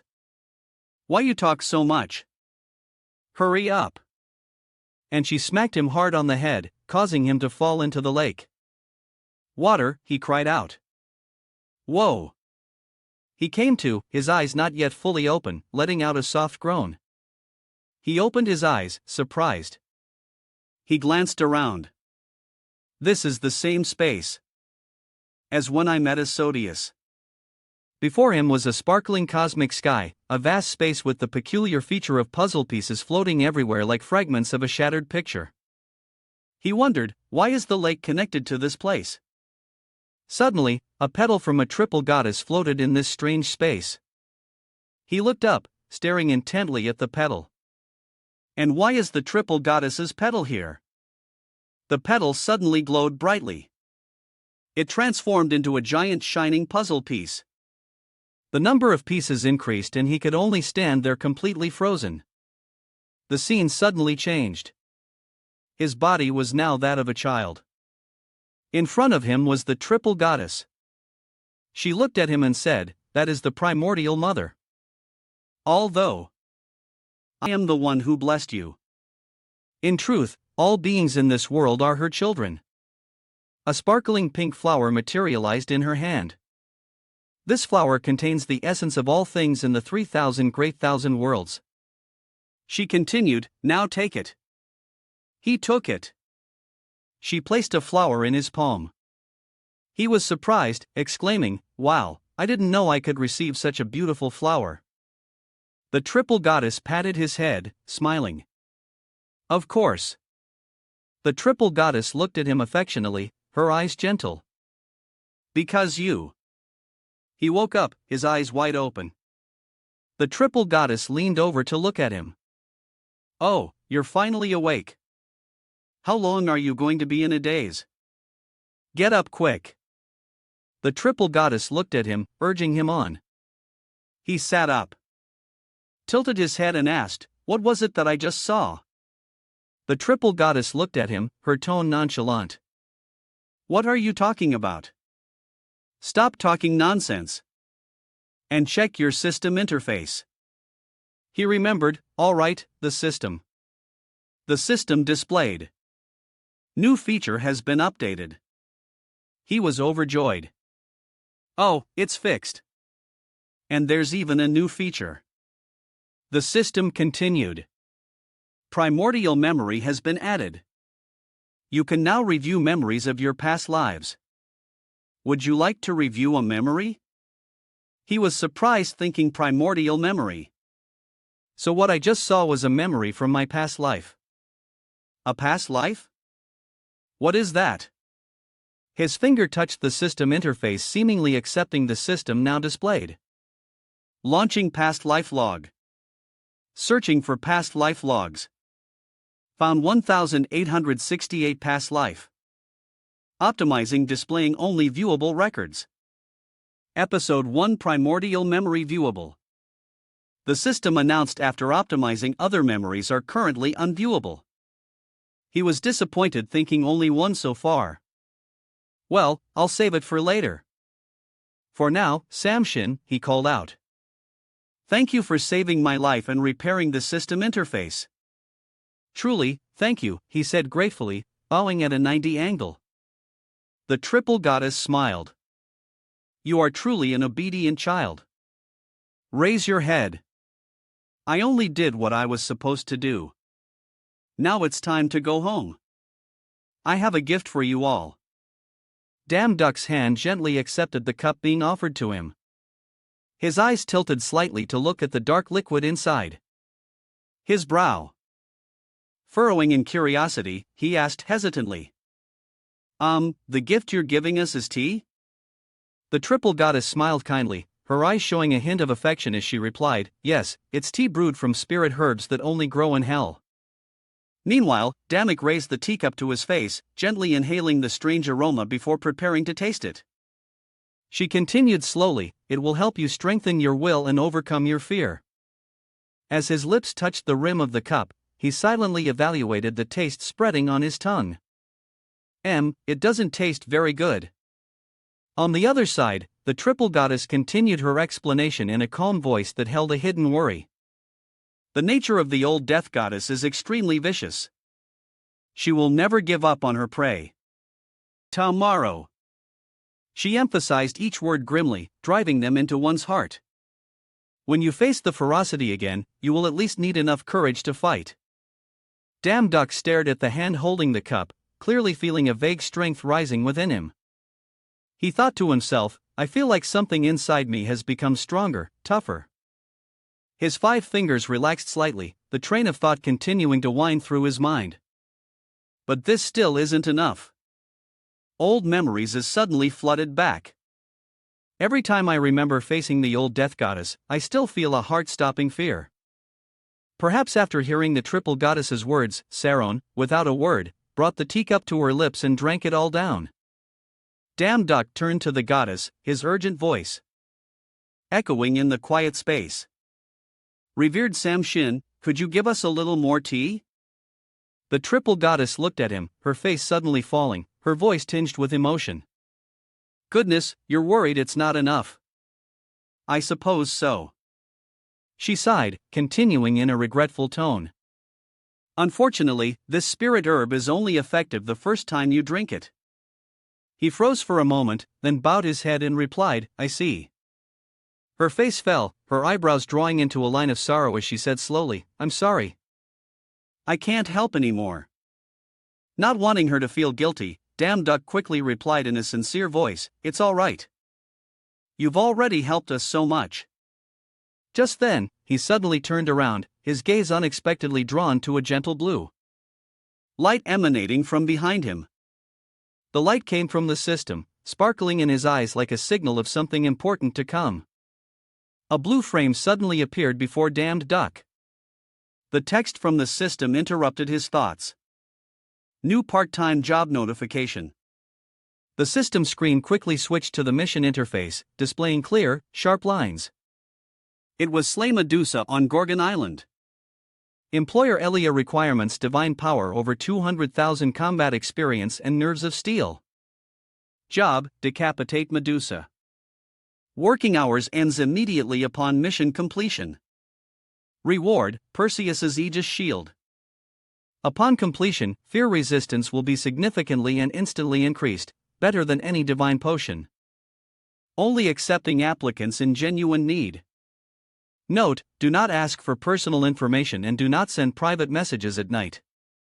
His eyes lit up, a smile of unconcealed excitement on his lips. Slay Medusa. In his mind, he already imagined the precious reward. He was satisfied. Increases fear resistance. Just what I need.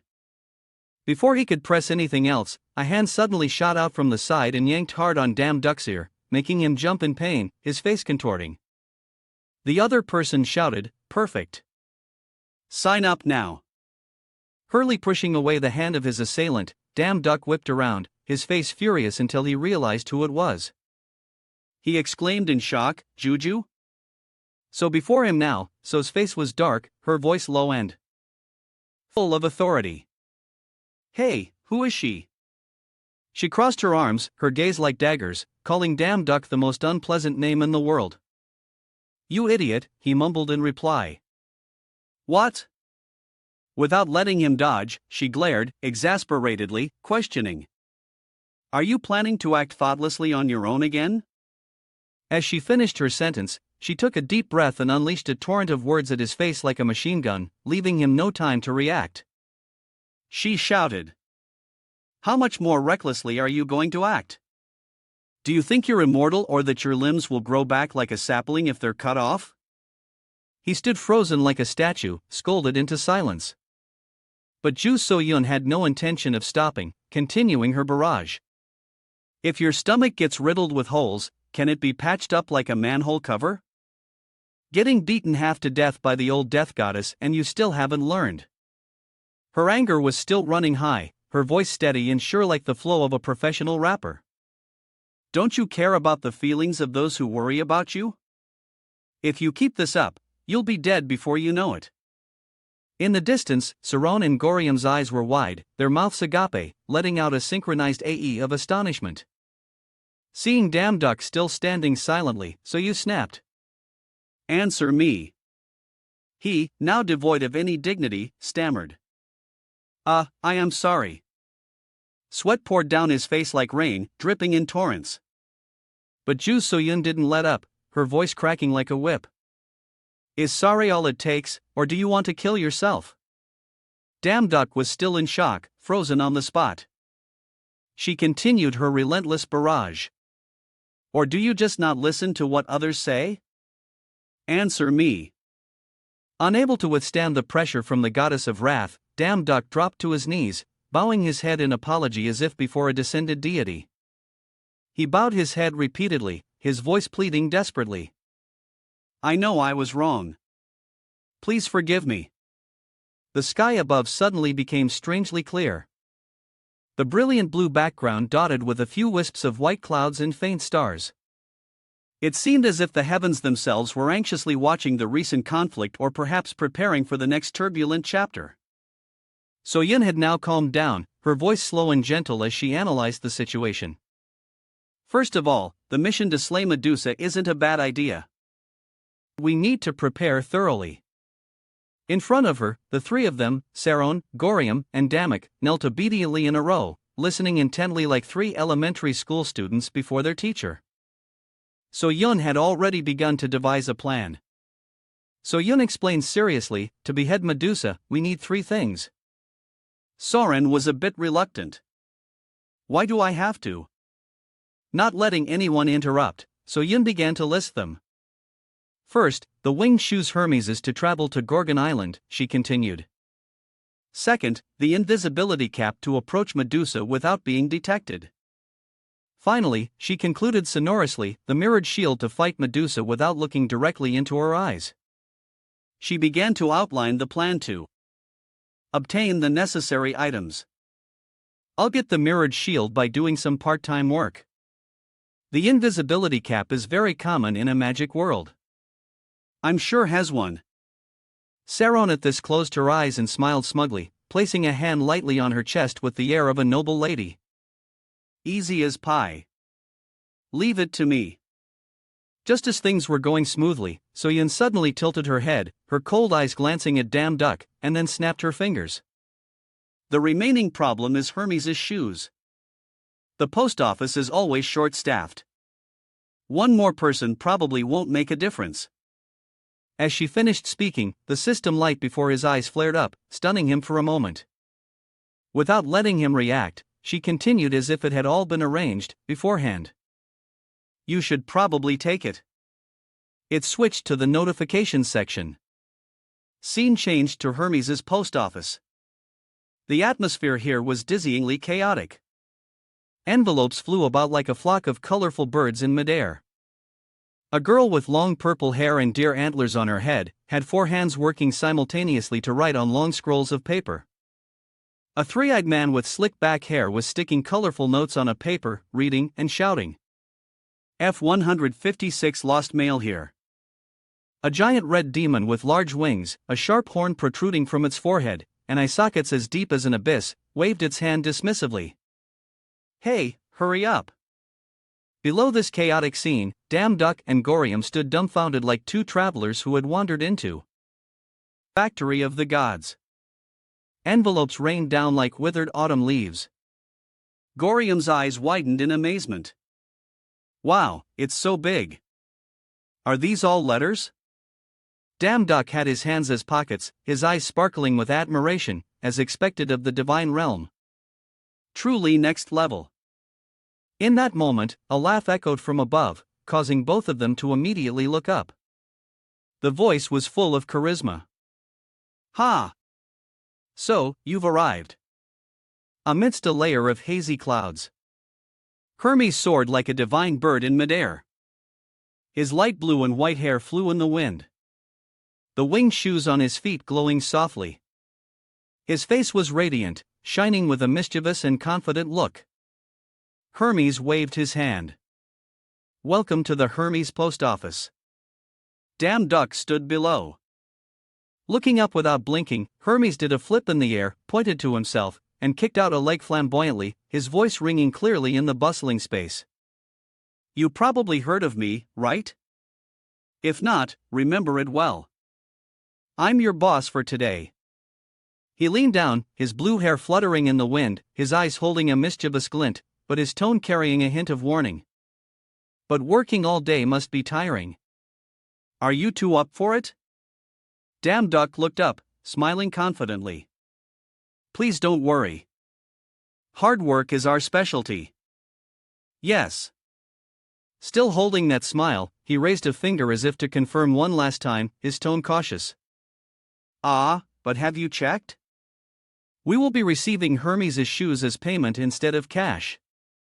Hermes frowned, then reassured them in a lower voice. All right. All right. Don't worry. Honesty and integrity are my mottos. As he finished his sentence, he waved his hand and the envelopes from the sky as if by magic flew toward the two of them, arranging themselves in a rhythmic spiral. He laughed loudly, his eyes twinkling mischievously. Well, then let's get to work. Letters continued to fall like a rain of paper, piling up into a mountain behind Dam Duck and Gorium. Both still standing there frozen, their eyes wide with disbelief at the sight. The voice of their nominal boss continued evenly as if it were no big deal. This is today's mail volume. If you want to be on time, you'll have to run your legs off. Scene change. The brilliant Greek sun shone down on a magnificent castle. A classical architecture. Columns of ivory white stone rose high against the vibrant sky, creating an atmosphere of majesty and grandeur. Inside, Ares was now resting his sword across the back of his neck. A characteristically arrogant habit. As soon as he saw a damn duck, his eyes lit up and a mocking smile formed on his lips. "Oh, it's you. After that training session, you completely disappeared." Then, as if unable to resist the battle lust in his blood, he challenged, "Since you're here anyway, let's have a good fight to blow off some steam." He just gave a slow smile, implying a shift of focus to Gorium as if passing the buck. "I'm busy. How about him?" "Oh, and can I have your autograph?" Gorium stood beside him. With a judgmental look while Ares laughed heartily, his shoulders shrugging with enthusiasm. "Oh, sure. Then you'll find out what a lovely person he is." Now, in a gloomy land, the sky was dark and thick. A magnificent castle with an ancient but sinister appearance was submerged deep in the dark hell, just like the place it existed in. Damn Duck stood in the cold hallway, his forehead drenched in sweat, holding a letter with a trembling hand. His face was stiff, trying to maintain a professional smile. "Hello, there's a letter for you." His voice was rushed. "Please sign here." Not quite finished. A blaze of purple flame erupted, burning half of the letter right in his hand. Before him was Hades, his face as cold as stone, his eyes blazing with anger. His fist clenched tight and dark. He growled, "Daring to waltz into hell yourself? You must have a death wish." He snarled, wanting to chase him away immediately. "Get out now or else." Before he could finish, Damn Duck cut in as quick as a flash. "This is a letter from Fanny."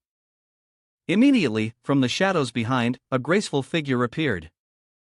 Praphani's face was dark, her cold eyes looking as if she wanted to eat her husband alive for daring to raise his voice. In the darkness of hell, Hades froze, beads of sweat rolling down his temples. His whole body trembled as he heard his beloved wife's voice coming from behind, carrying a thick killing intent that sent a chill down his spine. "Hades, we need to talk." Time passed and the sun began to set. The brilliant sunset painted the sky red, creating a shimmering ribbon of light that stretched to the horizon. The air gradually grew calm. The sun must have set by now. On the path leading up the mountain, two figures were walking slowly. Damn Duck walked leisurely in front, holding a piece of paper, checking his notes as he went. Gorium trudged behind, sweating profusely, his face clearly showing the fatigue of a long day. Damned, listed. "I've gotten the signature of Hestia, goddess of the hearth, of Achilles, the river god." Then he continued, "Of Artemis, goddess of the moon, of the forest god, of the rock god, and of the tree god." He paused for a beat, a glint of determination in his eyes, looking towards the mountain peak. Still hazy in the distance, he determined. "Now there's only one person left." The sun gradually disappeared behind thick layers of clouds.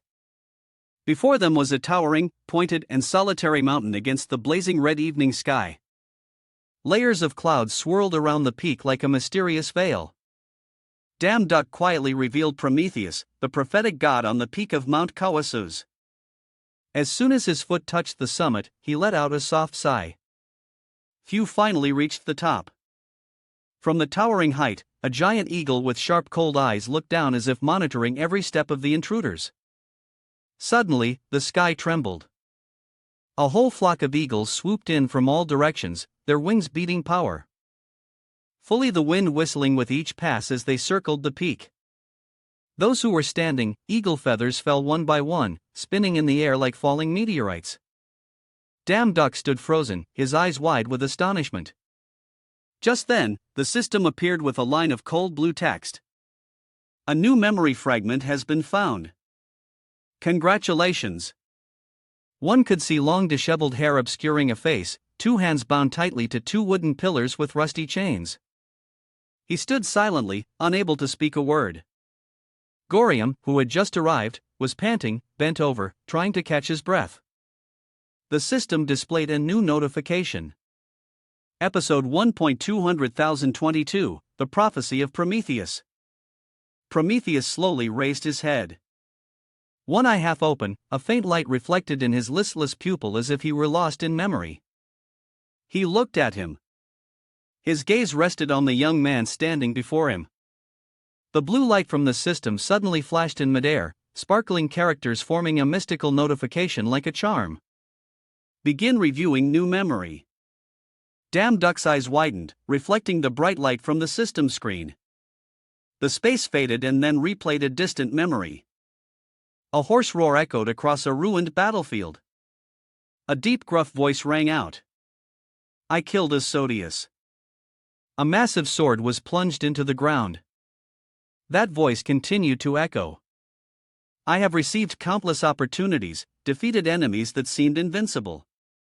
A song was created. A muscular back appeared amidst the dust. The person stood still, looking silently into the distance. He spoke, his voice filled with melancholy. I fought desperately, constantly fighting for my life and achieving great things. The wind blew last night. His hair flew wildly. He looked up, his voice growing softer, but even so in the light. His eyes flashed with a layer of deep sorrow. The sky above seemed to reflect his heavy mood, gradually darkening. He closed his eyes, silently uttering, I fail. The words fell like a heavy stone in his heart, a heavy burden. The scene shifted to a blood-red land, thick fog obscuring every horizon. The voice continued to echo in the air. In this life, I still couldn't kill it. He didn't specify who, only leaving a horrifying feeling. Then he continued, but pausing for a beat as if to steady himself, he said, I found an important clue from the prophetic god. A deep red light swirled around the space. He said slowly, though this body will fade and memories will dim. The wind died down. He spoke each word clearly as if carving it into time. But please remember Pandora, the name and the prophecy. The light vanished. Damn Duck stood frozen, his eyes wide, his whole body stiff, cold sweat trickling down his forehead. Forehead? He didn't blink. A sharp pain as if his brain was being torn apart suddenly struck. He clutched his head, his whole body trembling, his legs giving way, letting out a soft groan. Gorium behind him was startled and shouted in alarm, Hey! Damn Duck grimaced, gritting his teeth to endure it, reassuring his friend. It's nothing, just a bit of a headache. In his mind, thoughts swirled like a tornado. My past life could even defeat Asodius. So, what the hell is it that even by the 102 life, I still couldn't kill it? From a high angle, he was still bent over, his eyes seemingly glued to the ground. Found while Gorium stood behind, his face full of worry. In Damek's mind, the thoughts hadn't stopped swirling. The prophecy of Prometheus ahead of them, the prophetic god was still imprisoned in his chains, his dilapidated appearance a symbol of eternal tragedy. Damek took a deep breath, his eyes no longer shocked, but filled with clear calculation. First, we need to find out what Pandora is. Damn Duck walked closer to the old man, chained by both hands, his long hair falling over his upper body. Prometheus, there is a letter for you. The man's lips were dry and cracked, his face pale and lifeless. He requested, read it aloud. Damn Duck stared intently at the paper. Of you arrogant titans, you who have committed unforgivable sins, bound here for all eternity. Yet you still show no remorse and dare to resent me, the gods, and all creation. Cutting him off. That's enough. Damn Duck looked up at him with curiosity. The situation, his condition was terrible. There's no need to hear more. It's surely just more useless lectures telling me to repent and self-reflect. What else did you do? He looked down at the paper in his hand again, hesitating. Well, he opened his lifeless eyes. If there's nothing else, then go. He looked at you damn duck, his face darkening. After all, I'm just a joke to all of you. He didn't know how to respond. You damn duck clenched his fist. Suddenly, an aura appeared in his hand, glowed with a sparkling golden light. A blue panel appeared with a notification activating self-healing effect as have when used on others. He placed his hand on the man's chest, channeling the energy of the golden light. The man was stunned. Then Prometheus asked, "Hey kid, what are you doing?" You damn duck continued to channel the energy. He smiled. "I'm healing you." He looked at him, his face dark. "I'm a sinner. Do you understand what your actions mean?" You damn duck replied gently. "I know. You don't need to worry." He felt sorrow. Prometheus, the god who acted for humanity. If the price he had to pay was pain and ridicule. If no one recognizes that noble sacrifice. At least humans like us. You damn duck exclaimed. At least. He smiled brightly. Please. Please allow me to express my respect for your indomitable will. You deserve that reverence. Prometheus was speechless with surprise. Then he bowed his head. Are you insane? You damn duck raised a hand to scratch his head. Aha! I just have a soft spot for humanity. Prometheus closed his eyes.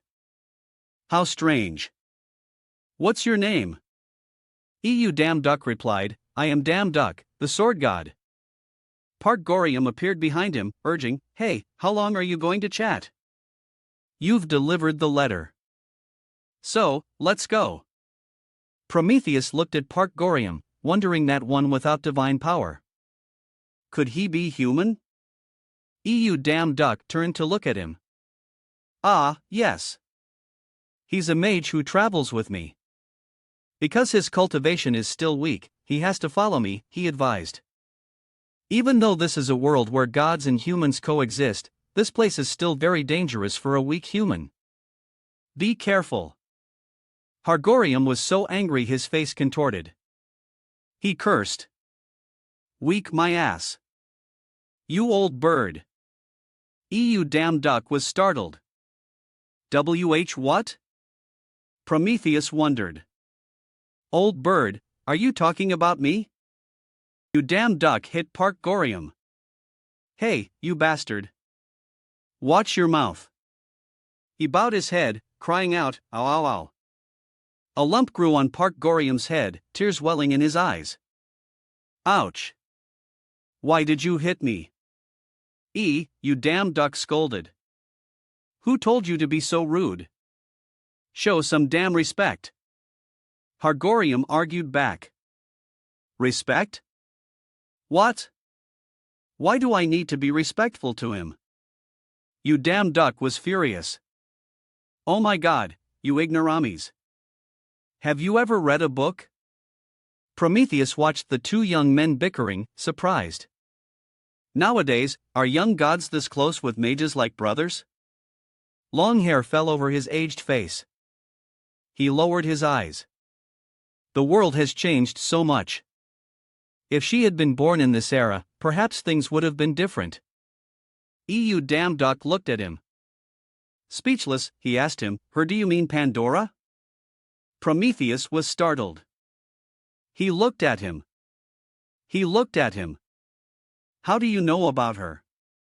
Have you existed since the dawn of time? You damn duck replied, The story of Pandora is very famous. He smiled. Perhaps there is no one in this world who doesn't know it. Partgorium also chimed in. I've also heard of Pandora's box. Prometheus was surprised. He looked at him with his soulless eyes. Pandora's box? Fox, what has happened in the time I've been imprisoned here? You damn duck answered, It seems you don't know. Prometheus looked at him, his voice urgent. Then can you tell me that story? I'm begging you, Damn Duck replied. Of course, I will tell you what I know. Can you hear it? He explained. Pandora was the first woman. Created in the image of the immortal gods, born with blessings and endowed with talent and beauty from all the gods. She was the wife of Epimetheus, Prometheus's brother, and also the one who unleashed terrible disaster upon our world. Because of her curiosity, he continued, and also the woman whom Prometheus loved deeply. Prometheus was sorrowful.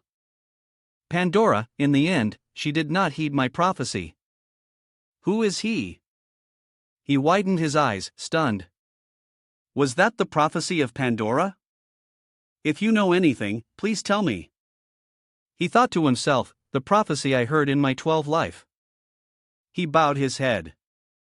Are you also so persistent because of that prophecy? You damn duck was certain. If I said I wasn't curious about the prophecy, I'd be lying. But my helping you was entirely out of sincerity. Prometheus smiled. Riley said, all right, then. He's stupid. Looking up at the sky, for all these years of imprisonment, being gnawed on by monsters. But there is one thing more painful than that. Having to powerlessly witness the tragedies that are to come. Prometheus's face darkened.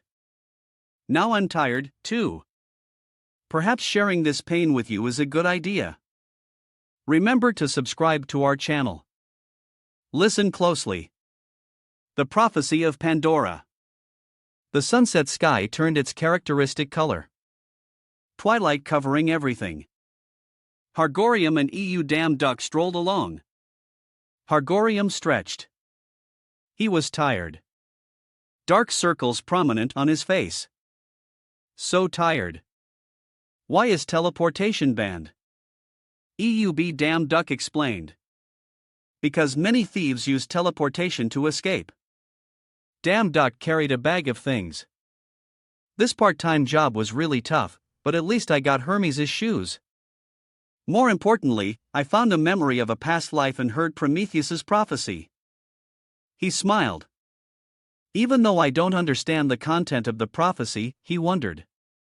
But Pandora isn't just a woman from mythology. Pandora's box, which brings real disaster, has not yet been opened. EU Damn Duck walked ahead. What does that mean? One thing is certain. To destroy the it that I saw in my past life. Pandora is the key. Parkium followed. He glanced at Parkgorium. I'm going to go handle the paperwork for the item. You stay put and don't cause any trouble. Parkgorium retorted. What a god. Thinks he's my guardian angel or something. Someone shouting, hey, I said put it down, caught his attention. A noisy group consisting of 2 adults in strange outfits and a little girl holding a pile of things. The one in the cockroach suit spoke reproachfully. Who gave you permission to come and get things before they've been delivered? We'll get fined for this. The one with purple hair was a bit gentler. Just return it obediently and wait for delivery. Got it? No. The blue-haired girl was timid, but her voice was clear. I can't. I need it urgently. It's my stuff. What's wrong with me taking it? The purple-haired one had a rather muscular build, but his complexion was pale. He pointed a finger in the little girl's face. Talking reason with you is useless. I've warned you. Don't blame me. Park. Gorium appeared uninterested, smiling. Ah, this world is just like the human world. The purple-haired one spun around to face him, his mouth open to curse. Hey, you. Who were you laughing at just now? Parkorium put his hands in his pockets, turning back. Ha? He cursed again. Ha?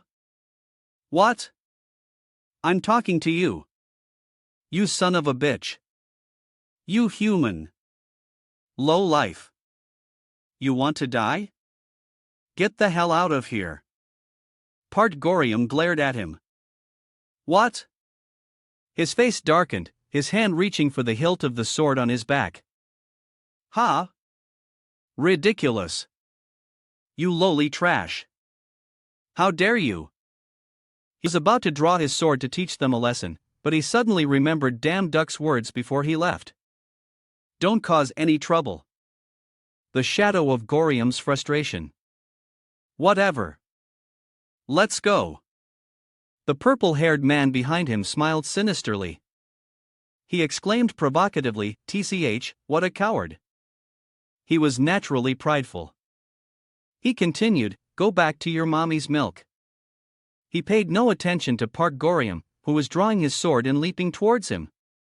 The cockroach man vomited green bile irk, collapsing pathetically onto the floor. Park Gorium struck a cool pose, hands in his pockets, sword resting on his back. "Oh, you pieces of trash. I was about to draw my sword to deal with you." The purple-haired man pushed himself up from the floor. Ah! He picked up a purple whistle. "You damn brat. You dare to strike first." He put the whistle to his lips. "Let me teach you a lesson. Show you what proper manners are in the divine realm." The whistle blew and Park Gorium was surrounded by strange entities. All of them monsters. He was startled. Sweat poured off Park Gorium like rain, but he remained defiant. "You cowards." Inwardly, he was worried. I've caused big trouble. Park Gorium was in an indescribably bad situation. Oh, what now? This is big trouble if Damn Duck Hung finds out. But he didn't. Notice that behind him, Damn Duck's annoyed face had appeared some time ago. Damn Duck gave an inhuman smile, pressing his hand on Park Gorium's head. "Finds out what? I told you before, didn't I? You panicked, huh? Ah, damn Dion. Wait, stop. Stop. It wasn't me. Yes, it was him. He'll explain everything." Saying this, Park Gorium pointed a finger at Elia's face. The little girl glanced at him. He continued his accusation. "He started it first and he was trying to steal this kid's stuff." Park Gorium angrily clenched his hand into a fist. "In short, it wasn't my fault." Damn Duck put his hands in his pockets, calmly. "Look at that innocent face." Tonight, the purple-haired man, having regained his strength, charged at Park Gorium, and you damned oak, shouting, "Shut up! Both of you just die quietly." His hand reached for Damn Duck, but he just calmly raised a hand to block it. Damn Duck's face was cold. "There are a lot of people watching. Go easy. Let me teach that major lesson myself." That was a question. The purple-haired man smiled sinisterly. "A lot of people watching, kid, around here as long as the mail gets delivered, right? No one cares about anything else." With those words, 3 large monsters charged straight at Damn Duck to attack. He looked up at them. "Hit it." Then Damn Duck closed his eyes. Instantly, a blue aura appeared around him like fine dust motes. Then he unleashed a stronger magical power. The blue aura immediately grew larger, as massive as a rising tornado. Stunned, the purple-haired man fell to the floor in fear, looking up at him. Impossible Sword Saint. The one with the lion armor. Fear. Damn Duck, the crazy god. Damn Duck's eyes widened in surprise. What? Crazy god. The crazy god. The man in brown also fell behind. The purple-haired man. Hearing what he said, he also remembered. That's right. I remember now.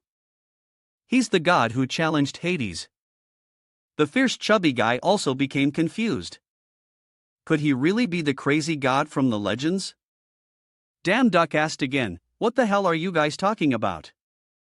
Damn Duck threw his head back and shouted at the sky, complaining. "Who gave me that nickname? Her face dark, stood behind him. Stop. He continued his complaint. Bring the one who spread that baseless rumor to me. I'll teach him a lesson. A pile of dust rained down on him. Damn Duck was bewildered. His handsome appearance now grimy and ruined. He turned to Elia, furious. What the hell are you doing? The little girl held a paper bag up to her face, her voice low. You tore my package.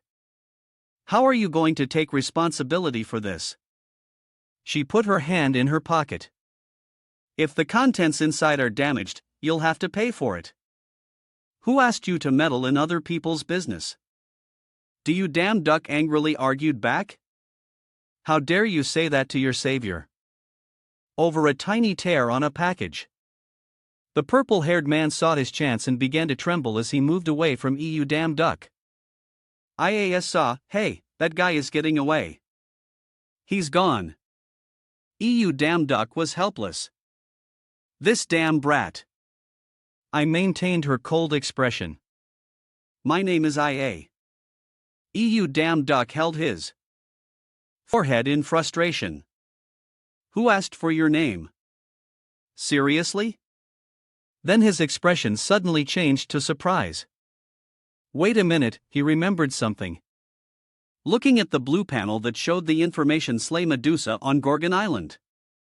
Employer Elia Damn Duck was startled. This rude brat is the employer. Maybe I should just quit. I spoke up. Anyway, I wanted to meet you at least once. Damn Duck was surprised. You wanted to meet me. Why? I looked up at Damn Duck. You're not planning on doing the Medusa slaying mission anymore, are you? Damn Duck? He asked back. How did you know? I haven't even signed up yet. No, wait. How did you know? I replied.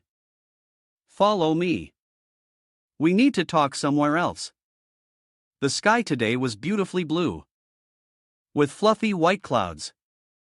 A castle peeked out from behind the green foliage, looking magnificent and splendid. He looked at her. You mean you knew beforehand that you were a prophet? Ellie stood opposite him. You could say that. Damn Duck broke into a sweat. How can there be so many prophets in this world? Should I believe it or not? Elia made a face of resignation. I'm just telling the truth. She stared at him intently. Whether you believe it or not is up to you. Anyway, let's get to the main point. He asked again, what main point? She pointed her index finger at his face. The plan to slay Medusa. You'll take this job, won't you? Right. Damn Duck froze. I don't know about other things, but from your behavior, I could tell you're a prophet. Couldn't help but assess. Damn Duck was helpless. Fine. So, what's your plan? She looked up at him, the sunlight shining down, making the scene poetic. First of all, we need a safe means of air travel, he replied. I just got Hermes' shoes. Elia held her head and explained, Hermes' shoes are not a divine artifact or magic. No matter what equipment it is, you need to practice to master it. Even a newborn bird has to learn to fly. It's not a divine artifact either. She stomped her foot without natural talent. It would take at least a year to use them proficiently in real combat. If you're not careful, you'll become dinner for the sirens before you even reach Gorgon Island. Damn Duck wondered. So, what do we do now? Elia said softly. To fly safely, we need the wings of Icarus. Damn Duck was curious. The wings of Icarus, how much do those cost? The bright sun continued to shine down on the trees. She explained, converted to Hermes' divine power. It's about 2,000 Hermes. Damn Duck was stunned. What? That expensive? He exclaimed, damn it. What do I do? In his mind, an idea flashed in his mind. I have an idea. Ellie was curious. What idea? IUD. Damn ducks. Smiled, leaning down to look straight at IA. Give me an advance on my pay. I have a way to fly without the wings of Icarus. I was puzzled. Pay? He replied. Yeah, about 100. Elia looked up at EU damn duck's handsome face. Alright, that's not a problem. But I'm not a famous god, so the pay isn't very high. It's probably not enough to buy a divine artifact. Elia, if you dare to run off with the money, I'll chop off your head instead of Metis's. The sky was high and blue again. Someone's voice cried out, Act. A blue panel appeared with the text. Activating flight talent. 2 tiny wings sprouted from EU damn duck's back. He stood enjoyably in the sky. Not bad, huh? I don't understand why the gods insist on you using divine artifacts when natural talents are so useful. He shot through the air. Good. Let's fly further. Ellie stood on the ground watching EU damn duck in the sky. Truly, truly unbelievable. In just a few minutes, in a flash, EU damn duck had flown far away, disappearing from Elia's sight. He's truly extraordinary. Ju Soyun stood behind Elia, her face radiating a murderous aura, a knife held to Elia's throat. Elia remained still. That's right, isn't it? Ju Soyun. Ju Soyun looked at her wearily. Who are you? I turned her face. I am a pleasure to meet you, regressor. A woman's voice rang out. It's a pleasure to meet you, Ju Soyun, the regressor. She was startled to be called out on a past that had been hidden for so long. Turning her head to see who the other person was, but she didn't recognize this person at all. Yet, they knew such things. She began to rummage through old memories. I remember almost every event that occurred in my previous lives, all 1,869 of them. Therefore, I remember most of the gods I have met.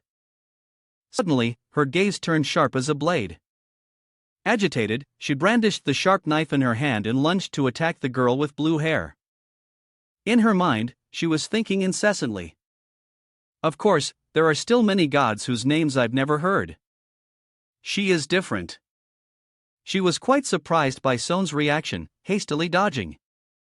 In that moment of her still not having reacted, she used her leg to trip her, causing her to lose her balance and nearly fall. Once again, she slashed at her face with a knife. But that was when EU damn duck wasn't around. The system in her face being destroyed by the old death goddess and having to go to the triple goddess's garden were all events that had never happened in previous lives. She was quite agile, tilting her head back and doing a back flip to retreat into a defensive stance. Even though she has no information, she still agrees with her. Despite being busy fighting, she still had time to think about other things. But no matter how different things are, we still end up meeting them. She still wasn't satisfied. Unwilling to let go, she attacked relentlessly. But this time, the other girl clearly revealed her true strength, easily neutralizing her techniques. She gently threw her to the ground. He thought in astonishment. But she is different. She is strong enough to easily neutralize my attacks, but I don't have the strength. I've never heard of her reputation or even any rumors about her. And I can't say that I have heard of her. And most importantly, she knows I'm an aggressor. Her face darkened. She couldn't be defeated. So, easily ready to attack at any moment. She spoke up. I have no ill intentions. Neither of my people have any ill intentions. She unleashed a powerful divine aura like a tornado. Her long shimmering hair flew in the wind, looking very cool. The other girl, in contrast, showed no sign of fear, only trying to dodge without attacking at all. Just as it seemed a fierce battle was about to erupt, a shout stopped them. Both stop, both of you. The two girls at this moment were both startled, but they both knew who had just arrived. Damn Duck hadn't appeared yet, but with a single long sword strike, he had separated the two, and the ground had cracked into a long line. At this moment, he also appeared, shouting in alarm. "Calm down, and let's talk this out." Neither of them would speak, leaving him unsure how to start the conversation. Standing behind them, she scratched her head. Her mind was still full of unanswered questions. The atmosphere is so tense. What happened? This is my advice. This is the first time I've seen you so agitated. Did something happen between you and I? Ilya? She just told us the day to slay Medusa and then disappeared. He recalled the scene at that moment. She only left one sentence. My work is done. I'm leaving. Prepare well. See you tomorrow. He had nothing.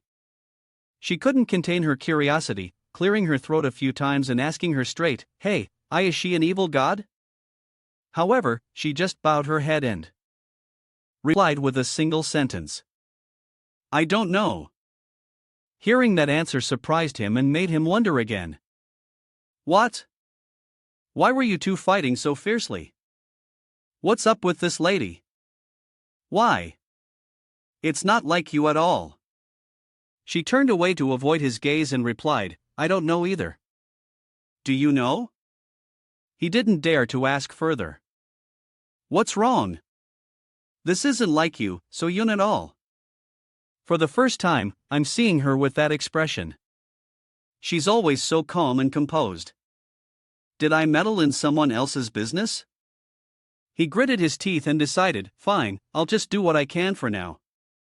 Asmodeus, the old death goddess, and that if we can't overcome our fear, we will fail again. He went to her side to comfort and advise her.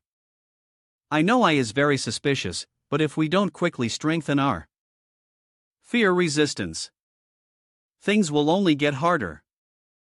Therefore, we have to accept Elias' job, she said. She didn't object to what he had just said. I know in her heart, she silently acknowledged, he's right. But Elio, we can't. There's no other choice. Ragnarok will begin in just half a year. She was silent for a moment, then finally spoke. I'm sorry for making you worry.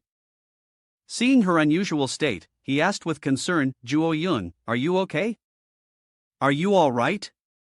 She opened her system and replied, reassuring him, I'm always fine. Don't worry about me. Worry about yourself first. My system has received the invisibility cap. Has received the mirrored shield. It could be the invisibility cap. He was also surprised by her concern for him and was speechless. Before he could recover, she continued to instruct, be careful on your mission in a week in a luxurious high-rise apartment. So-yun was asleep on the bed in her apartment. She sent a message to Fanny. Juso, do you know anything about a god named Ia? She replied immediately. Prayani, I see. I don't think I've ever heard that name, she muttered to herself. So, Fanny has never heard of her either. She said, sent this name. Wearing beautiful clothes at home, lying on the bed, resting. A message from the system arrived again. Praphany, you damn duck. Could be you're jealous. Ha ha. She lay on the bed inside, thinking, Fanny is always thinking about romance. Last time when I told her about Eudamic friendship bracelet. She imagined her own appearance, always dreaming as if on cloud nine, exclaiming, oh my god, that's love. She thought to herself, suddenly attacking like that. I was so nervous. Then she sighed. That happened less than a year ago. It feels like so long ago. Is it because of these repeating lies? She placed her hand on her forehead. I don't know how many more lies I have to go through. I'm so tired now. The repeated deaths of my comrades, the loneliness of surviving alone in a destroyed world, and the guilt of not being able to save everyone. The emptiness, the helplessness, and the anxiety of not knowing if I have to live forever in this cycle of reincarnation. She felt as if she was bound by the chains of time's loose. Oops. I want to escape. This burden is too much for me to bear. She could say that. She curled up into a ball, crying alone in despair. Sob, so I just want to live a normal life. Each choke sob echoed a breath. The system continuously announced, activating divine artifact of the unfeeling heart, locking all emotions. She stopped crying, tears still lingering in the corners of her eyes. She sat up straight. She was determined to pull herself together. There's no more time for useless emotions. I must do what I can. Only you damned duck can destroy the eye of the abyss. And a dot. She wiped the remaining tears from her eyes. Without you, I wouldn't have a companion. If I can help him succeed this time, then I can also be freed in a dense forest. Birds flew with outstretched wings. Damduck followed behind Elia, walking into the forest. He complained with a twisted face. Damn it, this forest is so gloomy and dense. Why do we suddenly land here? We could have just flown straight to Medusa's lair. She also explained the reason for taking this path. We must move very carefully. If we fly in the sky, it's like telling her we're here to take her life. He had walked a long way and was a bit tired. Let's rest for a bit. If we keep walking like this, we'll be exhausted before we even fight. However, IA flatly refused. You're overreacting. If you still have the strength to talk, you're fine. You could say that. Being rejected like that, he frowned unhappily. And kept muttering. Why is this person not cute at all? As he was about to say more, I suddenly stopped as if she had discovered something. SH. He forgot. He also spotted the target. Let's try to find it. Found her. She hasn't spotted us yet. She pointed at herself, signaling to him, it's probably nothing. He activated the mirrored shield and the invisibility cap. He jumped in and moved closer to the opponent. To her surprise, it was quick and clean after it was done. However, when he got close without being detected, he decided to make his move. Sorry, Medusa. I really don't want to do this, but I have to take your head. He raised his sword and quickly took her head. However, I shouted, Hey, you idiot. What's wrong with you? Run. That's not Medusa. He didn't understand what she meant and replied, What? Didn't you tell me to kill her? When he turned his head to look at her, the woman lying on the ground had stood up and picked up the head he had just cut off. Since when? You just made the cutting motion, didn't you? Medusa has two sisters, immortal monsters, snake goddesses with the power to spread terror. The world calls them the Gorgon sisters. He was stunned as if he'd seen a ghost, frozen to the spot, watching her take the head that had just fallen and place it back on her neck, smiling. This scent, it's so enticing. Yu's terrifying, blood-red eyes appeared. Her posture was hunched over as if she had a hunchback, one hand rubbing her cheek. Her face was scrunched up and wrinkled, an itchy sight to behold, her teeth grinding together. As she grumbled. Where did it go? It's definitely the smell of a human. However, out of nowhere in the secluded forest of trees and leaves, Steno appeared right behind her. Her mouth wouldn't stop complaining, so noisy, making you pause mid-complaint. She had to turn her head slightly to look. Sto, with half-closed eyes, yawned, her hand even covering her mouth as if she had just woken up. She had just appeared and was already nagging like an 80-year-old woman. Sigh. My good sleep was disturbed. Seeing her older sister was like seeing a pot of gold. The moment Theo showed her face, Yuri screeched. Sister Theo, I think I was right. Perhaps because she was bitter about not getting enough sleep. The very next second, Yuri's face twisted as she looked at Steno and dared to scold her. Don't be so careless. There's an intruder. Steno had just woken up and heard the shocking news. Not understanding a damn thing. With a face that was 3 parts suspicion and 7 parts disbelief, she squinted her eyes as if to say, "Are you serious?" Standing with one hand on her hip, she muttered again, "An intruder. What do you know?" Steno kept looking at Yuri out of the corner of her eye and sneered. Her attitude was like, "You're the one who's not awake right now, so let me enlighten you.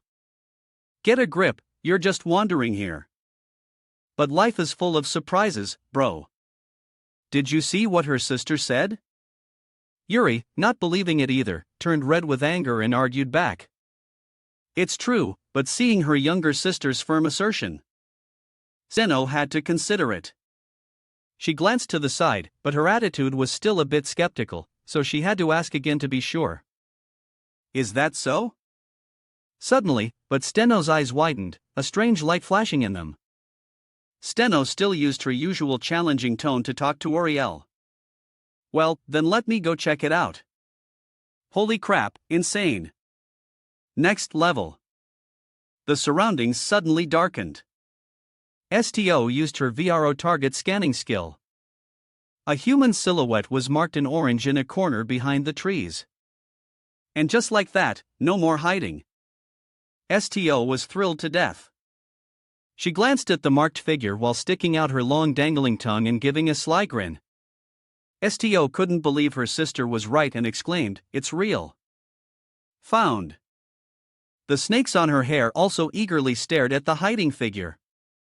Oh. Then the system appeared informing EU damn duck target detected, disabling stealth mode. Hearing this, damn duck was scared out of his wits. He worriedly glanced back, beads of sweat rolling down his cheeks. His dark panda-like eyes kept darting toward the 2 snake women. Damn duck gritted his teeth and cursed silently in his head. Damn it, I've been discovered. Damn duck scraped his foot on the ground, getting ready to bolt while thinking of a plan. Time to retreat. Of the 36 strategies, fleeing is the best. EU damn duck activated his skill Cyclone. He wasn't scared of anything anymore. He just materialized right in front of Rioli and Theo. Damn duck appeared. His face darkened and he gritted his teeth as he shot forward. STO and not expecting this were caught off guard and just stood there with stunned faces watching damn duck run like the devil was after him. Seeing this, like a thirsty woman, squinted and smiled lewdly, looking at damn duck's retreating figure and exclaiming, "Oh my, it's a boy, isn't it?" The rumors. Her deep purple snake was also staring intently at where Thea was looking. Suddenly, the snakes became hostile, opening their wide mouths to reveal 2 sharp, pointed fangs that looked deadly. Steno, for some reason, turned to talk to the 2 snakes hiding behind ladies so cowardly. Aren't they, my dears? Speaking so sweetly, as if on a whim. Suddenly adopted a commanding tone. Go catch him. The snakes, for some reason, obeyed Theo instantly. As soon as she gave the order, they shot off like a flash to chase after damn duck. The snakes were like Luffy's arms, suddenly stretching out long and thin like ropes, lunging at damn duck as he ran through the forest as if chased by a ghost. Damn duck was constantly blocked by the strange snakes from one side to the other. He has a dodge, but it looked like a tough fight. As he ran and dodged, he felt his misfortune and let out a grunt. Suddenly, without warning, a dense hand appeared out of nowhere, shooting straight up from the ground, ready to punch damn duck right in the face, catching him completely off guard and making his eyes bulge. And surprise! You were Riley and company, appeared like a god from some unknown corner, launching a powerful magic punch from below. If damn duck hadn't reacted quickly and leaned back to dodge the blow, his entire set of teeth might have been knocked out. Damn duck gritted his teeth and slid back to dodge Yuri's dangerous attack. Yuri could have hit damn duck. It was as if she hadn't seen a man in 10 years. Seeing damn duck's face made her eyes shine like car headlights. Her face darkened and she smiled, baring 10 sharp teeth as she stared at damn duck. You O'Reilly let out a small cough and then roared, you look delicious. Suddenly, this year's mother disappeared somewhere, leaving only her giant snake tail about to lunge at damn duck. Her shrill scream also echoed. Unmistakably. Let me chop you up to make you easier to eat. Of course, it was nothing. With the main character's plot armor, how could damned duck be defeated so easily? Damned duck jumped up and kicked your tail 300 m away with a loud, painful smack, even cursing in disgust. Get lost. Yuri, hit with a blow that stung to her core, cried out in pain as if she were about to die. Behind him, unbeknownst to damned duck, Theo's purple snakes had opened their mouths wide and were about to ambush him, forcing damned duck, who was fighting the younger sister, to glance back with a grimace, preparing to fight the older sister next. Realizing he was in a tight spot, damned duck had no choice but to draw his shining golden sword and shout curses as if to boost his power. Damn it, beaks. Sioa. Damned duck was surrounded by a swarm of deep purple snakes, all with their mouths wide open, revealing sharp fangs, trapping him in a maze-like formation. He could only stand in the middle, his legs spread as if preparing to activate his inner power to take on all 10 of them alone. His face darkened, and he grimaced, glancing behind him. Suddenly, behind him, a blue power began to glow. Then, Damek activated his sword wave skill and leaped up. He leaped up and used the blue power to slice through the snakes in Theo's body as smoothly as cutting sugarcane. The parts of the snakes were severed and lay scattered at Theo's feet. On the grass where she stood, a line of blood flowed between her legs. Seeing this, she was like, "What the hell just happened?" "Sorry, I can't assist with that." As if hit by Dachan's charm. He just stared at Theo, sweat beading on his cheeks. Damn duck was both confused about what to do and screaming in his mind. This crazy monster, my divine power, doesn't do any damage to her. Sino, who hadn't gotten over her pleasure, acted as if damn duck had hit her G-spot. Her eyes rolled back and she covered her face with her hands. Her mouth was now probably stretched to her ears, and her tongue was 3 times longer than before. For some reason, Theo's hair was now thicker. She covered her face in pleasure and exclaimed, "Ha, since becoming immortal, this is the first time I've felt so excited. Oh my god, if this woman is immortal, damn duck will be fighting until tomorrow and still not be done." Then, as if driven mad by pleasure, stood with her legs apart and launched her wide-mouthed snakes at damn duck, who was standing there with a blank face. Her mouth roared again as if she had never roared before. Give me more." The feeling of slashing, tearing, cutting. Where she stood, the air darkened as if she were the Lord of Darkness. A bunch of snakes lunged to bite damn duck, but luckily he reacted quickly. Damn duck jumped up to dodge the fearsome snakes, letting out a grunt. But then one after another they lunged at damn duck. First the older sister, then the younger. Yuri appeared out of nowhere behind damn duck. Her hand was clenched as if ready to give him another heavenly blow to make up for her previous miss. The woman's face was dark as a ghost, but this pair of sisters had to smile with all 10 sharp teeth showing. She didn't forget to shout, "There's another one!" Damn duck was getting ambushed repeatedly, his face twisting in annoyance, sweat streaming down like a river. He had been gritting his teeth non-stop. Damn duck gritted his teeth, dodging Yuri's attack while cursing in his head and wondering where Elia was while he was fighting 2 immortal women alone. Damn it, where the hell is I? Suddenly, his comrade was captured. Damn duck's death glare lit up like car headlights. He grimaced, gritting his teeth so hard that a strange greenish energy looking freaky as hell began to leak from the corner of his mouth. As he gritted his teeth and fought, he thought to himself, "I wanted to save my divine power for the fight with Medusa. But now, ice and fire black flame."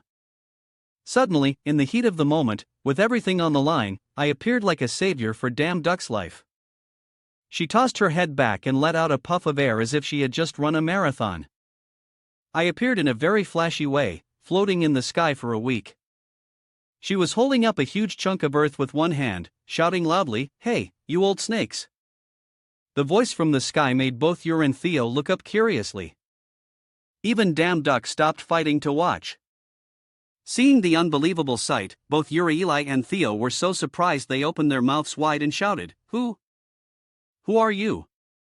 But Elia didn't know. Ad bothered to care about the meaningless question from the two snake sisters. She still held up the chunk of earth with one hand, her amber pupils suddenly shining brightly like car headlights. She even gave a smug, triumphant smile and replied to the two women with a disdainful tone. So slow, but it's too late. This is a mountain full of fertilizer, answering everyone. After hearing that, damn duck's face scrunched up like a duck's A. He just looked up at IA in the sky, his mouth twisting as he shouted, Hey, you're going to Ella narrowed her eyes and smiled sly, replying to damn duck in a tone that was 3 parts innocent and 7 parts provocative. I just want to see if immortals can get poisoned by manure. Elias's words were of a disgusting stench. That giant piece of S fell to the ground with a loud thud. There was also the sound of damn duck's pain shout. You crazy woman. That giant turd hit the ground and the whole earth shook as if it were the end of the world. A moment later, damn duck was on his hands and knees, coughing like a man with tuberculosis. Leah, ignoring the suffering damn duck behind her, presented her teammate with a fragrant gift and then stood in a corner, stretching her limbs. Her mouth was still shamelessly complaining, Ugh, I haven't used grand magic in a while. I'm so tired. Damn duck kneeling behind her kept bringing his hand to his nose. He panted and wheezed as he shouted, F you. You really are something else. If you're going to do that, you should have said something first. His teammate, ignoring damn duck, was so annoyed, but the woman just stubbornly ignored damn ducks. She turned her head back and gave a blank look as if to say, I didn't do anything wrong. Her mouth still replied nonchalantly, What are you thinking? To deceive the enemy? You have to deceive your allies first. You should thank me for not letting the rocks fall on your head. So scary. She said it as if she was bestowing a blessing. Hearing that, damn duck knew he couldn't argue with her and just gave up with a frustrated sigh. So, forget it. But then started tapping her foot on the ground, her mouth chattering again. Anyway, we have to hurry. This is just a temporary solution. They'll break out soon. Damn duck, who had just said he wouldn't, had gone through so many emotions. Now he was so shocked his mouth hung open, sweat poured down like a river, and he couldn't believe his ears shouting. What? You're saying they can escape from a large-scale magic spell like that? I remained calm and replied curtly. You've experienced it yourself. They're immortal. This damned duck guy is like he's never experienced life, still asking a million questions. Even if they're immortal, there has to be a limit, right? Elia at this point was 3 parts helpless and 7 parts looking at him out of the corner of her eye, her tone commanding. All right. Now you go and cut off Medusa's head. She's much weaker than the other two.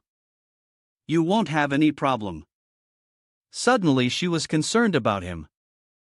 Damn duck seeing this suddenly became worried and asked, What about you? She still had a smug look on her face. She smiled triumphantly and made a throat-slitting gesture for damn duck to see. Her mouth was still chattering away, nagging like an old mother.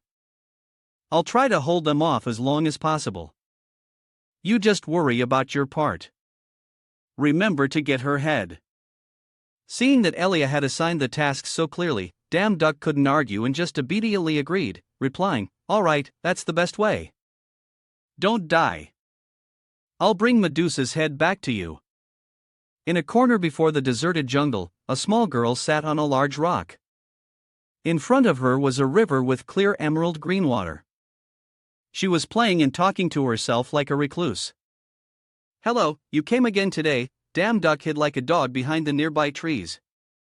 Seeing Medusa, damn duck thought to himself, found her. He remembered looking at his large golden shield while talking to himself in his head, that girl. Image. The adorable Medusa gently playing with a small bird in her hand was reflected in damn duck's large shield, confusing him and making him wonder to himself. Is that Medusa?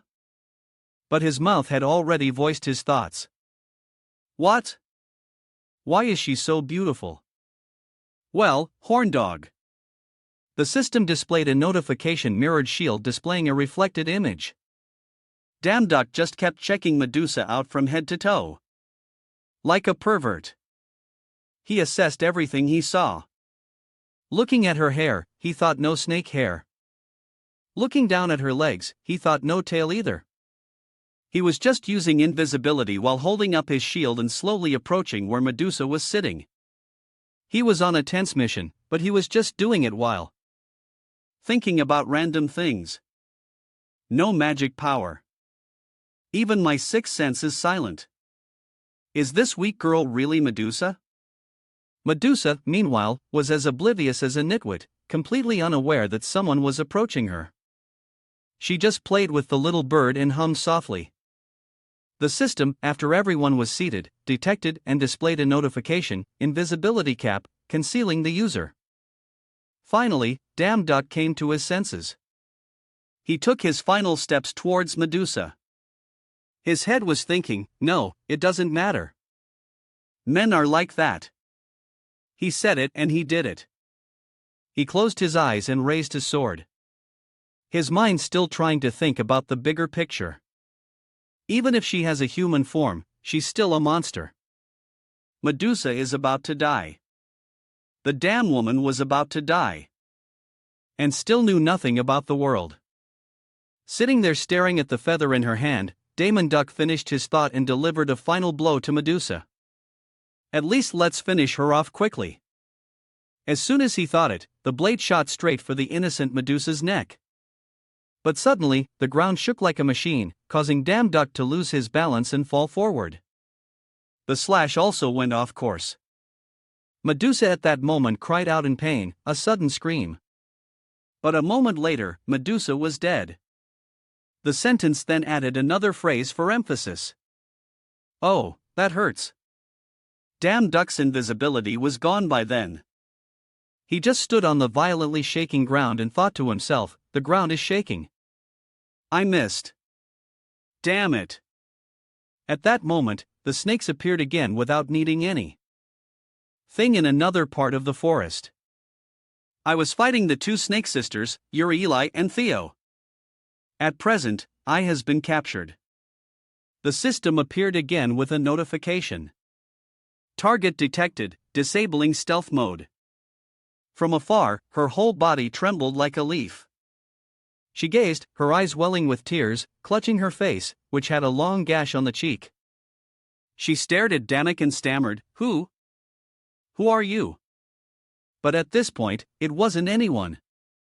Damn Duck was still lucid. He gritted his teeth and prepared another slash at Medusa, ignoring her sobs and trembling. In his mind, he was still determined to finish her off before she can react. Medusa attacked so suddenly. For a second time. Was 3 parts surprise and 7 parts fear, screaming like a pig being slaughtered. But just as the blade was swung to her neck, Damn Duck suddenly hesitated when Medusa squeezed her eyes shut and helplessly shouted, Don't! While Damn Duck tried to keep his eyes closed and look cool, he kept hearing Medusa's sobbing and pleading, I'm sorry. Please, please don't kill me. This made Damn Duck close his eyes. His face scrunched up like a monkey's, but as he cursed in his head in confusion. Damn it! Below, she was still trembling, tears streaming down her face as she pleaded, I don't know who you are, but please, so please spare me. Medusa's tears had run dry, but she still kept her eyes shut tight, her face contorted in a grimace as she trembled in. Begged, please, please spare me, Damn Duck, this morning. Kept his eyes closed to avoid looking into Medusa's eyes. Hearing her plead like that for so long, he felt a little swayed. Damn Duck gritted his teeth and continued his internal monologue. Please spare me. Is there no resistance at all? He was slowly remembering from lowering his sword, his heart softened by Medusa's pleas. But he still thought to himself, do I have to kill someone like this? I don't know why. Instead of slashing, Damn Duck just stood there like an idiot. The sword was still placed right next to Medusa's neck, his mind wandering all over the place. If that's the case, Then what's the difference between me and the forgotten gods? The ones who want to start Ragnarok? Aren't I just like them? Someone who doesn't care about good or evil. Is there something? As he thought, Neptune's face appeared in Damn Duck's mind, making him even more disappointed. Thinking about his actions, Damn Duck bit his lip so hard it was about to tear, his heart screaming. Ah, change of scene. Elia was tired, her head bowed as she panted like a cow, sweat pouring down her face in rivulets. A pitiful sight. Holding two skulls, she crawled towards Aya, who was sitting exhausted on the grass. The creature wore a terrifying expression, smiling bizarrely as she threatened Elia, but not forgetting to brag a little. This bitch even knows how to use necromancy. But you think these dry bones can compare to my immortality? We know you're immortal. Stop bragging. Suddenly, Yer crushed the skull in her hand with her bare hands, her mouth still talking. If you don't have any other tricks, then too fast, too dangerous, like a speed demon, she gave her bizarre 12 a smile and clenched her fist, flying towards IIA. The crazy woman didn't forget to shout to look cool. Then I'll finish you right now. This was also a situation full of plot twists. Just when it seemed like Elia's life was over, out of nowhere appeared a missile of power. A moment later, a scene from India was shown. Yuri Eli was burning in a giant flame right in front of IA. Damn Duck appeared like a hero saving a damsel in distress just in the nick of time. He strode towards IIA, who was still sitting on the grass, and apologized. Sorry, I'm late. It really is the hero saving the damsel in distress from the legends. But instead of Damn Duck's face, instead of being happy and relieved, Eli's face was twisted in what was clearly disgust. She just stared at him and opened her mouth to say, "Hey, Damn Duck on the car." His hand was still blazing with the power of fire. His eyes were blank, thinking I was about to say something to him, but he had no idea he was about to be scolded mercilessly. Why are you so late? Was killing Medusa that hard? Yuri Eli, surrounded by a fiery tornado, heard the two talking and stood frozen in it, asking in a daze, You kill my sister, our Medusa. Seeing this, both Elia and Damn Duck turned curiously to stare at Uriel. Looking at the precious animal, your face turned red with rage and darkened. She gritted her teeth and turned to question IA and Damn Duck. Why? Why couldn't you all spare Medusa? This woman, she loves to wait for her opponent to let their guard down and then suddenly attack. Does she think she's cool or something? Uriel, as she flew like a mad woman towards EA and Damn Duck, suddenly started shouting and flexing about her sister. My sister, an innocent girl who wouldn't even harm an insect. Seeing Uriel about to charge at her again, I quickly got into a battle-ready stance. She held out a hand, grimaced, and clicked her tongue so loudly that even Ma could hear it. At the same time, there was nothing. For some reason, a black circle suddenly appeared on the ground, looking like a pile of cow dung. Eli's voice, and it echoed like a loudspeaker, thinking of sand. As soon as she said it, a whole wall grew out of the black circle, blocking Uriel's path, which startled the woman and made her glare with annoyance. Her teeth grinding in a way that looked quite scary, but it seems like she's running. Perhaps Uriel was so enraged that she got a power boost because she rolled her eyes back and smashed through Elias's flimsy wall with one hand. Uriel's mouth was still roaring. It's just a wall. I can destroy it easily. We know you're strong and immortal, but don't be so cocky, bro. The price to pay of Uriel when she likes to show off is that as soon as she broke through the wall, before her eyes, a whole wooden staff appeared, which Uriel didn't expect, and she froze as if hit by Dao Chan's charm. Damn Duck really is too. Not as good as Lucky. He was as cunning as a fox, taking advantage of Uriel's lack of vigilance to rush over and smack her right in the face with a wooden staff so hard that the staff smoked. The splinters of what flew everywhere. One even grazed Damok's face, leaving a scratch on his cheek. Despite being hit hard in the face, Uriel didn't seem angry at all. Instead, she turned around and gave a smile that was uglier than a demon's, staring at Damn Duck and asking in a provocative tone, "A wooden staff? Have you given up already?" But suddenly, while teasing damn duck, Uriel's eyes, for some reason, started rolling around as if she were about to have seizure. Her mouth was still mumbling some boastful words with just a wooden staff. "You think you can do anything to me? The immortal one." She hadn't even finished speaking before Giles' eyes rolled back, and she collapsed to the ground right in front of damn duck, who was holding the wooden staff and staring at her. Yuri was as weak as a lotus, but had a big mouth. After taking just one hit from him, she collapsed. Damn duck smiled triumphantly and taunted Uri back. "You were so confident in your immortality that you didn't even bother to dodge any attacks, and that's why you were defeated by a wooden staff instead of the girl." She hadn't come out to help her younger sister who had been getting beaten up this whole time. Now that she was lying on the ground, Theo finally showed up. She looked worried and anxious as she rushed over shouting, "Arian!" Behind damn duck. She suddenly ran. Suddenly, the snakes on Theo's hair lunged at him, ready to ambush him. But damn duck spotted them quickly. Too fast, too dangerous. Damn duck spun around. He gritted his teeth and directly attacked the purple snakes with his bare hands. Looking at the beautiful snakes, long and writhing, with their mouths open, damn duck thought with disgust, "Damn, it seems these snakes are considered hair, so they're not affected by the stun effect. How annoying." The snakes just continuously surrounded damn duck from the side, making it difficult for him to deal with them. He narrowed his eyebrows and glanced at the snakes, his mind constantly thinking of a way to deal with them. Even if they're cut, they'll regenerate immediately. If this continues, my stamina will be depleted. I need a way. After thinking, damn duck immediately used his hand to create a beautiful blue magic arrow with his power.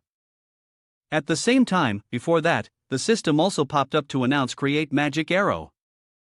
Following, there were two more system notifications for Damek. The first one read Talent Magic Research Target Magic Arrow. The second one informed him that he had successfully converted the magic using Gamma Force. After seeing this, a myriad of power beams appeared, crisscrossing each other, looking like a giant magic spiderweb.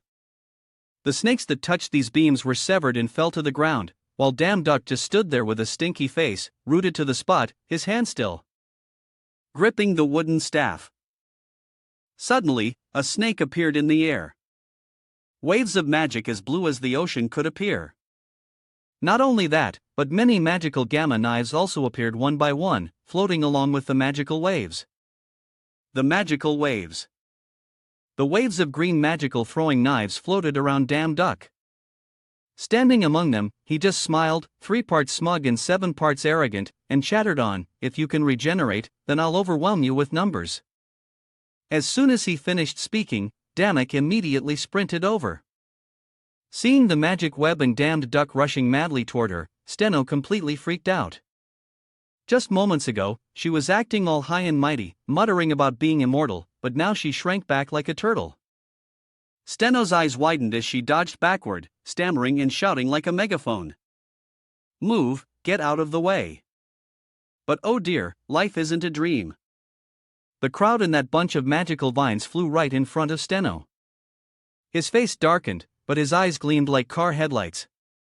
He raised his legendary wooden staff again, ready to give the little sister a whack and then finish off the older one to complete the set. To make matters worse, the crowd uttered some truly cutting words. "Useless. Why are you suddenly talking? So damn cool." Another massive earth-shattering explosion erupted in the area. The destructive force was so immense that all the trees were blown away and the surrounding ground shook violently as if the apocalypse had just happened. Steno. A devastating blow and fell head over heels. Her face smacking right onto the ground with a loud thud right at Damek's feet. Oh, the shame, the utter humiliation. Both sisters defeated by a single wooden staff. Suddenly, by Damek's ear, the wooden staff struck. Damn duck was startled by someone's blood-curdling scream. No. Damn duck cautiously moved aside. He went to check the situation from behind, but before he could see anything, Medusa had popped out of nowhere, her face scrunched up like a dry juguju, squawking with her mouth wide open. Stop. Please stop. Then she put on her most innocent face and cried out, Why? Why is everyone treating us like this? We didn't do anything wrong. The moment she saw Medusa's, she squeezed her eyes shut. She even raised her hands to cover her face tightly. Steno shouted, her confusion evident. Musa! While Damek was calmly raising his shield, shutting his eyes tight to avoid being turned to stone, the sound of that woman Elias's wretched curses rang out relentlessly, giving him a headache. You damned, why is Medusa still alive? Finish her off quickly. But Medusa's pitiful face was reflected in Damek's golden shield, making him think to himself, she looks firm. Medusa's body, trembling like a leaf, along with her expression of 3 parts fear and 7 parts worry, left Damek even more confused, questioning himself. I thought she ran away on her own. But it turns out she came back to save her sisters. Unable to persuade anyone else, Medusa turned to Damek, putting on her innocent act once more. Sir, you're not a bad person, are you? You spared my life, so please stop. Medusa's voice trailed on. I don't want to see anyone else get hurt because of me. Damn Duck, having no principles of his own, immediately felt his face darken upon hearing her plea and turned to grumble at IA. IA, I've never asked before, but I can't stay silent any longer. While I was talking, she still had her hands covering her face, but her eyes were slowly peeking open. She felt a slight pang of guilt as Damn Duck had discovered what she'd been hiding. He continued to press. You knew what kind of person Medusa was, didn't you? And yet you still wanted to kill her. IIA slowly lowered her hands and muttered, What does that matter? Steno's face turned grim as if she was about to soil her pants and she yelled from behind Damek. You just need to do what the job posting says. You've already been paid. Are you going back on your word now? Hearing this, Damn Duck slowly turned his head. He also froze for a few seconds, lost in thought, not uttering a single word. Then Damn Duck quickly replied, That's right. But before that, Medusa, I want to ask you something. What kind of man has zero credibility? I hate it so much. A man with no sense of professionalism. Damn suddenly turned to question Medusa.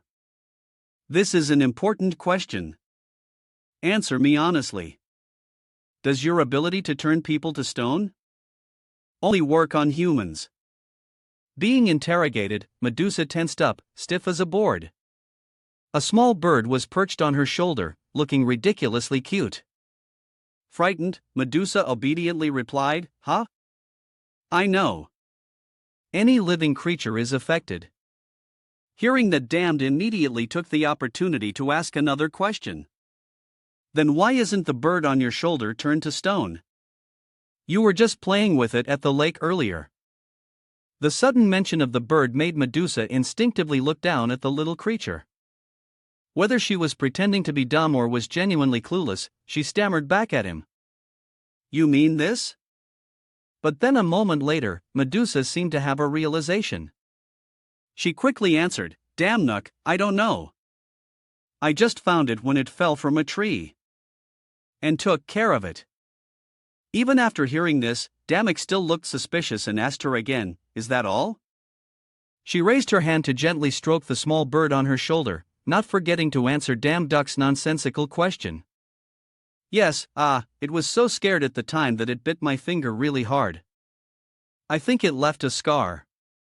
Seeing the two of them standing there chatting non-stop about such utter nonsense, I felt helpless, scratching her head and sighing with an exasperated frown. Ha! What a pointless conversation.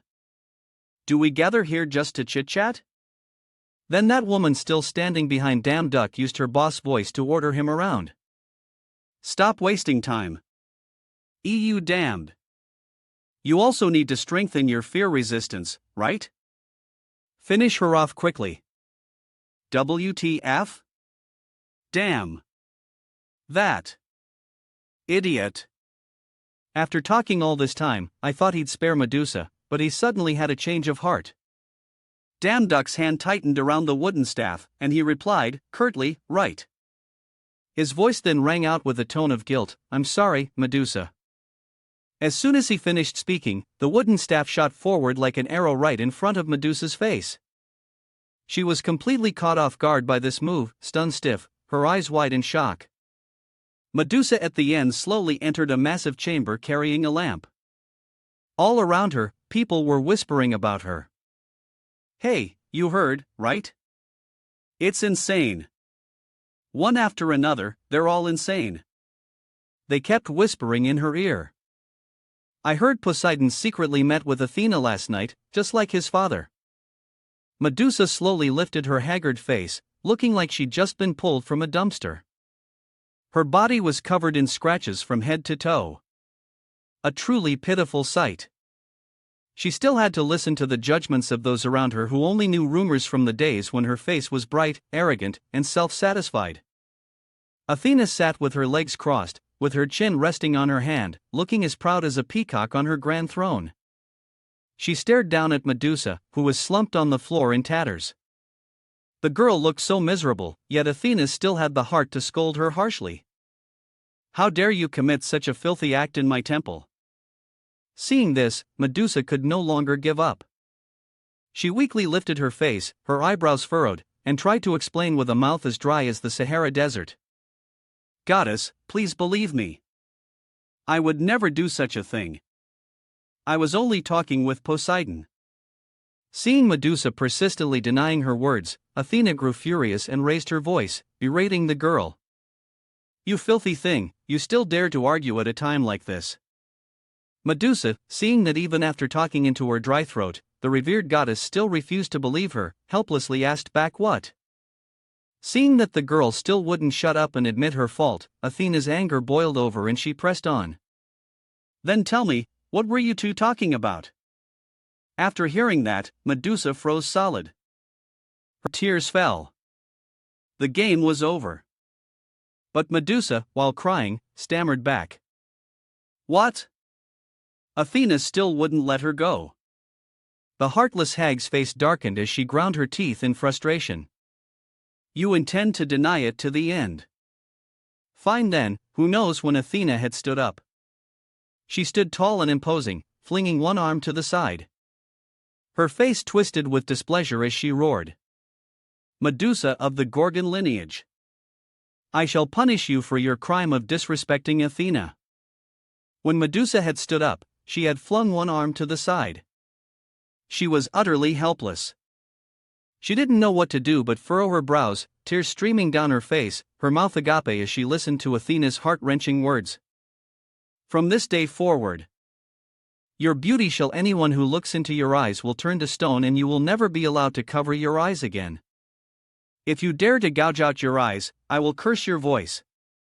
If you dare to cut out your tongue, I will curse your limbs. After saying those soul-crushing words, Athena put on her cloak and turned to leave. She didn't forget to shout one last threat at Medusa. Live in regret for your sins. Medusa, seeing her fate was sealed, still tried to raise her shackled hands and pleaded. No, Athena, please forgive me. So unfair and unjust. Why must I be the only one to suffer this? Under a blue sky, white clouds, and golden sun, in a remote village that looked like a graveyard, where the barren land only supported a few sparse weeds, Poseidon appeared out of nowhere, striding towards Medusa, who was wrapped in a blanket, leaning against a wall. She said nothing. It was unclear if she was still alive or already dead. But Poseidon, upon seeing her condition, expressed pity. You've been in this desolate place. Medusa said nothing in response. Poseidon said this and then turned to lean against the wall, crossing his arms with a frown. Poseidon's eyes unconsciously looked at the ground, but his mouth kept moving. You overheard me bad-mouthing Athena.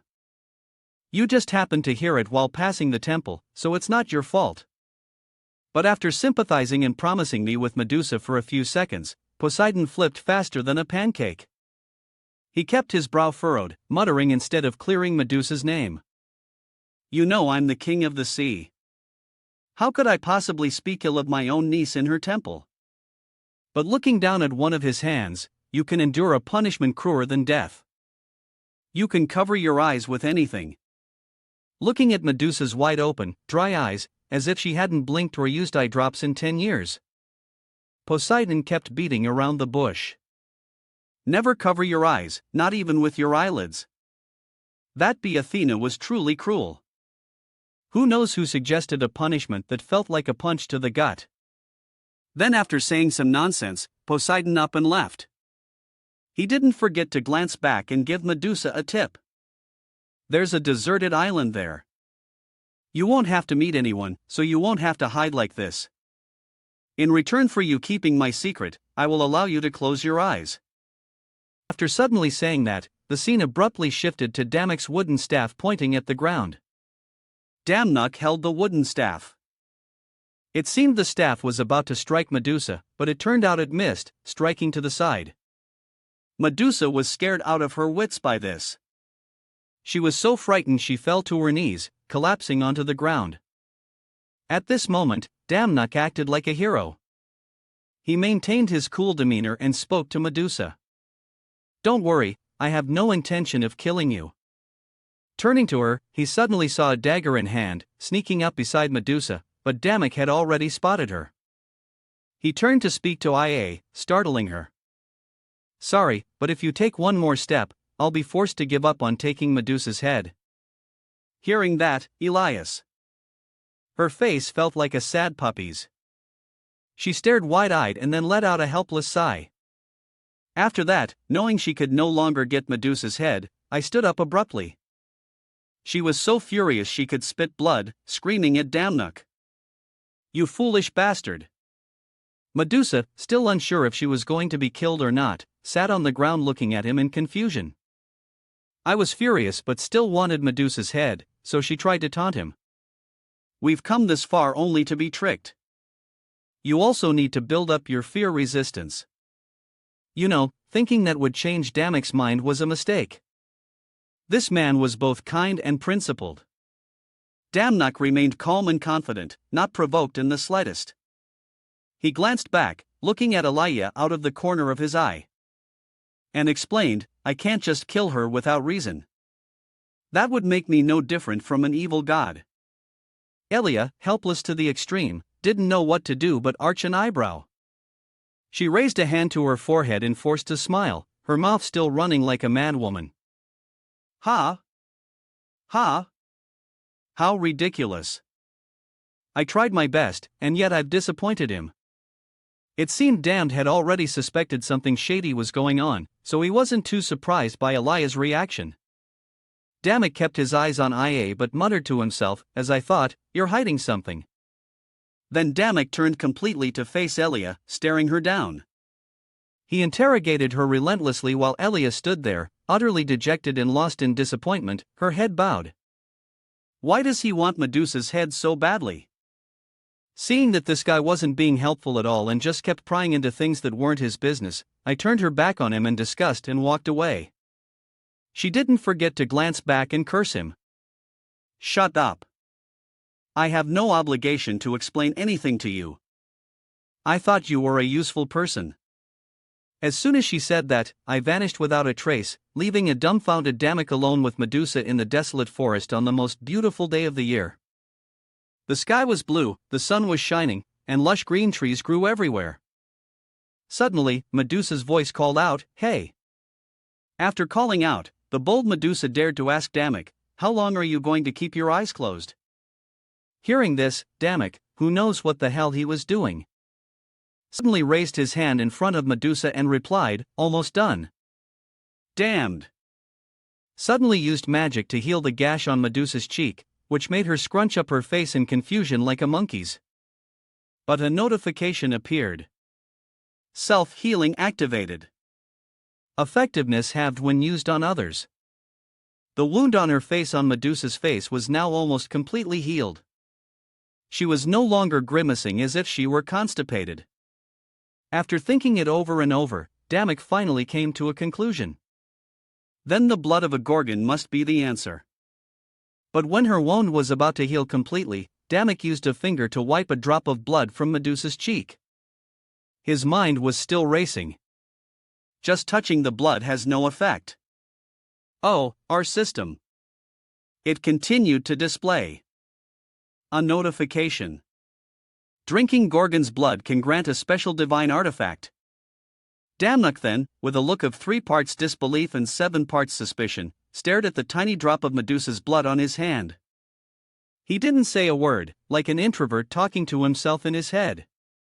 Blood? It sounded a bit crazy, really. Medusa, who had been forced to keep her eyes closed this whole time, had run out of patience and asked curiously, "Can I open my eyes now?" But Damnuk, for some damn reason, had been dawdling and still wasn't done making the girl wait. Finally being rushed, he frantically replied, "Wait, hold on. A man as slow as a turtle is so annoying." Being hurried, Damnuk had no more time for deliberation. He scrunched his face up like a dried apple and stuck that finger into his mouth. He resolved in his mind, "Whatever. While she's not looking, I'll just try it once." Oh, the system again. It reappeared, announcing that damn duck had drunk the blood of a gorgon. His fear resistance increased. He had obtained the unique divine artifact of a gorgon, the eye that faces Medusa. After receiving the system notification, Damok flashed a triumphant smile. In his head, he thought, "Lucky me." But he didn't forget to turn and tell Medusa, "You can open your eyes now." Medusa a moment later slowly opened her eyes, her mouth moving. This is by the time her eyes were fully open, she had abruptly changed the subject. Those eyes, Medusa opened her eyes. Opening her eyes, she saw Damn Duck squatting down, staring intently at her. Not only that, but he was also grinning from ear to ear, exclaiming, "Oh, they're blue." Seeing Damn Duck was not turned to stone, Medusa was so shocked, she froze solid, her eyes wide. While Medusa was still stunned and confused, Damok chattered on like a machine. "I thought they would be blood red or more frightening, but they're actually so beautiful." Medusa's crystal clear blue eyes now even reflected Damn Duck's image. She stammered, "Huh? How are you seeing?" Medusa asked such a difficult question. Damn Duck pointed a finger to the sky and gave an awkward smile, launching into a long explanation for Medusa. "I found a way for you to not be cursed. I'm sorry for coming here and disturbing your lives. So, I'll show you how to break the curse. A true protagonist, Halo, both kind and decent." Hearing this, Medusa also calmed down and replied, "You knocked out my sisters, but I don't blame you since you were just trying to survive." But in the next second, Medusa's eyes filled with tears. Her brow furrowed as she whimpered, "Hick, my eyes." Finding someone who believed her, who agreed to help and sympathize with her, Duca suddenly became overwhelmed with emotion. She broke down, crying her eyes out like a child in front of Damok. Her mouth kept moving, lamenting the feelings she had suppressed for so long. "It's not fair, Hick. It's so unfair and miserable. I have Hick for so many years." Faced with this situation, Damnuk had no damn idea what to do. He just stood there stiff as a log, his face blank, only able to console Medusa. "It's okay. It's okay. I'll do my best to find a way to break the curse for you." A truly happy ending for a beautiful day. Another beautiful day. A day of blue skies and white clouds, but back in a city with its skyscrapers dozens of stories high. Hello. Damnuk's inner thoughts echoed. Why would Jusen want to meet me here? D. Hambuk, sitting on a bench in shorts and a t-shirt fiddling with his phone, was startled when he heard his name called over the loudspeaker and instinctively glanced over. EU Damok Sounder Room 32 standing in front of the door. Damnuk still wouldn't let his brain rest for a second. He kept thinking non-stop. This is a restricted area for high-rank hunters converted by the Hunter Association from a part of a dungeon. I heard this place is very effective for mana recovery and healing. This is the first time I've ever been here. Damn Duck, about to enjoy a sauna in a super fancy room, was so happy he beamed. The words awesome practically written on his face. He smiled and gently pushed the door open. But just as he started to feel happy for 1 second, the next Damok's face scrunched up as if he'd seen a pile of crap in the middle of the room. He was so shocked he broke out in a cold sweat. In his head, he was still wondering, where is Leo Lux? When he opened the door and saw Leo Lux sitting there with his legs spread wide in the middle of the sauna, his face was scowling as if someone had just pissed him off. Seeing Damok's face seemed to annoy him as he opened his mouth to complain. It's you again. Korea is so annoying. Thank you for watching and see you next time. While sitting next to him, he talked as if nothing had happened. Leo Lux initiated the conversation with Damok, but didn't even bother to look at him. 3 days ago, a gate appeared, causing dozens of casualties. He seemed to be displeased that Damok had time for a sauna as he started nagging like a 50-year-old mother. And yet, a 7-star hunter like you is nowhere to be seen. Just enjoying yourself here. Hearing this, Damok felt weary, closed his eyes, and sighed, here we go again. Then calmly tilted his head back, his mouth still explaining to Leo Lux, don't make baseless accusations. I've had a lot on my plate lately. Suddenly, the loudspeaker announced again. Announcement. I sound room 32. I walked straight in, eyes closed, hands in her pockets, strolling leisurely, which shocked everyone. Seeing Aya enter, Damok showed a look of clear confusion like WTF. He furrowed his brow and stared blankly, wondering to himself, Elia, why is she? But his reaction was nothing compared to Lelix's over-the-top one. He shot up from his seat, approached her, and bellowed, Elia, it's really I. Leo Lux was. His whole body trembling as if a vibrator was attached to him, his mouth still booming like a megaphone. My sister Elia, but why? He was about to ask something, but the moment he saw a liar's face, Leo Lux tossed that silly curiosity aside. He shouted, no, it doesn't matter. Your lie, Elia. As if caught red-handed doing something wrong, Elia froze stiff in place. Her face darkened as if she was about to crap her pants. Damned, still unable to believe his eyes, Leo Lux frowned with his mouth agape, 1,000 questions swirling in his head. Why is Elia here? Isn't she a god? Wait a minute. What is happening? Damok. Damok furrowed his brow and shot a sideways glance at Leo Lux, still wondering to himself, what the hell is going on? Leo Lux, who from the beginning had been so cool and boss-like, now looked like a mess. His face was all crumpled up like a pile of crap, and he stammered out. Why? Why aren't you saying anything, Elia? 1,000 questions of why kept popping up in Damok's head. He darted his eyes back to the main character of the story. He glanced at Ioia while thinking, why does Leo Lux call Ia his sister? All this time, people have been wondering about Elia's mysterious appearance, but she just kept her face dark, head bowed, not saying a word like she was mute. Suddenly, what the hell? That woman appeared out of some forsaken corner without any warning. Leaning against the wall, hands crossed, having witnessed the whole thing. She stood at the door, 3 parts arrogant, 7 parts cold, but 100% nosy, sticking her nose into the siblings' conversation. What a cold family reunion. Seeing Juicy appear like a ghost. Damok, completely confused, took the opportunity to ask just hey, what on earth is going on? Sueon strode into the room, the click-clack of her heels echoing annoyingly. She approached Damok, who was still looking 3 parts confused and 7 parts clueless, his mouth agape as he stared at her. Sueon couldn't care less about this idiot. She stared into the void, but her mouth explained. I investigated Elia because I found her suspicious. Sueon seriously faced them and continued her long speech. The result is that not a single god has ever heard the name Elia. We couldn't even find any records of her. A moment later, Sueon was standing in the middle of the empty room, her eyes glancing back at Ia, who was rooted to the spot, unable to say a word. Sueon's mouth kept moving. I began to suspect if she doesn't exist anywhere, it means she is a forgotten god, but I couldn't sense their energy. Damok and Sueon kept gossiping about Eli's private life without a shred of shame while she was still standing in the room. Hearing what Sueon said, Damek replied in confusion, no one knows, so that's why she said her pay was low.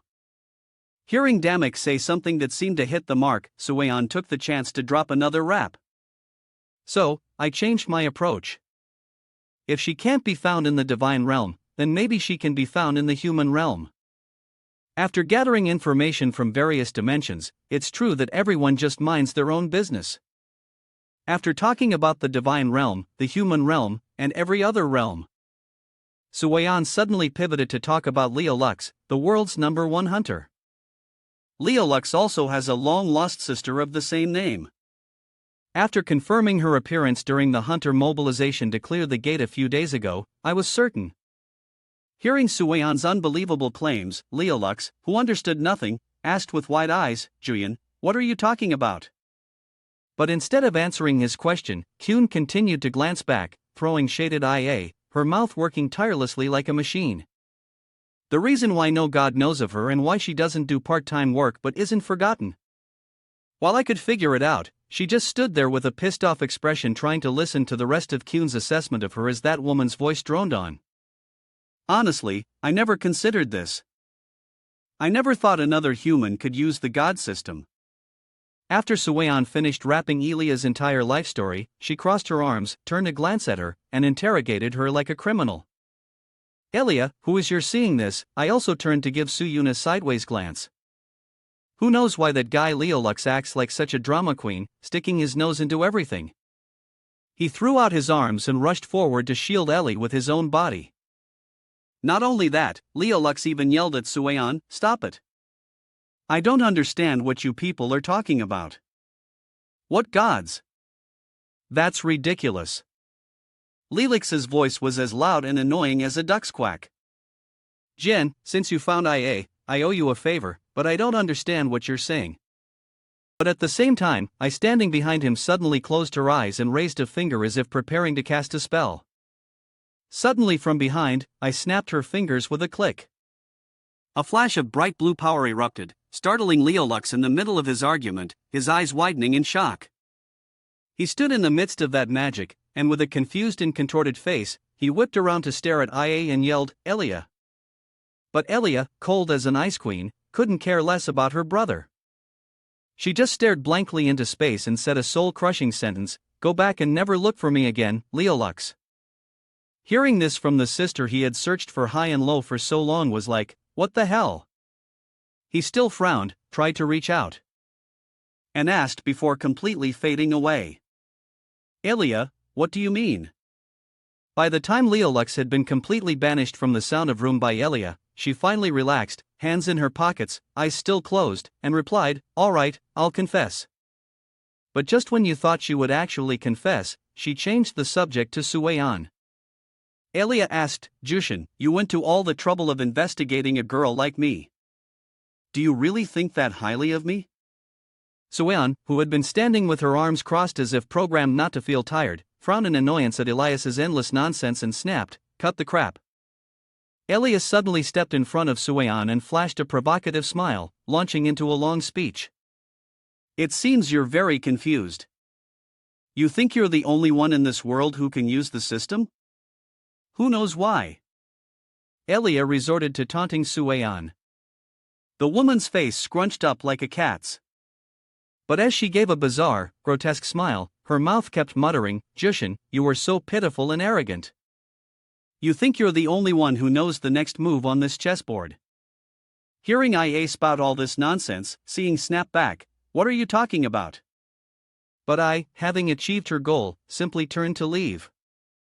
Leaving a clueless Suyun behind, she swept past Suyun like the wind, but her mouth wouldn't quit getting in the last word.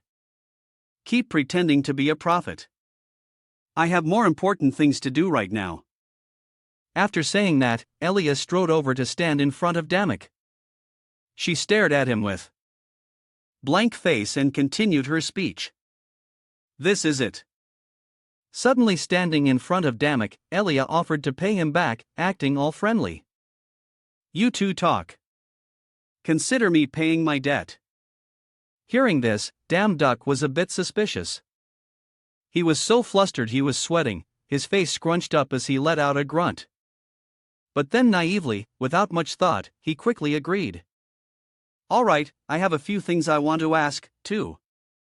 Standing aside, seeing how Damned was as gullible as a bull being led by the nose, Sueon raised her voice and called out, "You damn duck, but Elia."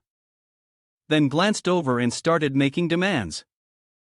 I can't talk with an outsider here. Meaning she wanted to talk to the handsome guy in private. Smart. Very. I know a suitable place.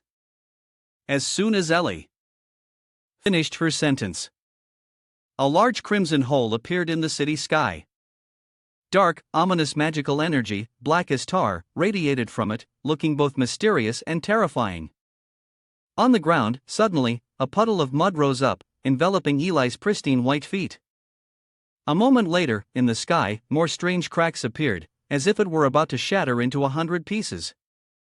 The crimson hole, which had appeared like a vortex in the sky above the city, was now for some reason suddenly right above Elia and Damek. But Elia's attitude remained nonchalant, as if she knew this would happen. So her hands were casually tucked in her pockets. But Sueon, seeing this, was so shocked her face went pale. As if the end of the world was nigh, she looked up and her mouth formed an O. As she screamed like a megaphone, a gate, a massive pillar of sand, appeared out of nowhere, blowing everything away like a hurricane. Sueon, standing nearby, had to shield her face with her hands. That pillar of sand shot straight up, piercing through the building and the sky. The city was now bathed in a deep purple light.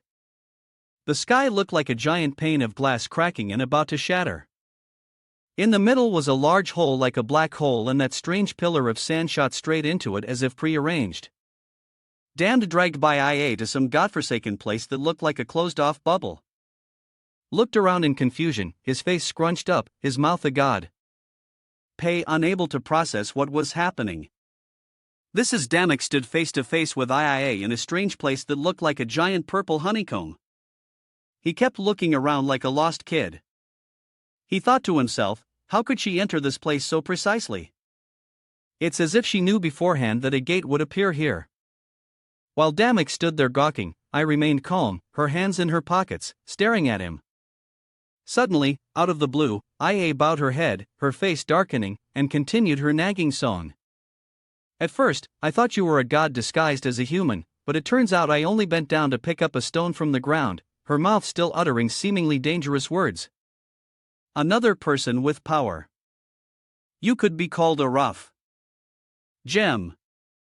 Not just a riverside pebble, a useful mercenary. But that's all. No matter how precious a rough gem is, a small stone cannot change the course of a river. Damnuk, hearing Eli's cryptic words, still had no damn clue what she was talking about. But it seems Damek smelled a hint of mockery, because he tilted his head and asked, "What are you trying to say?" Instead of answering Damnuk's question, Eli tried to act mysterious. She kept her face dark as she crushed the stone she had just picked up with her bare hands and continued her long-winded speech. Something unthinkable has happened. Then she glanced up and gave Damek a terrifying look, as if to say, if you don't answer, you're in for it. And she turned the question back on Damek. How did you manage to avoid the prophecy? Who are you really? But it seems he didn't know either. He didn't know how he'd avoided the prophecy. He probably didn't even understand what I was asking him. He crossed his arms, 3 parts confused and 7 parts annoyed, and replied, "What is this prophecy everyone keeps talking about? I'm just a human who happened to become a god. I'm just like Juicy and you. I can use the system." Hearing this, I was completely shocked. She stared with wide eyes as if to say, "Are you for real?" And then questioned further, "A human can use the system?" Impossible. Elliot questioned Damek insistently, only to refuse to believe him in the end. Damek stood there listening to Elia's back-and-forth skepticism, his brow just furrowing in annoyance. Suddenly, the pebbles on the ground began to float up, along with Elia's nagging voice. In his prophecy, you do not exist. A moment later, I was seen raising her hand to summon a massive boulder above her head. She was tiny, but her power was immense. I stood in a corner, her face contorted like a rabid dog, her mouth rambling. The prophecy cannot be wrong. Absolutely not. As soon as I finished her sentence, that massive boulder shot like a rocket straight towards Damnuk, who was completely off guard. He was so startled he didn't know what to do but stand there dumbfounded, waiting for the rock to smash his head in. But suddenly, Jushin and Tun appeared like saviors for Damnuk's life and used her dagger to slice the enormous boulder in half as smoothly as cutting sugarcane. Seeing Juicy, Damnuk shouted in surprise. Jushin.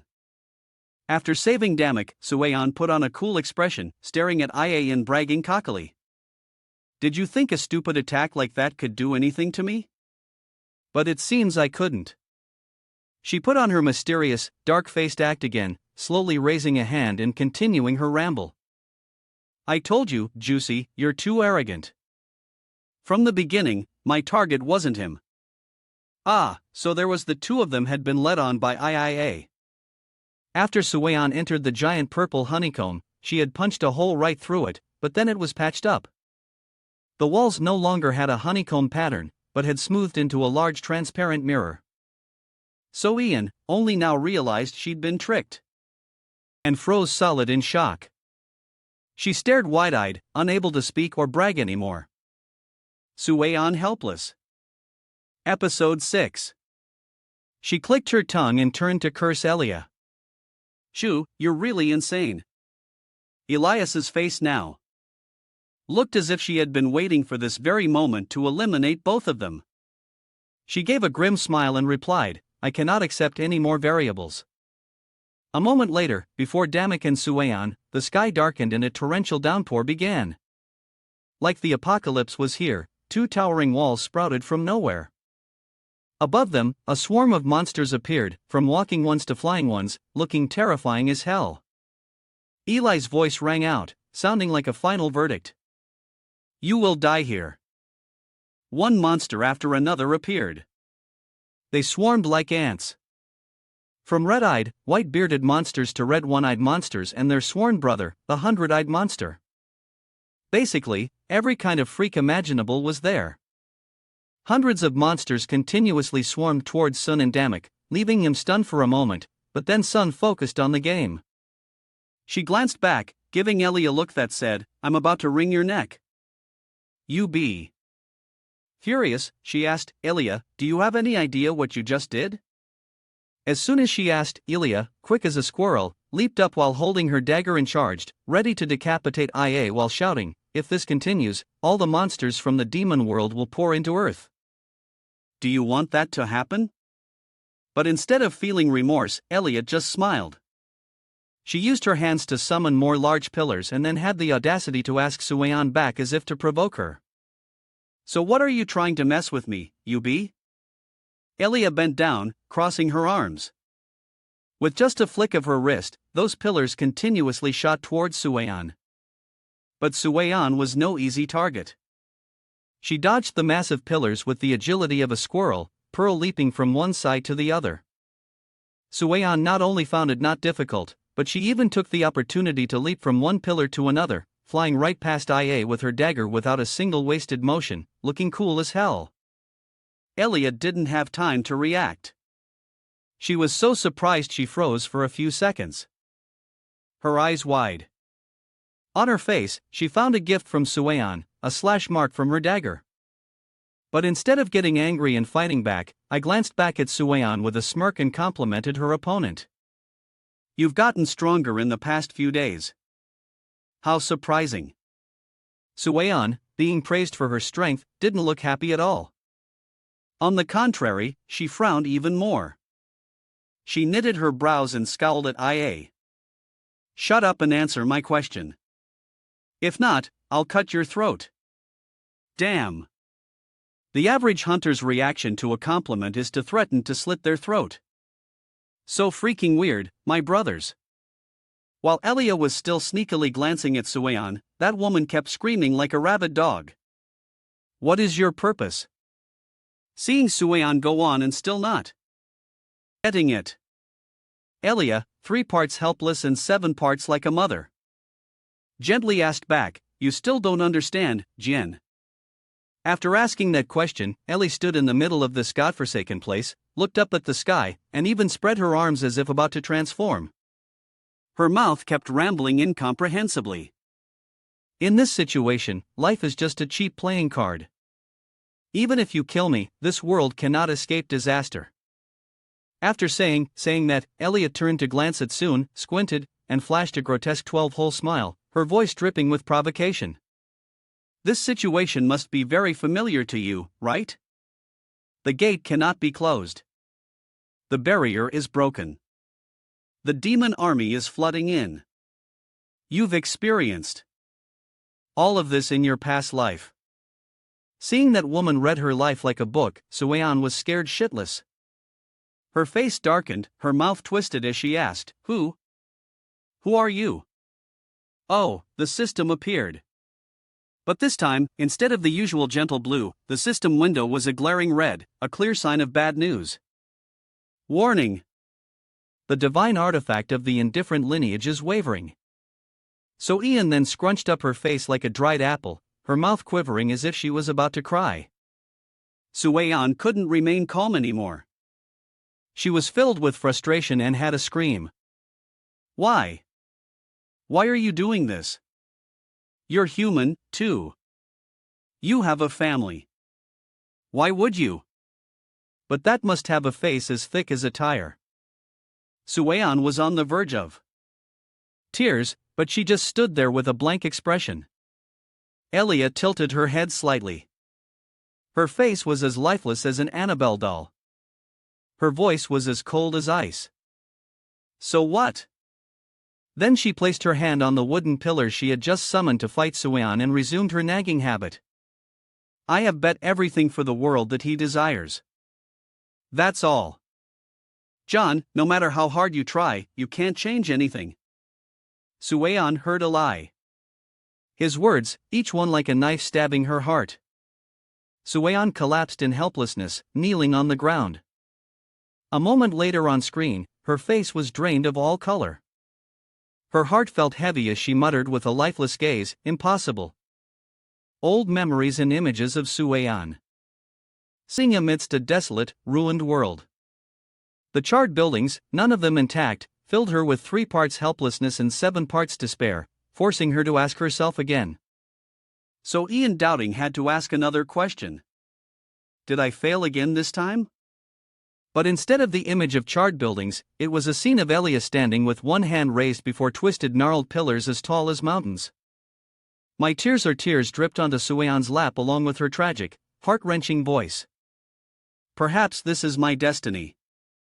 Sueon sat in one place, lamenting her life to herself like an introvert, forever in a loop, completely unaware that I, the coward, had secretly summoned large pillars and unexpectedly launched them at Sueon. While she was off guard. Why not fight head-on instead of resorting to childish sneak attacks? But her surprise was too fast, too dangerous. Damnuk suddenly rushed in. An earth-shattering explosion occurred right before Eli's eyes. The force of the blast was so great that everything was blown away. Even Io was blown back so hard her underwear was showing. She had to shield her face with her hands to avoid losing her whole outfit. Her hands almost. Damnuk's masculine fist clenched and shattered the giant stone pillar with no wasted motion. Not only that, he looked cool as hell as he turned to scold IA. Stop dreaming, IA. That's right, man. Tell her off. Snap her out of it, man. This girl's gone crazy. Damnuk stood, body coiled, face to face with Aya, not hesitating to knock some sense into the delusional girl. Here, you're the only one who is alone. Why don't you? Damnuk only told I to look around. But even that nosy Sueon followed suit. I looked around as Damnuk suggested and saw something that scared the hell out of her. Her eyes widening to the size of oranges. Sueon didn't see anything. Crying is crying, but being nosy comes first. Damnuk then scowled, gritted his teeth, and delivered the final line. What we have built is not so easily destroyed by someone like you. Turning, we see the scene of Iron enthusiastically flying in the air, using his firepower to incinerate every flying monster. Elsewhere, Jirian was also diligently using his sword to slice through the ugly monsters on the ground. In short, everyone was doing their part. The teamwork was top-notch, off the charts. They fought as if they were just playing around, making a ton of noise, one after another, yelling things like, damn it! Hey, I was playing a game. Another one yelled, awesome! I was just wanting to test out my new fire magic. Another one chimed in with something completely unrelated. This is my first battle as a mage. I will prove the power of the Frost King. Here. Sueon, seeing her comrades fighting together against the monsters, froze stiff as if hit by Dao Chan's charm. Damnuk then turned back. He even gave a friendly pageant winner smile and extended his hand, calling her name as sweet as honey. Juishan then used that seductive honey-sweet voice to lift Sueon's spirits. I need your help as always. Only you can deal with her. While I go find the gate's core, will you help me? After he asked so earnestly, Sin still remained silent as a clam, her face dark. But then she wiped away her tears with one hand, and with the other, she reached out to grasp Damok's hand, letting him help her up. At that moment, Sun had recovered her spirits in one step. She stood up straight and looked intently at Damned. She replied nonchalantly as if nothing had happened. Leave it to me. She moves on so fast. Seeing the difficult and unbelievable scene, Ioia was so shocked her eyes went wide and her mouth twisted. But she still tried to stay calm and demand Damned's secret. Impossible. What is happening? How could you summon the children of the primordial mother? You damned. After crying her eyes out, Suyun returned to her calm, confident, unbothered state, cooler than the speed of blocking an axe. She held a dagger in each hand and said sternly to Damok, go destroy the gate core now before it's too late. Seeing that Son seemed okay to fight, Damok placed a hand on her shoulder. He smiled and replied casually, all right. Let's wrap this up quickly. Seeing the two of them so calm as if this was a piece of cake made Elia furious. Her face scrunched up like a monkey's. But as she used one hand to summon large pillars and bellowed, don't underestimate me. Elia finished her command. She yelled, you bastard. And then flung her hand to launch the large pillars forward. But Sueon, fast as a ghost, had already dashed towards Iia with her eyes, saying, why do you keep using the same move over and over again? She looked at Ia and asked contemptuously, is that all you know how to do? Seeing Sueon unexpectedly rush towards her out of nowhere, Elia couldn't react in time. Her eyes just widened in surprise, her brow furrowed, her mouth agape as she stared at Swan, whose blood splashed uttered everywhere. A moment later, blood was seen gushing everywhere like a spring. A gruesome sight. Elia knelt on the ground in a pool of crimson blood. Elia collapsed. Her whole body slumped to the ground. Blood continuously pouring from her neck like a fountain. I tried to support herself. With one hand, coughing violently like she had tuberculosis. Eli's face pale and drained of blood, gritted her teeth and tried to press a hand to the incredibly deep wound on her neck. Her eyes were still filled with hatred.